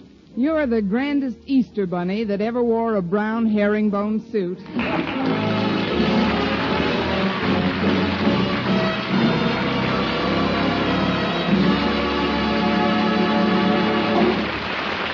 Eve Arden as our Miss Brooks returns in just a moment, but first... Dream girl, beautiful luster cream girl. Tonight, show him how much lovelier your hair can look after a Luster Cream shampoo. Only Luster Cream brings you Kay Daumit's magic formula blend of secret ingredients plus gentle lanolin. Gives loveliness lather even in hardest water. Glamorizes your hair as you wash it. Luster Cream, not a soap, not a liquid, but a dainty cream shampoo. Leaves hair fragrantly clean, free of loose dandruff, glistening with sheen. Soft, manageable, gives new beauty to all hairdos or permanents. 4-ounce jar, $1. Smaller sizes, either tubes or jars. Tonight, try Luster Cream shampoo and be a dream girl, beautiful Luster Cream girl. You owe your crowning glory to a Luster Cream shampoo. And now, once again, here is our Miss Brooks. Well, the Easter parade was a big success. And after staying out in the air all day, Mr. Boynton and I got pretty hungry. So as soon as we got home, we headed right for the kitchen. Oh, I don't want you to go to any trouble, Miss Brooks. Oh, no trouble at all, Mr. Boynton. There must be something left from the luncheon. Oh, can I do anything to help? No, thanks. You just sit down, and I'll tell you all about the egg hunt. Okay, I'll sit right here. What's that? Mr. Boynton. Yes? How do you want your pants, fried or scrambled? Next week, tune into another Our Miss Brooks show brought to you by Palmolive Soap, your beauty hope, and Luster Cream Shampoo for soft, glamorous, caressable hair. Our Miss Brooks, starring Eve Arden, is produced by Larry Burns, written and directed by Al Lewis, with music by Wilbur Hatch. Mr. Boynton is played by Jeff Chandler, Mr. Conklin by Gail Gordon. Others in tonight's cast were Jane Morgan, Dick Crenna, Gloria McMillan, Mary Jane Croft, and Ed Begley.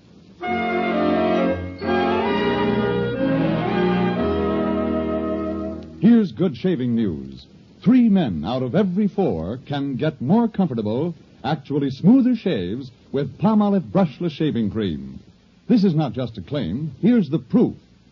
1,297 men tried the Palmolive Brushless way to shave described on the tube. And no matter how they shaved before, 3 men out of every 4 got more comfortable, actually smoother shaves. Try Palmolive Brushless yourself. See if you don't get more comfortable, actually smoother shaves the proved Palmolive Brushless way. For mystery liberally sprinkled with laughs, listen to Mr. and Mrs. North, the exciting, fun-packed adventures of an amateur detective and his beautiful wife. Tune in Tuesday evenings over most of these same stations. And be with us again next week at this same time for another comedy episode of Our Miss Brooks. Bob Lamont speaking. Now stay tuned for Welcome Back Baseball, which follows over most of these same stations. This is CBS, the Columbia Broadcasting System.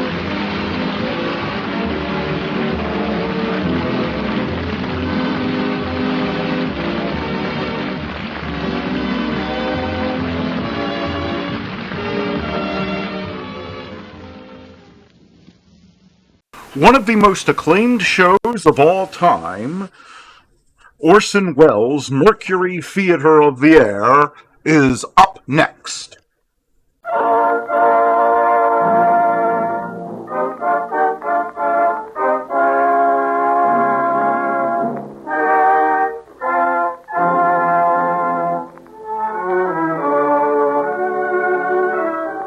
The makers of Campbell Soups present The Campbell Playhouse. Orson Welles, producer.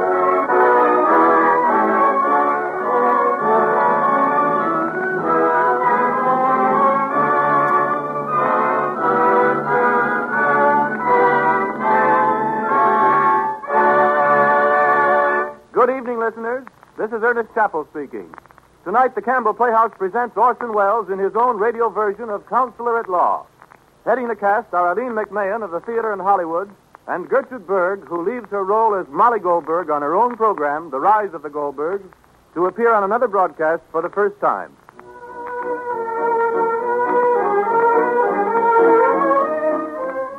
Let me ask what comes to your mind when I mention chicken for dinner. I think I know. You visualize a fine, plump chicken sizzling brown and falling into tender slices under the touch of the carving knife. And you recall the eager anticipation as the plates were passed from place to place. A grand dish, chicken. A special occasion treat that's always welcome. But remember that between these special occasions, your family can still enjoy the good taste of chicken soup. Because just as sure as you like chicken, you like Campbell's chicken soup. You'll see how chicken rich it is and the very golden glisten of it. You'll taste deep down chicken flavor in every tempting spoonful. What's more, you'll find pieces of tender chicken meat in it and fluffy, snowy rice. I know you'll agree that Campbell's is the real old-fashioned kind of chicken soup. Why not keep several cans of Campbell's chicken soup on hand?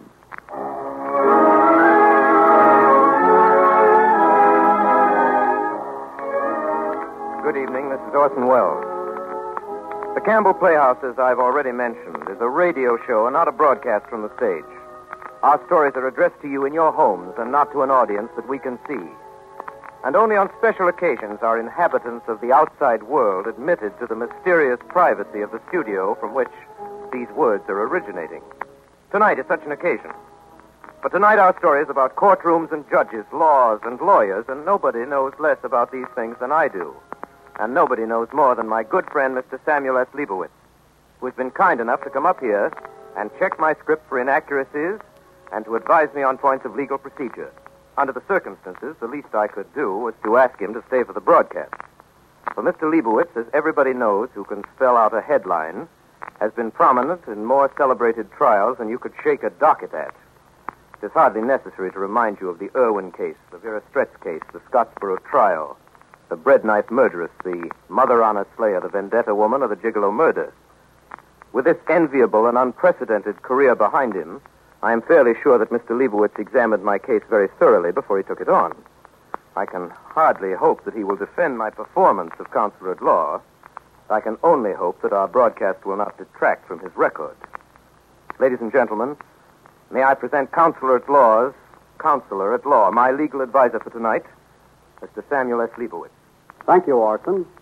I'm very curious to see what you're going to do with one of my favorite plays. As you know, the original author, Elmer Rice, was a law student, so his legal details are mostly authentic. As far as I can see, there's nothing in your script that would be ruled out of court. I hope you're right, Sam.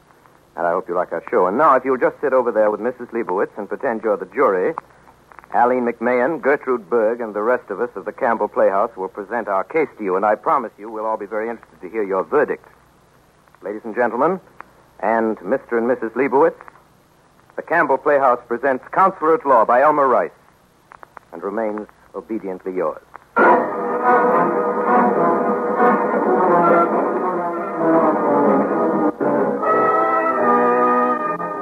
gentlemen of the jury, I ask you to put yourself in Zadora Chapman's place. She loved the deceased with all the tender emotion that a woman can lavish upon a man. The small finger that pressed that fatal trigger was the desperations of a loving heart. I know, gentlemen, as you look into the face of this poor widow, oppressed with grief and remorse, you will not find it in your heart to condemn one whom heaven has already punished for no other crime than that she loved not wisely, but too well.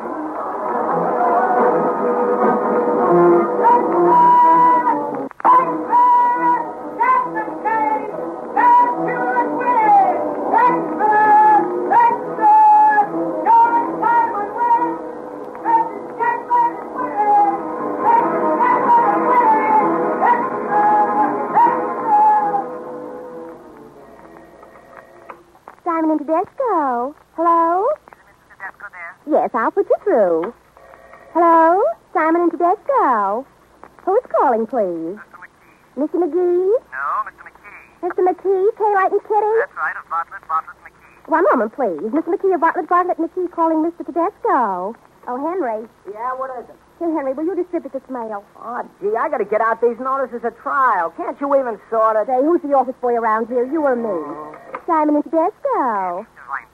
One moment, please. Hello? Simon and Tedesco. Hiya, Bessie. This is Little Al. Oh, so it's you, is it? I thought you was dead and buried. Did you wear mourning? No, I don't look so good in black. You miss me, babe? Yeah, sure, I missed you. Did you, Bessie? Yeah, like Booth missed Lincoln. Gee, I'm glad I'm wearing long sleeves so I can laugh in them. You go for me, Bessie. You know you do. All right, now I'll tell you one. Wait a minute. Simon and Tedesco. Simon there. Yes, who's calling? One moment. I'll give you Miss Gordon, his secretary. Brooks and Indigo are calling Mr. Simon. Here's Miss Gordon, Mr. Simon's secretary. All righty, go ahead. Hello. I'm still waiting. Yeah, you had another call. Well, here's your chance, babe. You and me stepping out tonight. I can't tonight. Say, you must have your hats made in a barrel factory. You better call me back later. I'm busy now. Hello? Simon and Tedesco. One moment, please. Who did you wish to see, madam? Is Mr. Simon busy, please? Yes, he is. Would anybody else do? I'll wait for him. Well, he may be busy for quite a while. Oh, that's all right. I got plenty time. All right, take a seat. Thank you. Hello? Simon and Tedesco. Who's calling Mr. Simon? I'll put you through to Miss Gordon, his secretary. Bessie. Tongue on rye and chocolate mountain. Oh, thanks, Charlie. 30 cents and here's your change. Did you tell him to put a lot of Russian dressing on it? They smeared it on thick. Simon and Tedesco. Hello? Mr. Bellini? Yes, you can have Mr. Tedesco now. Mr. Bellini's calling Mr. Tedesco. Excuse me, ma'am. Yeah? What is it, please? Ain't you Mr. Simon's mother? Sure, I'm Lena Simon. I thought I recognized you. I guess you don't remember me. Well, I think I saw you somewhere before. I'm Charlie McFadden. Used to be the helper to Barney O'Rourke, the plumber on 3rd Avenue. When you and your old man had the bakery shop and George was selling papers. Oh, sure, of course, sure. Oh, when we lived on 86th Street. Yeah, I'll say you're looking great. Well, you don't look a day older than the last time I saw you. Well, I have my health, thank God. My boy gives me everything, more than I want. Why shouldn't I look well? Well, you sure got reason to be proud of your son, Mrs. Simon. He's a prince among men, that's what he is. Yes, that's just what he is, Mr. McFadden. Well, gave me a new start in life, that's what he did. You know, I was nothing but a jailbird. You're working here for Georgie. Yeah, nearly 4 years now. Process server. Now and again, I do a little private detective work for Mr. Simon. You see, I got ways of finding things out. He's a good man, my Georgie. He always worked hard. Since he was a little boy, he's working hard. Always working and studying and trying to better himself. Sure. That's how he made his success. Well, I'll tell G.S. you're here, Mrs. Simon. No, Mr. McFadden. I'll sit and wait for Georgie. It's all right. He's so busy and I have all day. Hello? Simon and Tedesco. Who's calling me? I'll give you Mr. Simon's secretary, Miss Gordon. One moment, please. Good morning, everybody. Oh, good morning, Mrs. Chapman. Good morning, Betsy. Well, congratulations, Mrs. Chapman. Thanks, Charlie. Well, you sure must be feeling good this morning, Mrs. Chapman. I feel just like a new woman. That's how I feel. Yeah, I'll bet you do. After all you've been through. Of course, after Mr. Simon talked to the jury, I had a feeling that everything was going to be all right. Why, do you know I just sat there and cried like a baby? And when the acquittal came, would you believe it? I was out like a light. Oh, gee, I wish I could have heard Mr. Simon speak. Bessie, will you tell him I'm here? I sure will. Oh, Miss Gordon, Mrs. Chapman's in the office to see Mr. Simon. All righty, I'll tell her. Mr. Simon's on long distance. Miss Gordon says that you please take a seat and wait a minute, Mr. Chapman. Okay, hope you don't make it too long. Simon and Tedesco. Oh, good morning, Mr. Simon. Oh, Mr. Simon, he's on long distance just now, ma'am. Well, Miss Gordon is talking on another wire. Do you want to hold on? No, I'll call later. All right, Mrs. Simon, I'll tell him you called. Goodbye. That was Mrs. Simon. Does she come around here a lot? Oh, well, not so much. They live up in Westchester. Yeah. She's one of the 400, you know. Her father was the governor of some state. Kind of ritzy, huh? Well, you know the way those society dames are. Sure. They never wear the same dress twice. And... Yes, Miss Gordon. Mr. Simon will see Mrs. Chapman now. You ask her to step in? All righty. You can go right in now, Mrs. Chapman. You know the way? Yes, I know the way. Close the door. Hello, George, darling. Sit down. Thank you, George. Pretty busy, Zadora. What's on your mind? Anything special? I got clients waiting for me. Oh, well, let them wait. George, darling, how can I ever thank you You enough? thanked me last night. It's my business to tell people when they get into trouble, and hereafter don't keep any firearms around the house. It might turn out so well next time, you know. Oh, George, you were so wonderful when you talked to the jury. All those beautiful things you said about me. Gee, it made me feel that you were the first man that ever really understood me. Well, anyhow, I understand juries. It's very nice of you to come in, Zadora. Any time I can be of any further use to you. I'm very Why are glad. you so cold to me, George? Don't you know how fond I am of you? Oh, George, dear, I've learned to grow so fond of you. I realize you're a married man. Listen, Mrs. Chapman. I was engaged to defend you on the charge of murdering your husband. There's nothing in the retainer that requires me to fall in love with you. Well, of all the darn nerve. There's a way out, Mrs. Chapman. Come Are on. you throwing me out of your office? That's what it looks like. You go to the devil. Goodbye, Mrs. Chapman. I'm going to pay for this. Say, Bessie, if that woman comes in or calls me, I'm out. You understand? Yes, Mr. Simon. So help me, that's the last of those female murder cases I'll ever handle. Hello, Georgie. Mama. Mama, I didn't know you were here. That's all right, Georgie. How are you? Have you been here long? Bessie, why didn't you tell me my mother was here? Only a few minutes, Georgie. Oh, I'm sorry, Mr. Simon. I didn't know the lady was your mother. What do you mean you didn't know? Don't you ask people who they are when they come in? Georgie, please. I got plenty The next time my mother calls, I want her announced right away, no matter who's in the office. Do you understand? Yes, Mr. Simon. Come in the office, Mama. Have your lunch? Sure. Long time already. Sit down, Mama. Make yourself comfortable. Well, Mama, I decided to go to Europe with Cora next week. That's good, Georgie. That's good. You need a good rest. You work too hard. I don't need any rest, but... Well, hard work's good for me, Mama, but I promised Cora that we'd celebrate our 5th anniversary by taking a trip together. You know, I haven't really had a chance to be alone with Cora much. That's what you should do, Georgie. A man and his wife should be just as close together as possible. Yeah, especially when a man has a wife like Cora. She's a wonderful, wonderful woman, Mama. Yeah, she has a good husband in you, too, Georgie. Oh, yes, of course. According to you, nobody would be good enough for me. It's wonder the King of England never asked me to become his son-in-law. Well, I'm sure his daughters couldn't do any better. Mama, you're sweet. All right, laugh. My opinion you don't change. Georgie, I want to talk to you. Is anything wrong? You feeling all right? Oh, I'm feeling fine. About me, you mustn't worry, Georgie. What's the matter, then? What do you look so serious about? Georgie, you mustn't be angry. I'm not going to be angry. What is it? Georgie, your brother David called me up this morning. Well? He told me you wouldn't be angry. I'm not angry, Mama. Go ahead. He needs a little money. Money? What does he need money for this time? Check came back from the bank. You mean he gave somebody a bum check? He made a little mistake in his balance. He definitely made a little mistake in his balance. He's a crook, that's what he is. Georgie, is that a way to talk about your brother? Yes, brother. A fine brother he is, but I'm through with him. He can get himself out of this one. Georgie, be a good boy. It's the last time. He won't do it again. Yes. How many times have I heard that one before? I'm through with him, I tell you. I'm supposed to be an important lawyer around here. I'm mixed up in more front-page cases than any lawyer in New York. People from whole families come in and think I'm doing him a favor if I accept their retainers. If I don't happen to like a millionaire's looks, I throw him out of the office. Yeah, it's fine for me, isn't it, to have a brother going around getting himself pinched in gambling raids and handing out rubber checks. It's great, isn't it? George, please. For me, do it. Not for him. Oh, no. I don't always ask you for something, Georgie. All right, then, Mama. Put it that way. Rexy, you come in? Thanks, Georgie. You're a good boy. Yes, Mr. Simon. Oh, hello, Mrs. Simon. How are you? Can't complain. Thank you, Miss Gordon. Rexy, make out a check. My brother for... how much is it, Mama? $450. $450. Cash. For the mail tonight. Yes, Mr. Simon. Oh, Pete Malone from the county clerk's office is outside. He says it's important. A few minutes. Can't be that important. He can wait. Yes, sir. A nice girl, George. That's Miss Gordon. Yeah, she's a wonderful secretary. Couldn't get along without her. How is it such a nice girl like Miss Gordon don't find herself a husband? I don't know. I don't think she's interested in men. Well, George, I see you're busy, and I think I'll go home now. All right, Mama. Take a taxi up there. The bus is all right, too. The bus is good enough. And thank you, Georgie, for David. And from now on, I'm sure he'll be a good boy, like you. And every night, George, I say a prayer for you and for him. Goodbye, Mama.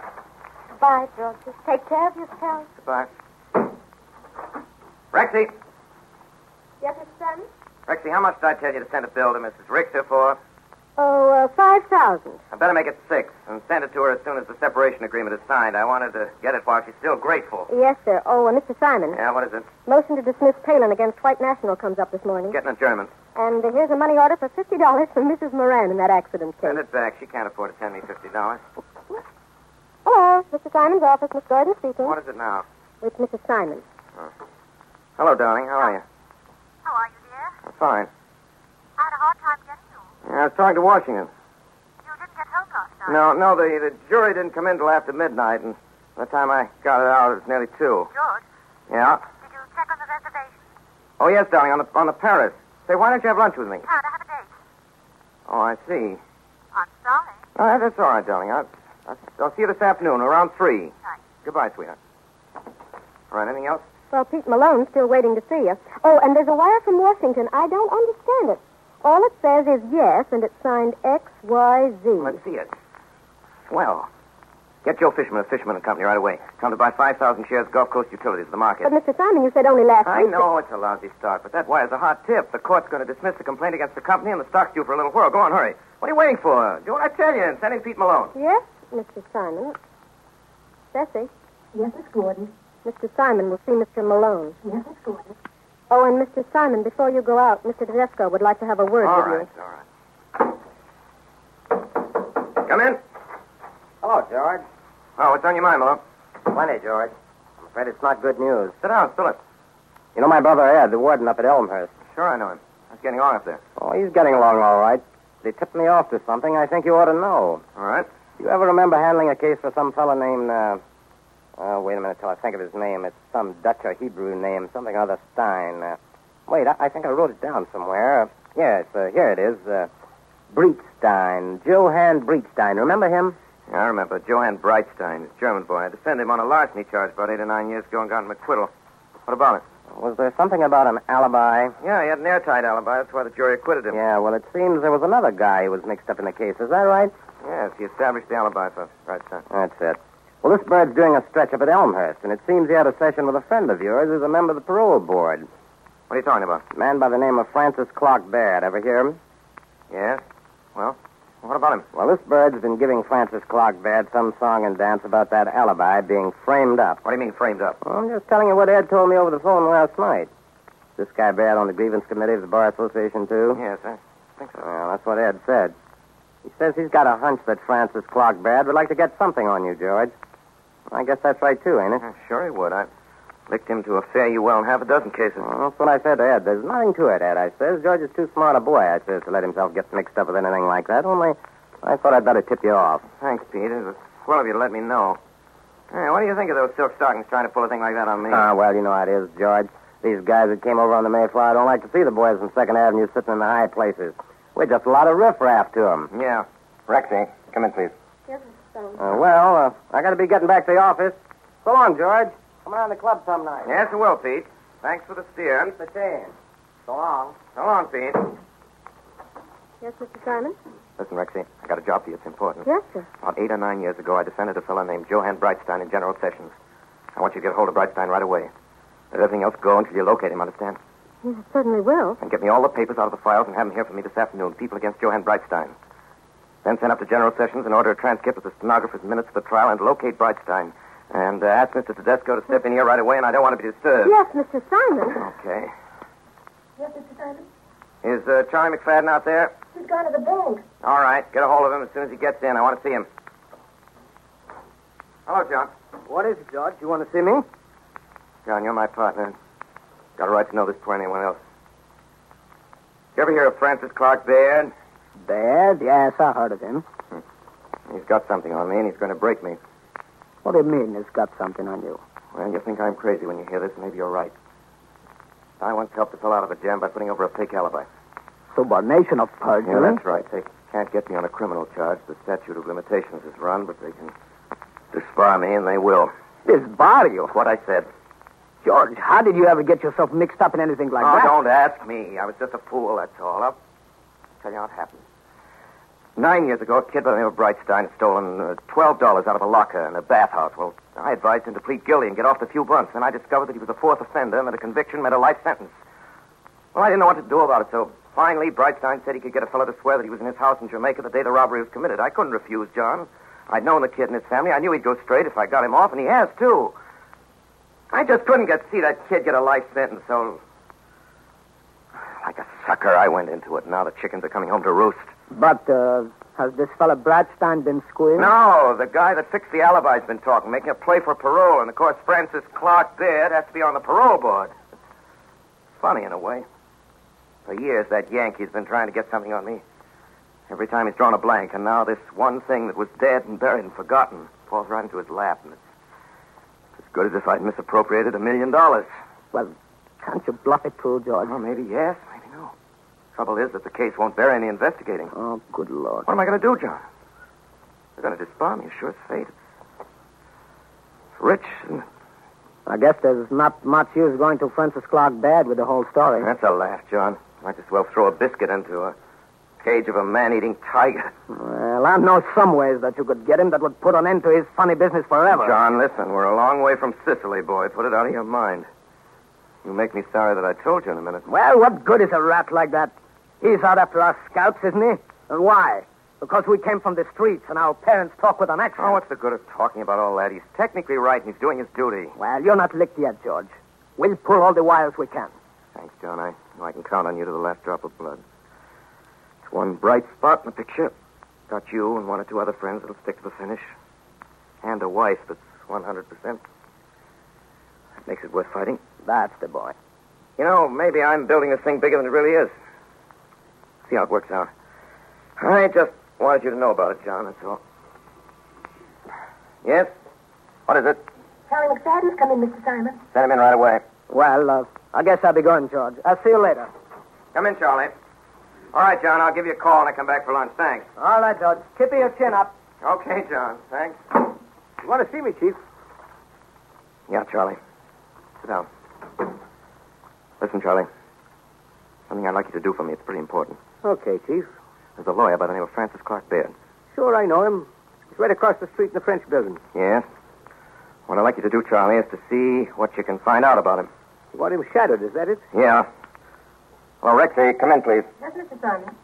Yeah, Charlie. I want you to know how he spends his time and who his friends are and where he goes nights. I get you. I don't suppose it'll do much good, but you might try.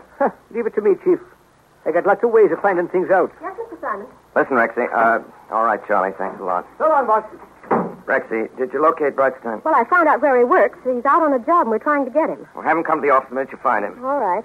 I've got to go to court now on that Wheelock case. I'll be back in an hour. And you better get something to eat. I'm not hungry. Oh, Mr. Simon. Yes, Rexy, what is it? Mr. Simon, is there anything wrong? Oh, there is, isn't there?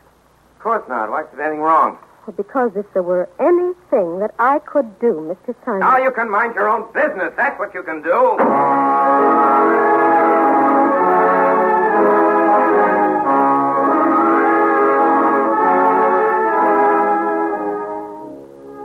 Here, Bessie, drink this. What is it? Well, it's just some bromides to quiet your nerves. Now, go on, drink it. Does it taste bad, Miss Gordon? Oh, no, it's nothing at all. Go on, take it. It'll make you feel better. I hate taking stuff. And what'll Mr. Simon say if he comes in and finds me laying on his couch? Now, I'll take care of that. And if you don't feel better, I'm going to send you home in a taxi. Oh, no, I don't want to go home. Honest, I don't, Miss Gordon. I really don't. I only start thinking if I go home. Oh, are you sure? Yeah, I'll be back in a... I think I'll be all right in a minute. I think I'll go back to the switchboard. Oh, gee, here's Mr. Simon coming now. I better scream. What's the matter? Anything wrong? Well, it's nothing, but Bessie had a little shock just now, and it upset her. She's all right again. You better jump in the cab, Bessie, and go home. Oh, no, I'm all right again, Mr. Simon. Honest, I am. I'm going back to the board right now. Now, listen, if you're not feeling all right, I want you to go home. Oh, I'm all right, Mr. Simon. Thanks ever so much, Miss Gordon. Hey, what's the matter with her? She saw somebody jump out of the window of an office building, and it gave her a bad shock. Gee, that's awful. Where was it? Well, I don't exactly know where. It was somewhere on Fifth Avenue. Imagine a fellow doing a thing like that. Well, I suppose if you're tired of living, it's as good a way as any to end it. What, jumping out of a window like that? Well, why not? A few seconds, and it's all over. I guess people don't do it unless they have a pretty good reason. What the devil are you so morbid about? I'm not morbid. Only we don't ask to be brought into this world, and if we feel like leaving it, I don't see that it's anybody's business but our own. What's the matter? Don't you feel well or something? Oh, yes, of course. Just talking a lot of nonsense, that's all. Good. Brightstein here? Yes, sir. He's waiting outside. See him right away. Wait a minute. See if you can get me Francis Clark Baird. Yeah, I'll try him again. Bessie, try Mr. Baird again at his office. Anything important in the mail? Well, a check came in from the Murray Packing Company. How much? $10,000 plus 200 and some odd dollars for disbursements. I forget the actual amount. Oh, hello? Sorry, Mr. Baird isn't in. Oh, I see. Thank you. Now, Mr. Baird isn't in. Oh, when's he expected? Wait a minute. Is that his secretary? Yes, sir. I'll talk to her myself. Hello? Is this Mr. Baird's secretary? Yes, sir. This is Mr. Simon speaking. Mr. George Simon. Do you know when Mr. Baird will be in? I'm sorry, he didn't say. Oh, I see. Well, do you know where he can be reached? No, Well, he's no, in town, isn't he? I couldn't say Do you think you're likely to hear from him during the day? I don't know, sir. Yes, it's all pretty indefinite, isn't it? Well, okay, if you do hear from him, will you tell him that I called and ask him if he'll be good enough to call me? Yes, Mr. Yeah, thank you very much. Goodbye. I think that Baird could afford to employ a more convincing liar than that. All right, I'll see Brightstein now. Okay. Yes, Miss Gordon. Mr. Simon will see Mr. Brightstein now. Yes, Miss Gordon. All right, now, I don't want to be disturbed. By any engagements? You've a date at 3:30 with Mr. Laporte. Yes, I must keep that. I put off all the others. Oh, Mr. Brightstein, would you come right in? Come right in, Brightstein. Sit down. Rexy, see that I'm not disturbed, will you? Yes, sir. Well, Brightstein, glad to see you again. I'm very glad to see you, Mr. Simon. How have you been? Oh, I've been fine, Mr. Simon. I got a good job now. You have? What are you doing? I'm assistant cameraman for General Newsreel. Is that so? That's Yeah. great. Listen, Brightstein, has anybody been talking to you lately about that case of yours? No, Mr. Simon, they haven't. Nobody's approached you or asked you any questions? No, sir. Why? Well, it seems the fellow that fixed that alibi of yours has been doing some talking. Holy Moses, Mr. Simon. Does that mean that they're going to come after me again? Yes, they're likely to. Holy smoke, Mr. Simon. What am I going to do? Well, don't get excited anyway, Brightstein. I think maybe everything will be all right. You do just what I tell you to. Well, sure I will, Mr. Simon. Gee whiz, I've got a wife and family. Now, I don't know what I'll do if anything... What you've got to do is to stick by that alibi story. Do you understand? Yeah, sure, Mr. Simon. Whatever you say. Gosh, Mr. Simon, everything I got I owe to you. Jimmy, if it wasn't for you, I'd be in for life. I'd go through fire and water. All right, Brightstein. All right, thanks. Just keep all this under your hat. If anybody questions you, just stick to your story and act dumb. You betcha. You think everything's going to be all right, Mr. Simon? Well, I hope it is. Why, don't you? Oh, yeah, sure. Yeah, I was just thinking. What? Well, I was thinking in case they should look up the hospital records. What hospital records? Well, the hospital records of this fellow that fixed the alibi. What are you talking about? Well, you know, the day it happened today, he said I was in his house. Well, he was in the hospital. You mean to say that the day you robbed the bathhouse, this man was in the hospital? Yeah, he used to have fits, and they took him to the hospital. Holy. Hey, are you sure of this, Brightstein? Oh, yeah, sure. That's why I had to pay him $200 to testify.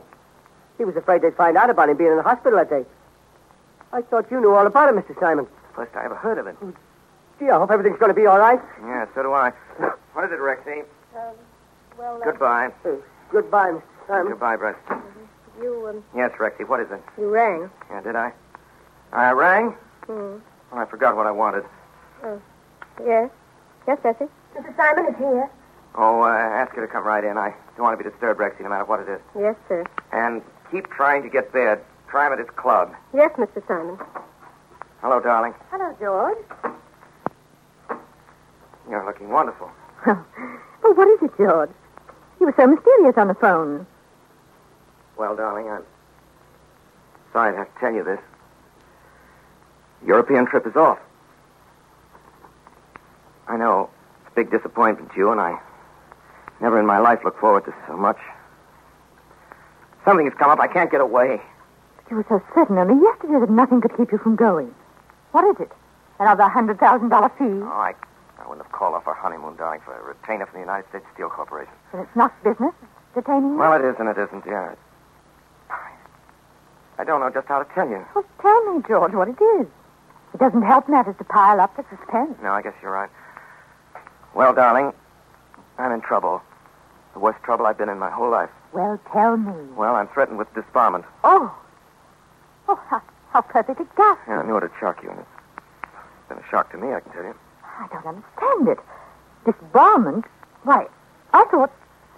Doesn't disbarment imply... Yes, it does more than imply. It establishes that a man is guilty of conduct which makes him unworthy to practice his profession. That's what I'm faced with this very minute. Then, I mean, I'm quite bewildered. 18 years. 18 years. I've been a full-fledged lawyer. 18 years. Nobody's ever had anything on me. And then this one thing, this one little thing that was dead and buried comes up. Ping. Out I go like a candle. What is it you did, George? You know what it means to frame up on an alibi? Yes, I think I do. Getting someone to testify falsely. I don't know much about these things, George. Wasn't that a dishonest thing to do? Well, it was conniving at a lie to save a poor kid from going to prison for life, to prevent a conviction that nobody wanted, not the judge, nor the district attorney, nor the jury, but that the law made inevitable. But why do you have anything to do with such people? Thieves, criminals? Well, I'm a lawyer, darling. Somebody's got to defend people who are accused of crime. Was this boy guilty? Guilty of stealing a few dollars, yes. And now someone's found out about the alibi and they're going to disbar you. Is that it? Yes, someone's found out. A man who's had it in for me for years. A gentleman by the name of Francis Clark Baird. Francis Clark Baird? Why, he's a very eminent lawyer, isn't he? I think I've heard Father speak of him. Isn't he one of the Connecticut bears? Yes, he may be, for all I know, but that doesn't mean much to me. All that I know is that he's got the dope on me and he's going to make me pay through the nose. Why do you always put things on a personal basis, George? Isn't it the duty of a man like Mr. Bear? No man has to break another man unless he wants to. Darling, you're not siding with Baird, are you? I really don't know what to say, George. It's most distressing. I know how you've had to struggle, and it's all very admirable, but it's made it possible for you to accept things that are rather difficult for me to accept. Well, what things, darling? Oh, I don't know. There's something distasteful about the whole atmosphere of the thing. This association with thieves and perjurers. And now this scandal. It will be a scandal, I'm sure. Newspaper publicity and all that. I'll try to spare you all I can, darling. Now, what are my friends going to say? How am I going to face them? Do they mean more to you than I do? That isn't the point. Best thing for me to do is to go to Europe on Tuesday as I'd planned. If this thing blows over, and let's hope it will, you can join me abroad later. If it doesn't, well, there's time enough to think about that. You mean you're going to walk out on me? Well, that's a very crude way of putting it, George. And very unfair to me, too. It isn't as though I could do anything for you. I could. I'd be glad to stay, but you've said yourself there isn't anything now, haven't you? Yes, I guess I did. Just that at a time like this, I thought I'd like to have you around, that's all. Isn't that just a little selfish, George? Yes, I guess you're right. Guess it is selfish. I hadn't looked at it in that way. I just thought, Cora, that maybe you'd want to stay. Oh, please don't misunderstand me, George. Please don't think I'm unsympathetic. Would you like me to ask Father to intercede with Mr. Baird? No, I don't think you'd better do that. Well, whatever you say. I do hope everything will turn out for the best. Oh, well, I really got to run now. I'm late as it is. I'm meeting Roy Darwin for cocktails at 21. Who? Roy Darwin. Oh, George, will you be coming out to the country tonight? Well, I don't know whether I'll be able to make it or not. I'll phone you if I can. Yes, do. Au revoir, George. I do hope everything's going to be all right. Goodbye, sweetheart. Here, you can go out this way. Don't bother. I know the way.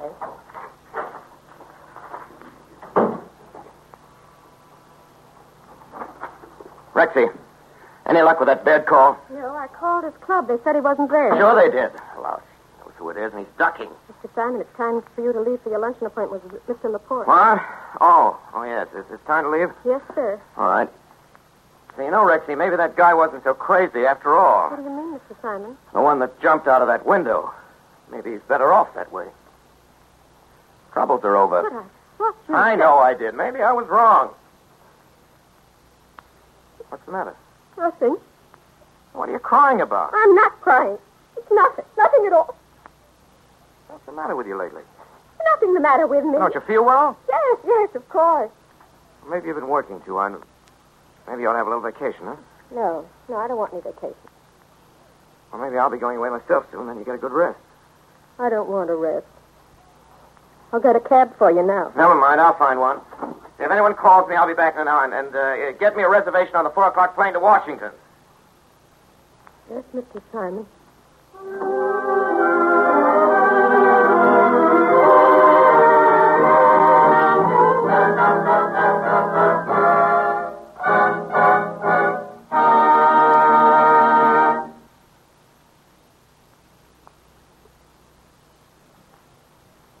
In just a moment, we will continue our Campbell Playhouse presentation of Counselor at Law.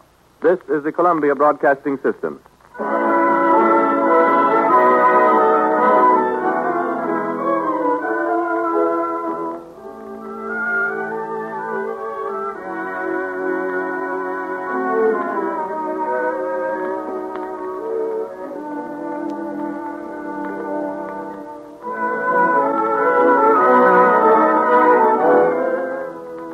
This is Ernest Chappell speaking. We welcome you back to the Campbell Playhouse presentation of Counselor at Law, starring Orson Welles, Aline McMahon, and Gertrude Berg.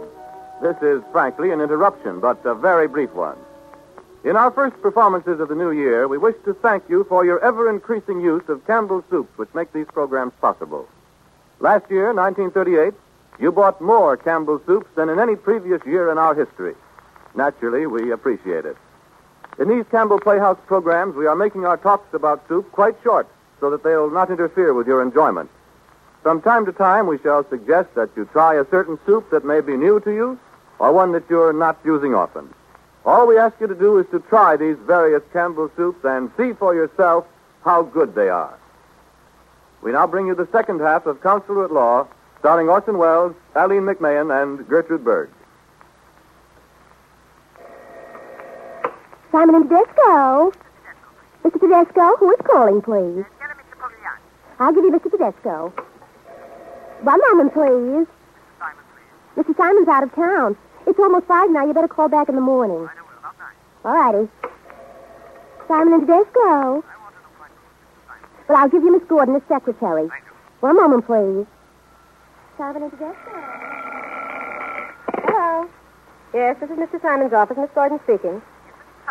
No, I'm awfully sorry. Mr. Simon's out of town. He left last night. Oh, yes, I'll tell him. Hello. This is Mr. Simon's office. Oh, no, Mrs. Simon. No, he's not returned from Washington yet. Are you at the pier now? No, I'm leaving in a few minutes. Well, of course, he might have gone from the airport to the pier. How soon will you be at the pier? In about half an hour.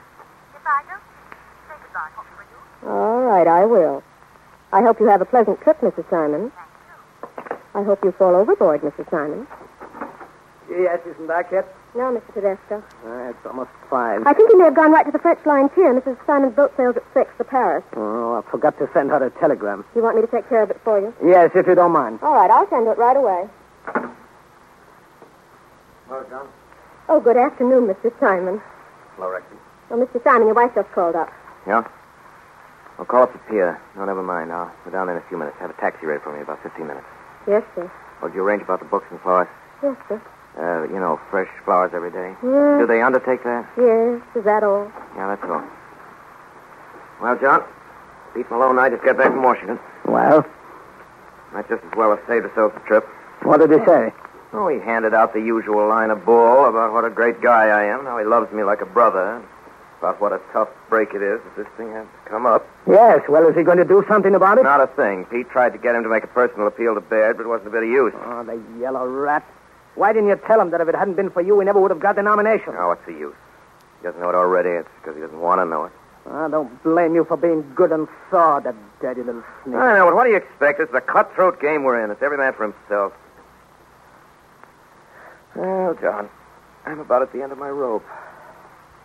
Tomorrow morning at 10 o'clock, the grievance committee meets, and once it gets before them, I can kiss my little career goodbye. No, you're crazy. We're going to fight, and we're going to get you out of it. What's the use talking that way, John? You know better. I haven't got a chance. I'm through and finished. Now, listen. Take my advice and get some sleep tonight. I guess you haven't been sleeping much, have you? No, not much. Well, that's what you need. A good sleep. Why don't you lie down and take a nap now? Huh? No, I've got to go down to the boat and say goodbye to my wife. Is there anything I can do? No, not a thing, John. Good night. Oh, Good night. Mr. Simon, Yep. I forgot to tell you, Charlie McFadden wants to see you about something. Wait till tomorrow. You getting me a cab? Yes, sir, right away. Yeah. Excuse me, Chief. Can I see you for a minute? Not now, Charlie. I've got to go down to the boat, see Mr. Simon off. Well, I've got some news for you, Chief. I'm sorry. You got some... Hey, what kind of news? It's about our friend across the way. Oh, Baird? That's him. Let's have it. Come on, Charlie. Found out something about him? Well, I'll say I have. Well, what is it? Well, Francis Clark Baird is leading a double life. What do you mean he's leading a double life? Well, wait till I tell you now, Chief. Remember me telling you I found out that he's always making business trips to Philadelphia? Yeah, well? Well, yesterday off he goes to the Pennsylvania station and boards a train for Philly with me right behind him. Well? He gets out of the station and hops a taxi for Germantown. Germantown. So I grabs another hack and tells the driver to follow him. Yes, go on. Well, we're going along great when all of a sudden we get into a traffic jam. And by the time it gets straightened out, we lose him. Well, is that all? Oh, Lord, no. That's just the beginning. I goes back to the station and hangs around, waiting to see if the other taxi's going to come back. Well, after waiting for about 3 hours, sure enough, back it comes. Was Baird in it? No, sir, he wasn't. Well, go on, go on. Well, I gets talking to the driver and asks him if he remembers. He says he does. He takes the same man out every week to visit his niece in Germantown on Sycamore Drive. Number 1217 it was. So I drive out to 1217, and it's dark by now. So I looks in the window, and there's a girl. A good looker she is, too. And there's a photograph of Baird over the mantelpiece. Was Baird there? No, sir, he was not. Oh, what is all this? What proof you got that he ever was there? Wait a minute, Chief. I ain't done yet. I says to myself, that little lady don't look like no niece to me. Is that what you call evidence? No, sir. Well, go on. Well, there's nothing to do till everybody's in bed. Then I goes back to 1217 and takes a look into the house. What do you mean? You broke into the house? Well, I wouldn't want to admit that, Chief. I'd be liable to arrest and imprisonment if I did. Are you crazy? What'd you do a thing like that for? Now, don't worry about me, Chief. It was an easy job, and I ain't so much out of practice as I thought I'd be. Well, what'd you find out? Well, I figured there'd be letters from him, and there was. You found letters from Baird to this woman? Yes, sir. A whole stack of them. Where are they? What do they say? They're right here, Chief. They're all about how much he loves her and adores her, and about how she don't have to worry about her future if she'll just lie low and keep her mouth shut. Charlie, you don't know what you've done for me. Well, it's the least I could do, Chief, after all you've done for me. Rexy! Yes, Mr. Simon. Get me Francis Clark Baird on the phone right away. Yes, sir. Give me a line. Rexy, I think we've got Mr. Francis Clark Baird just about where we want him. And say, Rexy, take dictation. Yes, Mr. Simon. To my wife, Darling, don't sail. Get right off the boat. Everything's going to be all right, and I'll be able to go with you in a few days. Phone me the instant you get this. All my love, sweetheart.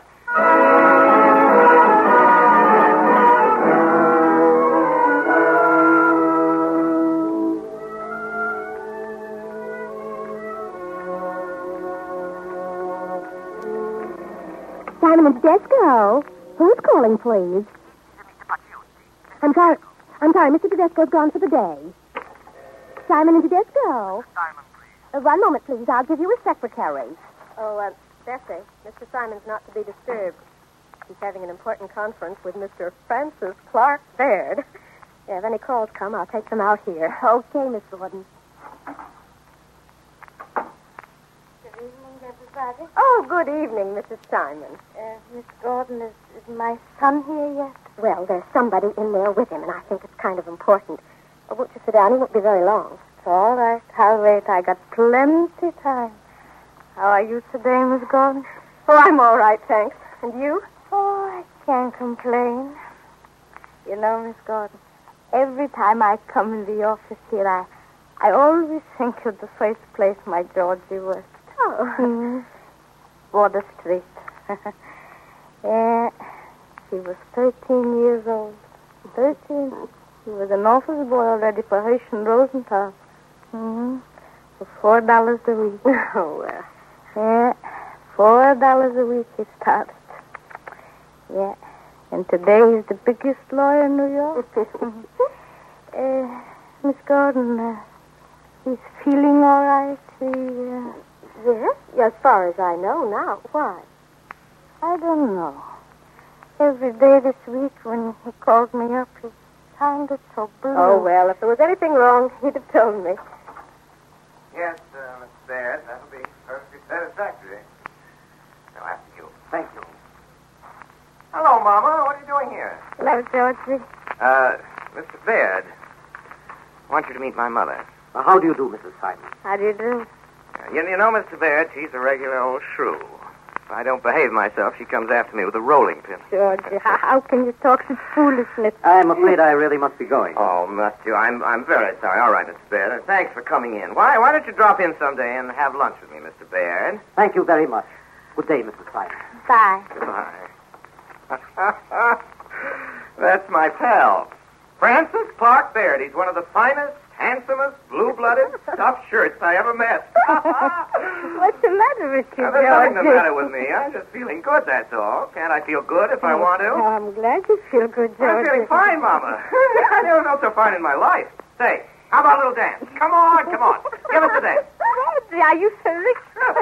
You're a fine dancer, you are. You have to give me a few lessons. Now, come on. Give me that right one. La-da-da-da-dee-da-da, la-da-da. Now, himself. That's a beautiful hat you have on, Mama. Is that a new hat? Oh, God.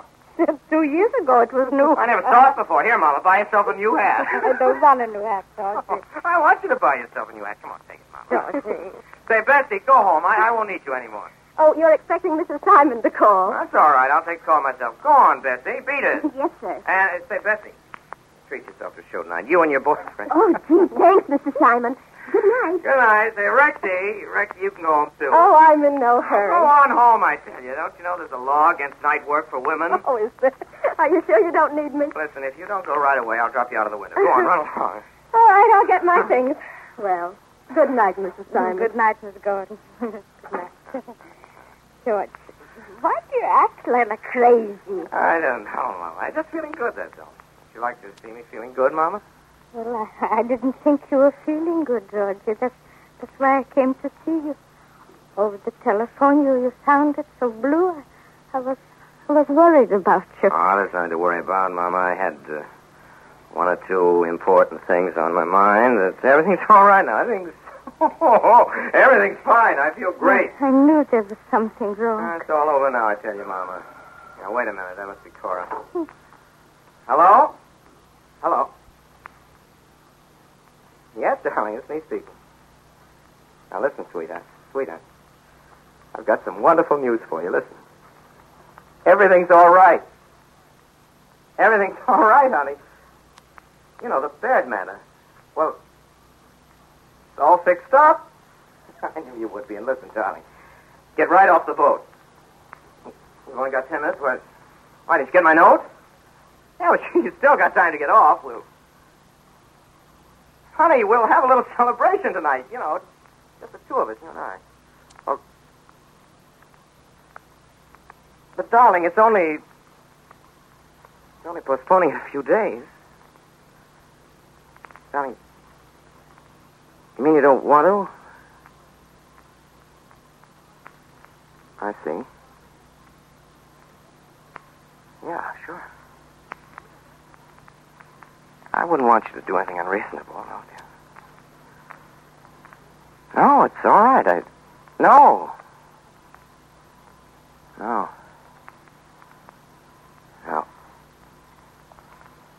Thanks. Well, have a wonderful trip. Goodbye. Georgie. What's the matter, Mama? What do you want? Georgie, something wrong? Tell Mama. Nothing wrong, Mama. And I tell you, there's nothing wrong. Why don't you tell me, Georgie? Let me alone, Mama. Can't you let me alone? Yes, Georgie. Only if I can help you. I don't want any help, Mama. Help me by going home. That's how you can help me. All right. All right, Georgie. If you want me to go, I'll go. I wish you would. I have some work to do. Bye, Georgie. Please take good care of yourself. Yeah, goodbye, Mama. Bye. Stop worrying about me. Bye. All right.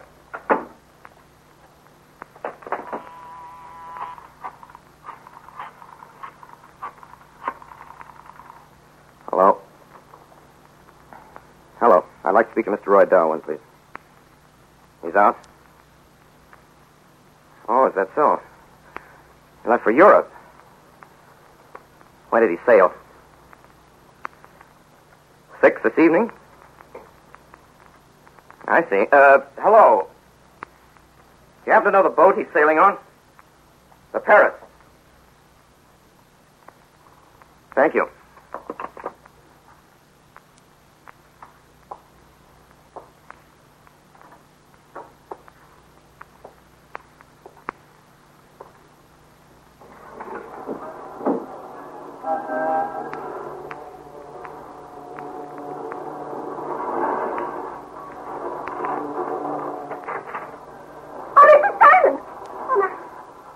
What are you doing at that window? Nothing. What do you want here? Didn't I tell you to go home? What's the matter? Well, I've been putting on my hat and coat. Don't lie to me. Don't lie to me. You've been hanging around spying on me. That's what you've No, been I doing. haven't. Honest, I haven't. Don't lie to me. You've been spying on me. Oh, I couldn't go home. I was so worried. Shut up! Shut up! You hear me? Or I'll break every bone in your body. You better start looking around for another job. I'm leaving this business. Oh. I'm through. I'm through. I'm finished. You work yourself to the bone, and for what? So every snob in town can answer it. Can't you even answer the telephone? No. Hello? Yes. Well, I'll see if he's still here. Who's calling, please? Mr. Theodore Wingdale, the president of the American Steel Company. Tell him to go to the devil. Shall I say you're not in? I don't care what you say. Well, I'm afraid he's gone, Mr. Wingdale. Is there anything I can do? This is his secretary speaking. No, I don't. Oh, well, just one moment. He says it's a matter of life and death. All right, kid. Tell him, Mr. Is that Wingdale himself? Yes, sir. Well, tell him... Oh, wait a minute. I'll talk to myself. Hello, Mr. Wingdale. This is George Simon speaking. Yeah, my secretary got me just as I was getting the elevator. What's the trouble? Oh, I see. Oh, is that so? Say, have the police been there? I see. Mr. Wingdale, have you made any statements? No, that's right. Don't say anything. I'll be right up. Goodbye. Wingdale's son had a fight with his wife this afternoon. Shot her dead. That's how awful. Say, she was the richest girl in Texas. Can you imagine what a case like that's going to be? We've got to get right on the job. Oh, I'm ready. You're always ready, Reggie. That's one thing I can count on. What? Nothing. Come on, hurry. We'll grab a sandwich on the way up. Yes, Mr. Simon. Well, what are you waiting for? Not a thing, Mr. Simon. Come on. You don't need a hat. Come on. Yes, Mr. Simon. Say, Rexy. Yes, Mr. Simon? Rexy, I'm sorry I bored you off this Oh, afternoon. that's all right, Mr. Simon. Well, I'm sorry. Oh, for heaven's sake, Mr. Simon, let's get going.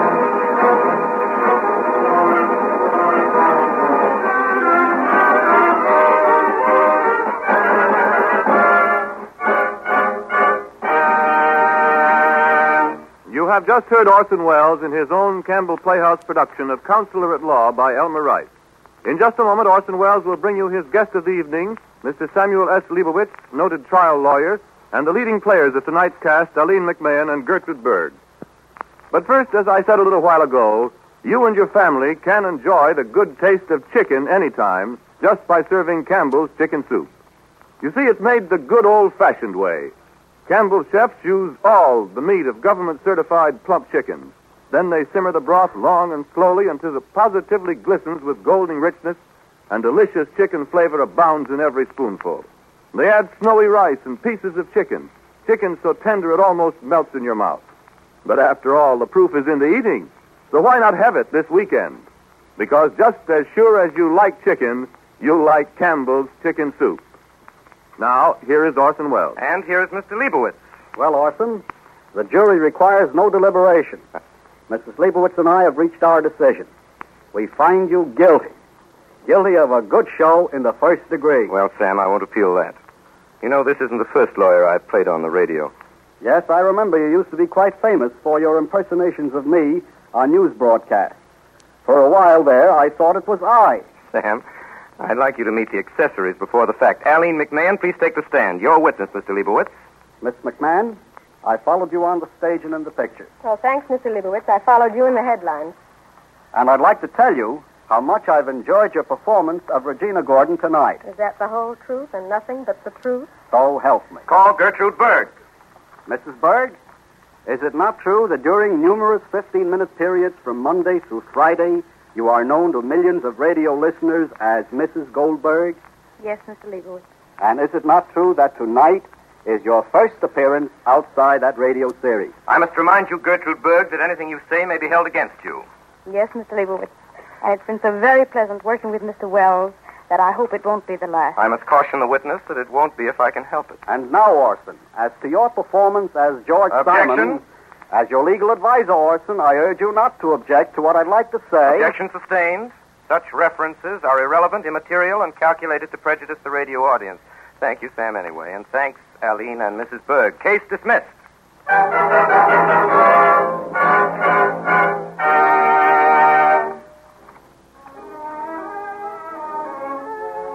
Well, next week, we're leaving offices and courtrooms taking you out of doors and out to sea for a sea story, a true sea story. For all of the wild yarns that are spun about ships and sailors, the hardest to believe is the thoroughly authenticated adventures of the crew of the HMS Bounty and her master, Captain Bligh.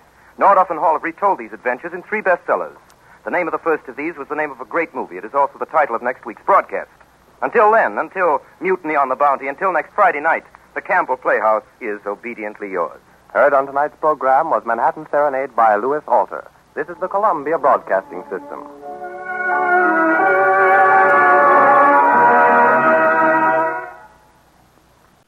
Well, Silver, wait those thrilling days of yesteryear with the Lone Ranger up next.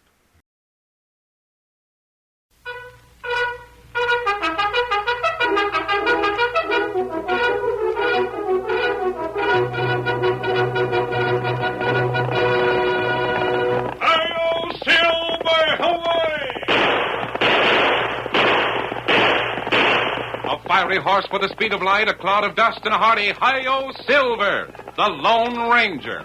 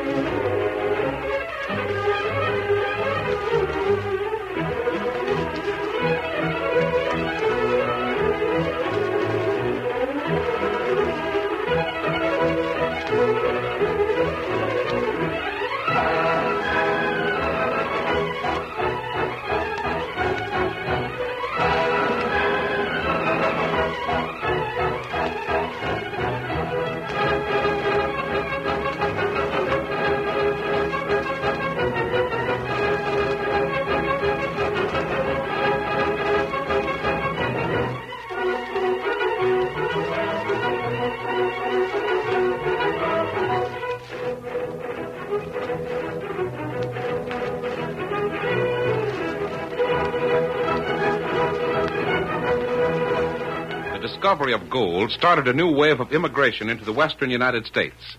Thousands of prospectors became wealthy overnight, but many more found nothing, and the greed for gold led to violence and bloodshed in the mining camps.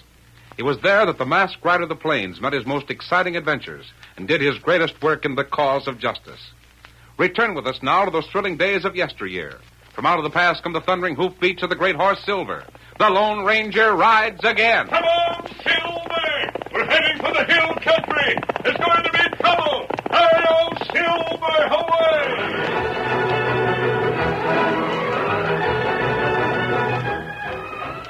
Beside a stream that cut down from the mountains, Jed Baker and his wife Deborah crouched with their feet close to the water.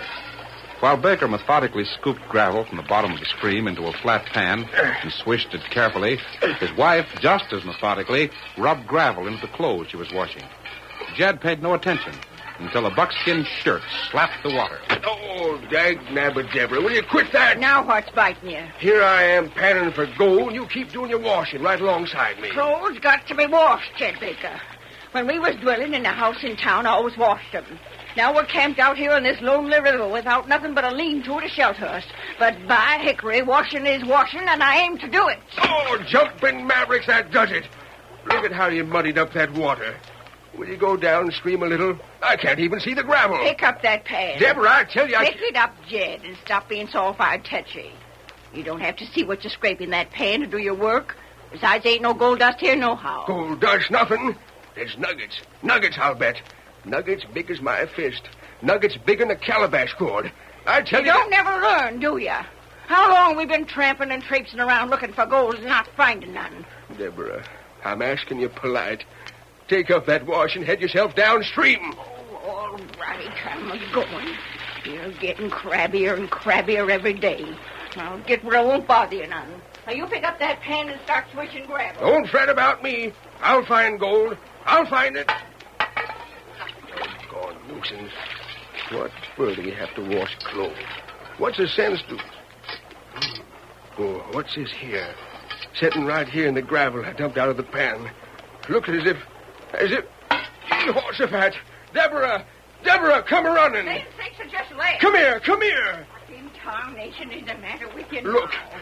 Look here at this. Well, what of it? It's a nugget. It's gold. Seeing things, Jed Baker. That there's a hunk of dirt. I tell you, it's gold, gold.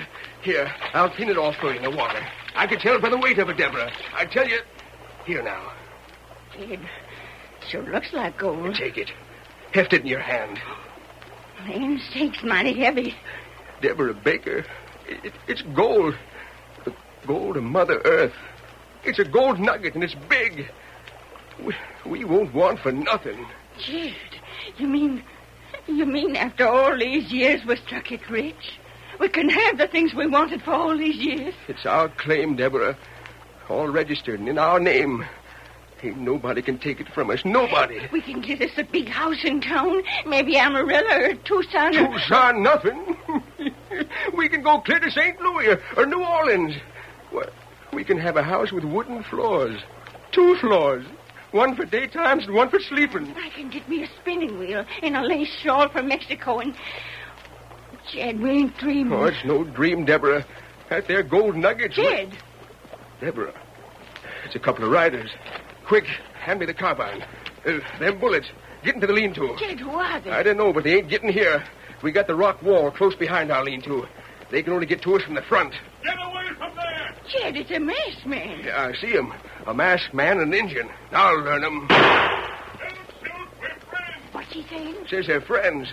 Don't come no closer, mister. Get away from that rock wall! Look out! The engine's pointing up over us. Sure, don't look. It's a trick. I don't see nothing. There ain't nothing. It's just a trick to get us to look away. Keep your distance. Keep your distance or I'll shoot. Get them, fellow. It's the only way. Get them up, stone. Masked man, I warned you. You won't drop that gun. I'll have to make you. Look out, Jed. He's pulling the gun.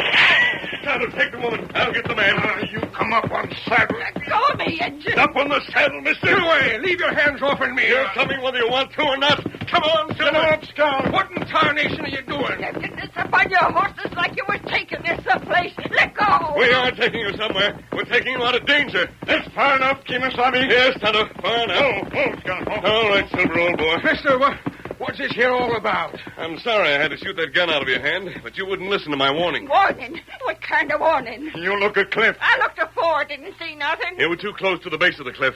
Look now. I don't see nothing. No, me. There ain't nothing. Jed, look up there. Well, I'll be... It's stones. Big rocks rolling down the slope. Yes, Tonto and I saw 2 men high above you. They started it. They started an avalanche that might have buried you under tons of rock. That avalanche is building up right now. Jed Baker, look at it. Look at them rocks rolling and jumping down the cliff. It's aiming right for where we were standing.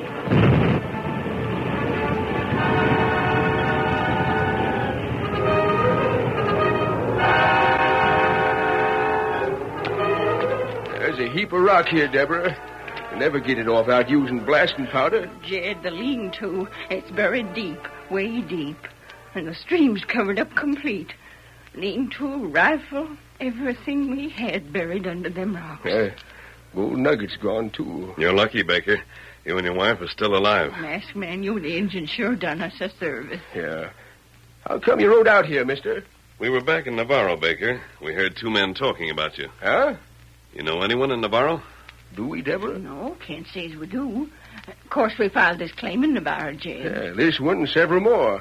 None of them panned out till we hit this one. 2 fellas, you say? What'd they look like? It was dark, Baker. We couldn't tell. And they didn't use names, except yours. They said they'd be riding out here this morning to take care of you. We'd have come here earlier, but a fight started in the cafe, and we lost them. Well, then how come you got here? We went to the office in the morning and got the location of this claim. It was your last, so we knew you'd be here. You mean to say, mister, you rode all the way from Navarro this morning? We did. Yeah. Well, that horse of yours, I reckon you could at that. 2 men. Well, why should they start that rock slide? They want to finish you and your husband. Yeah, but why? We ain't got an enemy in the world, mister. You must have, Baker. You must. That's Tonto. Yeah. Way up atop of the cliff. Sound sure travels plenty far in this air, don't it? Come out this way where we can see him. Hello! Huh? Well, what's he saying? He wants us to come up there. You think maybe he's found something? Perhaps. There's no one better at reading a trail than Tonto. It's a long climb up there, mister. It'll take us most of the day. We'll circle around to the south. You have your horses. It's all we have got left. It's plumb fortunate we stake them horses away from the stream. The sooner we start, the sooner we join Tonto. Here, Silver. Come here, horse. Here, Mr. Baker. I'll give you a hand up. All right, masked man, lead the way. Be sure that stallion of yours takes it easy. Silver won't go too fast for you, will you, boy? We'll be there. All right, Baker. Mrs. Baker, follow me. Hip, Silver. I hope it don't take too long. There's a lot of things can happen to that engine all alone on the mountain.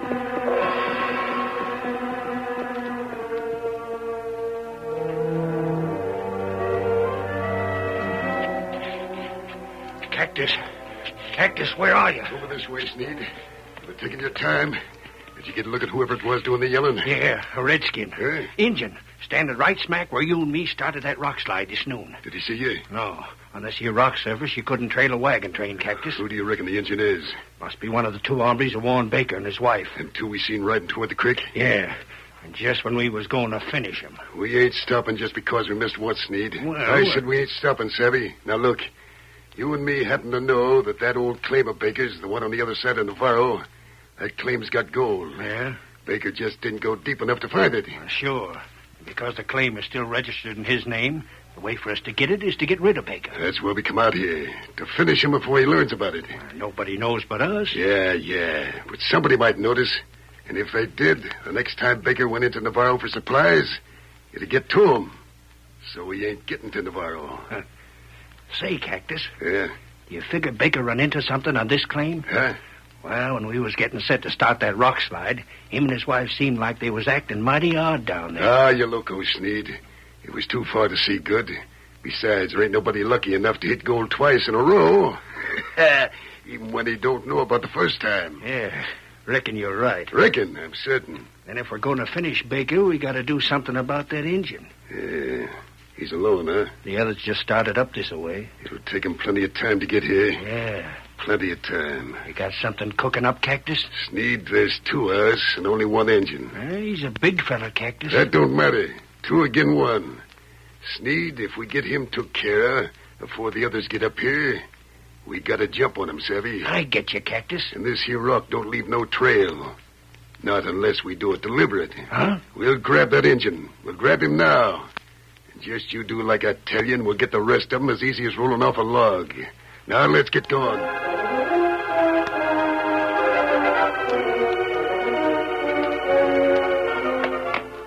We not wait long, Scout. Friend, him not be long now. Plenty quiet up here, huh? What that? Sound like rock, maybe. You stay here, Scout. Tonto go see. Sound come from this way, behind big stone. Somebody there. He got gun. No! What the... You feller! Not move. Injun, what's the gun for? What you do here? Now, a gent's got a right to wander around, Injun. I'm all alone, nobody with me. What that? Get him, Sneed. Get the redskin. There are two of you. You go. Oh, hey, he sure moved fast. I just had time to hit him with the butt of my gun before he pulled that trigger. How cold. Yep, I figured it'd work out this way.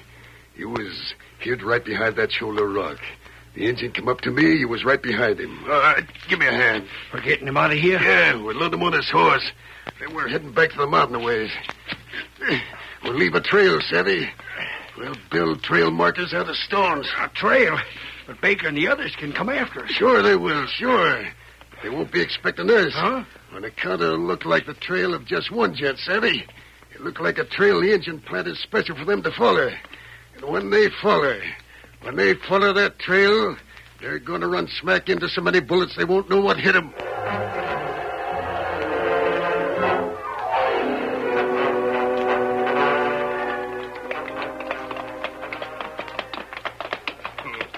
Yeah, sure this is the place, mister? The Tonto should be here.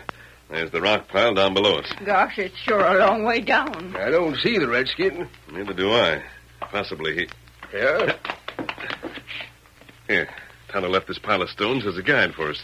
Points that way, further up the mountain. Yeah. Reckon he wants us to go that way, huh, mister? It's the only way to leave a trail on this hard rock. You stay behind us, Mrs. Baker. Stay behind you? What for? Ain't nothing going to happen, is there? No, I don't think so. But it's better to be safe, even though Tonto appears to be alone. Come on, Silver. On the trail.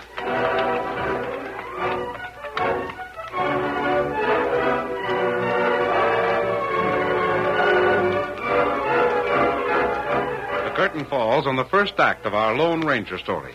Before the next exciting scenes, please permit us to pause for just a few moments.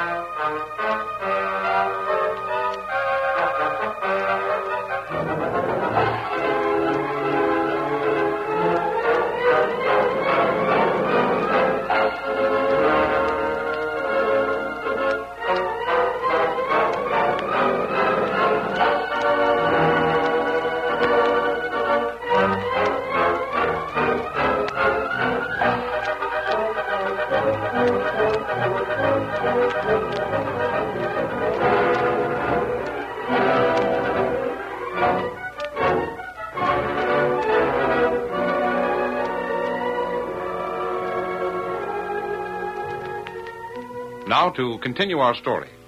When the Lone Ranger and the Bakers reached the top of the cliff, Tonto was nowhere to be seen. All they found were trail markers built of stone. Where in tarnation's that engine leading us, mister? We're following the trail markers he left, Baker. There's another one. It's getting on to sundown. Air gets mighty chilly up here. We turn further south here. Notice how those rocks are placed to form an arrow pointing that way? It's awful quiet up here. Shadows is getting longer. And we'll keep on a bit further. Tonto can't be very far off. I wish we could see tracks out of them heaps of stone. And that's the regular way of trail marking in rock country, Mrs. Baker. You think your engine pard seen somebody? There were two men up here, Baker. We saw them from a distance. They started that rock slide. Yeah. I've got a feeling that something ain't right. It is strange. Cantor doesn't ordinarily start away like this, but we should know very soon.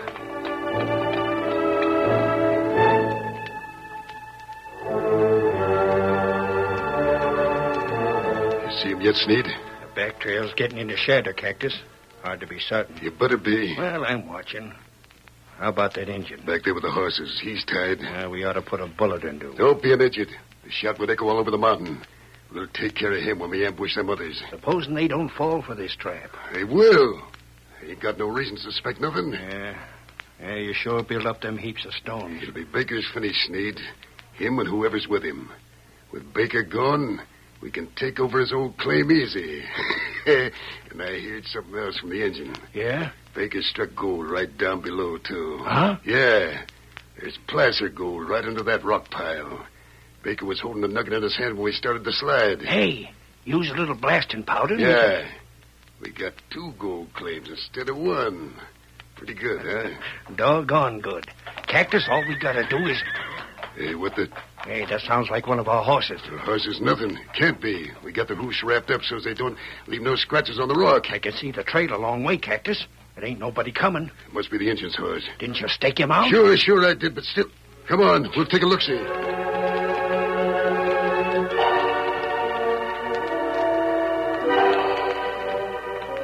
He's gone. The engine's horse is gone. Well, where's the redskin? He didn't get away, too. I left him right... Oh. Well, there you are, Injun. Me here. Take a look at them ropes, Sneed. Tied plenty tight, Cactus. Slip your band down over his mouth for a gag, Sneed. Baker and the others must be getting pretty close now. Yeah. Injun, how come that horse of yours got loose? Him pull rope away. Yeah, we had that rope wrapped around a couple of heavy rocks. Scout him plenty strong. You sure you didn't do it? No, of course you couldn't. You're tied. All you could do is talk to the horse. That's right. Me talk to horse. Well, there ain't nothing to worry about. Slip that gag on him, Sneed. We gotta watch the trail. Get your head back, you not. Yeah, it's plenty tight. He won't bother us nothing.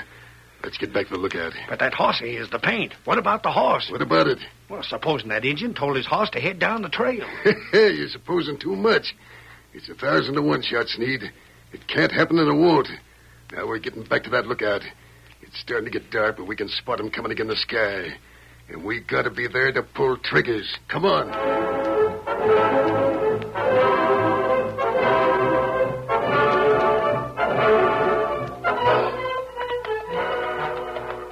It sure is mighty rough country.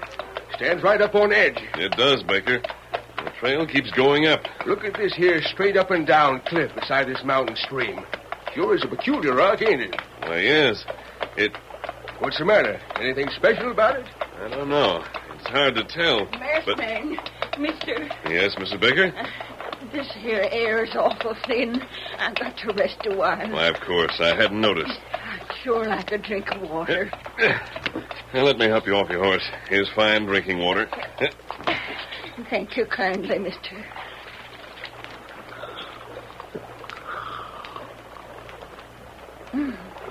Sure is cold and good. Here, Mrs. Baker. Put this blanket around your shoulders. It'll keep you warm. Deborah, I know you're plumb tuckered out, but that Injun must have been on the trail of them hombres. Ain't it so, mister? I think he is, yes. You ought to be keeping after him. You're right, Jed. Mister, why don't you and Jed keep going? I'll be right warm here with this blanket. No. You could pick me up later. If you don't keep going, you might lose them bad men. Jed, we can't do that. For all we know, Tonto may not be after them. There's no way to be sure when the rock leaves no trail. Yes, but we... Suppose we left your wife here. Suppose we went ahead. Those two men might have circled around. They might find her here alone. Oh, shucks, mister. There ain't nothing that'd harm old woman. They started a rock slide knowing you were beneath it. Yeah, reckon you're right, mister. Reckon we better wait. Perhaps I could... Wait. Huh? Listen. I don't hear nothing but the brook. Listen. Can't you hear it now? By grannies, it's a horse. A horse coming this way. I don't see him. So do I. Not yet. But he's certainly... There, look. I seen him for a second again in the sky. Jed, stay here with your wife. That horse didn't have no rider. Stay here. I recognize that horse. It's Scout. Tonto's horse. Stay here. I'll bring him back.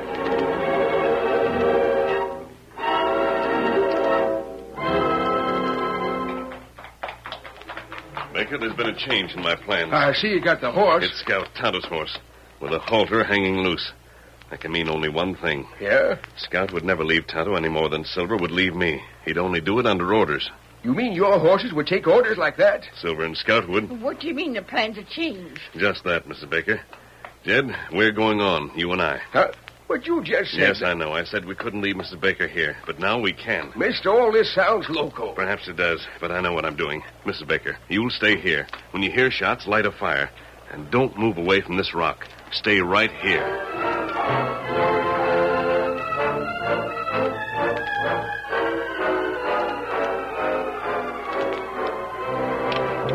Easy with that gun, Sneed. That's the second time you scraped it on the rock. If they don't show up soon, we won't see them. Keep your eyes fixed on that notch in the rocks.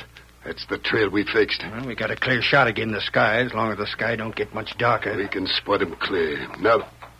Cactus. Yeah, horses. It's them. It must be. Get up and use your ears. Must be this way, Baker. I'm right alongside, mister. Did you hear that? It's them. Baker and the other Jed. Yeah, the engine's purred. Look, he might be. Look. Yeah, it's them starting to show again in the sky. Can't make out their faces so clear, Cactus. Sure not. The light's fading. There's their hats and their outlines. The horses is too low for us to see. We got 'em clear. Sneed, draw your bead on the gent to the right. Yeah. I got the one to the left. Now, ain't careful. They'll drop in their tracks. Now, drill 'em. We got him. Did you hear him yell? It was a target we couldn't miss. A real dry gulch job, Sneed. There ain't a sound out of them. There never will be. Well, that takes care of them. Now, let's get back and finish that engine. This is sure working out fine and dead. This is it, Cactus. Getting so dark, a gent can't see where he's heading. Here's our horses. Where's the redskin? Cactus. Cactus, he ain't here. Huh? He's gone. Now, look, we must be here. Look, there's where he was tied. Here's the rope. Cactus, the engine's gone. I tell you, gone. Yeah, I reckon he is. We got to corral that redskin, Sneed. We got to corral him and Mrs. Baker, too. They're the only ones left. If we don't get them, you and me might swing at the end of a rope. Sure, but where is he? Where'd he go? We got to find him. Sneed. Huh? Look, down yonder. Ain't that a fire? Well, I'll be... Yeah, a campfire down the mountain a ways. Who is it? I don't know, Sneed. Maybe it's a Baker woman. Maybe it's the engine. The engine knows we're after him. He ain't fool enough to light a fire. He's the only two. Whoever it is, we gotta get there, and get there fast. We can't leave no witnesses, savvy? Get your horse. We're busting in on that camp.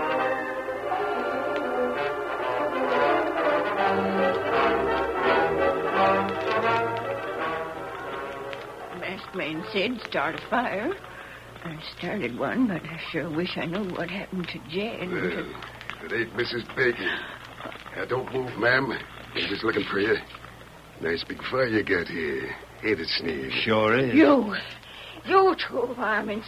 So it was you who tried to kill us. You started that rock slide. Yeah. Too bad you was warned in time. What was them shots I heard? I figured it was you getting a dose of lead. No, it weren't us. It was your husband. What? Your husband and that hombre with him. We dry gulched both of them slick as a whistle. And now, just so there won't be no witnesses... You coyotes! You couldn't do nothing to a woman. We won't have to. All we'll do is take your horse. But I'll starve to death before I can reach any human being. Yeah, I reckon you will. Well, go ahead. Go on, take my horse. You shot my husband. There ain't no use living without Jed. Get the horse, Sneed. Yeah. And we can start after that engine. You look for Tonto? Him right here. What? The engine? He's standing next to the horse. Shoot him down. He ain't got no gun. No, but we have guns. Get them, Baker. I'll show them yellow skunks. It's Baker. He's alive. They ain't taking me. Oh, try another shot. Let go. We're up. No, don't hit me, masked man. Don't hit me. Here's my gun. Mister, you sure give Cactus one awful wallop. Tonto, Me here, Kimosabe. take care of those two. Me do that. Oh, Jed, you're alive. You're alive. I didn't figure I'd ever see you again. Now, Deborah, honey, just take it easy. Yes, Mrs. Baker, we'll guard these two. But you and your husband have had a hard day. There'll be plenty of time for explanations in the morning.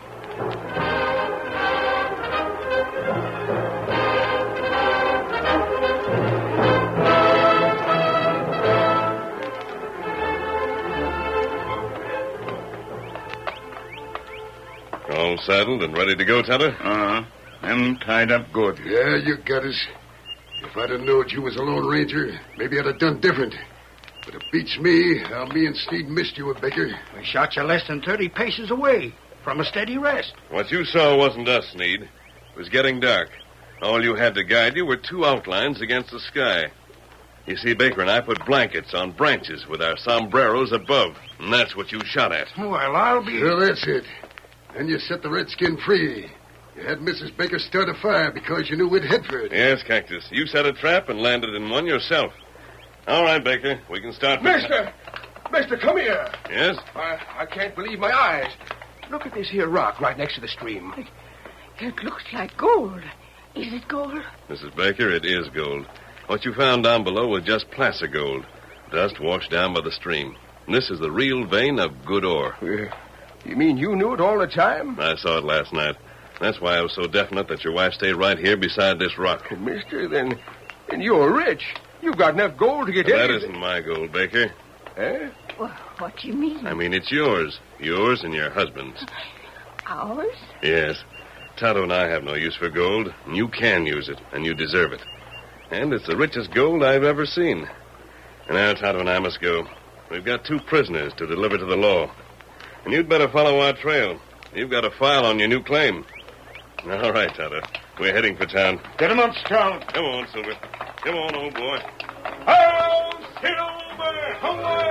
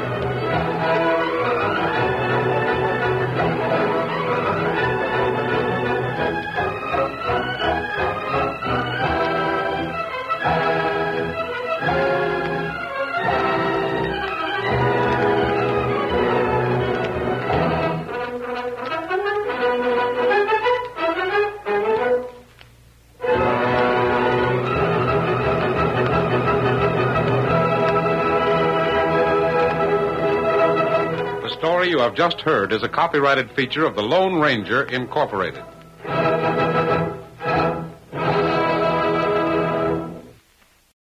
Up next on Nightly Old Time Radio Shows, enjoy the adventures of Nick Carter, Master Detective.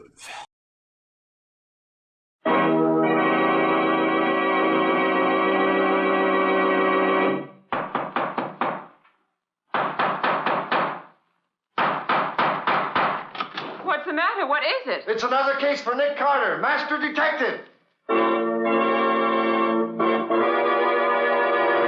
Yes, it's another case for that most famous of all manhunters, the detective whose ability at solving crime is unequaled in the history of detective fiction. Nick Carter, Master Detective. Presented by the three great Linex home brighteners: Linex Clear Gloss, Linex Cream Polish, and Linex Self-Polishing Wax. Created by Acme, America's great producer of Acme quality paints. Today's curious adventure: The Funeral Wreath, or Nick Carter and the Mystery of the White Verbenas.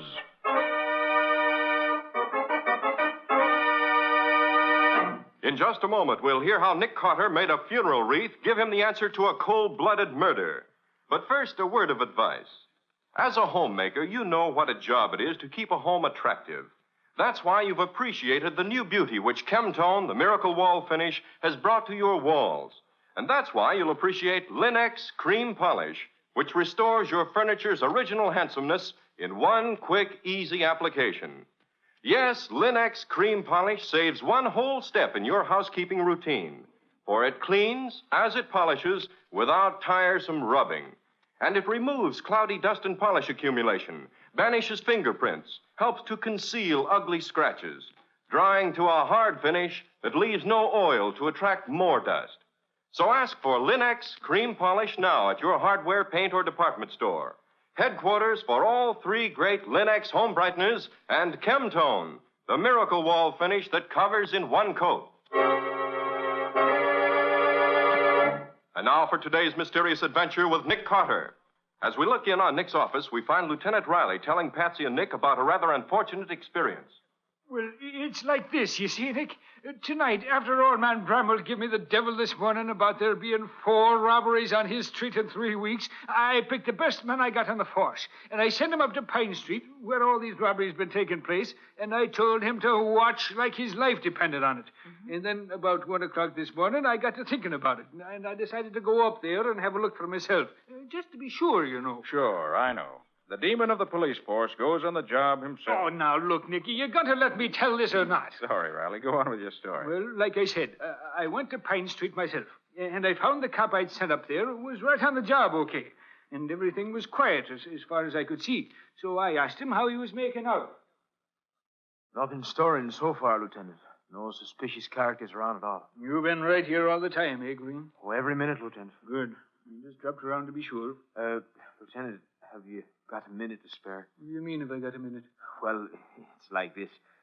My wife's having a baby tonight, I expect. Oh. She went to the hospital this afternoon, just before I came on duty.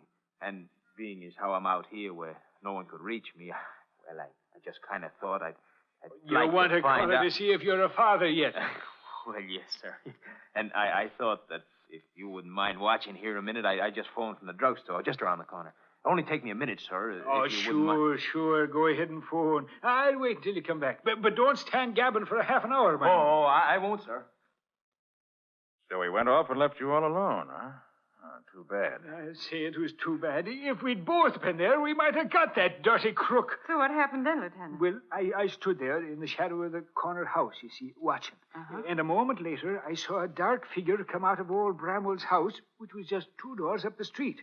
Now, I knew Bramwell and his wife lived there alone, with only a maid, so I wondered who it would be coming out there at that time of night. And what made me even more suspicious, there was no light on in the hall, like there would be if somebody was saying goodnight to him.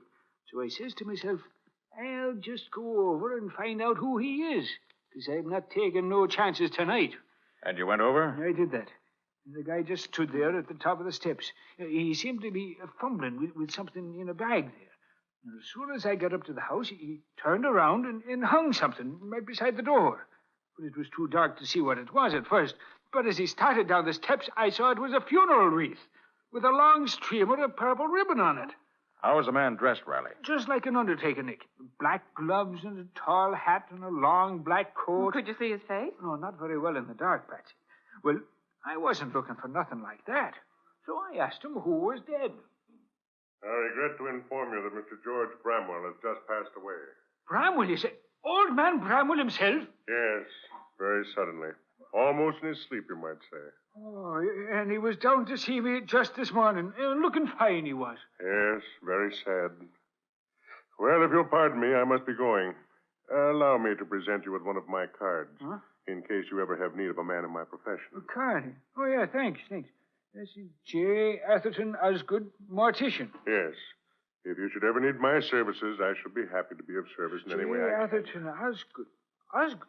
There ain't no undertaker in this town by that. Hey, you, just a minute. There ain't no one. No.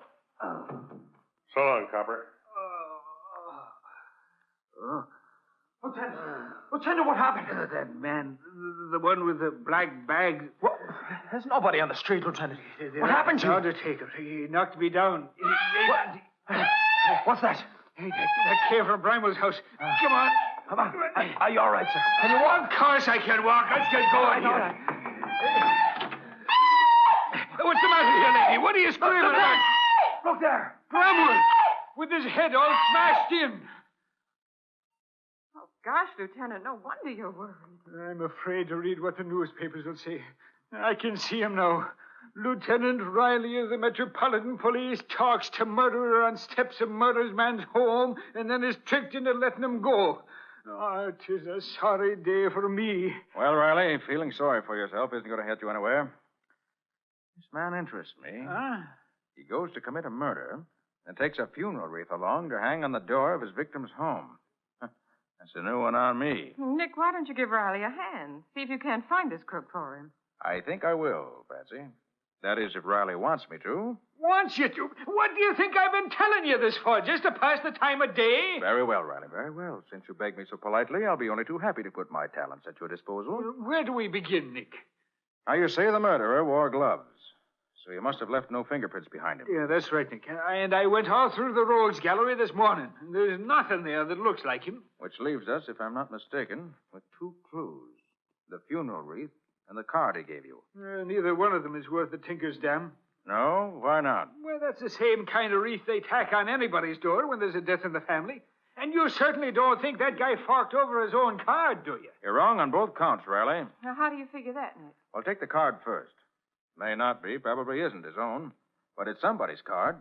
Look at it, Patsy. It's not printed, it's engraved. You're right. If it was a phony, chances are it would just be a printed one. Good morning, folks. Beautiful morning, lovely morning, isn't it? Get out of here, you reporter. Hiya, Johnny, come on in. Oh, morning, Johnny. You're just in time. Now, look here, Johnny Winters. If you dare to print a word of this in that yellow rag you work for, I'll... Now, hold on, Lieutenant. It's not a yellow rag, and I don't work for it. I'm a feature writer and not a reporter. So just keep your shirt on, huh? Whatever it is, it's getting you all hot and bothered. Riley's in the spot, Johnny. And the very thought of publicity makes him squirm. Oh, fear not, lovely policeman. Your secret shall be locked forever within the four walls of my heart. Lovely policeman. Hey, Nick, what's this all about? It's a long story. I'll give you the details later. But right now, I've got a job for you if you have time to do it. Huh? Always at your service, Nicholas. And the beautiful Patsy. Speak on. I want you to get hold of someone who can let you into the public library. At this hour of the day? I don't care if it is early in the morning, and I don't care how sore they get about letting you in. But dig up somebody who can find you a copy of the Mortician's Annual. The Mortician's Annual? Yes, you know. It's the Undertaker's trade publication. See if you can find an undertaker named J. Atherton Osgood. J. Atherton Osgood, huh? All right, then what? Come back here and let me know what it says about him. And make it a rush order. This can't wait. Huh? Consider it done, Nicholas. I'm on my way. Toodaloo.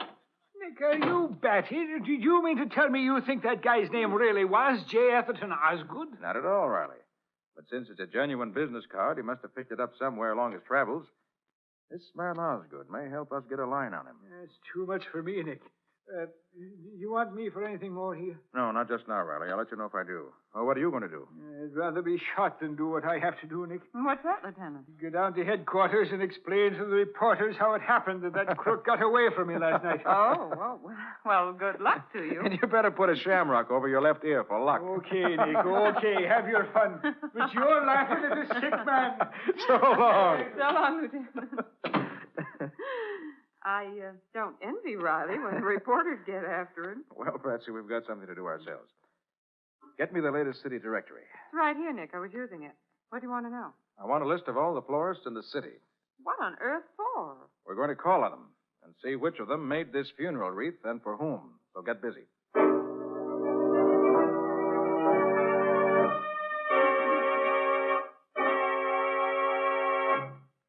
Nearly through, Patsy? Just a couple more, Nick. But what a list. Maybe we'll be lucky and only have to call on a few of them. I should hope so. Why, if we have to call on him... Hi, folks. Your messenger is back. Johnny. Well? Oh, yes, very well. I might say okay. Well, what do you mean? Well, I routed out the sweetest little redhead sub-third assistant librarian you ever saw. Name was Myrtle O'Toole. And I got her to open one of the branch libraries for me. Did you get what I wanted? That? Sure. Myrtle was kind of sore at me for making her lose her beauty sleep, but I soothed her. Oh, yes, I soothed her. Casanova Winters in person. Johnny, what did you find out? Here, Nick. Down in black and white. J. Atherton Osgood, Funeral Chapel, Akron, Ohio. Yep. Johnny, Patsy, and I are going out. I want you to go through the files and see what you can find that has to do with Akron. Right, Nick. About what dates? Say within the last year. I'm not quite sure of the dates yet. I finished the list, Nick. You want to go now? Yes, Patsy, the sooner the better. Okay. Get your hat and let's be on our way. Hey, Nick. Where are you going with that funeral wreath? I don't know for sure, Johnny, but I hope to hang it around a murderer's neck before long.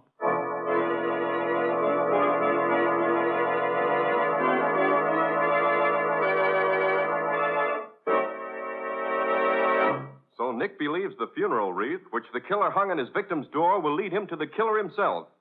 What can there be about that wreath that makes it such an important clue? We'll see in just a moment. Ever notice how much a shining, clean floor adds to the appearance of any room?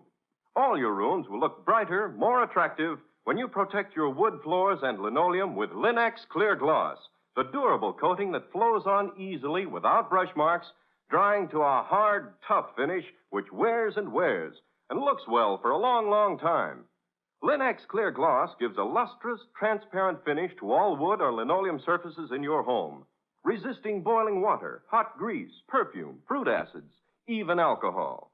And it's so easy to keep clean. For Linex Clear Gloss keeps the dirt on the surface where it's easily wiped away. Its gleaming beauty, its protective durability, make it a standby in thousands of American homes. So get it now. Famous Linex, spelled Lin-X. Linex Clear Gloss, the ideal way to protect your floors and woodwork. Remember to ask for it at your paint, hardware, or department store, where you'll find all three great Linex home brighteners and Chemtone, the miracle wall finish that dries in 1 hour. And now back to our story. We left Nick and Patsy trying to find the florist who made the funeral wreath which the killer hung on the door of the man he had just murdered. That's it, Patsy. Just ahead. I, Silverman. Well, I hope this florist can tell you more than the other four we visited. They didn't know from nothing. I hope this wreath doesn't get worn out before I find out who made it. Yes, what is it? Did this funeral wreath come from your shop? From my shop. Let me see. No, it couldn't be from here. All day yesterday, business was very bad. I sent out not one single order all day. Only 2 customers. All right, I'll take your word for it. But how about the day before? Did you send it out then, perhaps? That's not possible, mister. These flowers, they are too fresh. They could not have been picked before yesterday, or so fresh they wouldn't be now. You mean the wreath was definitely made up yesterday? Sure, mister. Couldn't be before yesterday. The flowers, they are too fresh. Any idea who might have made it up? That I couldn't say, mister. It's a very ordinary piece. Could be anybody made it. Okay, thanks. Come sometime when you want to buy something, maybe. Yes, mister? Thanks, I will. Any luck, Nick? No. I did find out the wreath was definitely made yesterday, but that's all. Oh. Well, who's next on the list? Before we visit the next place, I want to call Johnny and ask him what he found. Maybe that'll give us a lead.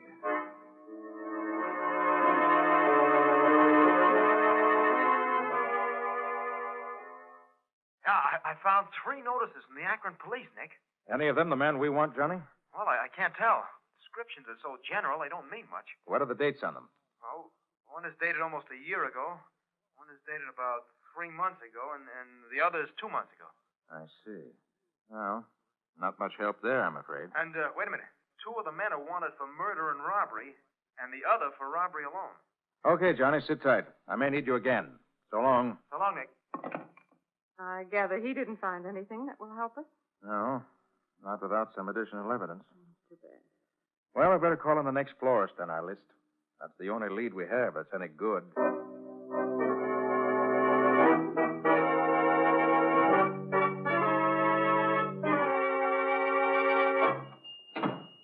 Mr. Schwartz? That is right. Could you tell me if you made this wreath? Did I make it? Oh, mister, I did not make it. Well, could you tell me who might have made it? Let me look. Yes. I could not say for certain, mister, but I am in this business a long time, and I think this was not made by the florist. Oh? Is that so? Are you sure? No, I am not sure. But it looks as if it was made by someone who has seen a lot of wreaths like this, but who's not a regular florist. Someone who's seen a lot of wreaths like it, but not a professional florist. Huh. Funny none of the other florists noticed that. They probably were not as experienced in the business as I am, or they did not look closely enough. I am sure it is not professional. And, well, another thing. These flowers. Yes? Like a book, I know all the greenhouses around here. And not one of them grows flowers like these. That I'm sure. Thanks very much. You've told me a lot, Mr. Schwartz. So long. Goodbye, mister. Any luck this time, Nick? Patsy, I think we've got something. Oh, good. What is it? Find me a telephone. I want to talk to Mr. J. Atherton Osgood of Akron.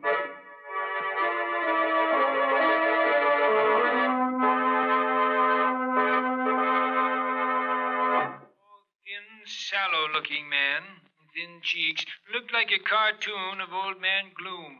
I see, Mr. Osgood. And you say he left your employ very suddenly? Yes, it was about 3 months ago.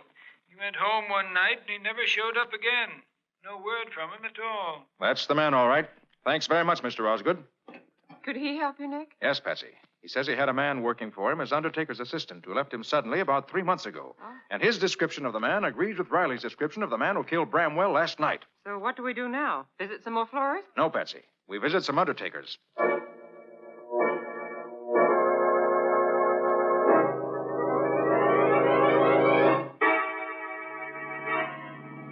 But why are you so sure the killer works for an undertaker, Nick? It's logical, Patsy. He apparently came to town about 3 months ago. But he started these robberies, as far as we know, only 3 weeks ago. Mm-hmm. Now, what could be more natural than for him to get a job at the trade he knew, undertaker's assistant? That would give him time to look over the town and decide where he wanted to pull his jobs. And it would also legalize his being in town in case anything came up to question it. Well, we've tried 7 undertakers, and none of them had any nice, fresh assistants. Hope we have better luck at this next one.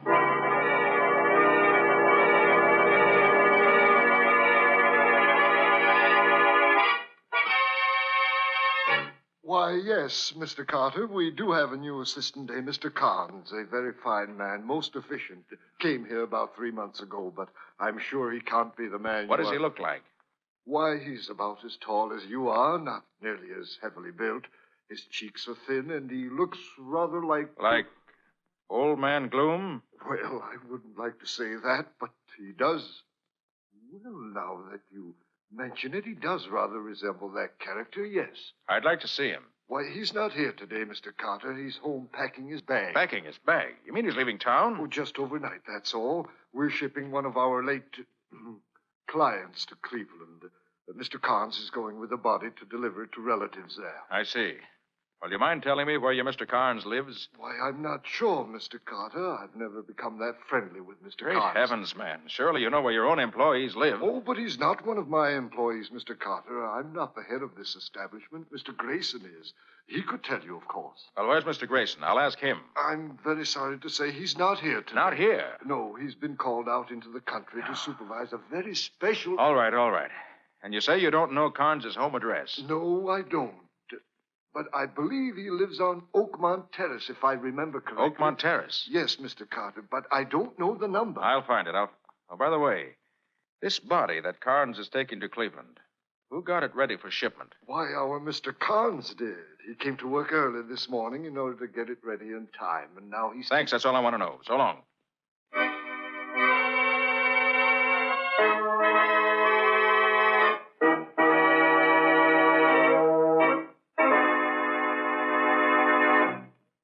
You mean you really got a lead on the killer, Nick? I mean just that, Riley.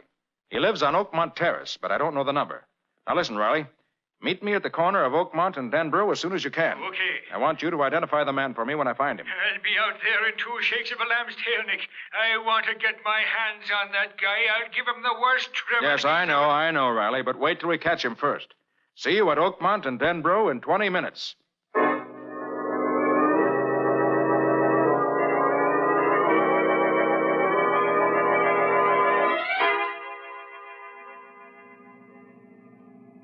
Just drive slowly along the street, Patsy. I want to see if I can get any clue to which is Carnes' house. You don't expect to find him sitting on his doorstep, do you, Nick? Hardly, Patsy. But one of the florists I visited gave me an idea. An idea about what? About the flowers and that wreath. He said that... there. That's the house. My hunch was right. You mean the house where Carnes lives? Yes, I'm sure of it. Why, Nick, how can you tell? By the garden in front of the house. But what can... Oh, there's Riley putting around the corner up there. Shall we go meet him? Yes. I want to get this over with as soon as I can. Right.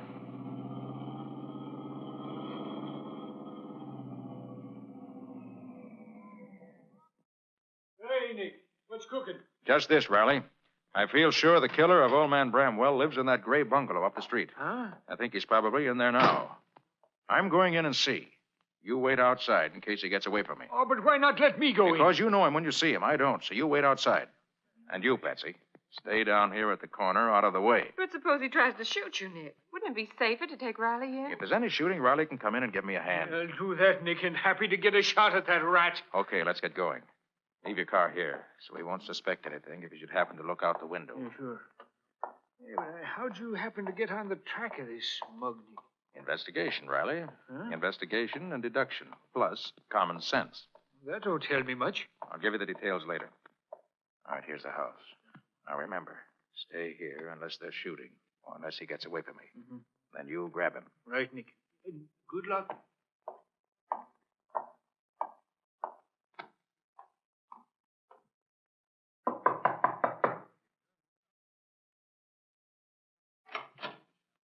Well?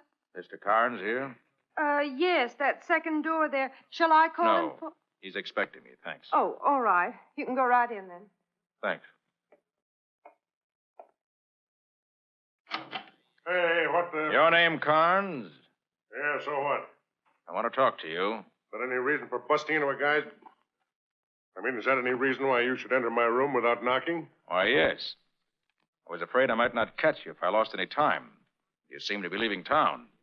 I don't know what you have in your mind, but I'm sure I'm not the one you want to see. I don't believe I know you. Well, I know you. You work for Grayson the Undertaker, don't you? And you're leaving town to chaperone a dead body to Cleveland. That's quite correct. I know a lot more, too. I know you killed George Bramwell last night in cold blood and took $3,000 in cash and $10,000 in jewels from his safe. It was a pretty slick stunt to impersonate a departing Undertaker and leave the wreath in the door. Go on, you interest me. But that was where you made your mistake, Carnes.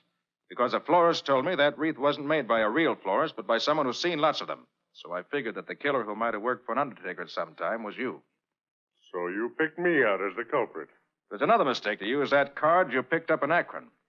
Gave us a good line on you. Of course, going into the undertaking business here was an excellent idea. From your point of view, gave you a splendid chance to find out where the rich homes were located without attracting attention. Is that all? Not quite. I have a hunch that if we were to pry up the lid of that casket you're going to chaperone out of town, we'd find you'd hidden the loot in there. This is all very entertaining. But so far, you haven't shown any proof that connects this wild story up to me. So I must ask you... How about this, then? That homemade funeral wreath was made of white verbenas. A very uncommon flower around here. And there's a fine bed of verbenas growing in front of this house. The only white verbenas anywhere around here. So put on your hat, Carnes, and we'll go out and let Lieutenant Riley identify you as the man who slugged him last night. You can go to... Oh! Should take better aims, Carnes.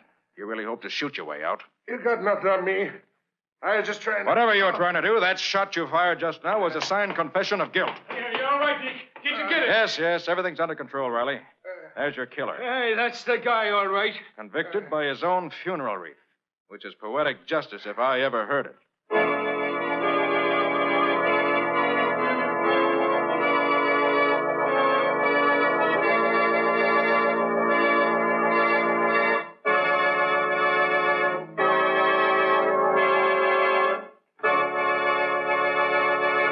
In just a moment, Nick and Patsy will bring you a preview of next week's exciting case. Here's a suggestion. Give your floors a handsome surface in a jiffy with Linex self-polishing wax. The liquid wax you simply wipe on without rubbing or polishing. Linex self-polishing wax keeps all your floors, wood, tile, and linoleum, looking their shining best. Yet it's so quick to use, and it dries to an elastic, satiny finish that wears amazingly and is unusually resistant to dirt and water. It contains the greatest possible amount of genuine carnauba wax, with no gum, shellac, or resin to chip or crumble. So get it now, Linex self-polishing wax, to keep your floors beautiful the easy way. If your dealer hasn't yet received his supply of the 3 great Linex home brighteners, he'll probably have them soon. Ask him to save one or all of them for you. Acme will see that he gets them, and you get them, as quickly as possible. And now let's hear from Nick Carter himself. How about it, Nick? Have you got something new and exciting for us next week? I think so, Ken. In the courtyard of a new and expensive apartment building, the body of a man was found floating in the lily pool. With a large knife in his back. There was practically nothing to tell us who did it or why. But when I got started on the investigation, I found a very confusing trail that took me all over town in unexpected directions. And led right to the murderer, thanks to a costly mink coat, which unfortunately did not belong to me. Patsy, you made a nice little sum of money out of that coat, even if it wasn't yours. True enough. That was some compensation for what I went through. Well, it sounds interesting, Nick. What do you call the story? I call it Death in the Pool. Or the mystery of the mink coat. And that's all until next week. So long. So long, everybody. And so long to you, Nick and Patsy. We'll be looking forward to seeing you again next week.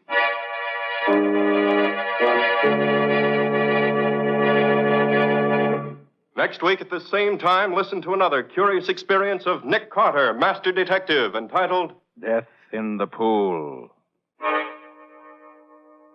Or Nick Carter and the Mystery of the Mink Coat.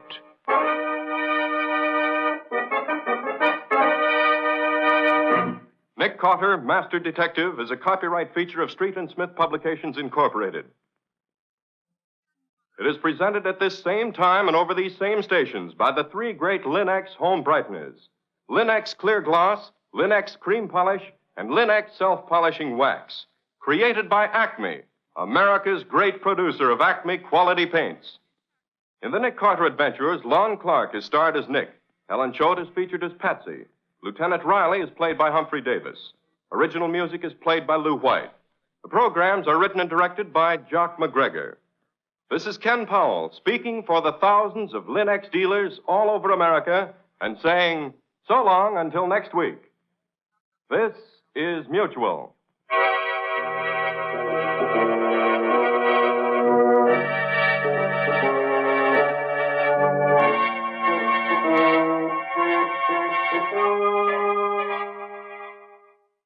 Organized crime doesn't stand a chance against the gangbusters who are up next. And now, in cooperation with police and federal law enforcement departments throughout the United States, CBS Radio presents Gangbusters!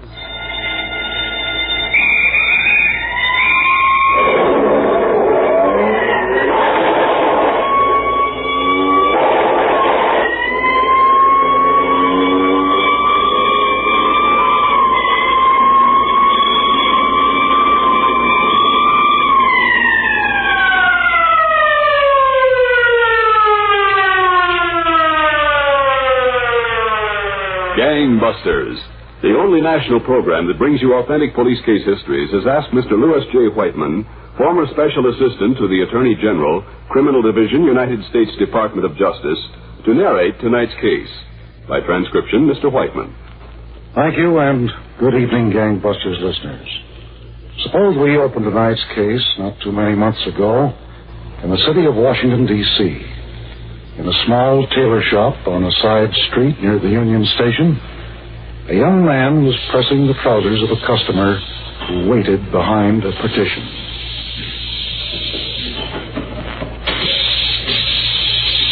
How about it, kid? Yeah, just a second, Wes. I'll have the pants ready.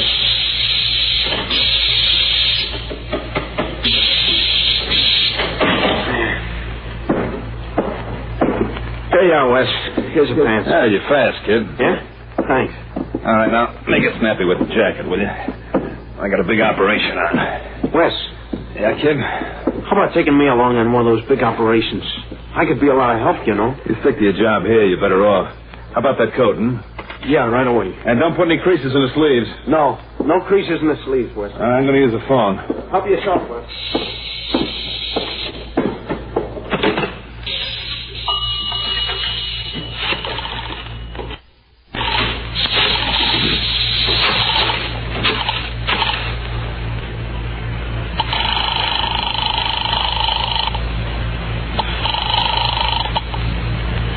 Hello, baby. Wes. Oh, what time will you be by for me, Wes? Look, baby, we'll have to make it some other night. Some other night? Wes, I went out and bought a new dress and everything. Well, I can't see you tonight. I got a business deal on. Where? Oh, the dress will keep. You'll get to wear it. How about tomorrow night? I don't know about tomorrow night. I'll call you. Where's honey? Said I'll call you. So long, baby. How you doing on that coat? Yeah, in a second, Wes. Boy, I never seen anybody handle women like that and have them come back for more. It's all in the approach, kid. You treat them nice, they got you. You keep them hanging, they're worried. Technique. You ought to take me in, Wes. Show me the ropes. I'd be a valuable guy. You know I done time, Wes. Where'd you do time? I was at the district jail. Oh, that junior college? Well, can I help it where they sent me? I'm sick of pressing pants. How about it, Wes? I could do you some good. I'll tell you what, kid. Hey, what's your name, anyway? Duke. They call me Duke. Duke, yeah? All right, Duke. When the time comes, I'll keep you in mind. You'll hear from me.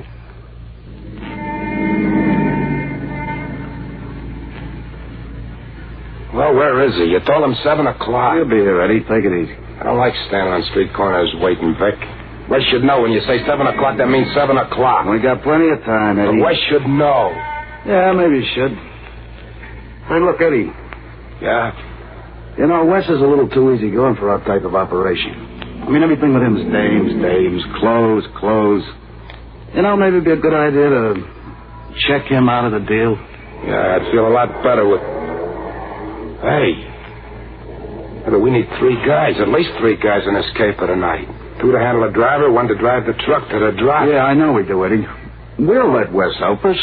And then... If we're going to cut him out, we ought to cut him out now. After all, he takes a pretty big slice. Oh, he'll get cut out of the slice, too. How can we manage that if he knows we got the stuff, if he helped us get it? Use your head, Eddie. We'll knock the truck over. You drive it to the drop. Wes and me, we'll handle the driver. Now, what do we tell Wes? The truck wasn't loaded with cigarettes. It was running late. What kind of comeback has he got? You want to see the truck? Sure, you want to see the truck. We'll take him out to the drop in the morning, show it to him. It'll be empty. We'll work all night, unloading, moving the cigarettes. Okay? Sure, Vic. Why not? What's Wes mean to me? Always late and running around. Okay, hold on. Here he comes. Hiya, boys. You all set? It's the idea, Wes. Can't you ever make a meeting on time? What are you complaining about? I got here, didn't I? All right, let's go, Vic. What are we waiting for? It's a long ride to Baltimore. Yeah, let's go. I got the car parked around the corner. All right. You sure the truck's going to be there like you said, Vic? I hate to run up to Baltimore in a wild goose chase. Oh, it'll be there. The driver stops at that diner every night. Goes for a waitress. Well, I just want to be sure. I passed up something pretty sweet myself tonight. I don't want it to turn out to be a dud altogether. Vic says there'll be some load on that truck. We ought to do great. I'll wait till I see it. Around the corner.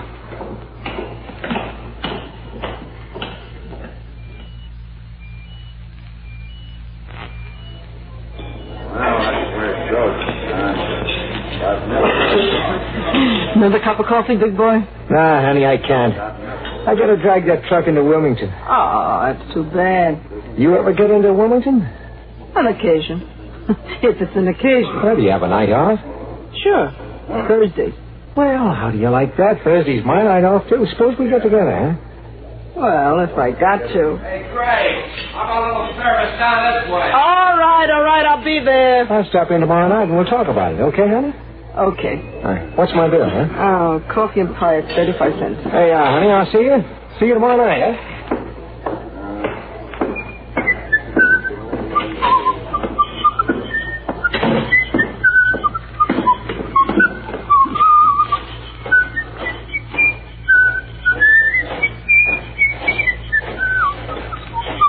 All right, buddy. I'll take those keys. Hey, now, listen. Listen to yourself, buddy. This is a heist. We want that truck. Get him the keys. Yeah. Okay, pal. Here you are. Hop in the truck. Get going. Bet. I'll be seeing you. Take care of that load. Come on, buddy. Where are you taking me? You'll see. Get going. There's the car. He said get going. All right. That's better.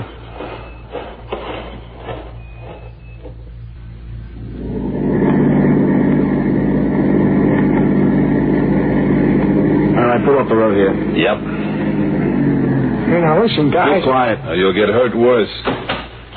Okay, come on. Come on, get out here. Go on, get out there. Yeah, but listen.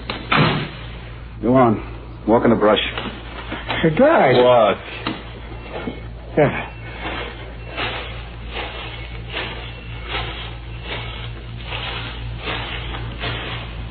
Okay, this is far enough.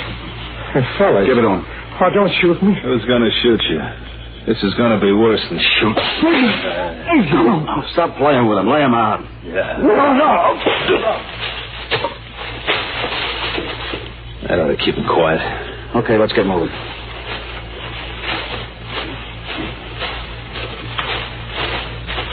Vic, how much do you think we can net out of that load? That depends on how many cases there is. Now, get in. Yeah, okay. All right, move out of here.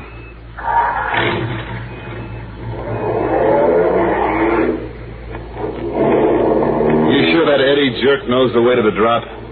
He's only seen it once, you know. I hope he got the truck there. No, he got it there. So nervous, maybe he drove it over a bridge. No, he got it there, I told you.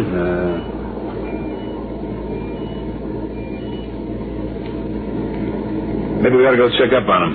Listen, the safest and best thing we can do is get back to Washington. Yeah, I guess you're right. I mean, Eddie's a good wheelman. About all I can say for him. Hey, Wes. Yeah? And what do you say we cut Eddie out of this deal?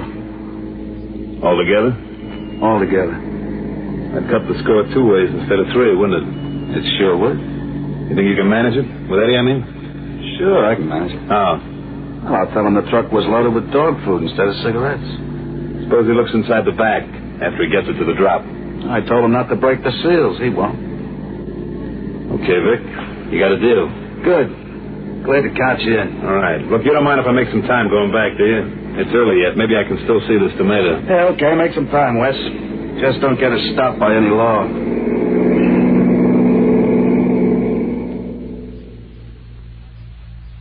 Well, that's how this hijacking of a truck carrying goods in interstate commerce was staged.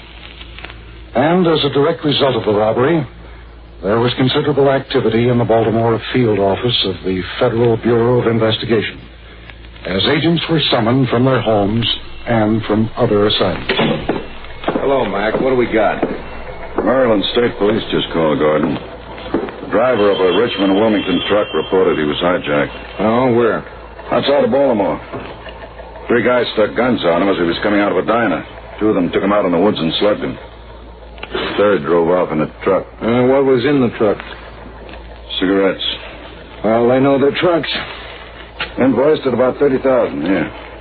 Here's the name of the driver and the outfit he works for. Mm-hmm. He's being treated for a cut head, and they've got him on the way to the state police barracks. As soon as he gets there, take a run out and talk to him. Yeah, sure. I'll take out a few pictures with me. Maybe one will click with the driver. Meantime, see if you can get somebody in that trucking outfit on the phone. Find out who shipped the goods and who they were consigned to. Okay. Did you put out a description on the truck? I did. Those boys look like operators. They probably got it stuck away by now in some drop. I wouldn't doubt if the fences are bidding on the merchandise already.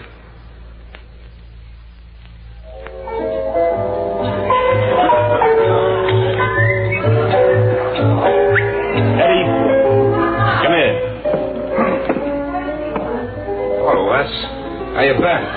Fine. Well, what are you doing here? I thought all your babes were in Washington.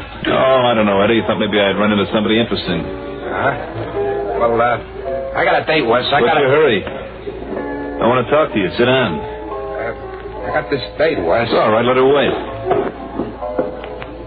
How's Vic? Vic? Yeah. Look, Wes, I didn't have nothing to do with it. It was all Vic's idea, honest. What was all Vic's idea? Cutting you out of your end. I was against it, honest I was. I didn't want anything to do with it. How do you like that? Believe me, Wes, I was really against it. He forced me into it, Vic did. Okay. Come on over here out of the crowd. Now, listen, Wes. Come on, will you? Yeah, but I didn't mean no harm, Wes. You know I didn't. I know you didn't. Sit down. Listen, it was all Vic's idea. I know it was. Oh, good. Now, I'm glad you realized it. Because he gave me the same proposition, to cut you out. He did? Yeah, and I fell for it. No kidding. I knew I should have smelled something. How long has it been since you've seen him? Not since the job. We stayed up all night taking the goods off the truck. And he said, lay low, he'd have a story for you. Sure, and he told me he'd have a story for you. He'd bring around my dough as soon as he got rid of it. What do you think it all means, Wes? Where's your head? It means he's cutting us both out and keeping it all himself. But he knows we'd get wise sooner or later. So who couldn't skip town with all that dough and be comfortable? And he's gone? Either gone or fixing to leave. What do you say we go find out? Well, I don't know, Wes. Maybe he was just joking, the two of us. These things you don't joke about. What are you going to say to him? There ain't going to be much talking, Eddie. You mean... Don't you think he's got it coming? Yeah, but... Listen, Wes. What's the use us getting in any deeper? Listen to me. I'm going to kill him, Eddie, and you're going to help me. Look, let's just talk with him, Wes. Maybe we can put him right. He'll be put right. Don't you worry about that. Well, he left town already anyway. Come on, we'll find out whether he has. Yeah. We'll find out.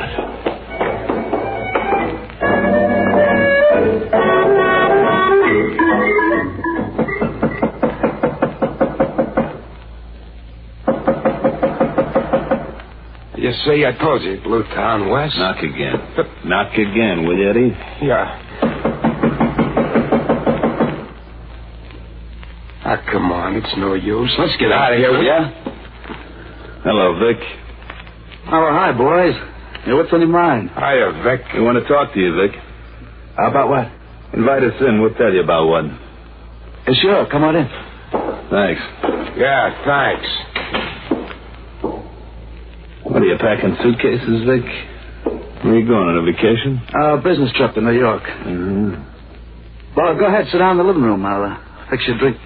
Sure. We don't need no drink, Vic. This is what we want to talk about. Hey. Wes, go on, drop.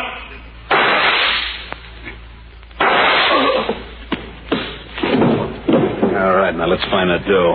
Dough? Yeah, it's ours, ain't it? Listen, we should have looked for the dough first. Get it now. Come on, let's get out of here. The whole building must have heard them shots. All right, go ahead. It probably ain't in the house anyway. Take your time. Yeah. It's all clear. All right. As soon as we get out of here, get lost. Get yourself a story and stick to it.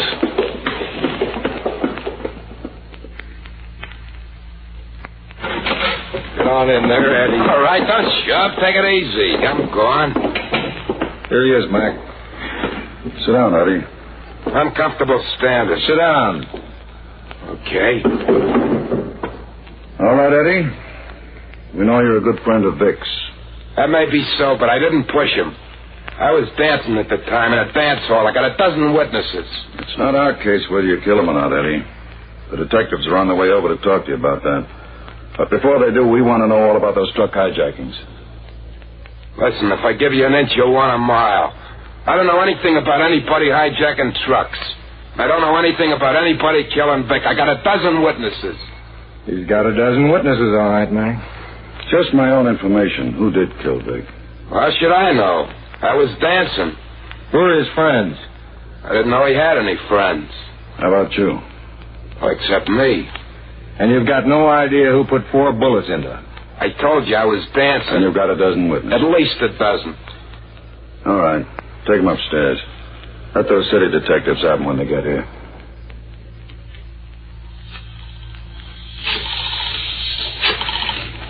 No creases in them sleeves, kid. Yeah, Wes, no creases.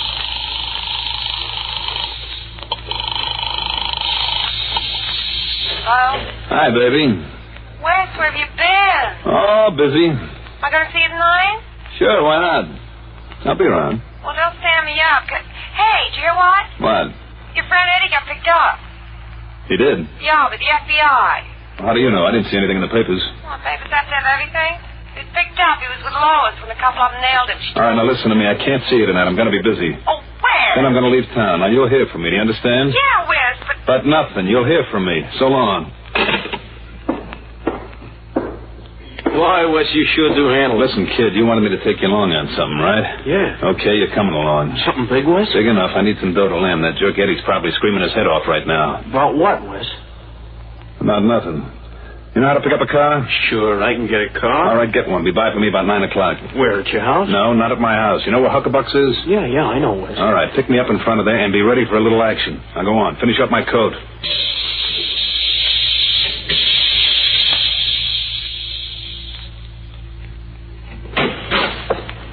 Go on, kid. Get in the store. Yeah. Keep your eyes open. Watch in the back of the counter. Yes, gentlemen, can I help you?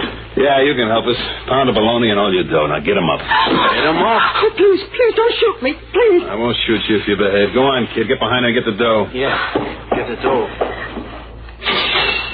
Hey, it's loaded. There must be $100. Just get it all. Oh, please, just take the money and get out. Will you please. shut up? Oh, please. All right, see if this don't shut you up. Next time they'll be aimed at you, not the wall. Yes, sir. Hey, what do you want to do that for? Just get the dough. I got it. Let's go. All right, now you stand here, sister. Don't move till you count to 500. You understand? Yes, sir, I understand. Start counting. 1, 2, 3,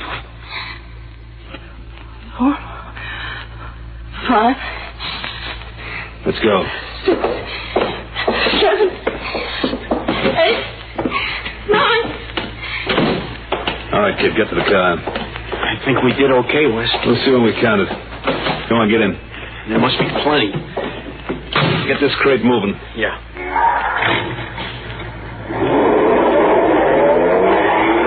Well, did I do okay? Yeah, kid, you were fine. How about it? Can we work together? Partners? Maybe, kid. When I get back to town. A little heat on right now. Maybe when things cool off. Hey, you did all right picking out the car, too. It's perfect for the job. Yeah, that's what I thought when I saw it. Where'd you get it with keys and everything? I rented it. You what? I rented it. I told you to swipe a car. You didn't say that. You said get one. You don't think anything's wrong. You don't think anybody got the license. But you didn't give your right name. Well, shouldn't I have? Oh, you dumb little... No, it's all right. Nobody saw the license. Good. I thought for a minute I'd done something wrong. Ah, you're okay, kid. Just drive a couple of blocks and let me out at Union Station. I got a train to make. Don't you want to split the money? Yeah, I'll split the money. Give it here. I'll cut it up while you drive. Yeah, well, it's in my pocket. Take it.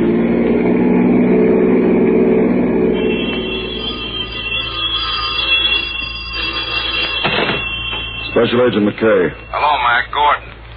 The Detective Bureau just called. Yeah? A couple of hold-up men shot up a store last night. They say the bullets they took out of the wall match up with those that killed Vic. They came from the same gun. Have they got any information on the stick-up men? Yeah, a license number. A rented car. It was rented in Arlington, Virginia. Have they checked with the car agency yet? They're doing it now. All right, Gordon. You get with them. If it leads any place, let me know. Come on in, fellas. I'll be right with you. You Duke Porter? Yeah, I'm Duke Porter. What? Oh, cops. We're special agents of the Federal Bureau of Investigation. Yeah? You got yourself some trouble again, huh, Duke? What do you mean, trouble? Holding up a delicatessen in Baltimore. Oh. They want to talk to you about it. They got you right, kid. Like Wes said, I shouldn't have rented the car, huh? Yeah, he was right. You shouldn't have rented the car. Look, fellas, I'm glad to go with you, but there's nobody to mind the store. Not until the boss comes, huh? Was Wes with you on the job? Yeah, he took me. He fired the shots? Yeah, he fired the shots. Where is Wes? I don't know. He did the job to get Doe to Lamb Town. I guess he must have lambed. It's his gun. He had good reasoning. Did you know Vic? The one that got shot? Yeah. No. He was shot with the same gun. Wes's gun. No kidding. No kidding. You don't know where Wes went? I told you I didn't. You know where he lives? Yeah, but he ain't there. I left him off to catch a train. For where? I told you I don't know for where. All right, Duke. You're in a lot of trouble, you know that? Look, I didn't have nothing to do with this killing thing. Robbery is still plenty of trouble. You know any of Wes's friends? Girls, you mean? You can start with girls. Oh, Wes has got 1 million girls all over town. All right, Duke. Let's hear about them. And don't skip any. We want to know about them all. Well, this second suspect was turned over to the local authorities for prosecution on charges of robbery. The search for the final suspect went on. He was now wanted both in connection with a series of truck hijackings and for murder. Finally, after several weeks had elapsed, a warrant was filed by the United States Commissioner charging that he had fled across a state line to avoid prosecution for the crime of murder. Special Agent McKay. Hello, Mac. Gordon. I'm at Union Station. What's doing there? You said look up this Angie gal again. I did. But as I was talking to the landlady, she went out the door with a suitcase. Oh? I followed her to the station. She bought a ticket to Pittsburgh. Where is she now? On the train, waiting for it to pull out. You want me to still follow her? She'll probably lead you right to West. That's what I'd say. All right, Gordon, get on the train. I'll fly to Pittsburgh and meet you. Meanwhile, I'll get hold of Pittsburgh Field Office and Mac. Yeah? I'm going to have to run for the train to make it. Go ahead, Gordon, run. I'll see you in Pittsburgh.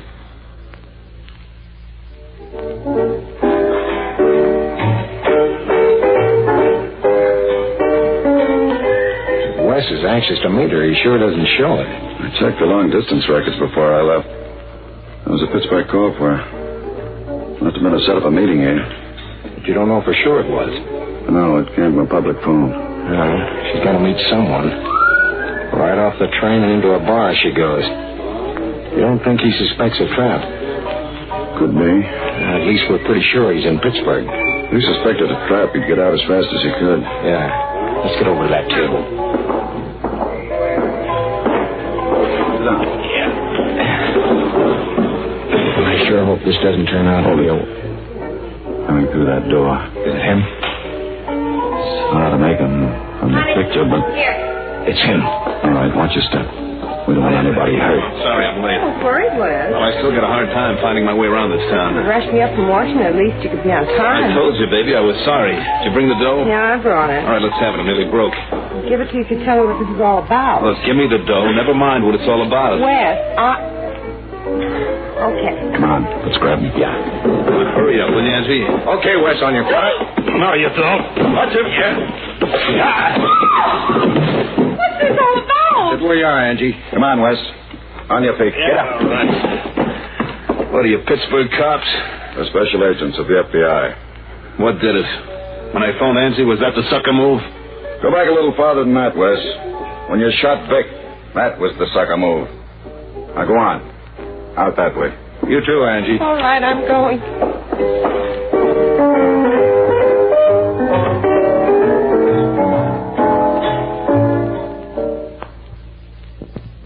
Well, Gangbusters listeners, these two men were indicted and tried for the murder of their accomplice. They were found guilty and are now serving terms of life imprisonment. Indictments charging theft from interstate commerce are still pending against them in federal court. Thank you, Mr. Louis J. Whiteman. Now, Gangbusters Nationwide Clues, broadcast every week as a public service to assist American police in their war against the underworld.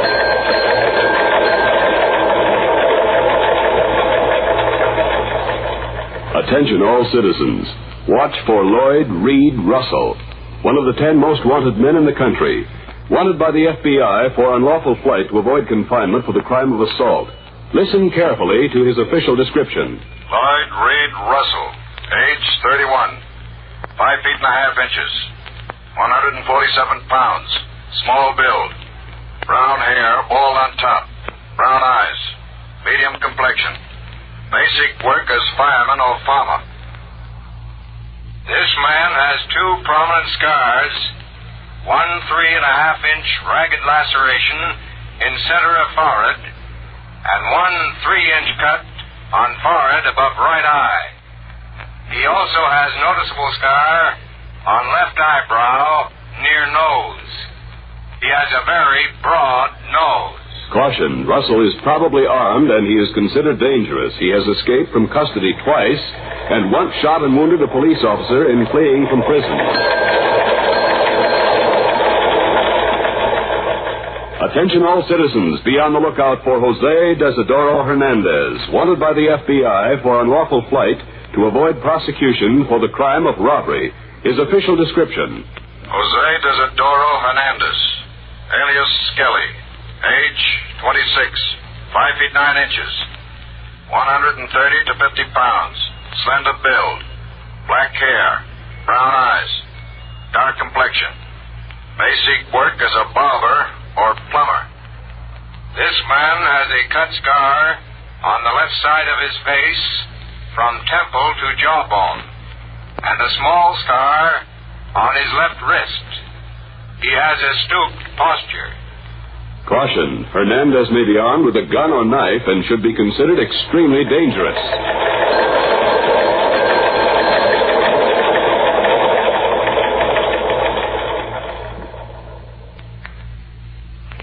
If you have any information concerning these fugitives, notify your local police, the nearest office of the Federal Bureau of Investigation, or gangbusters at once.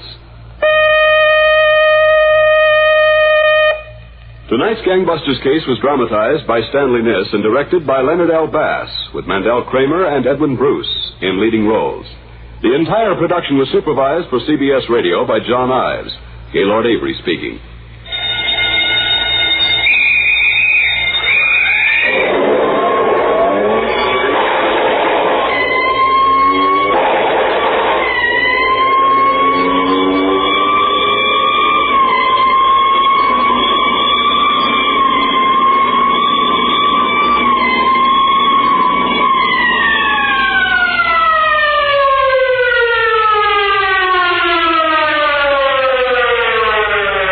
Listen next week, same time, same CBS station, to amazing facts in The Case of the Plastered Heel on Gangbusters, a production of CBS Radio in cooperation with Phillips H. Lord. Have Gun, Will Travel is up next on Nightly Old Time Radio Shows.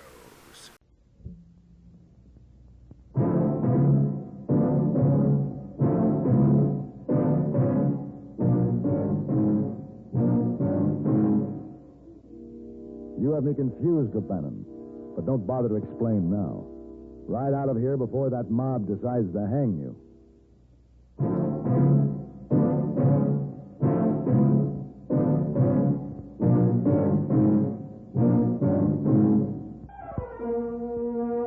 Have Gun, Will Travel.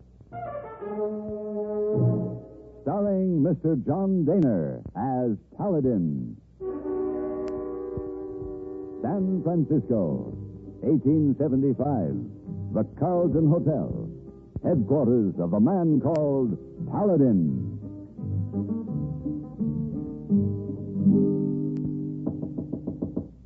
Come in. Oh. Good morning, Miss Wong. You want Missy Wong help you pack? Oh, thanks. I don't think so. I'm traveling light this trip. I'll be riding through some pretty rough country. Oh, where you go? I'm doing a job for an insurance company, Miss Wong. They're concerned about their losses, want me to survey the freight routes up through the north and check with the express offices along the way. Yeah, that does it. Hey, boy told me that you and he were going out in the town last night. Oh, yes. Hey, boy, take Missy Wong to see very fine stage play. What did you see? Oh, my. There was a little girl named Topsy. Oh, Topsy, yes. Topsy, yes. And a little girl named Eva. Yes. A nice old man named Mr. Uncle Tom.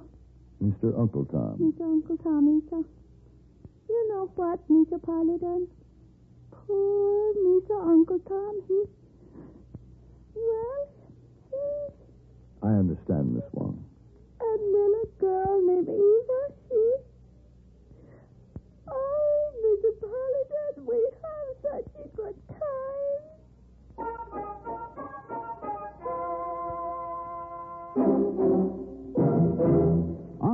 Between the town of Lexington, Massachusetts, and the Concord River Bridge are a number of stones and monuments that are a part of our American heritage. In the spring of 1775, the Minutemen of New England brought together a supply of stores and munitions in the small village of Concord. The Provincial Congress had voted for the stockpile for defense only, but British General Gage regarded the collected munitions and stores as potentially dangerous to King George's troops. On April 19, 1775, Gage dispatched a force under Major Pitcairn to capture the stockpile. The route of the British troops took them through the town of Lexington, which had been alerted by Paul Revere and others. At Lexington, the British were met by a small American force, and a skirmish ensued on Village Green. The American Revolution had begun. Their superior numbers allowed the British to continue their advance toward Concord, but William Prescott, who had ridden with Paul Revere, carried a warning of their approach.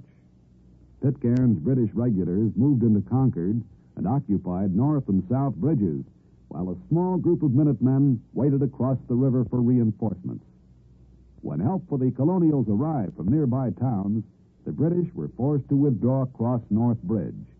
Here shots were exchanged, and the British were forced into a retreat. The retreat soon became a disorderly rout as Minutemen fired on Pitcairn's men from behind walls, houses, and barns. The Colonials had won the day.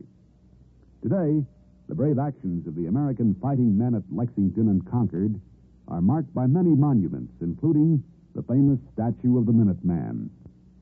Some of the original landmarks are still preserved. The monuments at Lexington and Concord remind us of the rich heritage that as Americans we share and stand ready to defend.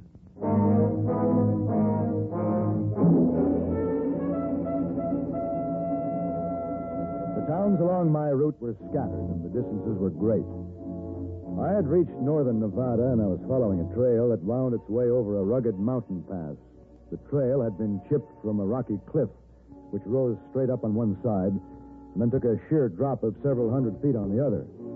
When I reached the top and started down toward the Humboldt River Valley, I saw a man ahead of me. He was riding lazy, guiding his horse carefully, when suddenly, on a sharp turn, the animal seemed to spook, fold up, and in the next instant was jogging down the path with an empty saddle. Well, I couldn't travel any faster. I could only hope that when I reached the spot where the man had gone over the edge, I'd find him alive.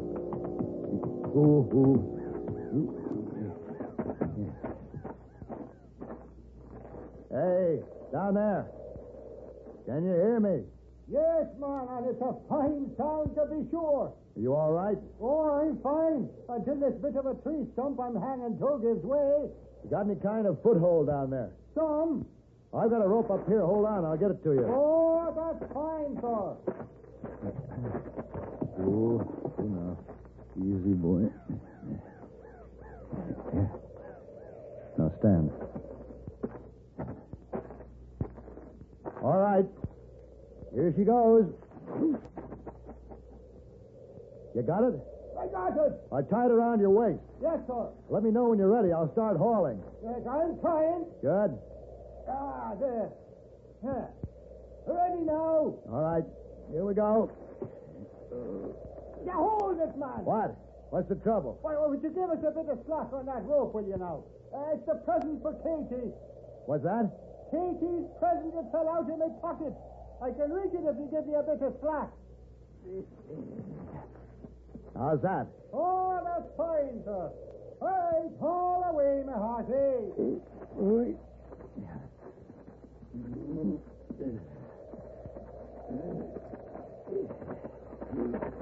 Oh, grateful. Hey. Grateful I am to you, sir. Oh, Bannon's me name, sir. Red, they call me, and I needn't be telling you why. And, when I catch me breath, I have a few words to say about that no good, cutted, not-headed horse that twice in a month has set me down without even so much as a by your leave. Never mind the horse. We better check you for broken bones. Oh, no, sir, no. Bannon's a tough one, though I am. Hurting a bit in a few places, but praise be, Katie's present is safe. Katie's present? Would you be after knowing what day this is, sir? Well, yes, it's Thursday. That's right, in March the 17th, and that, of course, is St. Patrick's Day, but More than that, it's the birthday of me darling Katie. Your wife? Yes, sir. Like a man, I'm afraid I was after forgetting the occasion until Katie, like a woman, dropped a hint here and there, so I had to saddle up and ride into town to buy her a gewgaw. Well, we better get started down the trail. You go ride my horse and I'll walk. Oh, now, a fine thing that'd be. To thank a man for saving me life by taking the horse out from under him. No, sir, O'Bannon will walk. A good walk will take the kinks out of me.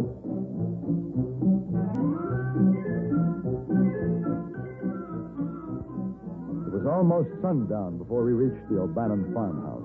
Katie was waiting at the gate. She was tiny and gay and very pretty. And she insisted that I stay to share the birthday celebration. Then it got so late, they both insisted that I stay the night. They were warm, friendly people. And when I left the next morning, it was with the promise to see them on my way back. My business took me on into Idaho, and it was nearly 2 months before I passed through Nevada again. The last stop on my route was the town of Toanna, only 20 miles from the O'Bannon place. I checked into a hotel, then started for the Horseshoe Saloon. You ain't gonna get a drink in there, mister. Oh, why not? We're holding a trial in there today. Trial? Gonna start as soon as the judge gets here. Once it starts, won't last long. Open and shut case.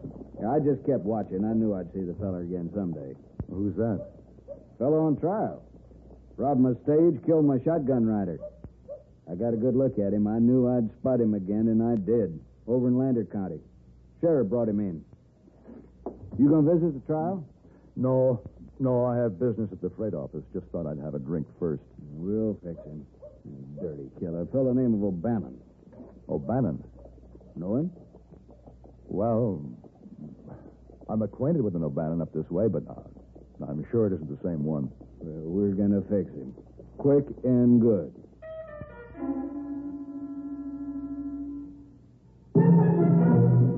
About 10 miles north of Springfield, Massachusetts, and 5 miles northeast of Chicopee is Westover Air Force Base, headquarters for the 8th Air Force. The field was named after Oscar Westover, who was Chief of the Air Corps from 1935 until his death in 1938. Westover was born in Bay City, Michigan, July 1883. He entered the Army as a private in 1901 and graduated from West Point in 1906. During the infancy of flight, Westover became interested in the Air Service and worked in the office of Director of Air Service in 1918. In 1922, he became the Director of Aircraft Production for the Army. Then in 1928, Westover was offered a post as assistant to the Chief of the Air Corps. He held this assignment until 1935, when he was commissioned a Major General and moved up the ladder to Air Corps Chief. About this time, there was much discussion concerning the value of air power. Like other top Air Corps officers, General Westover pointed out the need for a stronger Air Force. Together with General Andrews, he advocated a policy whereby the Air Corps could have more fighting power and become a more independent unit.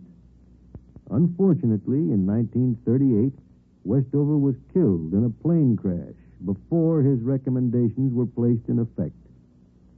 Despite his untimely death, Westover holds an important place in the growth of American air power. Men like General Westover serve as a reminder that those who today wear the Air Force uniform also play a most important part in the progress of air power, the instrument which is so vital for the preservation of our American way of life.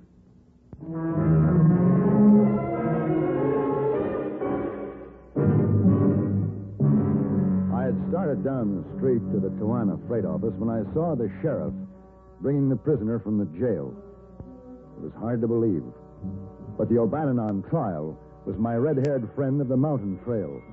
He didn't glance in my direction, but I decided to postpone my business and visit the trial after all. What the court convened in the Horseshoe Saloon lacked in formality, it made up for in its obvious zeal to fix him quick and good. Circuit Judge Charlie Cagle called the court to order, and Wes Barker took the stand. Do you swear to tell the truth, the whole truth, nothing but the truth, so help you God? I do. Sit down. Well, there he sits, Judge. Right there. Now, please, Mr. Barker, not so fast. I want you to tell us just what happened. Well, the coach wasn't running just on schedule that day. We didn't have no passengers, but we had some important freight to carry. Valuable freight? Gold. The shipment wasn't ready on our regular time to leave, so we waited for it. And when was this? Oh, 2 months ago. You remember what day exactly? Sure. It was March 17th.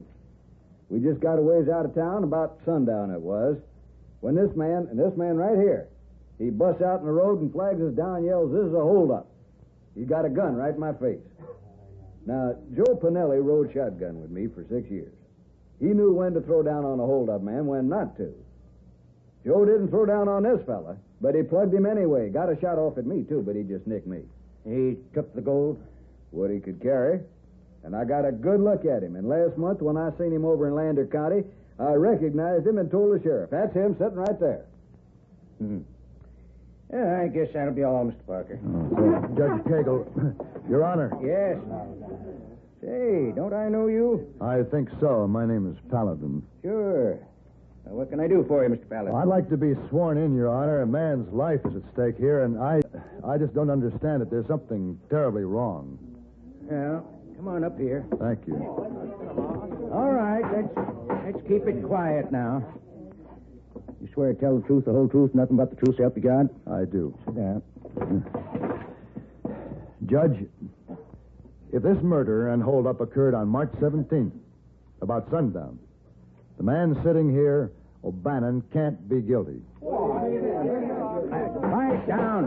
Let's keep order. Why do you say that? Because I was with O'Bannon on March 17th, at that time. And he was over 40 miles from here. Let's have order, please. Well, now, you better tell us the whole story. Start from the beginning, Mr. Paladin.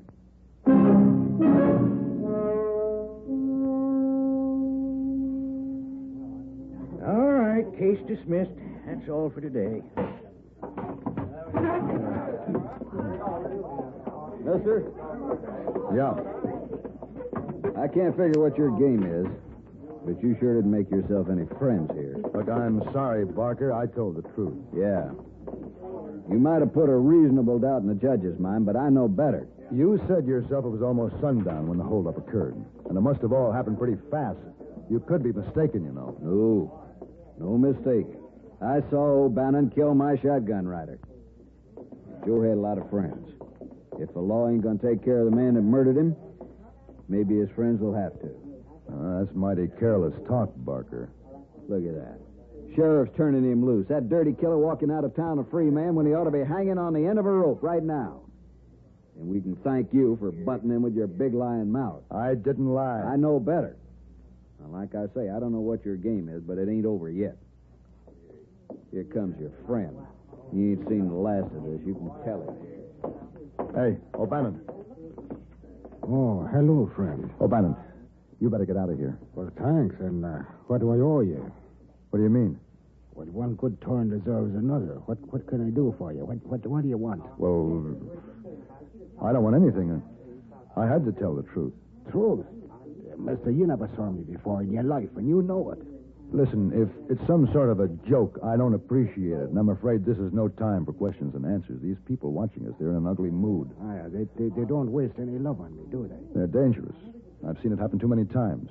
You better get out of town as fast as you can. Oh, but I intend to. I have my plans all made. And thanks again, friend, for your pretty lies. You have me real confused, O'Bannon. But I'll expect some answers for this, and they better be good. I'll ride out to your place tomorrow. My place? All right, just get going, O'Bannon. Oh, sure. Oh, Paladin. What? You'll find me at North Fork.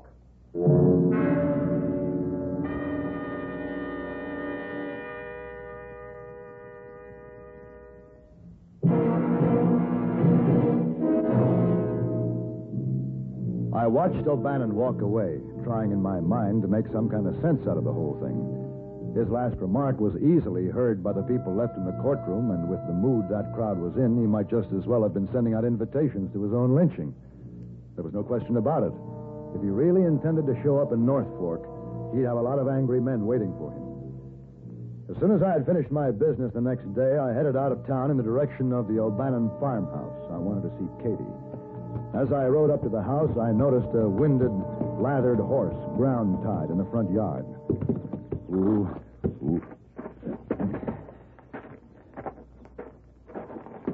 No, Katie. You black What? hostages. Hey. Stand back. Don't. Stand back. Hey, Katie. Katie. Paladin. What have you done? O'Bannon.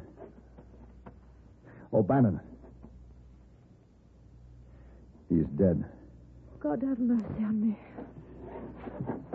Give me the gun. It had to be done.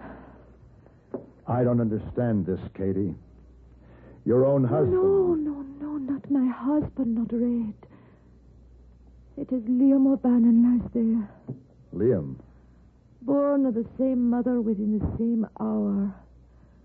And on the outside, as alike as two peas in a pod, my man and Liam. But inside, one is black and one is white. No, wait a minute, Katie. You mean this man is your husband's twin brother? Yes. But my O'Bannon is the daylight. And this one, the dark, possessed of the evil ones he was. I knew it then, when the two came courting, and it was Red I chose to marry. What was Liam doing here? It was after forcing me to leave this place with him. With wicked words of how he had sent my O'Bannon riding off to his death. Off to it. Katie, where's Red? Gone to answer the call of Liam, as he always has, should Liam so much as crook his little finger. One of Liam's rogues that traveled with him came early this morning with a message. What was the message? That Red should ride to North Fork. North Fork? And wait until Liam should meet him there. But Liam came here instead to take me off with him. Katie, it just might be that Red is riding to his death. How long ago did he start? Some time now. I'll have to go after him. Katie, will you get me a blanket? Oh, yes. I'm afraid Liam must ride with me.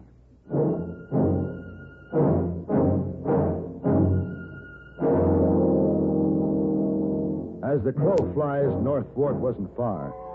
But the trail over the mountain was narrow and winding, and travel was slow.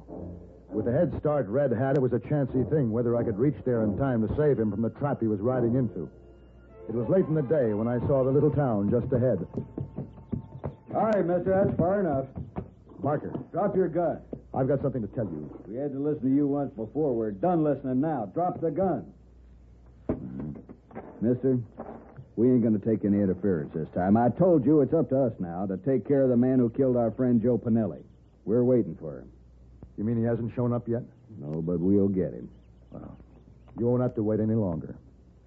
The man you want is riding my second horse, wrapped in that blanket. What are you talking about? See for yourself.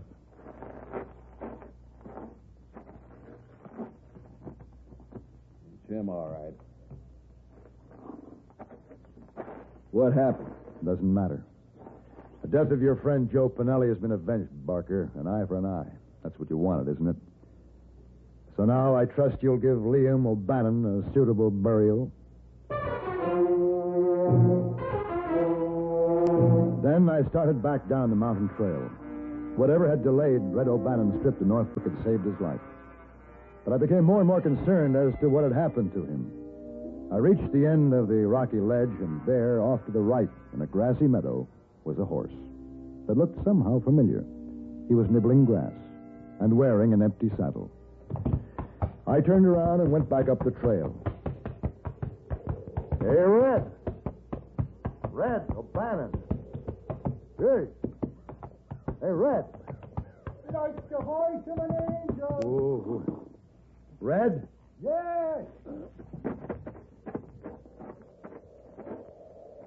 Red, you all right? For the time being. Yeah, Paladin. Yeah. That's no good. Cussed, not-headed horse. He did it again. Yeah, well, you can be mighty grateful to that no-good, cussed, not-headed horse. What's that? Never mind. I'll get the rope.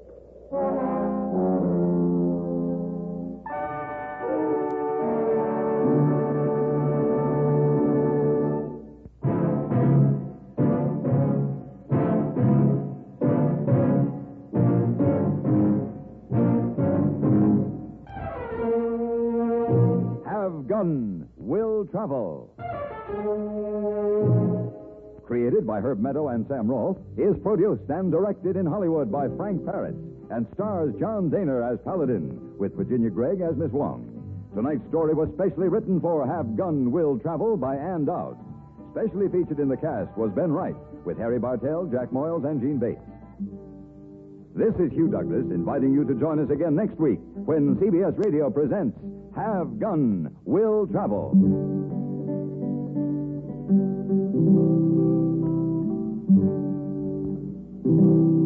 Have Gun Will Travel is brought to you through the worldwide facilities of the Armed Forces Radio and Television Service.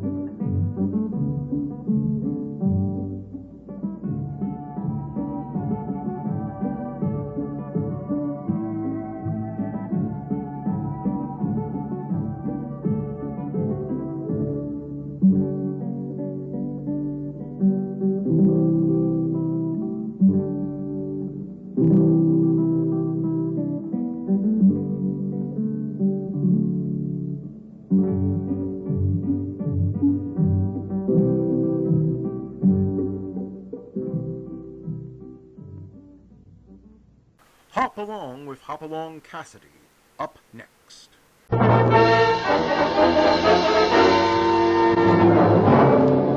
With action and suspense out of the Old West comes the most famous hero of them all, Hop Along Cassidy, starring William Boyd.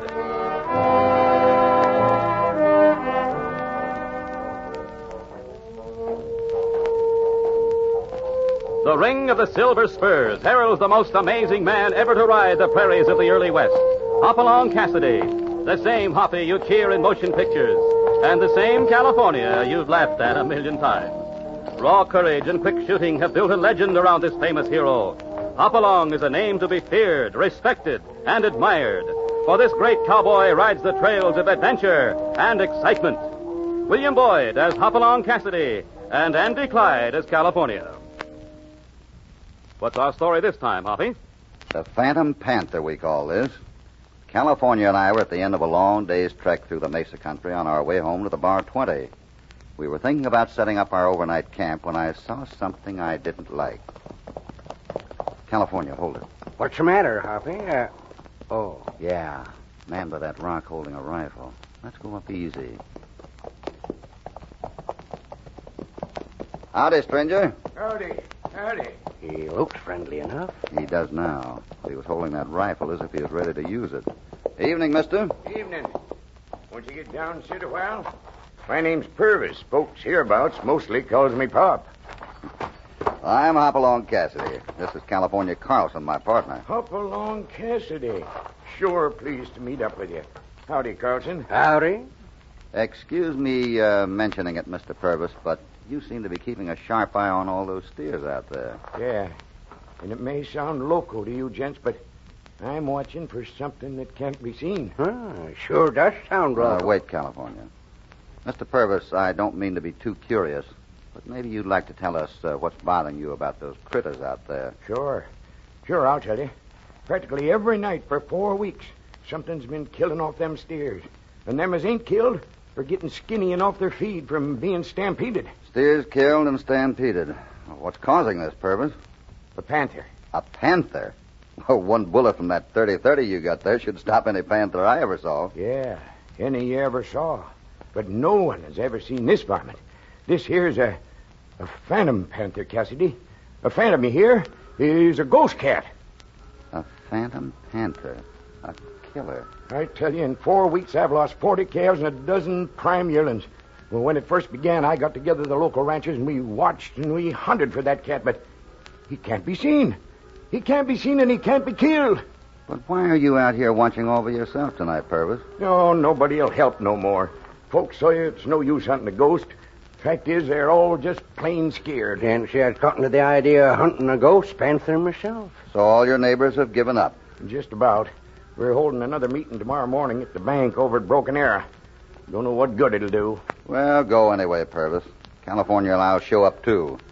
Right now, you get on home for a good night's sleep.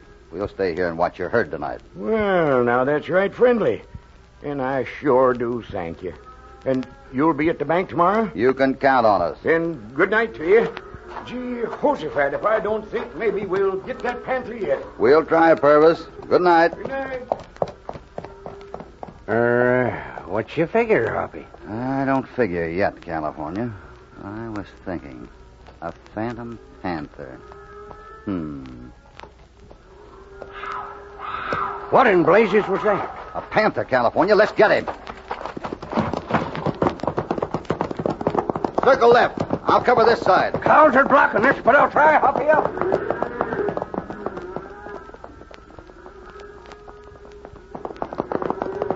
Them cows sure were fidgety. That panther scared them all right, but looks like we missed him. But he didn't miss, California. Look here. That calf? Dead. Killed by the phantom panther.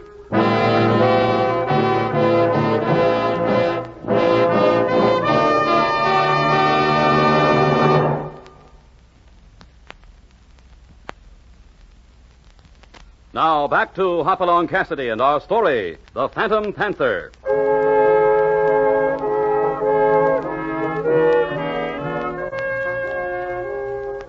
Hoppy and California have met Pop Purvis, a rancher whose steers are being killed and stampeded by a phantom panther. While Hoppy and California are standing watch, the panther strikes again and leaves a clawed and dead calf. Now, the next morning, Hoppy and California enter the Broken Arrow Bank for a meeting of the local ranchers about the problem of the phantom panther. This looks like the place, California. Hop along, Cassidy. Sure glad to see you. Shake hands with Bart Lomas here. He's our banker. And this here's Thad Dixon.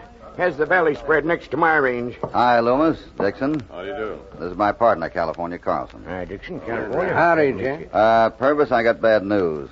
One of your calves got clawed to death last night. Couldn't get to it quick enough to see what did it. Again. That panther. Oh, no, I'm sorry to hear it. And frankly, I'm worried. I certainly don't want that cat getting down the valley to my herds. Now, this is serious, mighty serious. In a few months, we'll be driving cattle over the trail to market. This rate, you're not going to have much to drive, Pop. Oh, I know it better than anybody, Bart. With my daughter Jane marrying up with a Gleason boy from over the valley for winter, I want to pay off that mortgage you're holding and give 'em a good start with a paying ranch and healthy stock on it. This way, all they look to get is a darn fine water hole on darn good rangeland and not a standing critter on it all. Well, when I gave you that mortgage, I didn't expect anything like this to happen, but... well, we better get on with the meeting. Everybody's in the next room here. Let's go, then. Come along, California. Trouble. Here we come.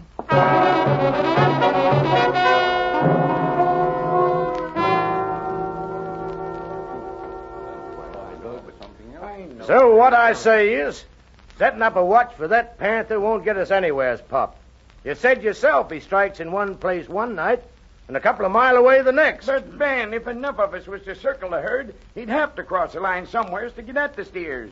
Stands to reason. Ain't no reason to that panther. He can just drop out of the air into the middle of the herd. You're talking crazy. He does it every time. That's right. Sure he does. Cassidy, you just come onto this thing. Can you make any sense of it? Yeah, tell us what you saw last night, Cassidy. That is, if and you saw anything. I saw a dead calf with his throat torn out. Sure, we all seen purposes that critters, but nobody's ever seen that phantom panther. Yeah, that's right. Maybe nobody's seen it yet. To me, that's no reason why everyone should sit back and see Pop Purvis ruined. Mr. Cassidy, I don't think you understand the overall situation here. As you may know, this is all new range country. Fact is, Purvis and I moved out here about the same time, 2 years ago it was. And the spread Pop Purvis took up has, it seems, certain disadvantages. A good water hole and plenty of grass range don't spell out disadvantages to me, Dixon. I'll tell you what Dixon's been polite about saying, Cassidy. That mesa land where my range sets once was some kind of Injun holy ground. Their old medicine men did their hocus pocus up there.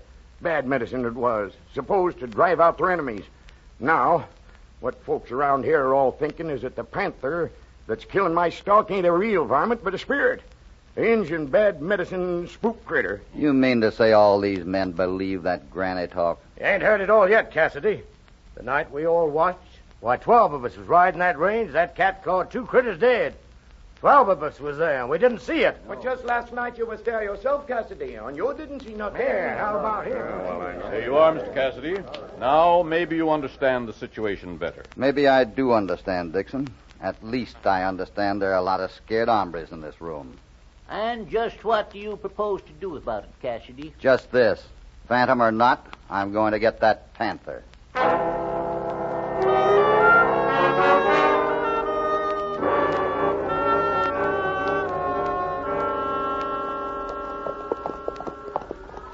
It'll be dark tonight. No moon. If we keep moving around the herd, one of us might cross the track of that cat. Just let me sight it once. That's all I crave. Say, Pop, how come you ain't moved your cows off in this range? Seems like you're just inviting that panther to get at them. Only place they can get enough water. The 3 adjoining ranches got barely enough for their own herds. But I won't have no problems once I sight that panther. Well, maybe it'll be soon, Purvis. Right now, we'd better get set to watch. Suppose you swing around to the left. We'll go the other way. Suits me. I'll look for you later. The other side of the mesa. Right. Let's go, California. You know, Harvey, it ain't exactly my idea of fun, this hunting an invisible wildcat. You don't mean you believe in spooks, California? Well, Harvey, I once come on a fellow who showed me a hole in the ground he dug. He claimed it was the deepest well in the territory. Well, maybe it was and maybe it wasn't. I didn't tell that feller I believed him, and I didn't say I thought he was a liar. On the other hand, I didn't go jump down that well hole to find out if he was right or wrong. Same with spooks and spirits. If I leave them alone, I never have to decide whether I believes in them or not. Well, this panther is one spook we're not going to leave alone. I wish we was back in the bar 20 right now. Hold it, California. It's across the range, the way Purvis went. Come on! Ain't been no shot. Reckon Pop didn't see the panther. Those cows are moving.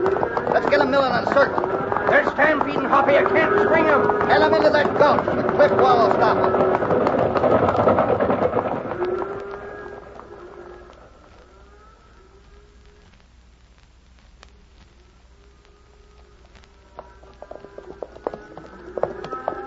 Oh, darn.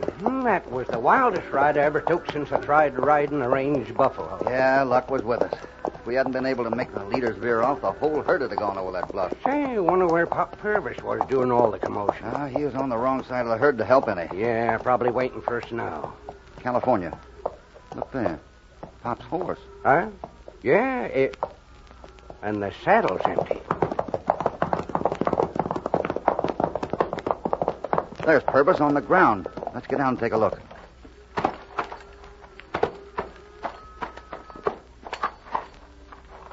He's dead. Poor old Pop. Trampled to death by his own cows. No, California. Look at his throat. Ripped open. The panther killed Purvis. Pop said all he craved was a sight of that panther. Well, he got it. I wonder if he did see anything.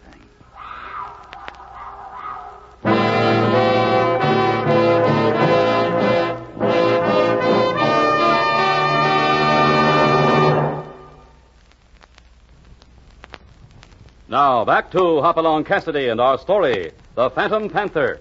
I just want you to know, Miss Jane, that California and I are staying and seeing this thing through. I'm grateful to you, Mr. Cassidy, but what reason is there for going on now? The same reason your father had. He built up this ranch for you.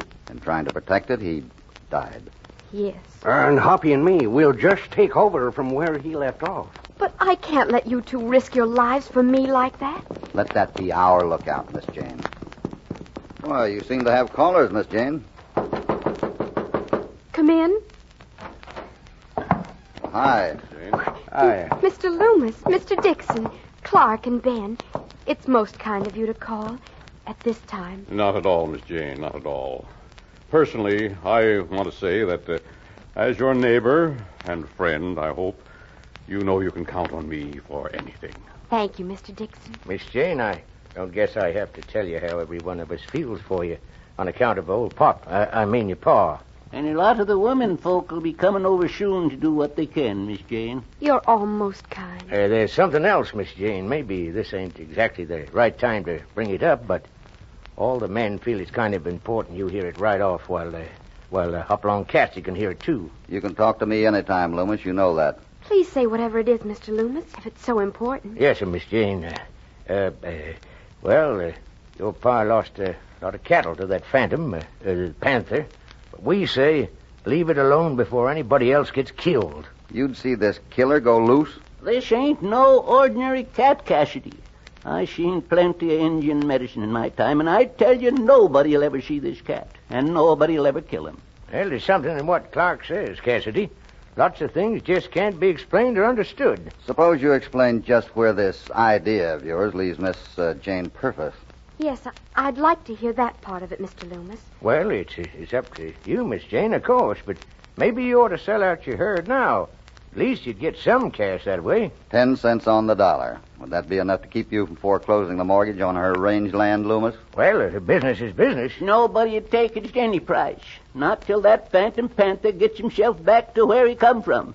And that might be never. Well, I wouldn't go so far, Clark. Now, as a neighborly gesture to give Miss Jane some further financial assistance, I personally would be glad to take an option on this range. Of course, if Miss Jane should decide to return, why, the papers can easily be torn up. I guess that about covers everything. Or have you men got more ideas? Now, look here, Cassidy. We're doing this to save trouble and maybe save lives. So you'd best stay out of this till you're asked into it. Well, I'm asking Mr. Cassidy into it because I'm staying on this range. That's what Dad would have wanted, and that's what I'm going to do. Yippee! What a gal. I think you've got your answer, gentlemen. Well, whatever you say, Miss Jane. And Cassidy, I still say this to you. If you want to go on risking your skin hunting that Phantom Panther, well, just go ahead. I intend to. Tonight and every night until I get that killer. Or, Mr. Cassidy, until it gets you.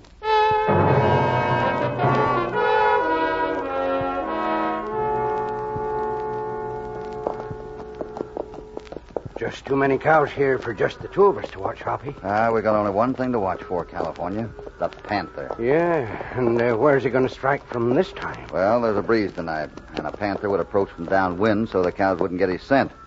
Let's ease over there between the herd and that gorge. Yeah, this is about the right place. We're downwind of the herd here. Quiet now. Cows are getting restless, Hoppy. Maybe something's among them, and they may smell something. Keep watching. Hoppy, I don't like it. Them cows is... Listen. He's in there among them. We got to break into that herd.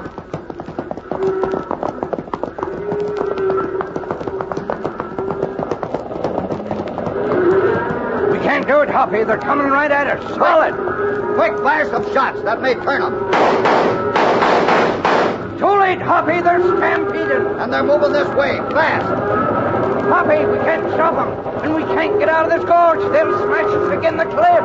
Head for that cleft in the rocks, California. And ride. Ride for your life.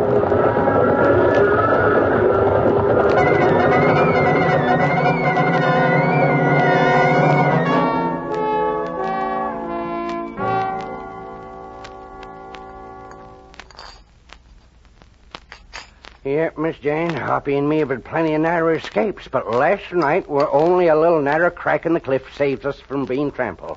More ham, Mr. Carlson? I've already... don't mind if I do, thank you. I'm beginning to believe that Panther is everything they say. Besides stampeding the herd, he killed 2 more yearlings last night. I'm beginning to believe we've been wrong, wasting our time. I'm glad you think so, Mr. Cassidy, because I don't want you men to go on with it. The ranch and all the stock aren't worth any risk of lives. It's a nice spread, though. In fact, I'd like to look it over. Mind if we do some exploring today, Miss Jane? Well, you're welcome to, of course. And you won't hunt the panther any longer? We won't, Miss Jane. Just a minute, Hoppy. You really mean we're finished watching for that spook cat? That's right, because I've got a hunch that tonight that panther will be finished.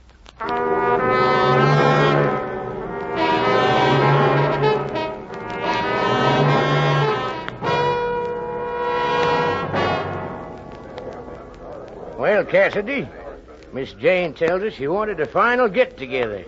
So here we are, and we hope it is final. All right, then. First of all, this morning, California and I did a little exploring on this range. We found 3 caves. Caves? What's this all about, Cassidy? If that panther's a real live animal, he's got to hole up in one or another of those caves. Now, I've drawn a map. You all can see where I marked the caves. There's 1 and 2 and 3. Very interesting, Mr. Cassidy. Now, just what do you propose? I want 2 men to cover each cave. If we don't find the panther, I'll agree it's a phantom and give up. And so we'll all be satisfied with whatever happens. Let's only use men who haven't openly opposed me on this panther business. Well, that lets out me, Dixon, Clark, Ben, and let's see, Bolton, too. Let's all understand this now, Cassidy. If no one sees the panther, but he still strikes tonight, you feel that it'll be useless to make any further attempts to stop him? That's the idea, Dixon. Oh, he'll strike all right. Ain't no use trying to trap that phantom. But if this thing will finally convince everybody, I'm all for it.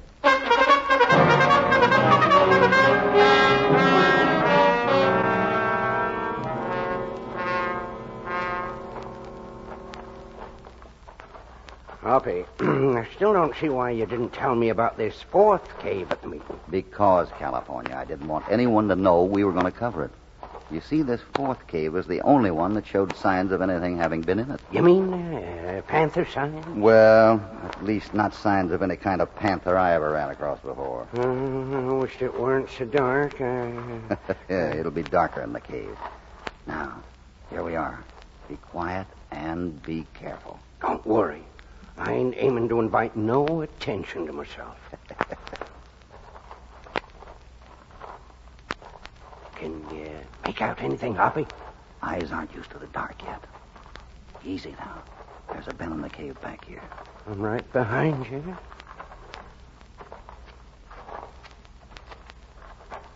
Wait, California. Hear that? Yeah. Come on. Don't talk.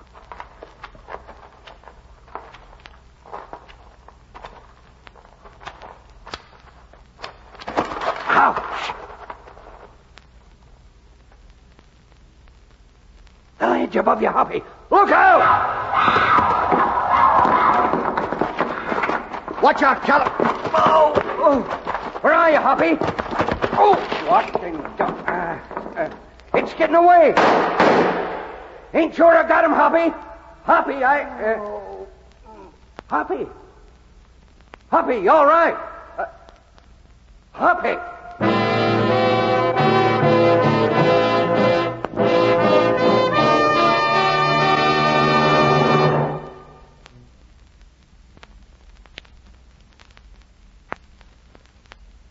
Now, back to Hopalong Cassidy. Well, Cassidy, what happened to you last night was all your own doing. You're lucky that panther just knocked your head agin a rock. Now, suppose you'd had Jim Purvis call this meeting to tell us you're finally all through. Yeah, we're through. And so is the Phantom Panther. And I reckon his dead carcass is invisible, just like he was. I didn't say he was dead, yet. As for the carcass, I'll point it out to you when I'm ready. Well, what are you talking about? Please, everybody, let Mr. Cassidy explain. Thank you, Miss Jane.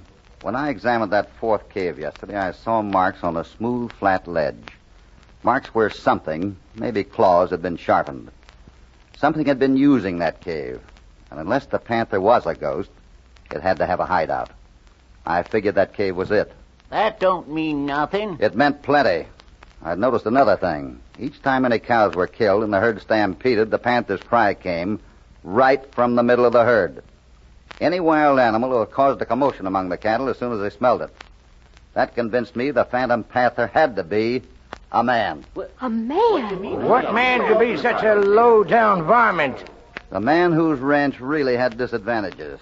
Not enough range and water. That man played on the old Indian bad medicine legend to ruin Pop Purvis by making it seem a ghost panther was killing and stampeding his stock. What do you mean? Day before yesterday, he thought he finally had scared everyone off, including Jane Purvis, and so offered an option to buy her ranch cheap. He'd never have torn up that option like he pretended he would. Yes, Dixon there is the Phantom Panther. Why not? This is ridiculous. Quiet, everybody! Cassidy, you made a serious charge here. But so far, it's all talk. You ain't proved a thing. Last night, California fired 2 shots in that cave, and we found traces of blood. Never miss at that range. Take off Dixon's shirt, and you'll find bullet wounds. I won't stand for this, I tell you. Then how about this, Dixon? You dropped that when you attacked me in the cave last night. A glove with sharp steel claws riveted to it. The Panther's claws. You want to try the glove on and see how it fits, Dixon? Hey, running for it. Hey, lock the door. There he goes for the window. Stand still, everybody. I'll shoot the first man who moves.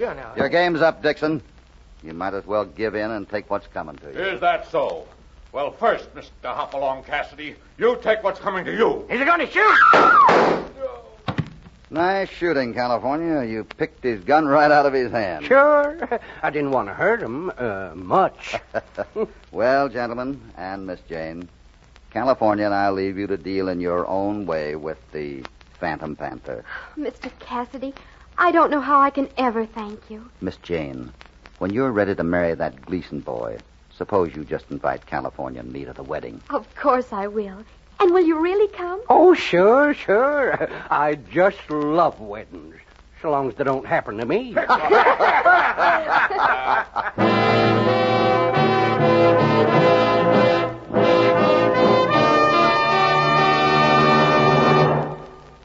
Even a ghost panther on the prowl hasn't a ghost of a chance once Hoppy makes up his mind to track him down. So Hoppy puts an end to the old Indian legend of the Phantom Panther. In next week's thrilling episode, Hoppy and California take a few days off from the Bar 20 for just a friendly visit to the Wilson Ranch, but their social call turns into an action-packed experience when Hoppy plays a hunch.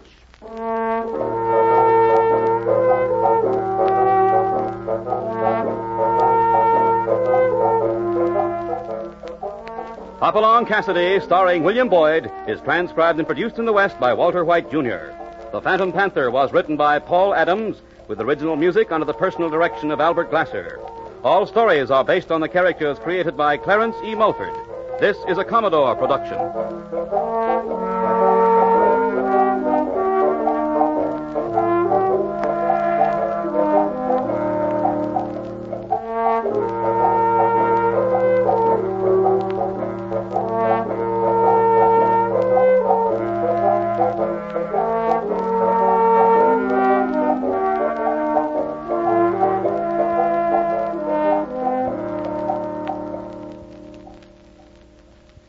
Lights Out is up next on nightly old-time radio shows.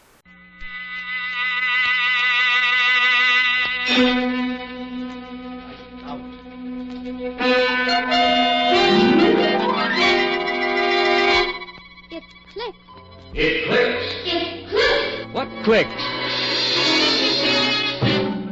The Eversharp Schick Injector Razor, made by Eversharp, manufacturers of Eversharp Schick Injector razors and blades, and famous Eversharp Precision writing instruments.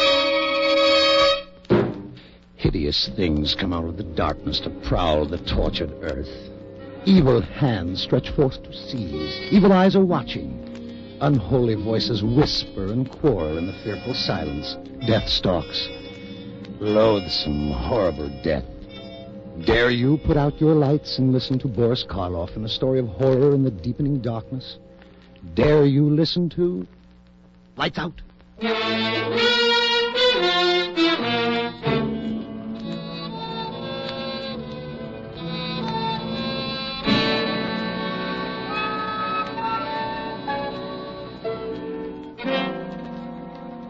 I'm glad you brought up the question of ethics, Ed. Sometimes I think science is too ethical. Stands in the way of research. I don't know, David. Take your work, for example. It's wonderful. but you have to be very cautious. I think working with monkeys is about as far as you should go right now. Oh, but Ed, David is past that stage. Why not show Ed the one you worked on today, darling? If you'd like to see it, Ed, it's right in the lab. Yes, I would. I saw it last night after you injected the poison. I'll get it, David. Thank you, dear. It's in the second cage. Ruth's a wonderful girl, David. Must be a big help to you in your work. Don't know what I'd do without her. But if she ever gets too interested in pure science, I'm going to lock her out of the lab and just make her go back to being a wife. How do you find time for a wife? Now, look here. All you practicing surgeons think the research man is a machine. Not me, Ed. Ruth means more to me than all the discoveries I might make. Her happiness is all I live and work for. Well, I can't say that I blame you. She's a very charming person. Here he is. Same one you saw last night, Ed. Stone dead. And there he is, just as healthy and alive as any other monkey. Why, it's amazing, David. Naturally, I've followed all the experiments along this line, but you seem to have progressed much farther. David can't go any farther with animals. He's ready for the next step. And he can do it. Well, I'm all for research, David. But you have a moral obligation in this sort of thing. How do you know it'll work with human beings? Oh, you're a surgeon yourself, Ed. You know that human beings are animals just like all the subjects I've used. I know it'll work. Well, knowing it won't get you far with society.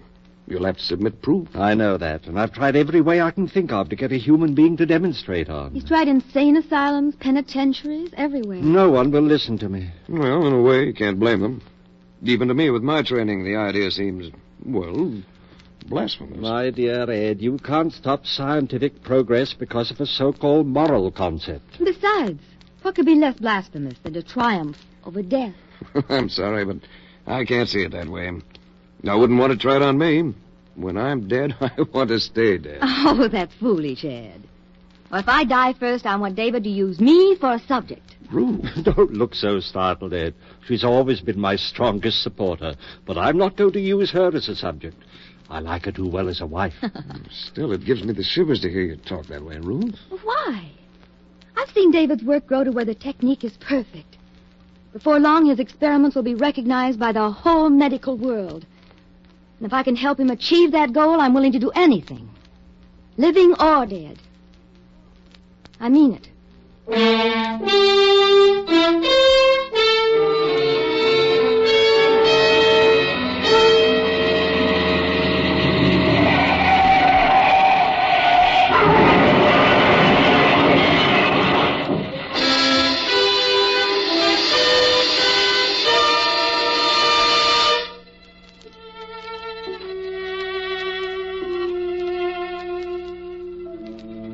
Said she wanted to do it, Ed, living or dead. David, you're surely not going to hold her to that. Not now. Of course I am. She meant it. But I called you over here tonight, Ed, because I need help.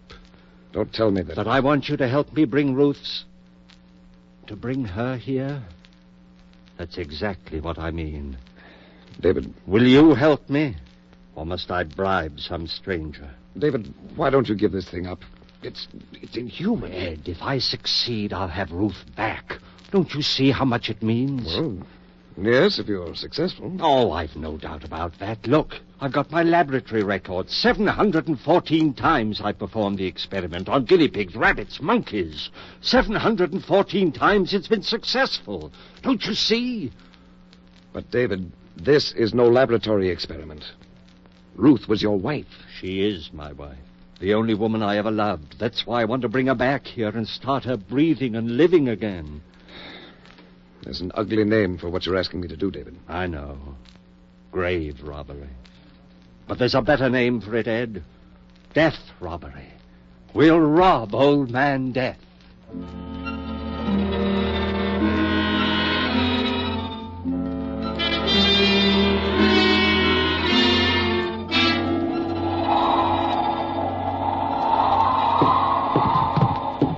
Kick the door shut. On the operating table. I must say you're completely equipped. It's surgery just as well as a lab. Everything we need is here. There. Well, it's done. Not yet. You mean you want me to stay? Ed, listen. Ever since Ruth... Well, I guess I've leaned on you for everything. I won't ask you to stay, but I do need you. Just a little longer. All right, David. I'll stay. Ruth will be the first to thank you when we succeed. David, I'll always doubt this until I see Ruth living, breathing, smiling again. It won't be long. Just a matter of 15 or 20 minutes. If nothing happens. What will you do if your operation doesn't work? Then you'll have just one more job to do as my friend. And that? Will be to bury both of us. Oh, now look, David. If Ruth isn't alive again within a few minutes, I'll have lost her forever. And I'll have proved that my whole life's work is useless. I'll have reason enough to use any of a dozen tricks that any good surgeon knows. End the whole business. Oh, but don't look so horrified, Ed. We won't fail. Let's begin. I should remind you once more, David, that you're usurping powers that belong to God Almighty. I like to think that Providence has wisely held back the knowledge of things like this until we knew how to use them, and I know how. Hand me that large beaker. All right. I'm not going to back out on you, David. What shall I do? Do. You'll work as you haven't worked in surgery before. Thank heavens I've got your skill on my side. Now then, first strap the spigometer on her arm. I just happened to think of something. Keep moving. This is all a matter of timing. Yeah, but, David... Here are your instruments. And I want the incision right here where I'm shaving the hair. Make a small incision just at the fontanelle while I prepare the solution. David, have you considered... Please, work fast. But, Dave... What? She was embalmed, you know. Of course I know that. I've something to replace the blood and counteract the fluid. It's ghastly. Finish the cut. I know what I'm doing. Well, that's all for the incision, but after all... That'll work nice. Now cut away the dura mater. Entirely? Leave the brain exposed? Yes, I'll fix that. I've done it 700-odd times. Well, this is no guinea pig or monkey. Well, I hardly need reminding. Sorry. What's that? A compound I've synthesized myself. What is it? I call it digamma-paradamine. Oh, I know that isn't chemically correct, but it's as close as I can get to it. I knew that something like it must exist. It took 3 years to track it down. It took me that long to make the first drop of it. Oh, you know what you're doing, all right. Yes, I do. Now then, if you're finished, take the leads from that storage battery there and attach the positive to the silver plate on the shelf. Put that at her feet. I feel as if I were doing something unholy. Place the tip of the negative in the incision you made in the skull. Be sure the tip of the wire actually penetrates the pia mater. David, what if you bring her back? I will bring her back. But what if you bring her back and find she comes back without her soul? What? Her soul? Yes. You're a surgeon, and you believe in a soul? Well, I hesitate to say there is no such thing. You've seen a good many deaths, haven't you? Have you ever seen any evidence that the soul escapes at death? Perhaps I couldn't recognize the evidence. Let's put it this way, then. If there is any soul, it either leaves the body or stays with it at death. Now, no reputable surgeon or physician has ever been able to report the slightest evidence of the soul's having left the body. So, the soul, if there is a soul, must stay with the body, a part of it. I'm ready now, if you've finished. Everything's set. Good. Close that switch, then, at the battery.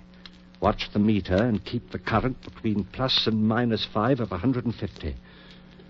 There's a rheostat on the edge of the table. All right? All right. Now, I'm going to inject 10 cc's of adrenaline in the brachial artery. Adrenaline? Adrenaline and something else. There. God, she's beautiful, Ed. Yes. She was. She is. You'll see her in a few minutes, just as she was. I wonder what you'll have to tell us. Nothing. Death is only a transcendental sleep. Do you really believe that, Dick? Oh, well, what's the difference? How's the current? Let's see. What? Well, it's jumped to 180. Good. Bring it back to 150. That's the result of the injection. On a dead body? Let's say suspended animation. There are still a few things in surgery you don't know, aren't there? I never dreamed of a reaction like that. I'll show you more. Help me swing this lamp over here. But... Let the ammeter go. It'll hold steady for a minute now. But it might jump again. No, it won't. I've been all through this before. The reactions are exactly the same as the others. Well, this lamp. X-rays? No, it's a modification of the cathode ray. And just another of my developments. I call these theta rays. Why do you call them that? Well, most rays are named for the first few letters in the Greek alphabet. Alpha, beta, gamma, and so on. Well, that explains theta. Didn't you say theta? Yes. But theta was called the letter of death by the ancient Greeks. Well, that's right. It was the first letter in the word thanatos. Death. I see. A theta without death. Maybe I was too sentimental. Maybe. At least human for once. Let's not argue. Here goes the ray. Now, quickly. The solution. Inject it? No, pump it. I built this pump especially for it. There's the pump switch, Ed. Here? Yeah. Turn it on. And watch the ammeter. Okay. It's jumping. How far? 155. Let it go. 160. 170. Hold it there. It'll stay there now. Listen carefully. Yes. As soon as I turn off the pump, I want spigma readings. But there won't be any blood pressure. Wait and see. Give me a reading each time I ask for it and take them carefully. Are you ready? This is fantastic. I'm ready. Okay. Reading. Systolic 0. Diastolic 0. That's all right. It'll take a few seconds. Now. 40. My God. Diastolic. Hurry. 0. Aortic valve is still open. I'll turn off the ray.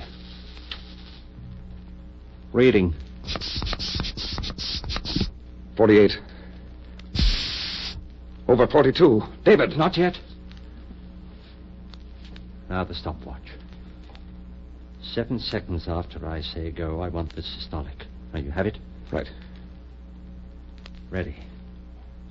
Now, go.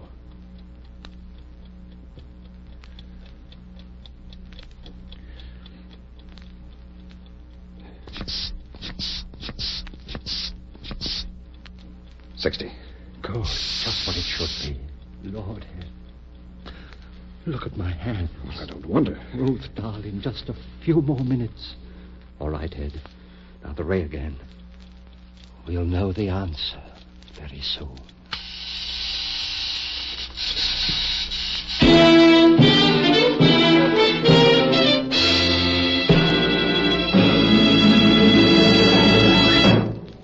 The second act of Lights Out, starring Boris Karloff, will follow in just a moment. But now, listen to the sweetest shaving song ever written. Push-pull, click-click. Changes blades that quick. Push-pull, click-click. With the Eversharp Schick Injector Razor, yes, it clicks for men everywhere. Because the Eversharp Schick Injector Razor is the world's one and only razor with the automatic blade changer. No blades to unwrap. Fingers never touch the blade. Just push-pull, click-click. And a keen new blade is automatically locked in correct shaving position instantly.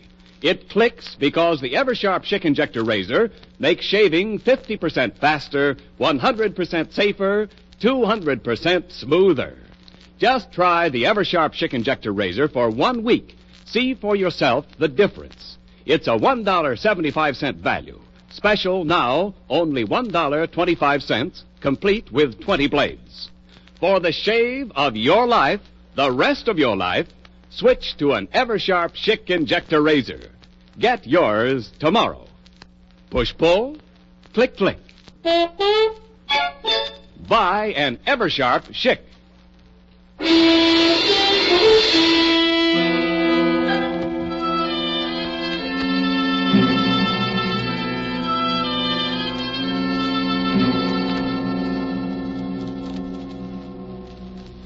How long do you use the ray this time, David? Not long. Give me a reading. 68. Over 67. Now. 70. Diastolic. 68. Now. David, 118. 76. Close. Now. 120. That's it. 80. The stethoscope. Quick. Here. Listen.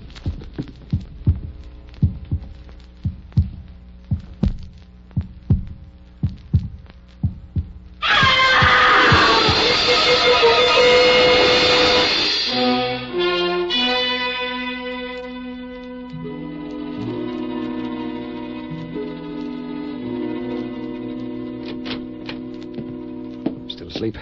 Yes, almost a coma. She's all right otherwise? As far as I can tell, her respiration's normal, pulse just a tiny bit fast, and the reflex is slow, but apparently all right. David, I feel I must apologize to you. Apologize? Why? Well, for doubting you, I suppose. You'll learn to believe me. Very calm on the face of all this. Do you realize that you've performed a miracle? A miracle? I brought my wife back to me, as I promised her. It's an unholy thing, but... But we've conquered death. Is that unholy? We have conquered death. May God forgive us. She'll only wait now. How long has she been asleep? Let me see. 11 hours. Hasn't spoken at all? Not since that first scream, when she fell asleep. Have you given her anything? Just a few drops of brandy. Have you tried to wake her? No, but I think I'll try now. Oh, wait a minute before you do. Why? Well, I hate to keep harping on this business about a soul, David. I realize this is no place for a philosophic discussion, but I can't help wondering why Ruth screamed when she first came back to life. I think there's a logical explanation. After all, it must have been a physical shock. That's true. It must also be true that there was a great mental shock involved. I think that's why she screamed, and I'm wondering whether there's been a permanent effect on her mind. Or, as I prefer to think of it, her soul. Oh, you're simply borrowing trouble, Ed. I've never seen any sign of permanent damage in my other experiments. Don't forget that Ruth was a human being. Well, there's only one way to find out. I'm going to wake her. You're not afraid? Afraid? Of what? Ruth. Ruth. Wake up, darling. Ruth, dear. It's David speaking. Wake up, dearest. Ruth. Ruth. There, darling. No wonder it scared a poor girl. Ruth, it's David, dear. I kept my promise and you're alive again.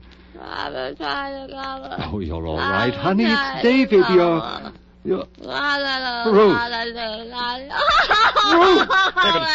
David, what's the matter? Good God, Ed, her mind. No, David. Her soul.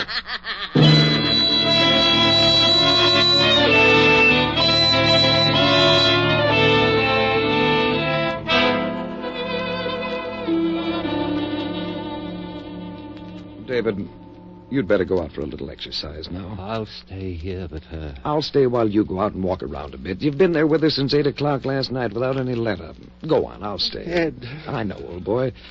I'd give anything myself if we could undo what we've done, but... Ed, what can I do? Well, there may be something. Let's try an experiment when she wakes up again. What kind of an experiment? Well, let's see if we can talk to her, get her to say anything. If we can get a flicker of intelligence, maybe we can teach her, build up from a small fragment. Maybe it might work. I'm going to wake her up and try it. But not now. Why don't you take a walk? Relax a little. And get something to eat while you're out. Eat? I can't eat. I'm going to wake her. Ruth. Ruth. David, why not let her sleep? She's waking up now. Ruth. Hello, Ruth. Are you waking up? Poor child. Poor child. There. She repeats after me. A little. Maybe it will work, Ed. Ruth. David. It works. Seems to. Ruth, say I want a glass of water. Seems to. I want a glass of water. Water. It's too long for her. Ruth. Say, Ruth. Loves. Rose. David. David. Ruth loves David. Loves David. Ruth loves David. Ruth loves David. Ruth loves David. It's working, Ed. Maybe. But what is she thinking? I don't know. No. Ruth, stop it! Stop it. Wait a minute, old man. Ruth This is loves too much for you, David. tired as you are. Go on out and take a little walk, and I'll work with her for a while. Stop. Your nerves won't take much of this. Oh, I guess Stop. you're right, Ed. I can't think anymore. Ruth loves I'll be right back. Fine. I'll take good care of her and see what I can find out. Be patient. Don't worry, I will. And you get something to eat while you're out. All right, I'll try. Poor guy, this is really rough on him. Rough on him. Ruth. Ruth. We're kidding ourselves. There's nothing there. She's a parrot. Dad. Never mind, Ruth. Ruth, put down that scalpel. You'll hurt yourself. Ruth, stay away. You devil, put it down. Think of David.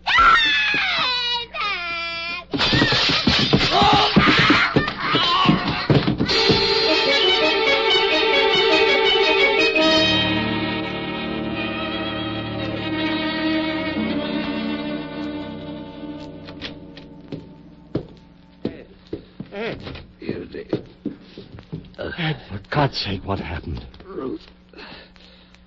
Scalpel. I'll get something and fix you right up. Wait. No use. Now, look. Doctor. Artery. No hope. Ed. All right, Doctor. Your diagnosis is correct. A minute or two left. Ruth's hiding. Watch out. No soul. She'll kill you, too. What have I done, Ed? Everything I've done is wrong. No. Wonderful technique, Doctor. Congratulations. What about soul? Ed. Ruth. She's somewhere in the house. What if she gets out and a scalpel in her hands?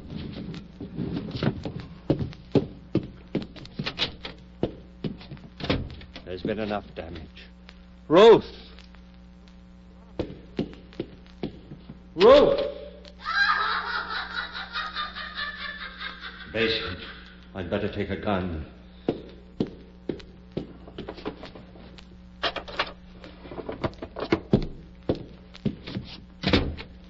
Ruth!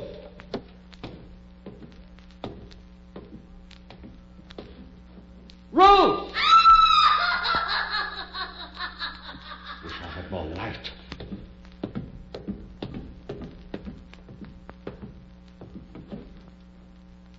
Ruth! Ruth!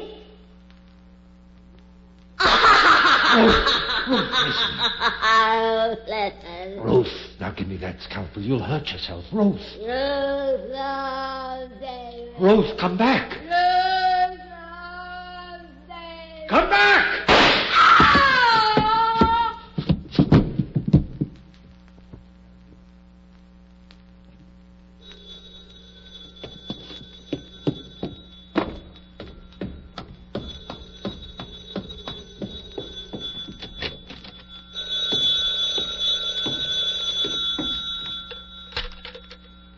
Hello? Yes? Oh. Hello, Doctor. Well, I've been busy in the lab. No, there's nothing new. Just an experiment. No. Like so many experiments, it just didn't work out.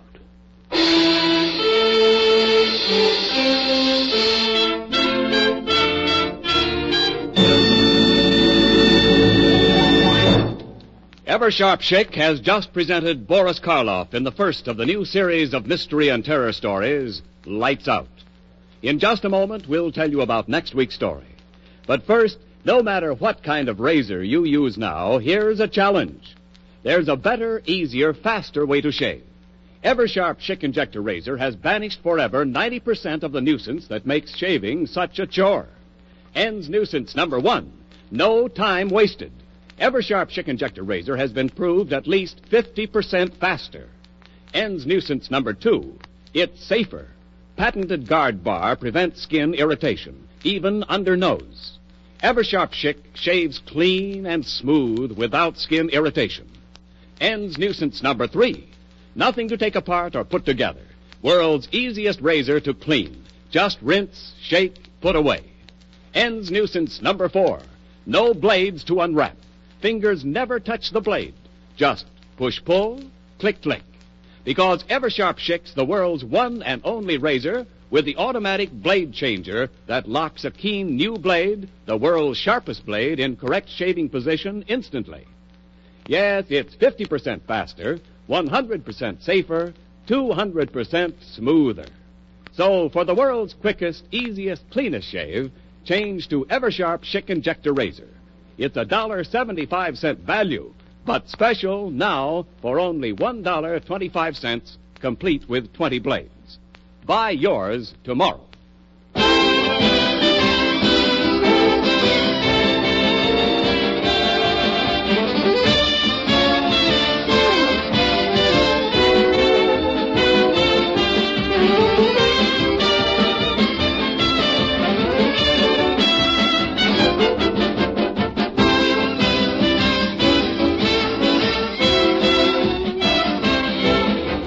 Next week, Lights Out will bring you a story about the undead, the vampires who are doomed to wander alone through all eternity, seeking the blood of innocent ones. Be sure to listen next Wednesday night at the same time.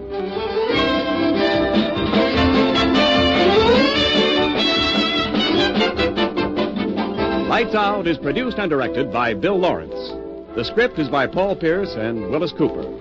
This is Ken Niles speaking for Eversharp, manufacturers of Eversharp Schick Injector razors and blades, and famous Eversharp precision writing instruments. For birthdays, weddings, anniversaries, and business gifts, remember the best gift of all is an Eversharp CA pen. Buy yours tomorrow during the sensational Eversharp CA pen sale. Buy now and save as much as 60%. This is ABC, the American Broadcasting Company. And now you will hear the rest of the story with Paul Harvey up next. Now, the rest of the story. And it's going to be a mystery story, a real-life mystery story. I'm going to tell you first how it ends. It's important that you know so that you can keep the facts straight in your mind. The colonel was married, but he also had a mistress. In fact, the colonel was just about to leave his wife for this other woman when his wife decided to kill him. You have this now? It's important. The colonel's wife wants to do away with her husband so she conceives the perfect crime. The wife would make it appear as though her husband, the colonel, had murdered her and let the authorities do the rest. The colonel would be tried, convicted, executed, that his wife could turn up later with feigned amnesia. Perfect crime, right? And mystery buffs, please don't feel cheated because you know more than you should, because despite all that you've heard, you'd never, ever guess the rest of the story. One frosty night, December 1926, a car was found at the bottom of a chalk pit in Newlands Corner, England. Inside that car was a fur coat belonging to the colonel's wife. The woman had disappeared. The police did suspect murder. The colonel himself was interrogated. Where had he been on the night in question?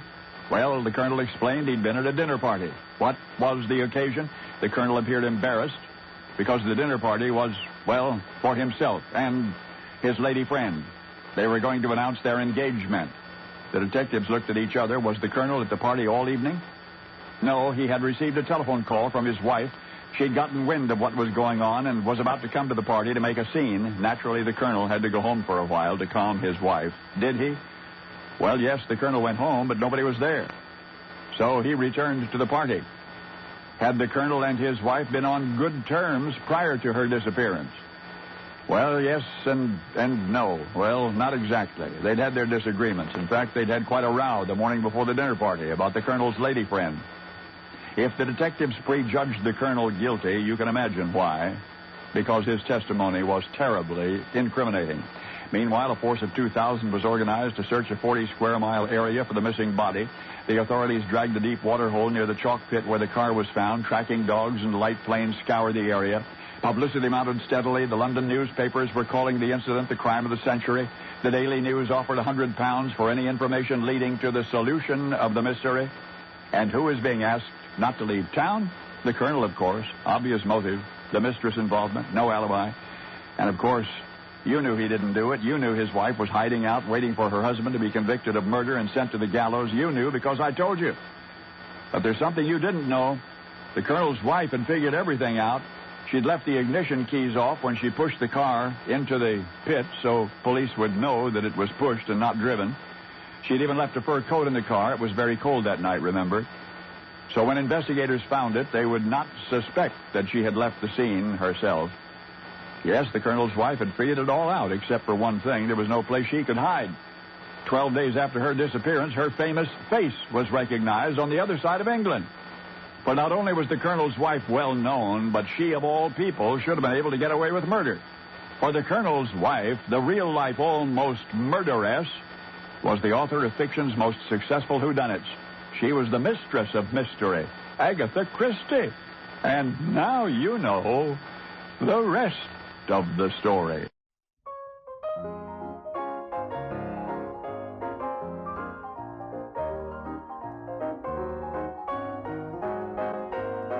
Well, here we are. It is that time of day again. It is time for the Trivia Minute.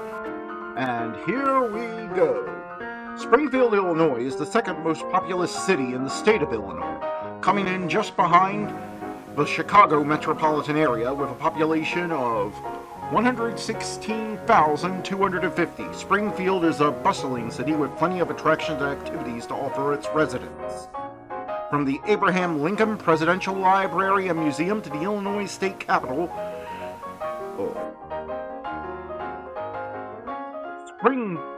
the city of Springfield and the Sangamon Valley have a long and proud literary tradition, and many famous authors having called the area home.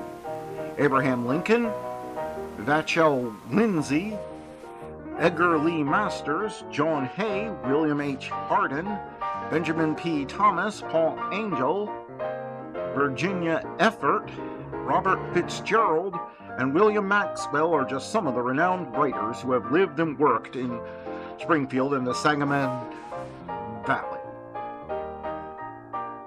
The city of Springfield is renowned for its unique culinary offerings, particularly a corn dog on a stick, popularly known as the Crazy Dog. This snack is said to have been invented in Springfield, although there is some dispute as to its true origin. Regardless, the Crazy Dog has become a beloved staple of Springfield's food culture and is enjoyed by locals and visitors alike.